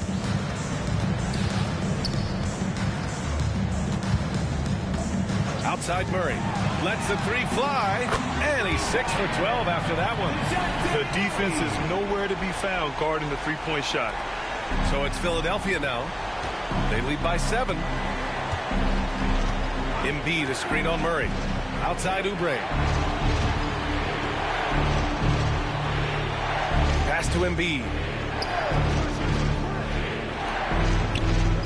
Nice move. And he sinks the layup. Embiid's got 8 points in the quarter. Here's Murray. Give him 20.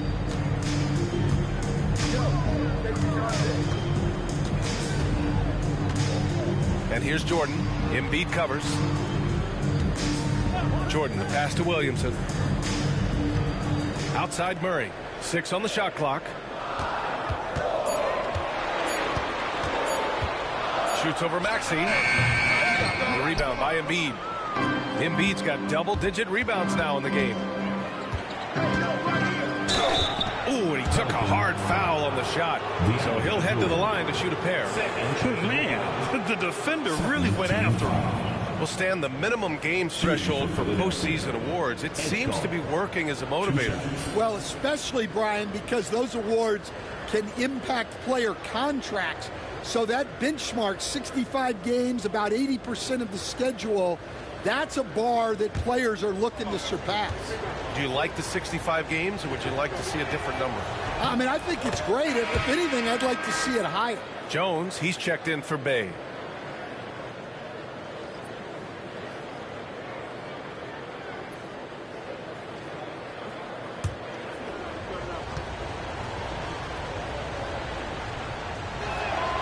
That one falls, so he hits both of them. Pelicans trail by 11. And here's Murray.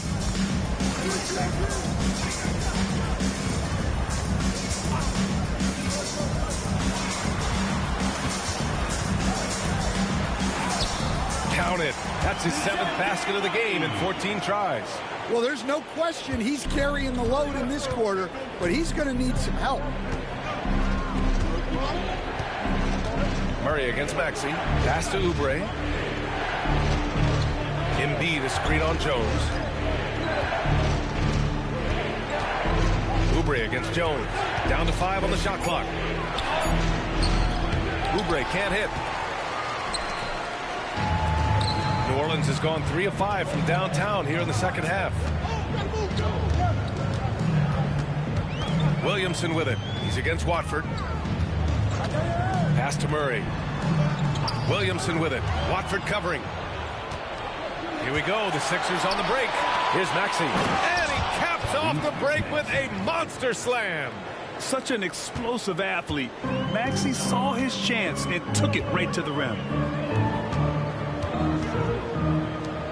Williamson, right side. That shot off the mark. Good D by Watford. The Sixers lead by 11.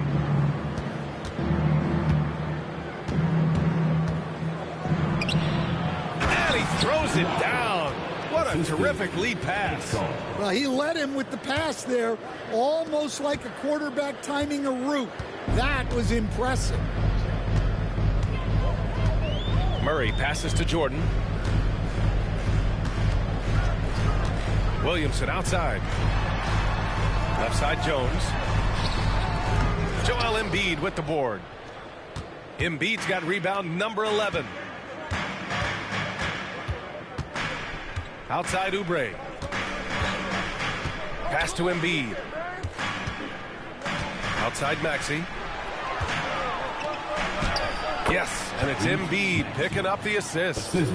Maxey's got 6 points in the quarter. Sometimes the D likes to get physical with Maxey, but he has no back down in him. Murray against Maxey. From deep. Philadelphia grabs the miss. They led by as many as 18.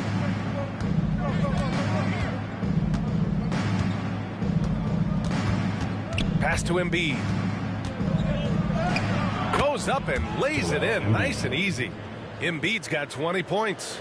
And why go away from attacking inside if the D has no answer for you? Maxey against Murray. Talking about Tyrese Maxey, Grant, here's a guy who's improved every year. Yeah, B.A. I mean, from averaging 8 as a rookie to 26 points during his breakout 4th year, Maxey has added to his game every offseason and turned himself into an elite scorer.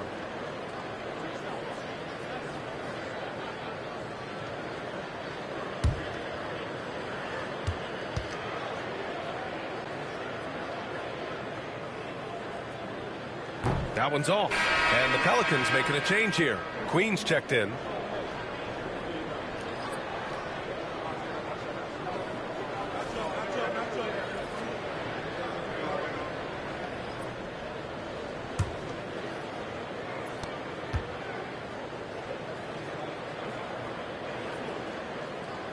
And he's good on the second.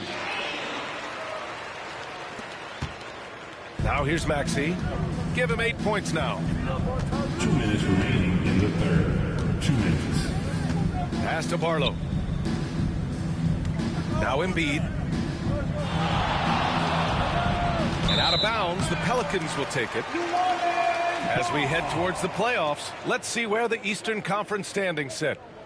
You take a look at Philadelphia, and after a subpar season, there have been some questions about the direction of this franchise.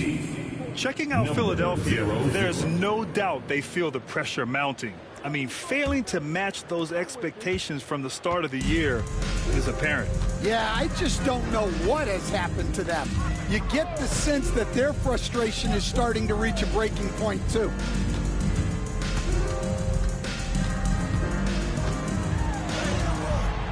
Joel Embiid with the board. Embiid's got rebound number 12 now. Tenacity on the glass. Grimes' shot is off. Pelicans trail by 16. That shot missing. Some solid defense from Maxey. Here's Embiid.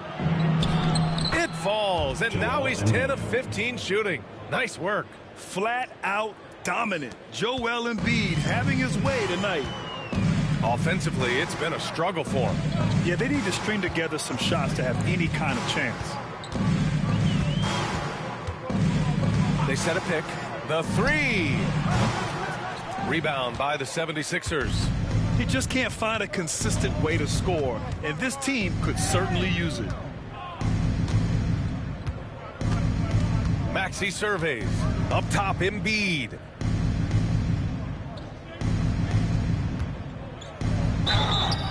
So it'll be 2 free throws. He was fouled in the act of shooting. And the moment Embiid gets the ball anywhere near the hoop, it's over. too strong to stop without fouling. And he'll take his third and fourth free throws of the night.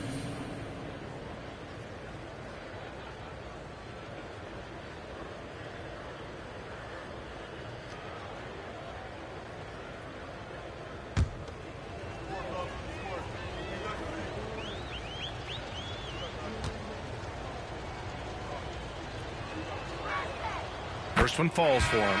Sadiq Bey, he's checked in for the Pelicans.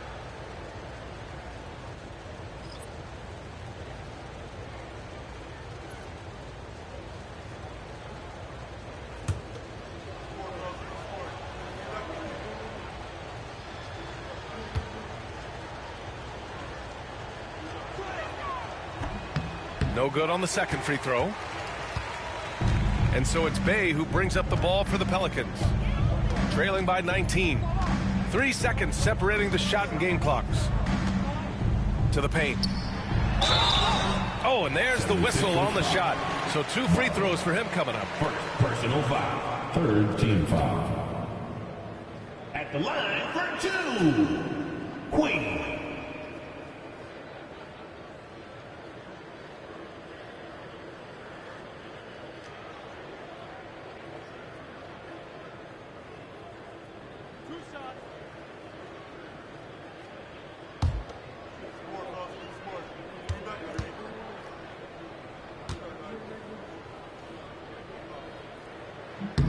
And he drops the first.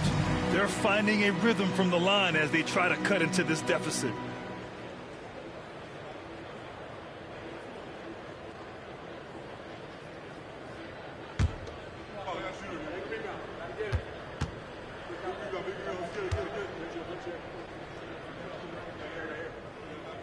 And so he makes both from the line.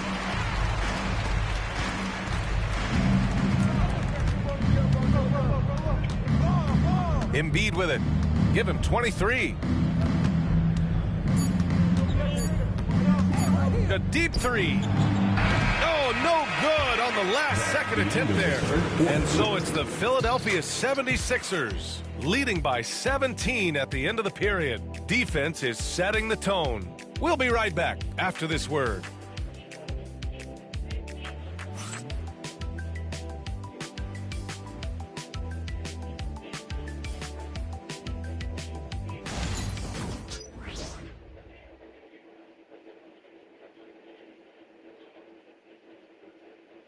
And let's take this opportunity to show you our State Farm assist to the game. And he definitely deserves the award. Reading the defense like a point guard. Well, his height gives him the ability to see the floor, and he makes a quick decision and a great pass.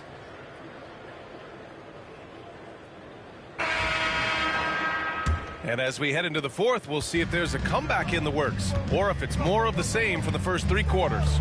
On the court for Philadelphia to start the fourth, they've got Joel Embiid. Kelly Oubre out there with Edwards. And it's Grimes in at the 1. Well, the defense just dared him to take that one. Poor execution on their part, but they got lucky. Philadelphia foul. Joel Embiid. First personal foul. First team foul. At the line for your Pelicans, number 00. 2 shots.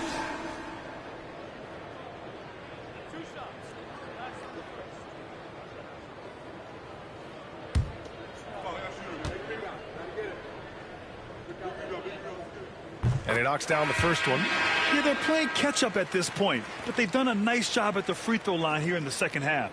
Walker, he's checked in for Edwards.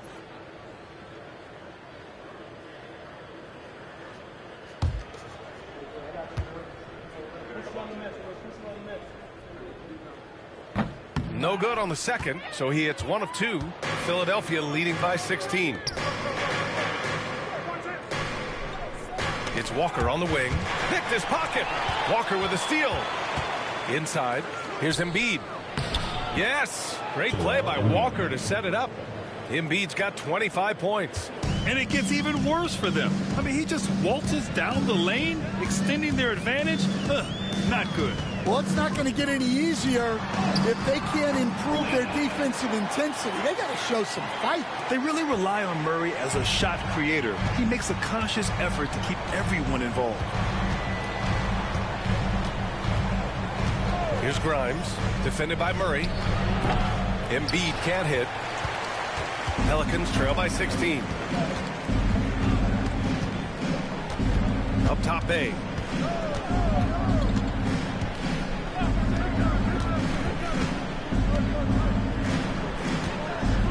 Shot clock at 6. Pass to Murray.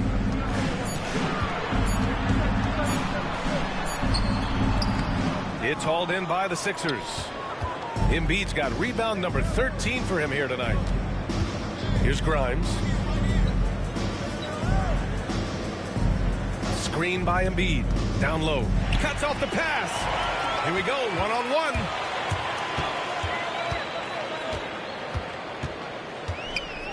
Pass to Queen.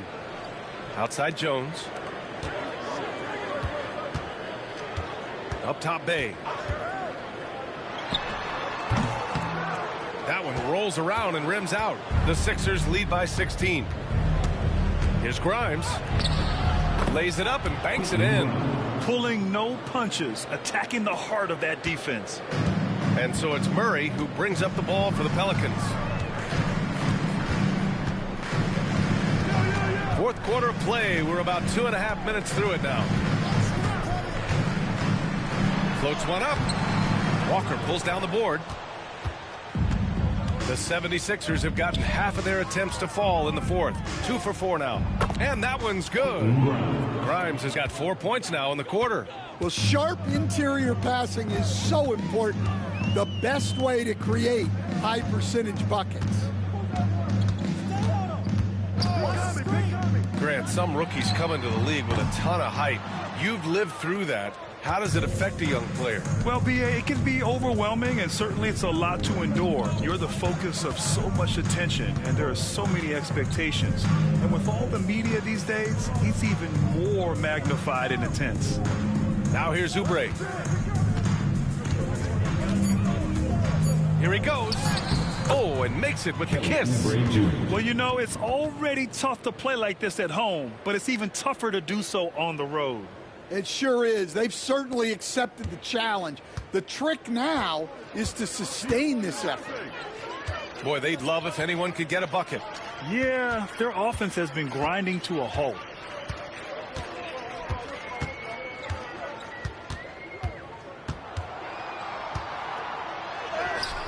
And that one's good.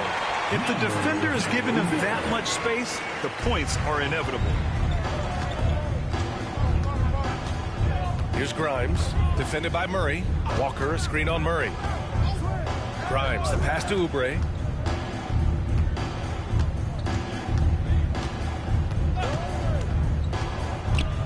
High arcing shot. Rebounded by New Orleans. Queen's got his 5th rebound in this one.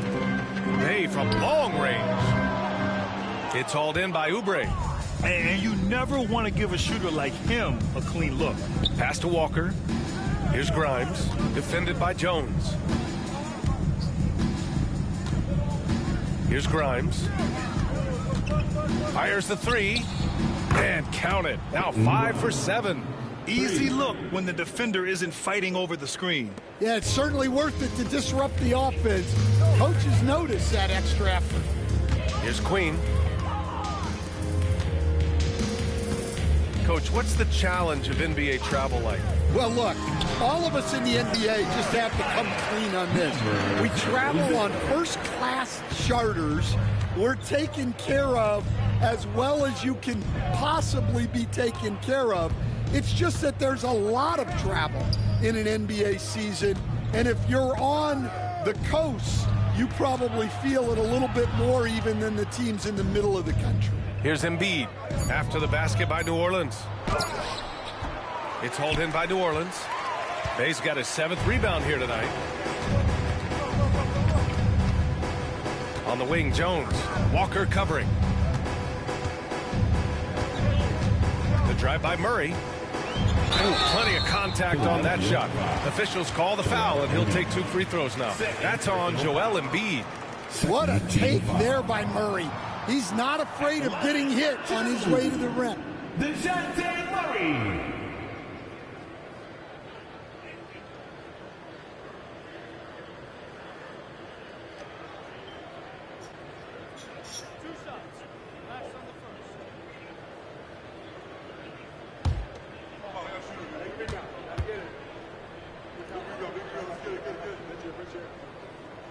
And the first one at the line is good. New Orleans making some changes. Jordan's checked in for Queen. Zion Williamson comes in for Bay. And Trey Murphy subbed in for Jones.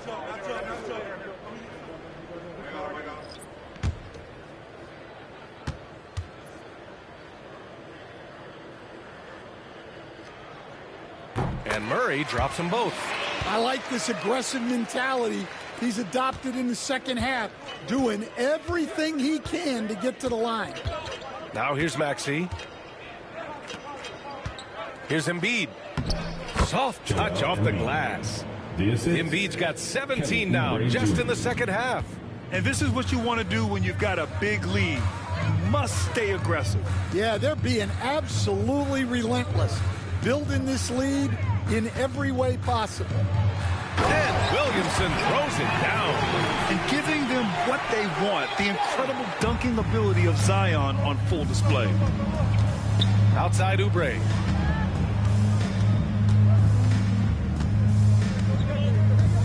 Pass to Watford from downtown. And it's Jordan with the rebound. Jordan's got 7 rebounds in the game. Well, with his team leading, he might just want to put that one in his pocket next time. And Philadelphia making a change here. George is checked in. Paul George. Pelicans trail by 19. Now Murray.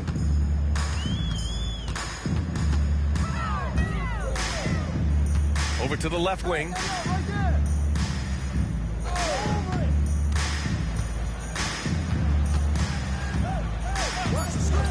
And there's a 3-second violation.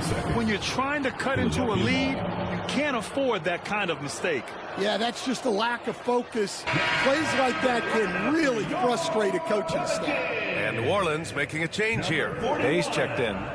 Saddiq Bey. The Sixers lead by 19. And here is Maxey. Takes the 3. Shot is off. 4 for 7 in the game now.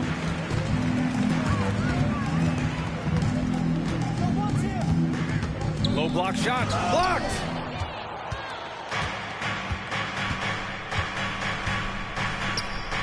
Jacks up a 3. Hey, now 5 for 8. Shooting a pretty good percentage right now. It's like he needed that halftime break to gather himself. Now he's starting to get his confidence back here. Murray against Maxey.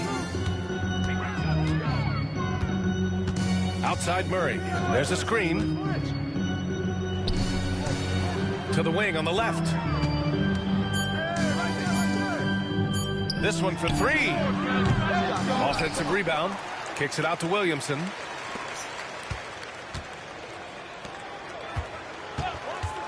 To the inside.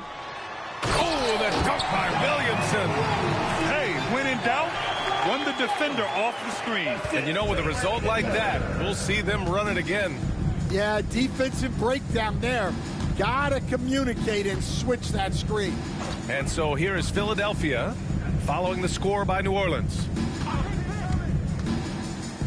Oh, a clear foul there on the missed shot.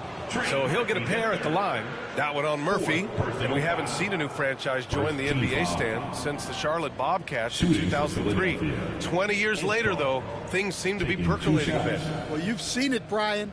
There's some deep pockets out there and some great markets, all vying to get into the action. And we know that the NBA is all about growth. First one falls for him.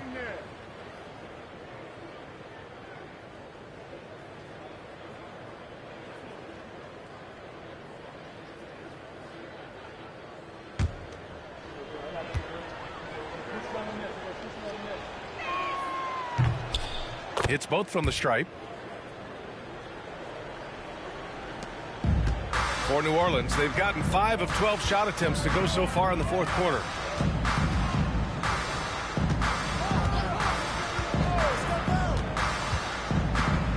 Pass to Jordan. 6 on the shot clock. They kick it out to Murray. The 3 ball. The rebound by Embiid. Yeah, I'm not sure if he's going to be able to shoot his way out of this one or not. Here's George. Hey, now 5 for 8, shooting a pretty good percentage right now. You know, one thing about Maxey is that he always is looking for an outlet. Trying to find a spark here. Yes, indeed. A rough stretch offensively. They could really use a basket. To the paint. Here's Jordan. And slammed up by Jordan. He's just an aggressive finisher there inside. Hey, when you got bounce like that, you feel like you can take on anybody. And timeout is called by Nick Nurse. He clearly wants to talk it over and make sure everyone is focused.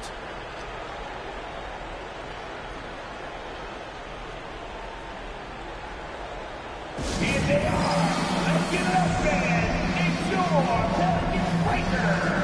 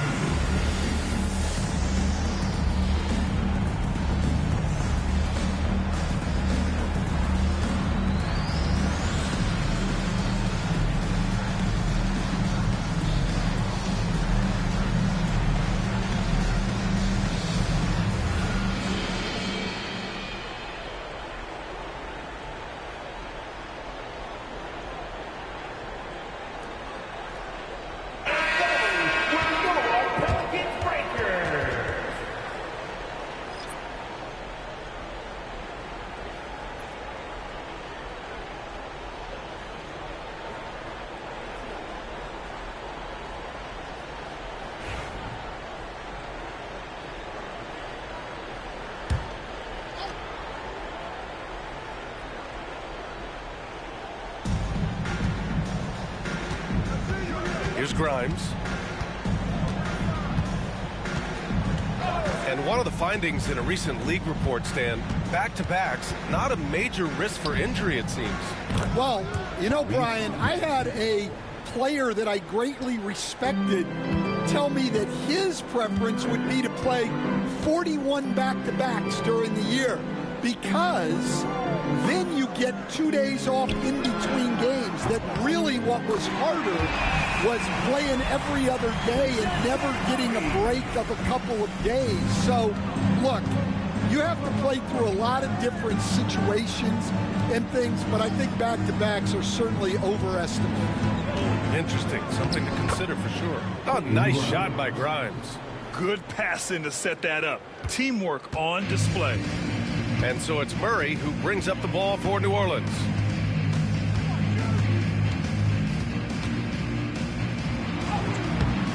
Up again. Oh, he hangs in there and cashes in on the second chance points. And those second chance buckets are major bonus points if you can get them. Here's Grimes. Pass to Maxey. Now here's Oubre. Fires from deep. He drops it from range. Oubre's got 5 points in the quarter. Yeah, just an outstanding find by Maxey. More than willing to give it up to open teammates. And let's face it, this one was never really in question. They came out with purpose and just overwhelmed the opposition. A great win for the 76ers. And it was a big-time performance across the board. They looked like they were having fun out there, Greg. Yeah, B.A., it was almost like watching a cat play with a mouse. I mean, they did pretty much anything they wanted to do out there today. And so hard work pays off with their 26th win of the year. And I'm sure they're happy to get even for what happened the last time these teams met. And we've come to expect these kinds of strong games for Joel Embiid. Well, that work he's shown on the glass has been spectacular. You love to see that as a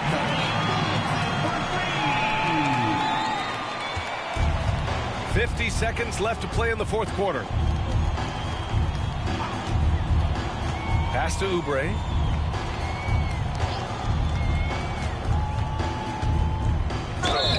And the shot counts. He's fouled, and it's a chance for a three-point play. Third personal foul. Second team foul. At the line for Philly, Kelly Oubre Jr. One shot.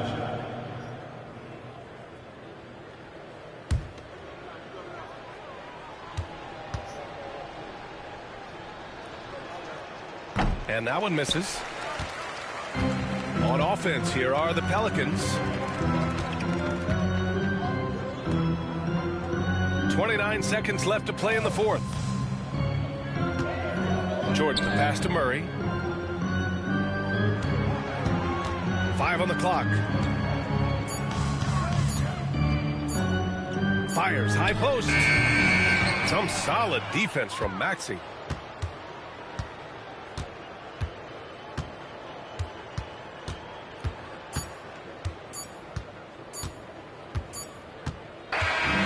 So no problem for Philadelphia as they get the win.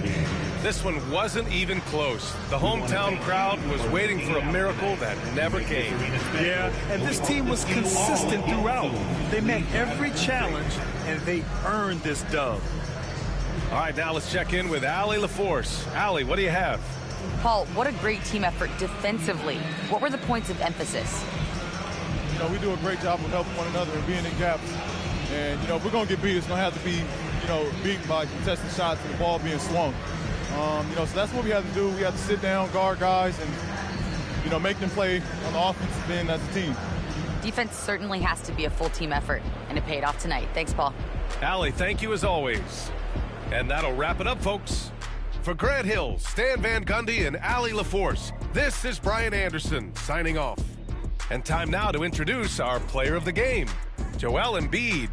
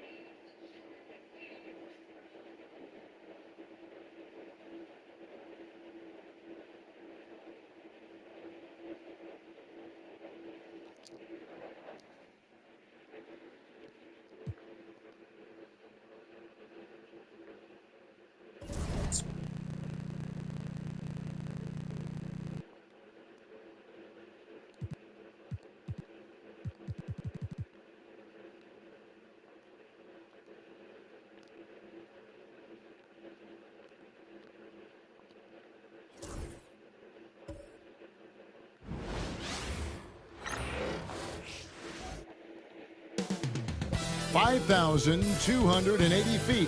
You know what that is? That's the elevation here in the mile-high city of Denver, Colorado. The Bulls taking on the Nuggets. For the Bulls, losing sight of their identity over the last 10 games, they've won only 2 of them. Tonight, they're hoping to get back to what they do well with a win. Nuggets, Bulls, only here on 2K Sports presents the NBA. Monday Night Basketball is coming right up. I'm Kevin Harlan, joined by Greg Anthony and Richard Jefferson, with David Aldridge roaming the sideline. And here we can check out the story for Jaden Ivey. And when it comes to his scoring, he's enjoying a fantastic run. He's brought his points per game average up thanks to the work he's done in the past 10, and maybe he's got another big one in store tonight. Let's check out Chicago's starting lineup. Buzelis out there with Collins. Then it's Josh Giddey. Then it's Ivy. And it's Okoro in at the 3. And for Denver, the 4 and the 5. It's Gordon and Jokic. Jamal Murray is out there with Hardaway. And it's Watson in at the 3 spot. And on paper, Greg, this might seem like a potential blowout, but anything can happen in this NBA. Kevin, we see upsets happen all the time. It's what makes the sport great. You can't take any team or game for granted. And it's Murray with the jam. And going vertical. Murray's one of those guys with that sneaky athleticism. Outside Collins. Pass to Ivy. Bulls moving the ball around. Here's Buzelis. Defended by Gordon. Clock at 6. On the wing. Ivy with the bucket. I know what they say. Defense wins championships, but you need some bucket getters too now. On the wing, Hardaway. Good, and the assist goes to Murray. He's known for his jump shot, but Hardaway isn't afraid to mix it up inside. Hardaway against Ivy. Here's Giddey. A beautiful reverse layup. And the combination of his quickness and soft touch around the rim really allows him to pull off shots like that. A lot of players don't have the reverse in their arsenal. And Denver again with the bucket. Smooth like butter. Jokic can make you pay from anywhere. Pass to Buzelis. Just over a minute and a half played here in this one. Here's Giddey. And it's Jokic with the rebound. Nuggets have gotten their first 3 shots to go in for to start off this game. Murray against Giddey. Jokic a screen. Out to the right wing. Uses the glass to finish the lane. Jokic has got his second basket of the game. And how great are they playing? 4 for 4 shooting to start this one. Outside Collins. To the paint. Here's Ivy. And that one is off. Good D by Hardaway. Nuggets have gone 4 of 4 to start. So a nice offensive rhythm to start here. Pass to Jokic. Fires the 3. Hardaway, no good. You knew eventually they were going to miss one. At least you hope. And when you talk to people about the Bulls, GA, Michael Jordan's shadow still looms large over this team and organization. And Kevin, they haven't won a championship before or since he was in Chicago. They've had plenty of good players. Derrick Rose, an MVP, Jimmy Butler as well. But the results haven't been there. Their offense already in a flow. Some stellar shooting to come out to this league. And Billy Donovan decides to call timeout. He's made the decision. He wants to huddle up with his guys.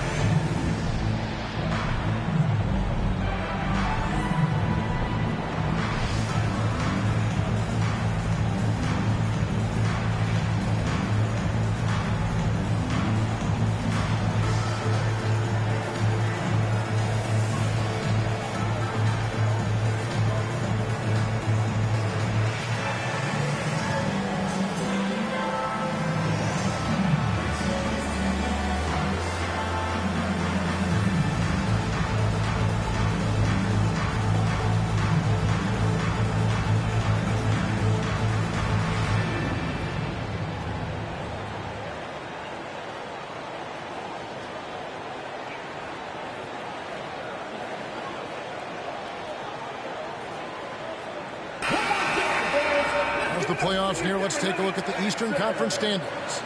You look at Chicago. It hasn't been a great season for them. We may see some changes in the offseason.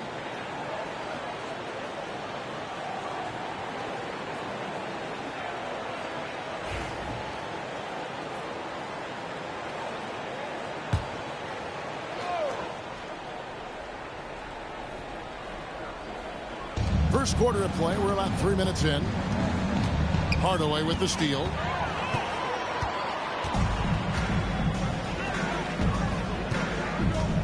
Out of bounds. It'll be the Bulls' ball. And now let's highlight the highest scoring teams in the NBA. The Nuggets, number 1. I mean, it's an exciting brand of basketball that they're playing. They've got such deadly weapons. Teams have had a heck of a time trying to slow them down. Here's Giddey. They've been leaning on him for a decent chunk of their offense. He's averaging over 15 points a game. Ivy kicks to Giddey. Collins a screen on Murray. And they get it. And it's Collins getting it to go. Yeah, going hard to the rack, making a statement here early on. Yeah, it's nice to see him be assertive instead of settling for a jump shot, especially in the first quarter. Hardaway against Giddey. Three-pointer. Good. Another from 3. And now for this franchise, he's hit the most threes in a single season. His incredible range stretches out the defense on a nightly basis. It's an invaluable element to this offense. And he gets the whistle. 2 free throws coming up. It's going to be on Jokic. And we know the second night break of a back-to-back can be rough. And the NBA has put in work trying to minimize these, but sometimes it's unavoidable. And if you have a long bench, this is when you lean into it.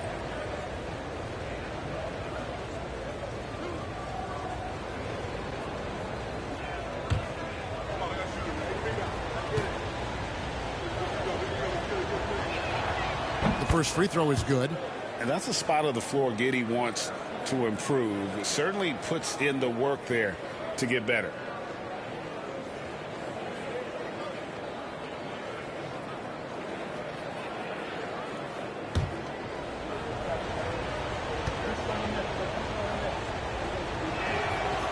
That misses, so he splits the free throws. When it's all said and done, Jokic, Greg, is going to be the Nuggets' career leader in many categories. And he's already their franchise leader in rebounds, assists, triple-doubles, and playoff points, and many other advanced stats as well. 5 to shoot. Here's Jokic, and the shot goes down. Jokic has got 6. Sometimes he seems to be indestructible with the finishes he can make. Jokic is a force down low. Got a piece of it.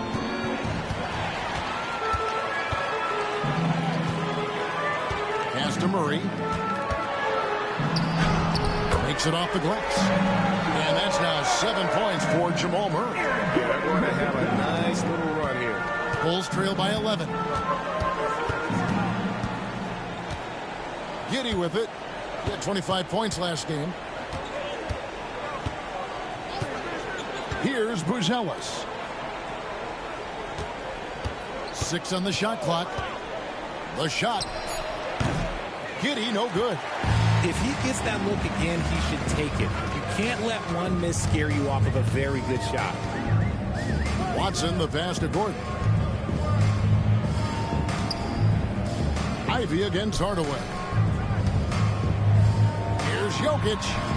And it's Chicago with the rebound. Their last encounter was in Chicago. Yeah, and their last time out against this club, turnovers really did them in. Just way too many mistakes. And they have to clean that up. Play smart and value the ball. Murray kicks to Jokic. Pass to Hardaway. Back to Jokic. Buzelis grabs the board. Bulls trail by 9. And Aaron Gordon gets the whistle that time. That's his first foul. And you can see he just didn't get squared up with his feet. And the timeout called here by Billy Donovan. He wants to make some adjustments to the game plan, clearly.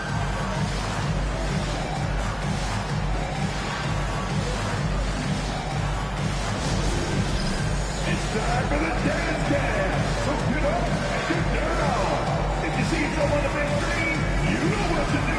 Show us your move.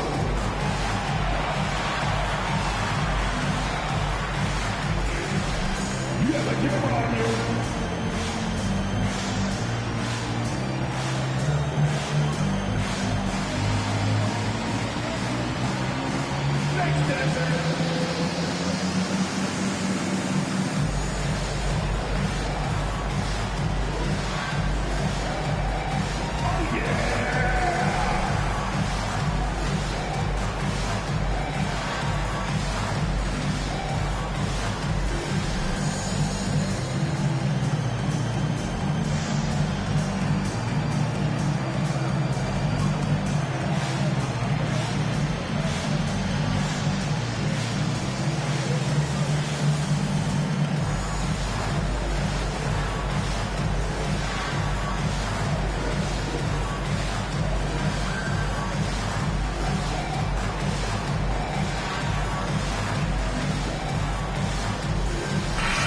in for Lose Health.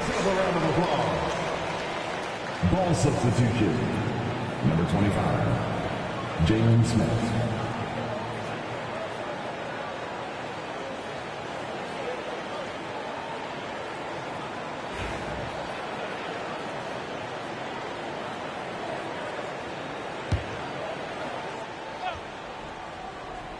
Here's Ivy. He's coming off a 22-point game against the Lakers. And he didn't just create offense for himself now. He did a tremendous job of setting up his teammates as well. Strong move to the 10, trying to get his guys going. Hard not to get motivated, GA, right when your teammate makes that kind of play. And that could be the spark they needed to make a little run as they try to even this thing up. Hardaway against Ivy. Shot clock at 5. Here's Murray. Rebound by Smith. Bulls trail by 7. Now here's Okoro. Nothing on the board. Smith sets the pick for Ivy. It's good. And using that quickness to maneuver around the paint that time. What a play from Ivy. Murray dishes to Gordon. Ivy against Hardaway. Pass to Jokic. Fader on the way. And he tries off the glass, but it's no good. And so it's Giddey with it. He brings it up for Chicago. It's a 5-point game. Okoro passes to Giddey.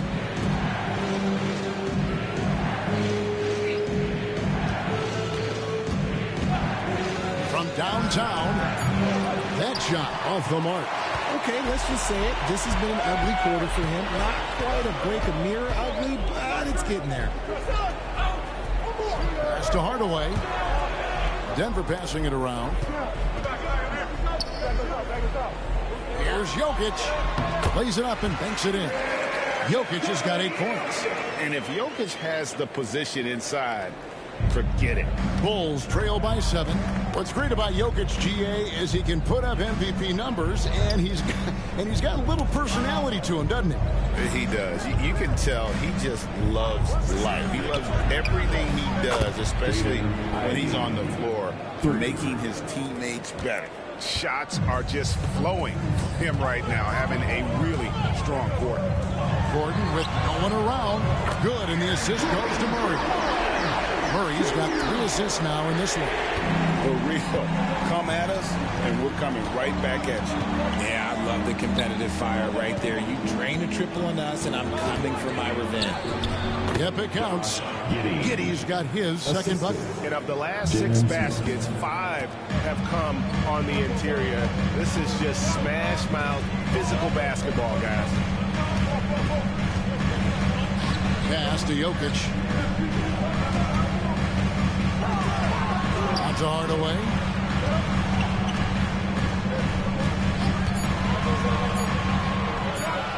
Murray for 3. Rebound by the Bulls. They couldn't put the pieces together, losing the last matchup with the Lakers. Hey, they had their opportunities, but let's face it, they choked from the line. Hard to win that way on the road. Yeah, missing from the line became contagious. That happens. They just picked the worst time to do it. And Denver decides to take their first time out here.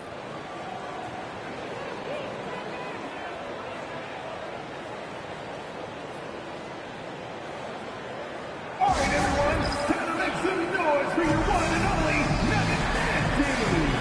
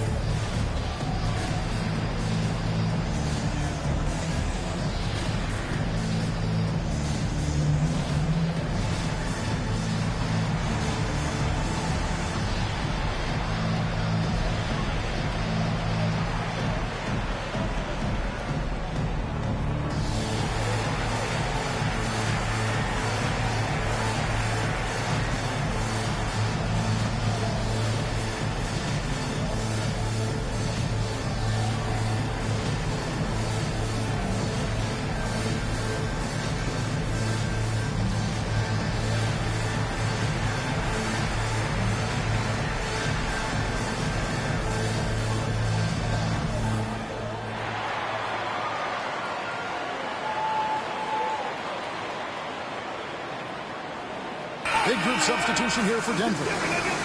Jonas Valanciunas, who's checked in for Jokic. Johnson comes in for Gordon. Jones checked in for Peyton Watson. And Christian Brown subbed in for Tim Hardaway Jr. Chicago also making some changes. Bruce Ellis is checked in for Zach Collins. And Fernie Simons comes in for Okoro. And Trey Jones subbed in for Josh Giddey.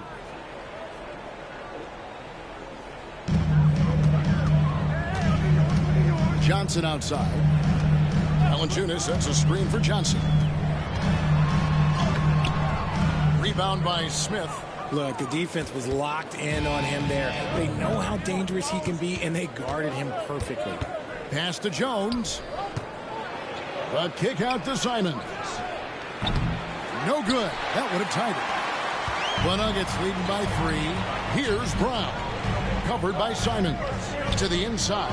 Valanciunas. And the rejection by Smith. And it's out of bounds. The Nuggets able to retain possession here. You gotta love strong defense, especially when it comes in the form of harsh rejections. Wow. And in a close game, blocks like that are so clutch, and that could be a real difference maker here tonight. And the Nuggets with some changes. Jokic comes in for Jonas Valanciunas, and it's Bruce Brown in for Murray. And a change for the Bulls. Sexton, he's checked in for Jaden Ivey.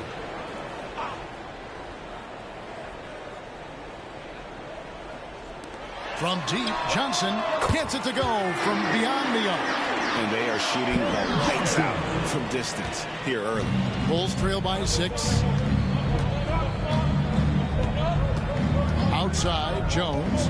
Pass to Simons. And it's sent back by Jokic. Oh, that's terrific anticipation from Jokic, erasing that shot attempt. A kick out to Brown. Jokic with his screen on Jones. And it's Brown missing. Chicago's gone 1 of 3 from beyond the arc so far in the game. And Simons, here we go. Over to the left wing. Bruce Ellis, no one around him. Yes, and it's Smith with the assist that time. And he likes to get in a rhythm early. Nice triple. Now Brown hasn't made one yet. Jones with the screen on Sexton. Here's Brown, and the bucket is good. 3-point play chance here for him. And they've repeatedly probed inside in the first half, guys, and it's paid off. The Nuggets shooting their first free throw tonight. And really, the form at the line all season has been terrific. 79% as a team. One shot. One shot.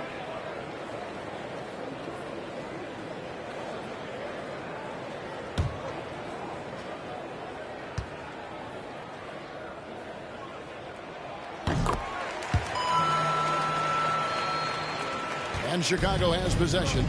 They trail by 6. Pass to Bruce Ellis. That's his second shot and his second basket. He's 2 for 2. And defensively, they're on their heels every time the ball comes inside. Here's Jones. Chicago foul. Bruce Ellis. That's his first personal foul. The Nuggets shooting their second and third free throws tonight. At the line for 2.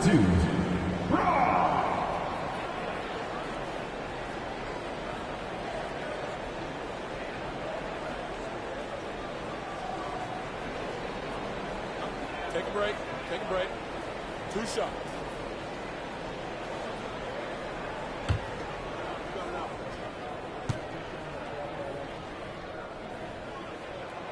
He misses the free throw.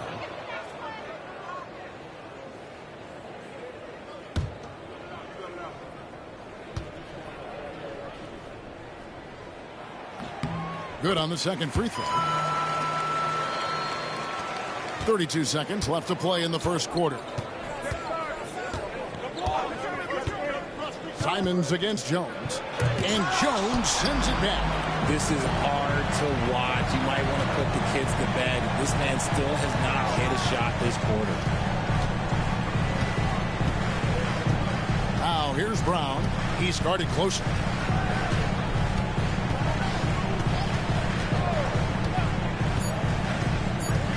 Just 3 on the clock. He can't get it to go. And so the first quarter is in the books. Nuggets lead by 5. And don't go away. We'll be back with the action for the start of the second quarter in just a moment.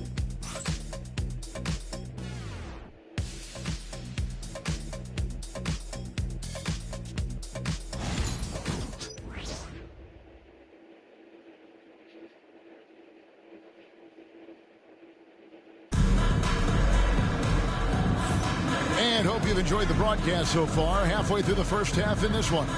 And when you consider how Denver is doing, guys, what are your thoughts?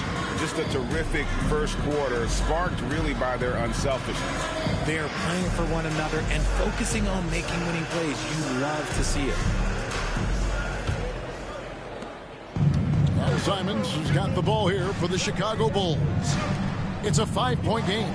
They'll face the Lakers after this one. That'll be at home. That game marks the first half of a quick 2-game homestand. We've got Johnson. He's out there with Jokic. Bruce Brown is out there with Jones. And it's Brown in at the 2. That's the group in the game for the Nuggets. Good ball movement here by the Nuggets. Pass to Jokic. 4 on the clock. Denver needs to get off a shot. A nice shot by Brown. Brown's got 7 points in the game. Great find by Jokic. The best passing center I've ever seen. Right side, Sexton. And Brown pulls it down. It was the Nuggets, their last game, a loss to the Rockets in Houston. Jones finds Jokic. Jokic just takes what he wants inside. Amazing.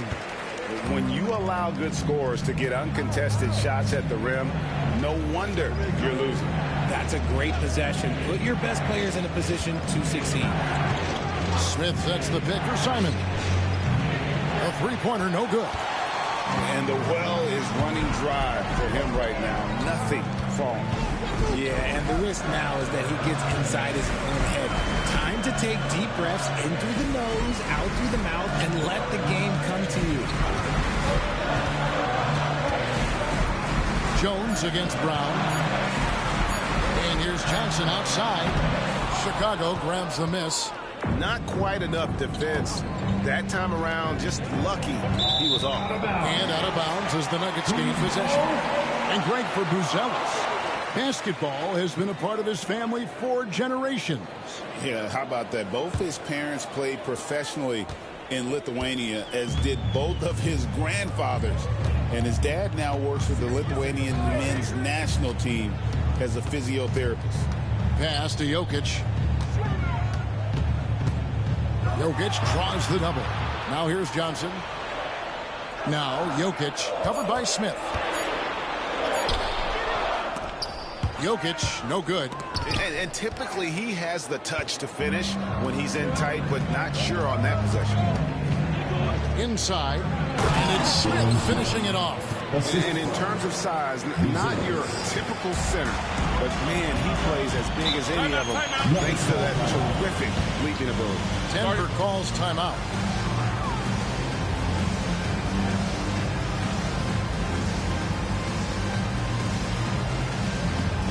Okay, fans, it's time to get loud and proud for your Nuggets High Squad. Get loud, fans. On the court is your High Squad. What time is it? It's T-shirt time.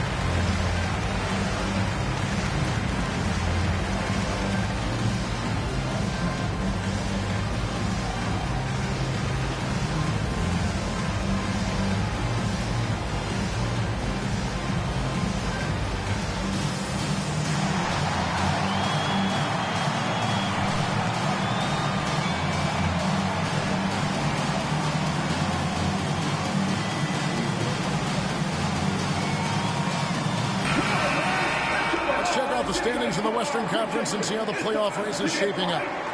You look at the Nuggets. They've had a great season and will look to extend that into the playoffs. Well, I think for Denver, they haven't been the dominant force lately that we've kind of come to expect. They're still going to be a factor, though, in the postseason.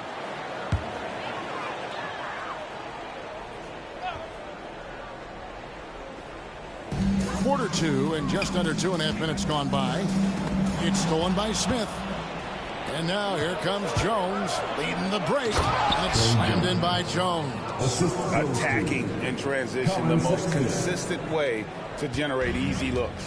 Yeah, when you hustle on the break like he does, good things tend to happen. Johnson dishes to Brown.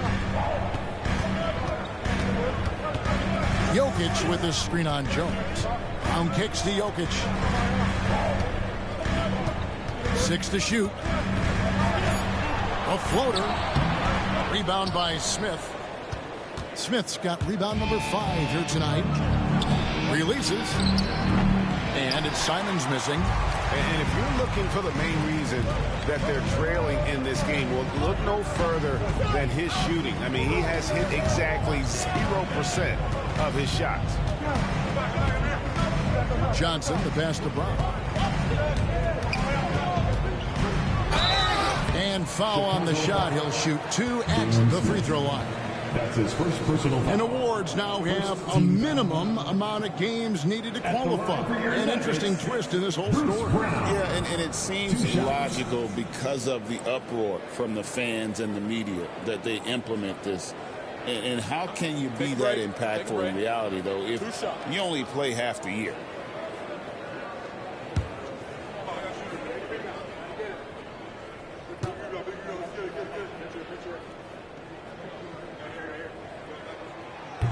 That free throw good from Brown. A different look for Denver. Gordon's checked in for Jones, and Tim Hardaway Jr. subbed in for Christian Brown.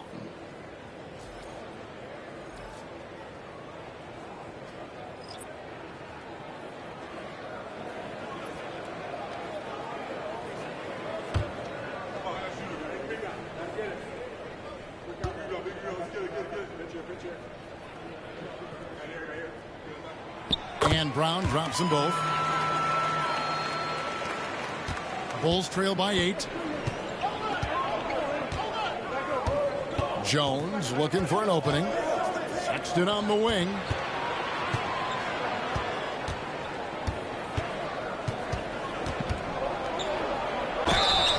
And he makes the bucket, gets the whistle, and now a three-point play chance here for him. And they're beginning to just flat out fall apart defensively right now, especially on the interior. And guys, let's get your take on the hustle stats for the Nuggets.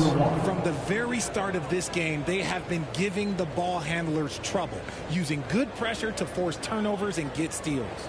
And how about also the ability to contest shots? They're staying attached and contesting and coming away with blocks as well. Free throw good, Sexton.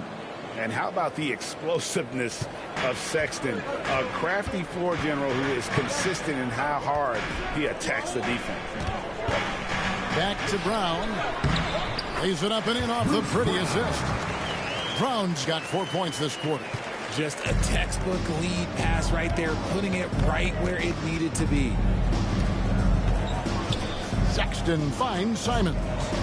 Good ball movement here by the Bulls. And the Bulls with another miss.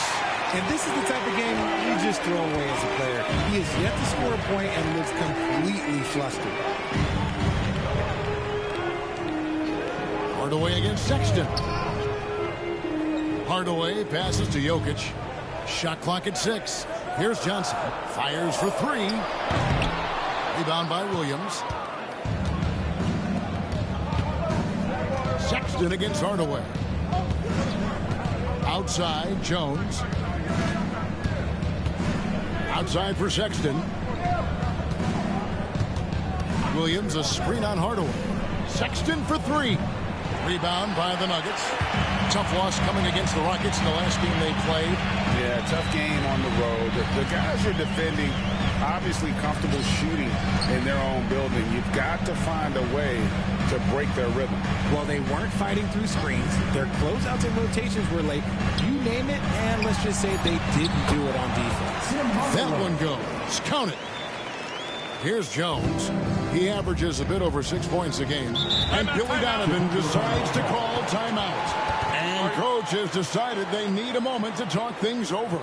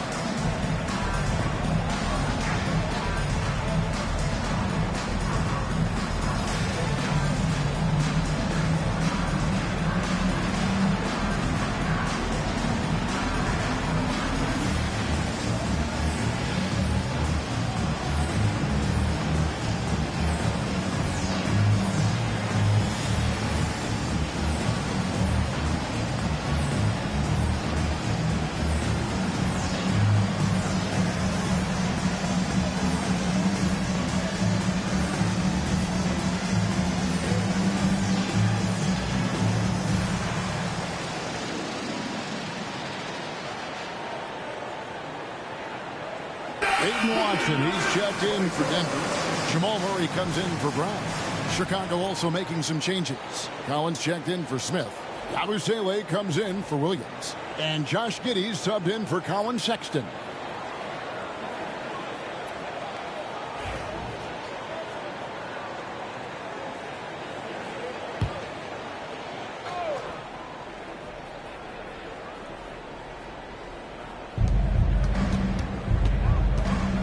Hardaway against Giddey. Over Hardaway.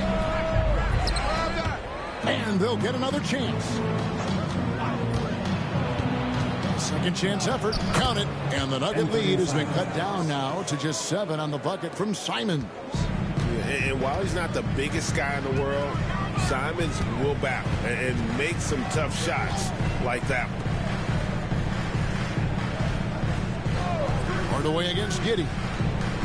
Murray for 3. Unable to get that one. Bulls trail by 7. Giddey the pass to Collins. Can't cash in from close range. And so it's Murray who brings the ball up for Denver. Next up in the docket, the Bucks following this one. That'll be the second of 5 straight played at home. Pass to Gordon. And here's Jokic. He had a 27-point outing in their last game against the Rockets in Houston. And we'd be remiss not to mention his incredible rebounding, just a force on the backboards. And each season, GA, it seems like Anthony Simons is given more and more responsibility. And you can understand why. He's proven to be a versatile scorer, and now we are seeing him take the next step with his playmaking. Some people could say he's struggling on offense this period. I like to think of more of drowning. Just can't seem to find his confidence. Gordon with a screen on Simon. Now here's Watson, covered by Simon. Just 5 to shoot. Deep 2 from Murray. Jokic kicks to Watson. The Nuggets with another miss. Bulls trail by 7. Simons the pass to Giddey. Collins a screen on Hardaway. Giddey goes in. He scores the basket. That's field goal number 3 for him. And he's got the speed to get away from defenders. Giddey turning on the Jets there. Murray the pass to Jokic. Outside Hardaway.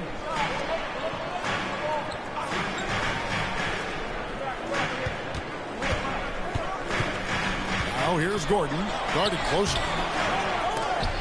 Outside for Murray. Gets the three-pointer to fall. Murray's got 10 points in the game. The assist totals, Kevin, just continue to grow. They're way ahead in that category. Ball movement has been flawless. Jones, the pass to Simons.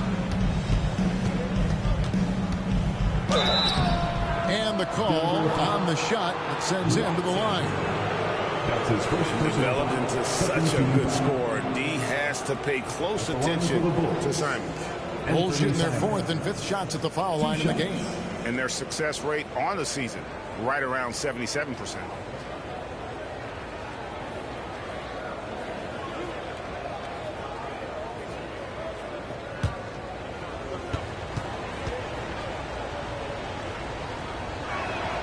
Free throw good, Simons.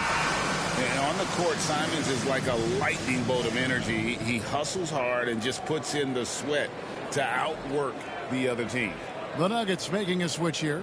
Valanciunas is checked in. Buzelis is checked in for Chicago. Okoro comes in for Jones. So he gets them both. For a star like him, you get lots of opportunities at the line, and he's great at cashing them in. Outside Hardaway. Now here's Watson, covered by Okoro. Pass to Murray. Fires from the wing. And a kind roll that time off the rim as that one falls. He's got 12. And this is who Murray is, a natural scorer who looks for ways to get himself home.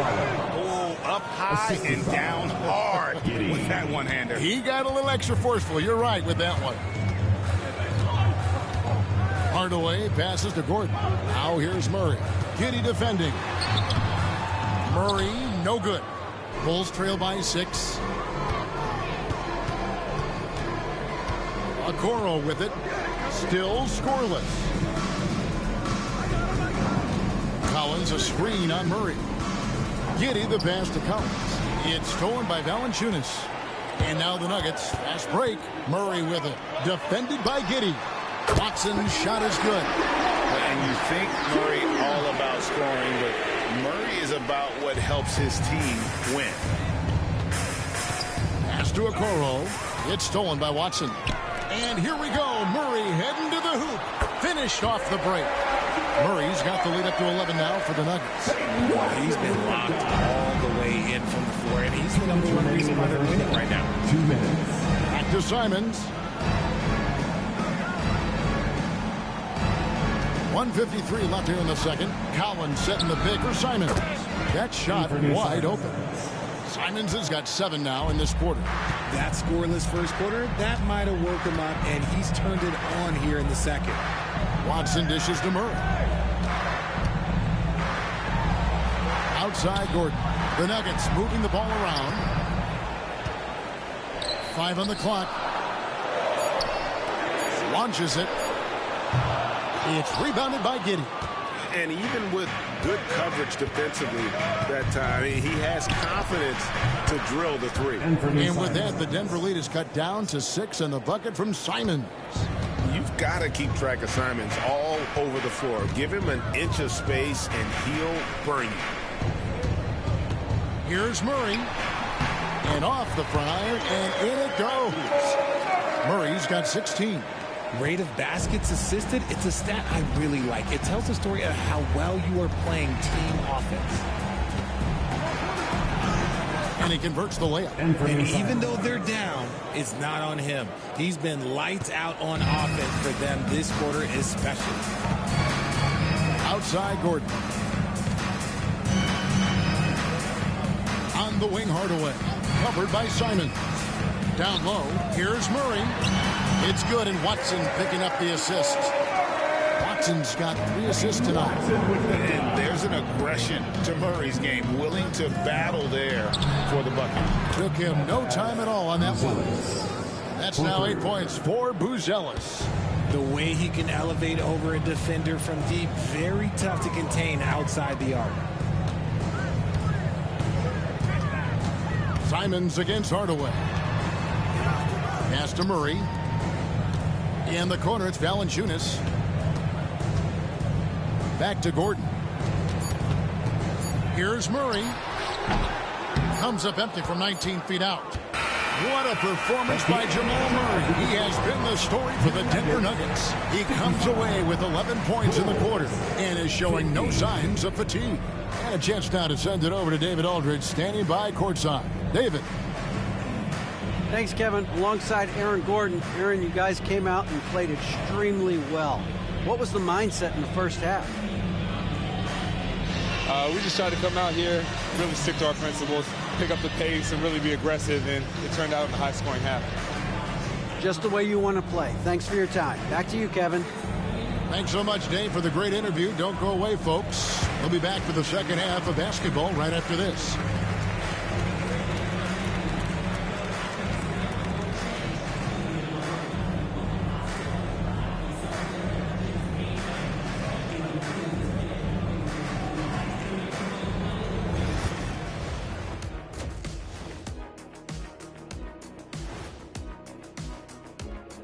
Welcome, everybody. Let's jump right in with a look at the players of the week. In the East, Tyrese Halliburton. How about Halliburton? Overlooked a little early on in his career, but once people saw more of him, they began to see the upside. He has a positive effect in so many areas of the game. Well-deserved recognition here. All right, looking back now at that first half, a bit of a hill to climb for the Chicago Bulls. I like their approach on the boards. Get in there, establish position. Aggressively go after the ball, Ernie. If they come out on top tonight, Shaq, that's how they're going to do it. By being more active and more physical than the other team.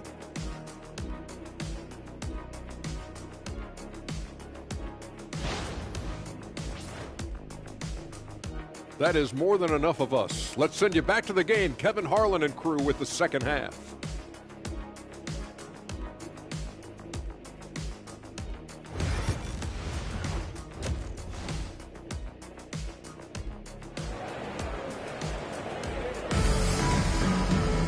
And we've got second half action for you. Thus far, a pretty evenly contested game. It's been one outstanding game from Jamal Murray. You just love the patience in that first half. Waited until he got the look he wanted. You love guys who can get their shots within the flow of the offense.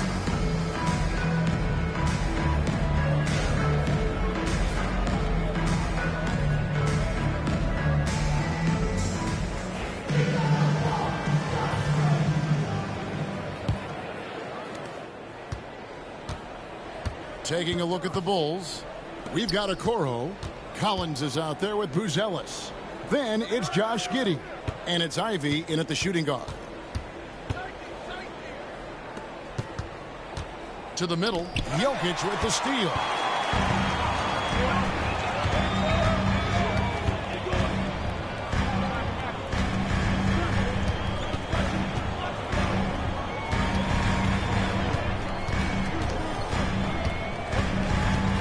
At 6, pass to Watson. Good, and the assist goes to Jokic. Watson's got the first points to start out the third quarter for the Nuggets. Giddey against Murray. Here's Buzelis. Back to Giddey.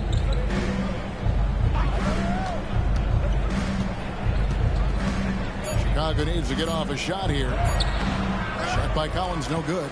And not allowing the shooter even an inch of breathing room on that one. I'm sure they'll think twice about shooting against him next time. Collins against Jokic. The putback. Great positioning on the putback.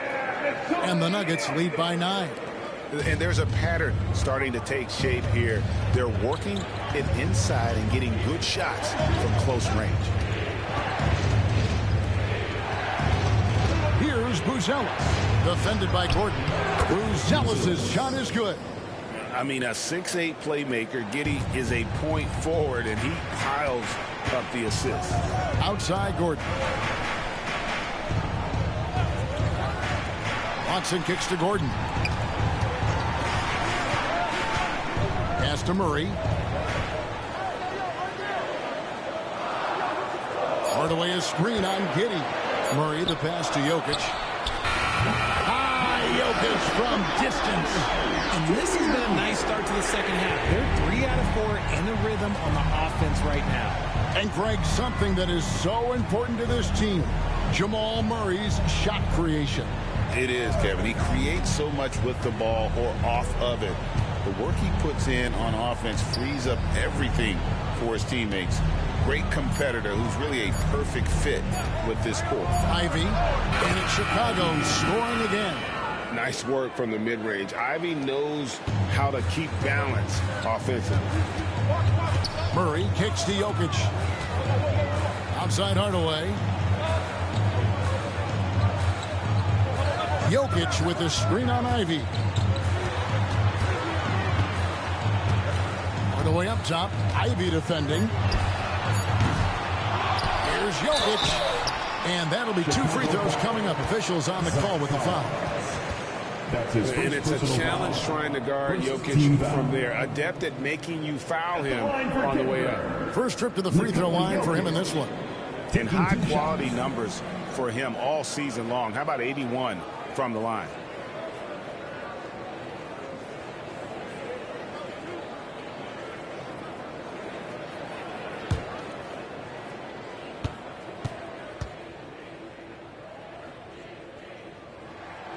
And he makes the first. And if you were to assemble a first-team all-second rounders, Jokic would be a shoe-in.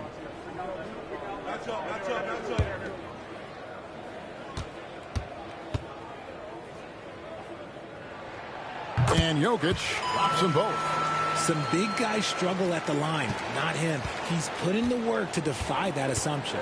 And let's head over to the sideline and catch up with David Aldridge. Kevin, thanks. The NBA's 65 games requirement for postseason awards has drawn some criticism. But Adam Silver says, ultimately, this is about the fans and putting the best product forward. Load management was not working for us. This is having the desired effect. Guys are on the floor. Yeah, they want to be on the floor, right? Keep them tuning in. Good stuff, DA. Thank you.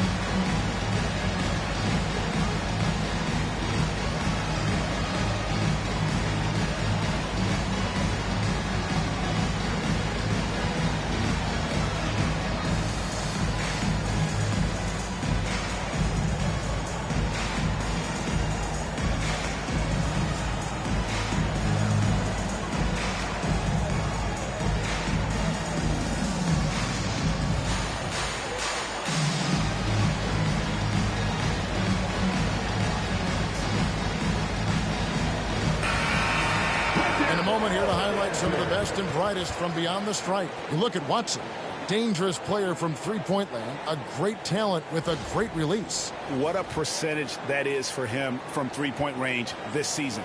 His deep touch is about as good as you're going to see.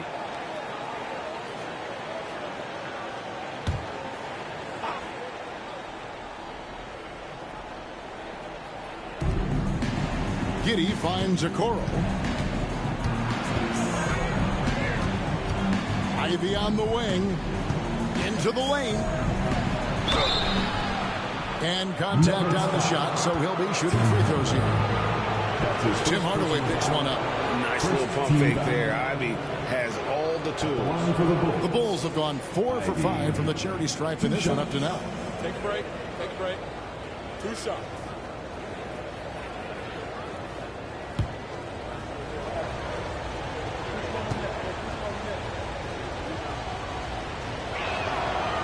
And that one falls for Ivy.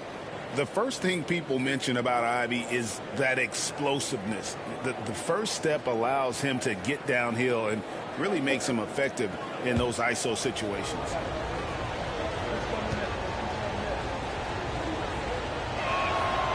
That one misses. Denver leading by 9. Down low. Shakes him. And foul on the shot, so he'll get a chance at the line. And you can see the competitiveness in Hardaway Jr. The Nuggets have shot 6 of 7 at the line. Tim Hardaway taking 2 shots.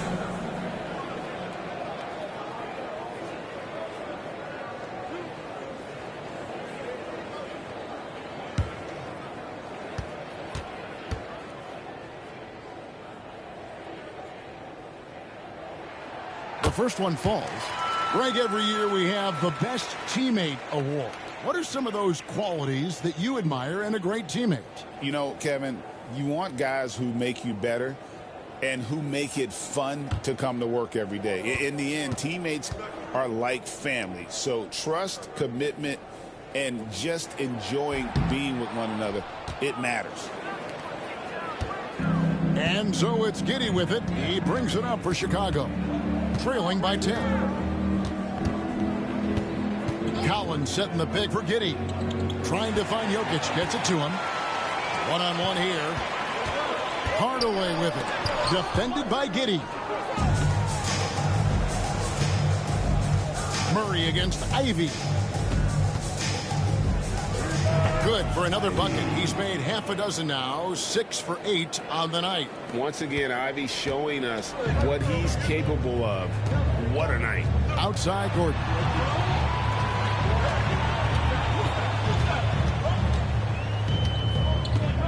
Back to Murray. And it's Murray with the jam. Just rubbing it in their faces with that dunk. He is never going to take his foot off the pedal. And that finish shows you how dangerous he can be as a passer and a finisher. Here's Buzelis. All right, well, look at how the points have been generated so far. Scoring breakdown for the Nuggets. Their offense has been a well-oiled machine. They're moving the ball around, playing for one another, and just piling up assists. That's been all night long. And also dominating the offensive boards, and that's been winning them a lot of extra looks at the hoop. The free throw drops for Buzelis.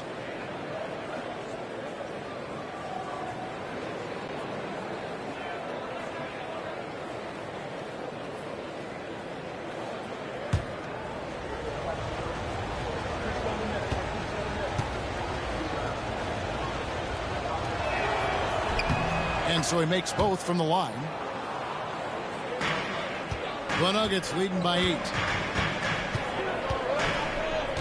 Murray, the pass to Jokic. Good! Jokic can indeed take a little contact. And they trust Murray to get the ball where it needs to go. Pass to Okoro. Here's Buzelis. Defended by Gordon. 14 feet away. It's hauled in by Gordon. Gordon's got his 5th rebound in this one. Lob pass to Gordon, and then Gordon with the dunk. Out of nowhere, Gordon just soaring in there, and that athleticism carries him straight to the rim. Pass to Buzelis. Ivy on the wing. Collins setting the pick for Ivy. Clock at 4. And finished off by Collins. And that's nice execution out of that two-man game as Ivy there dropping the dime. Murray against Giddey. Out to the wing. Left side Hardaway. Watson kicks to Gordon. And he could not get that one to go. A lot of contact, and he'll go to the line for 2. It's going to go on Buzelis. And an active player, Gordon can be a handful to keep up with throughout the course of the game. The Nuggets have made 7 out of 9 when they've stepped to the line.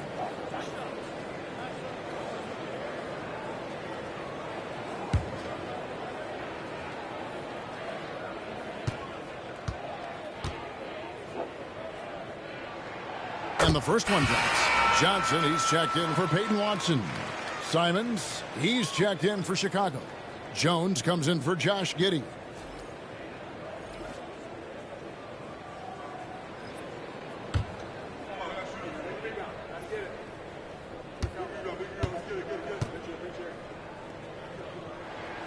And that one goes in. 2 from the line that time. And here are the Bulls now. A 12-point game. Jones, the pass to Collins. Now, Ivy lets it fly, and there's the whistle, illegal screen. Here's a look at some stats for Jones. His last 10 games, averaging 5 points per game, 2 assists, and 2 rebounds.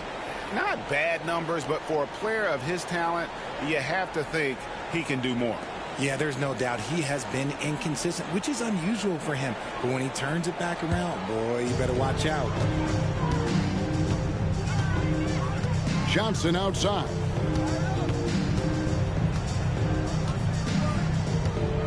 Hardaway sets a screen for Johnson. Outside Hardaway. Shot clock at 6. Here's Jokic. Jokic takes the contact and scores. It just seems like the more he touches it, the more the lead grows. Outside Simons. Back to Jones. To the inside. Here's Ivy. Rebound by the Nuggets. Jokic just got rebound number 9 now. What an effort here tonight. Murray kicks to Gordon. Pass to Hardaway. And then Hardaway with the dunk. Always good to see Hardaway not sitting back and attacking the rim. Bulls trail by 16. It's Jones on the wing. He's covered by Murray. On the basket by Jones. And he's been passive today, but maybe that's what he needs to get him going, because for them to be successful, he's got to be a little more selfish. Johnson outside. That drops and it comes off the assist from Hardaway. Hardaway's got 3 assists now in this one. Beautiful stroke from Johnson, even on the quick shot. And if you listen to Cam Johnson talk about shooting, my goodness, RJ, he is a student of the game. He studies a lot of different shooters, constantly analyzing his own footwork. And you know what? The result speaks for themselves. I mean, even from over here, you can see that one pretty clearly. This is his first trip to the line tonight. Numbers this year at the line below 70, so when he's getting to the line, not nearly as effective as you'd like. Shooting 2.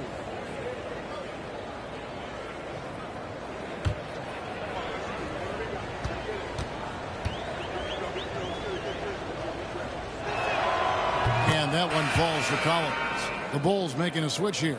Smith is checked in.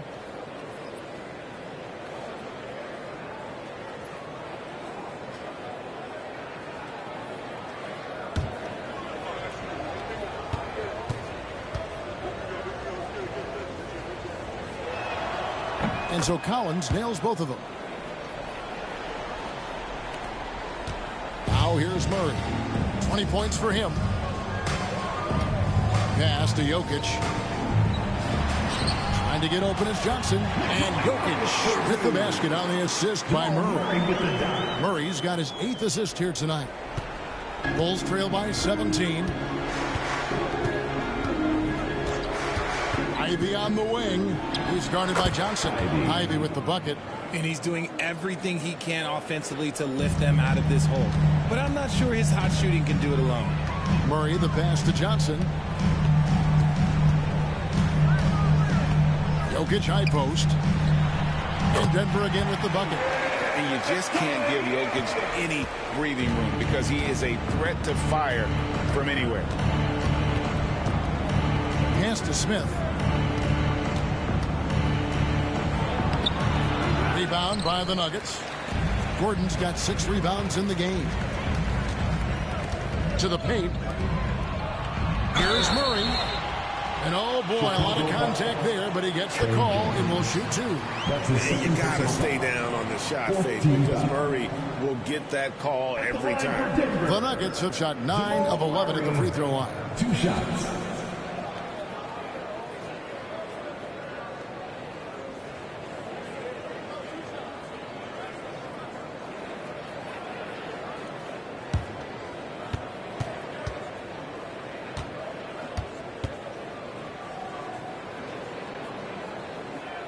Throw good, Murray.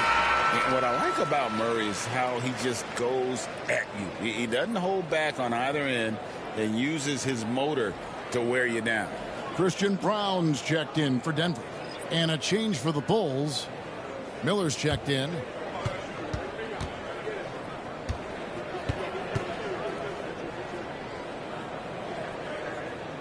And so he hits both. And so it's Jones. He'll bring it up for the Bulls. Trailing by 19. Pass to Ivy. Murray against Jones. Miller with a screen on Murray. 4 on the shot clock. And it's Miller with the jam. Give credit where credit is due right there. A terrific assist. The Nuggets leading by 17. Outside Hardaway. Back to Murray. Pass to Jokic. And the rejection by Smith. And they'll keep possession. Clock is at 3. And that one drops for him. Hardaway has got 5 points now in the quarter. Solid rebound there. And with the score like it is, that's an area where they can't afford to get lazy. Driving in. Ivy with the bucket. And not relying at all on the three-point shot. They may want to rethink about stretching the defense a bit like they did in that first half. Stolen by Jones. Inside, Smith. That's in, coming off an assist from Jones. And I love the fact that he didn't have to slow down or adjust there. The pass was just timed perfectly. Jokic with this screen on Jones. Murray, the pass to Jokic. A floater. And he gets the whistle. 2 free throws coming up. That's his second. And now a chance to see what's coming up for the Nuggets. On Wednesday, they'll be matching up against Giannis Antetokounmpo and the Milwaukee Bucks. Then on Friday, they'll take on Kevin Love and the Utah Jazz. And for that game against the Spurs, there aren't many other meetings that are as evenly matched as this one. Both teams can give and take punches, and this one, I think, is going to come down to the wire. And the Nuggets making a change here. Jones is checked in. Chicago also making some changes. Nick Richards, he's checked in for Miller. And it's Colin Sexton in for Ivy.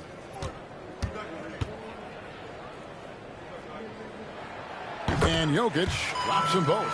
He's upped his aggressiveness, wanting to get to the line more and doing just that. Murray against Jones. Simon's on the wing. 1:10 left to play in the third. You just gotta love watching a big man hustle on the glass. This is what his team expects and needs from him. Jokic passes to Brown. Some nice ball movement by the Nuggets. Here's Murray. Pass to Johnson. Down to 5 on the shot clock. Simons, the pass to Smith. Outside, Sexton. And it's Smith finishing it off. Well, if you don't take care of the ball, fellas, that's what can happen. Absolutely, Greg. That makes the turnover even more painful. We know mistakes lead to breaks. That's just textbook right there. Johnson kicks to Jokic. 2 free throws coming up, and they call the shooting foul. A big you can't really send to the line too much. Jokic, an effective free throw shooter. So far, he's hit all of his shots at the foul line, going 4 for 4.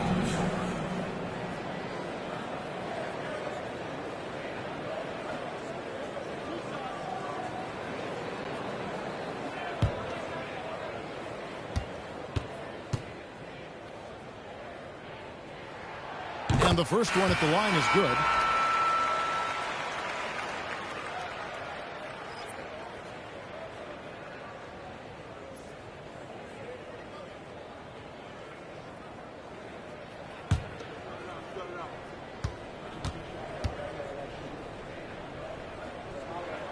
And Jokic drops them both. Bulls trail by 17. Jam! Simons! Oh, boy, Simons. That was nasty. Deep 2 from Murray. And that one's on target from the wing. Murray's got 6 in the quarter. And with the lead, I like the strategy here. Continue to get the ball to guys who can do something with it. This is when good players really get after it. He can sense that they're reeling, and he's going to put his foot on the pedal. And so it's the Denver Nuggets out in front by 17 points at the end of the quarter. They've been putting on a clinic in the paint. Shots are falling with regularity, and they are pounding it down low. Don't go anywhere. We'll be right back.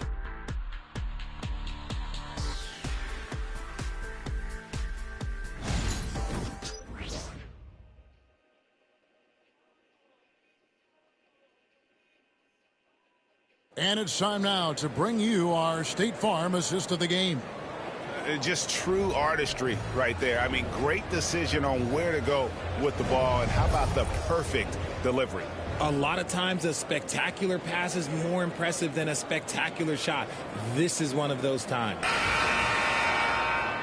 And as we head into the fourth, we'll see if there's a comeback in the works or if it's more of the same from the first 3 quarters. Johnson is out there with Jones, and it's Nikola Jokic. Then there's Brown, and it's Brown in at the 2 spot. That's the group on the floor for Denver. Down low, stolen by Jones.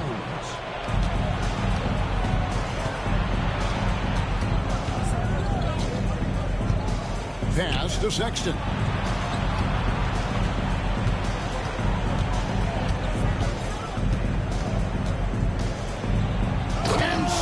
Slams it in. Just a creative ball handler. Sexton does a really good job with his change of speeds and direction, keeping the defender off balance. Johnson with a screen on Jones. And here is Johnson. And foul on the shot. He'll shoot 2 at the free throw line. That's his first personal foul. First team foul. At the line for 2, Cameron Johnson.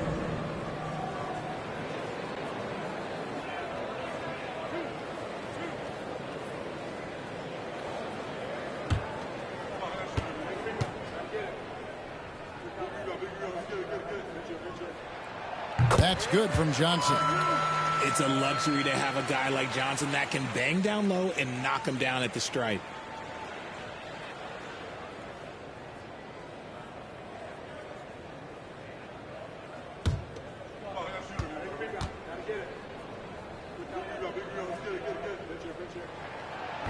That one misses, so he goes 1 for 2. Bulls trail by 16 to the inside. And he banks in the layup. That's just smart basketball right there, finding a way to get a high percentage shot on offense. Jokic against Smith. Now, here's Jokic. Not a lot of room. Kicks it out to Johnson. Pass to Brown. Jokic sets the screen for Brown. Over Jones. It's hauled in by the Bulls. And they're up right now, but it hasn't been because of him. He's really struggled on offense. Simons against Jones. Shooting foul as the whistle blows. He'll shoot 2 free throws. Right there, Simons goes to work on the interior. He plays with no fear. Anthony Simons. 2 shots. Take a break. Take a break. 2 shots.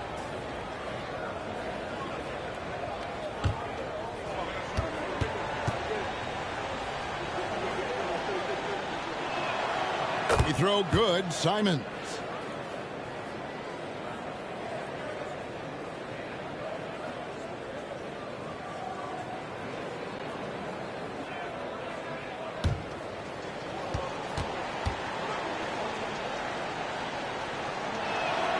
And Simons drops them both. And here's Brown. He'll bring it up for the Nuggets. To the paint, trying to find Jokic. Gets it to him. The shot's good. Brown making the play. Jokic has got 31. They're in strong position coming down the stretch, and he is a big reason why. To the middle, Jokic with the steal. And the Nuggets pushing it up now. Here's Brown. Pass to Jokic. Johnson outside. Jacks up a 3. Good on the triple. And the Nuggets lead by 17. And perimeter scoring, I have to imagine it was a topic of discussion at halftime. And you see this so much more nowadays in the NBA. Teams putting a larger emphasis on jacking up threes. On the wing, Jones to the paint. And he gets the whistle for the 3-second call. Hardaway Jr. checked in for the Nuggets. And Chicago also making a switch. Williams is checked in. Bulls trail by 17. Simons surveying the D. Sexton finds Simons.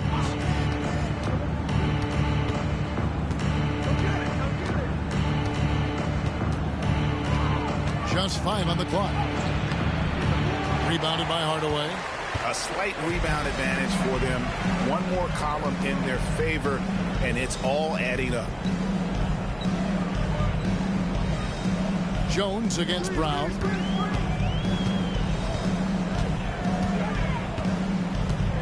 Pass to Brown. Johnson kicks to Hardaway. They get it back. Jokic, and terrific work on the offensive glass, and he picks up 2. Jokic has got 33. Oh, you got to put a body on Jokic, or he'll torch you on the offensive glass. Now, here's Simons. Will it go? Drills it from outside. Simons has got 5 points now this quarter.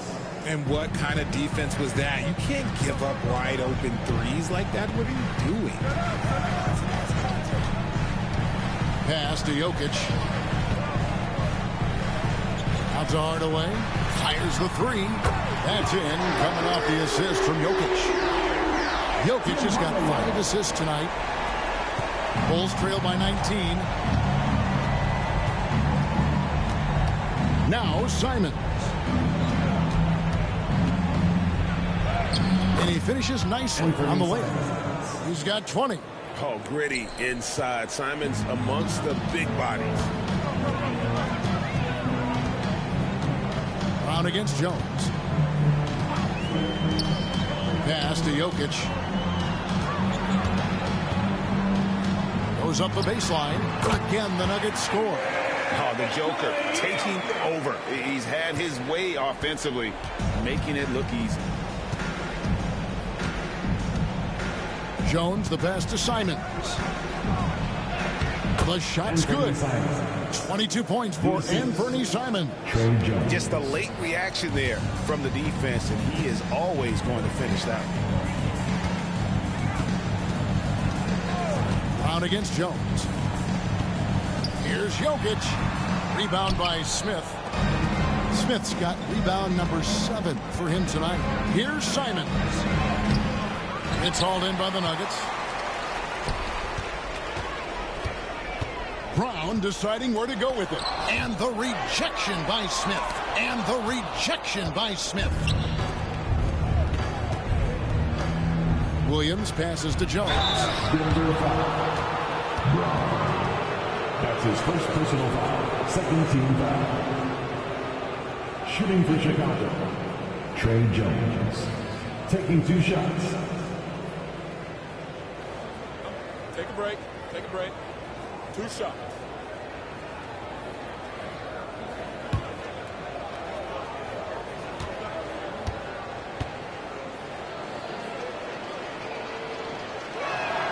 First free throw is good for the Nuggets. Aaron Gordon comes in for Christian Brown. And Murray subbed in for Bruce Brown. So Chicago going with an almost entirely new group here. Collins checked in for Jalen Smith. Buzelis comes in for Patrick Williams. Okoro's checked in for Anfernee Simons. And Josh Giddey subbed in for Sexton.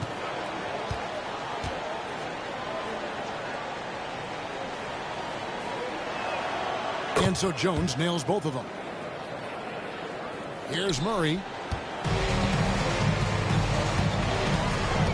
Johnson outside. Pass to Jokic.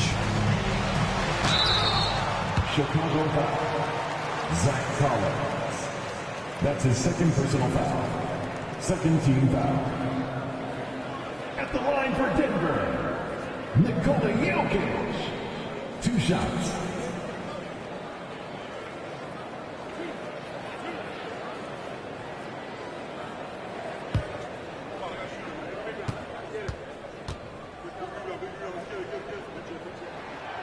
First one falls for him. Ivy's checked in for the Bulls.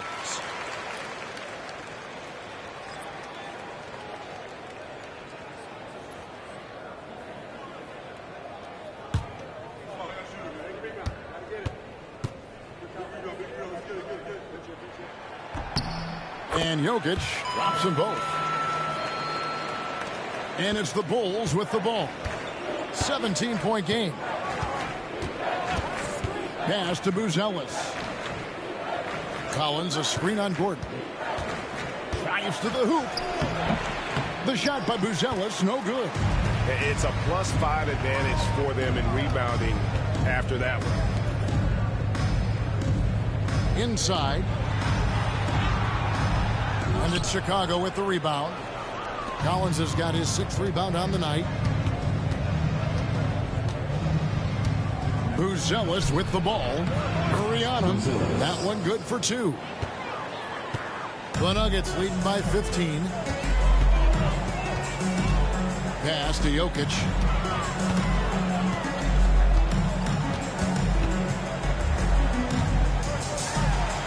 Uses the glass to finish the layup. Jokic has got 10 points in the quarter. And obviously his momentum from the last game has carried over here tonight. He's just riding the wave of momentum right now, getting to his spots and keeping things simple on the offensive side.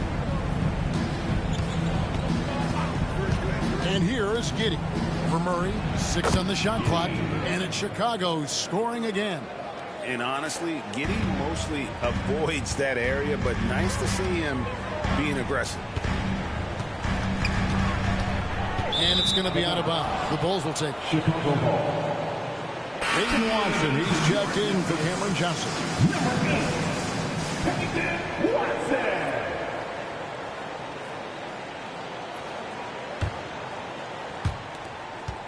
Bulls trail by 15. Collins, a screen on Murray. With the teardrop, and Giddey gets it to go. He's got some touch.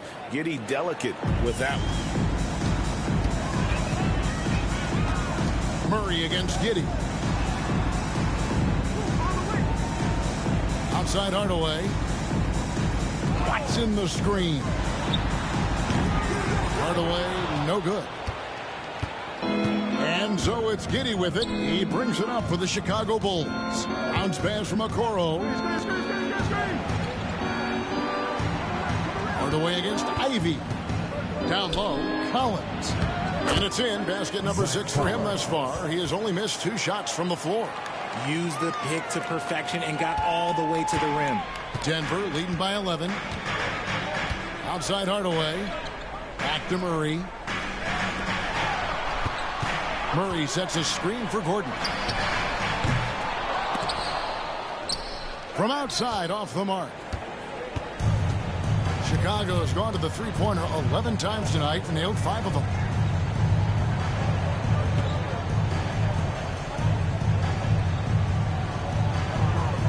Chicago, here's Ivy. He's covered by Watson. 6 to shoot. And it's Chicago scoring again. And the D has to know where Ivy is at all times, or he'll do exactly what he did on that possession. Murray finds Gordon. Away against Ivy. And foul on the shot, so he'll get a chance at the line. That's his second personal foul. Third team foul.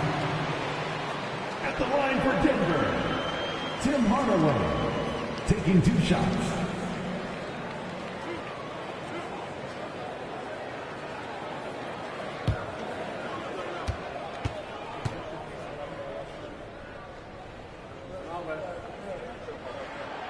No good on that one. And you got to love a vet like Tim Hardaway Jr. He knows the game well, knows how to go out there and produce for his team.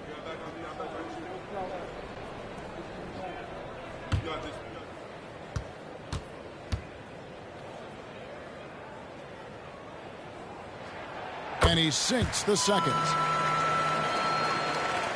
Chicago with the ball. They're on a 16-7 run. Giddey the pass to Okoro. Buzelis with the ball.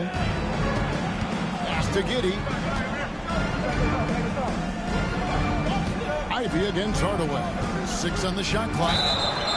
It's good. And there's a block called in the play. He'll get 1 free throw. And now you see them starting to really work the ball inside. Jaden Ivey. Defensive foul. Aaron Gordon. That's his 3rd personal foul. 3rd team foul. At the line for the Bulls, Find the lane. Ivy. Find the lane. 1 shot. 1 shot.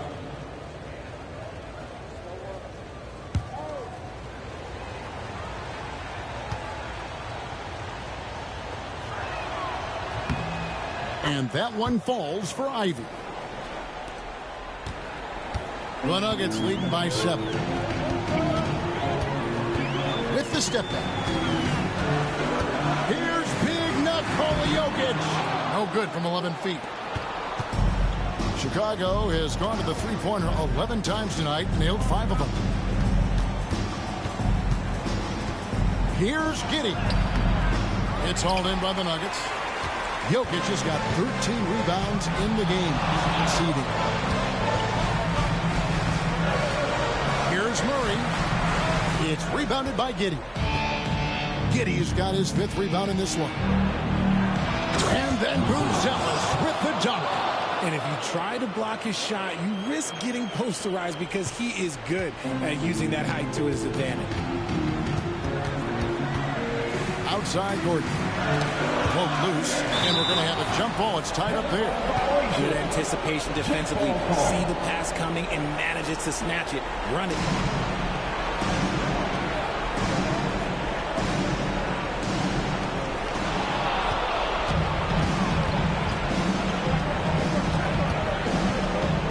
Here's Buzelis.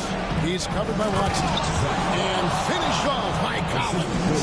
In a game this close, this late, that kind of D is clutch. It is. And then, Greg, to go in for the flush. That could be a backbreaker. This is how you completely steal the momentum. It's clear who is in control of the game right now. Huge. Jokic comes through just fearless. What an option. Here's Giddey. It's rebounded by Jamal Murray. Denver leading by 5. 1:16 left in the 4th quarter. So the wing on the left. Here's Jokic. It's hauled in by the Bulls. Okoro with it. Pass to Collins. Now here's Giddey. It falls! What a beautiful shot to bring him to within 3. Oh, stone cold stuff there from Josh Giddey. Big time shot in the moment. To the inside. Stolen by Collins. Fast break. Here comes Chicago. And hustle like that is why he leads his team in rebounds tonight. And let's be honest, guys, rebounding is about point. And he is playing with 110% effort.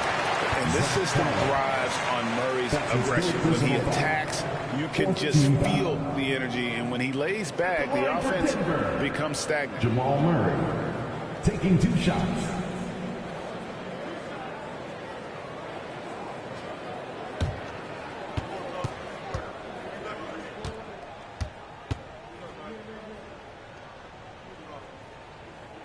Good on the first, and that gives them a 4-point cushion.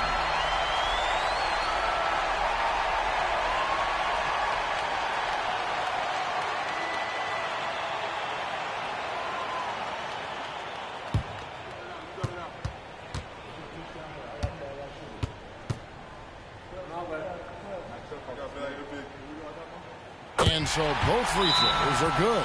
It's a 5-point game. And he steps up and knocks them down, making it a 2-possession game. And Billy Donovan decides to call timeout. And that timeout by Coach was carefully measured, wanting to make sure that everybody is on the same page here. And what's their best move at this point? And they need to use as little time as possible here. If they can get a bucket before the clock hits 24 seconds, they can try for a stop on the next possession. If there's less than 24, then they'll have to foul.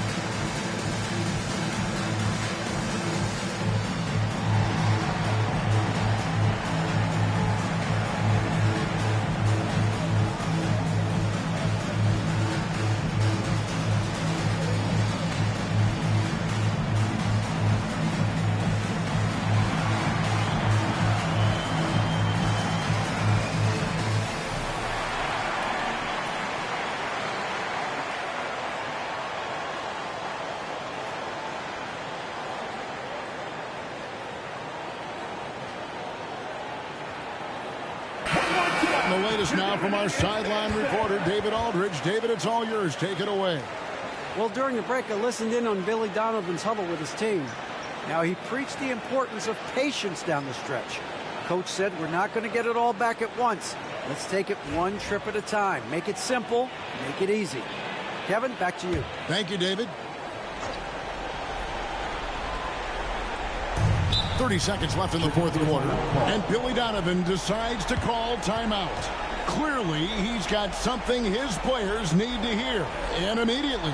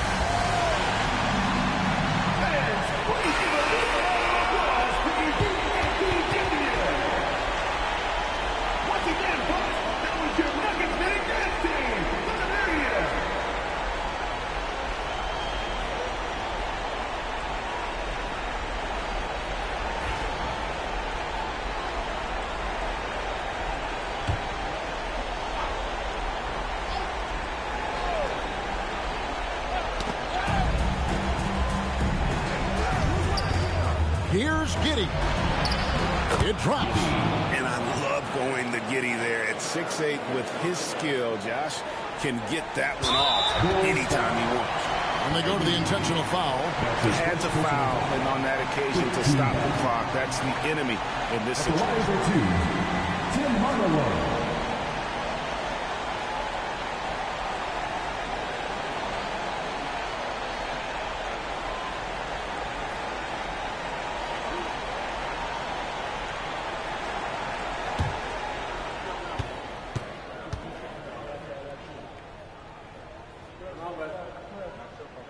He hits the first one, and that gives them a 4-point cushion.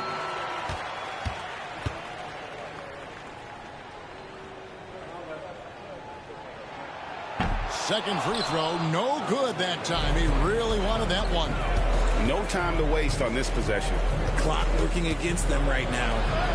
It's good, and he has brought them to within 2 points. Oh, you just love seeing a player with absolutely no fear. He knew what they needed here and was determined to deliver. You have to foul, but I'm sure they would have liked to foul someone different. 2 shots.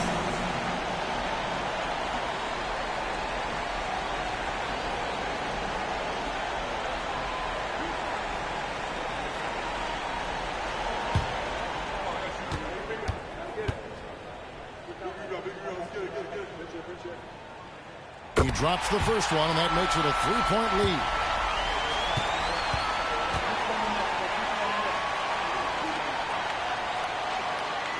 So he goes 2 for 2 at the line, and it's a 4-point ball game.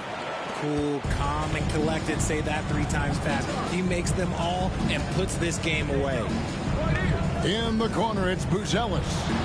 Money! And that shot brings them to within just 1. Feeling it. No doubt about it. He's definitely feeling it right now. Shooting a terrific percentage from the field. Timeout called, Nuggets.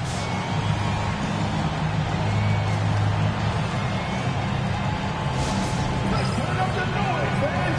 Here are your Nuggets Hype Squad. Attention, fans. Now on the court is your Hype Squad. Get loud and let it hear it. Time to fire off some teachers. Come on, squad.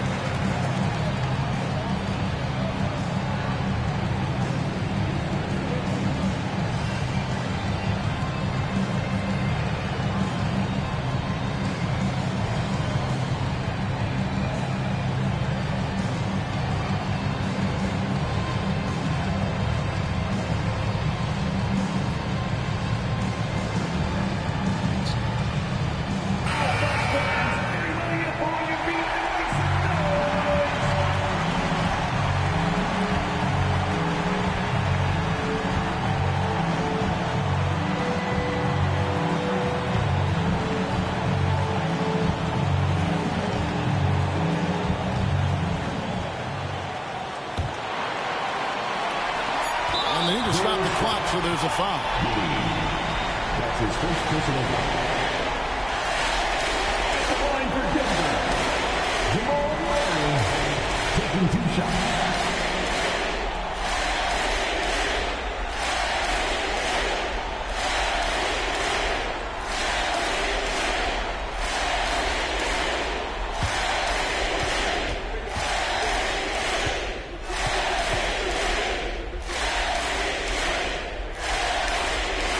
The first one, and that will put them up by 2.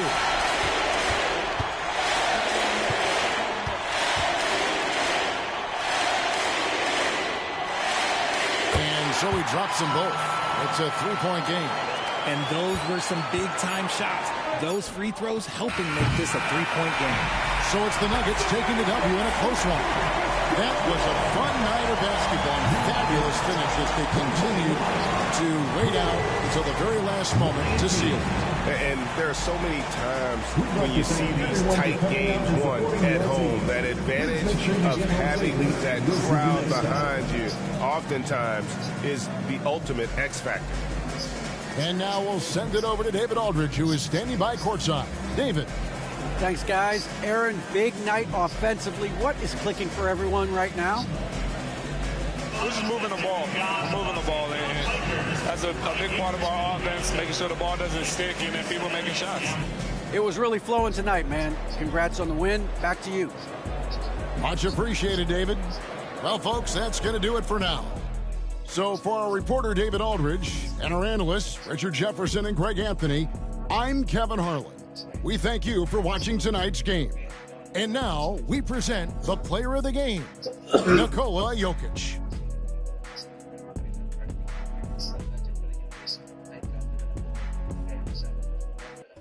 Sa kalimutan ka man sa Long Yvette, huwag kalimutan bisitahin ang Smart Global Seafood.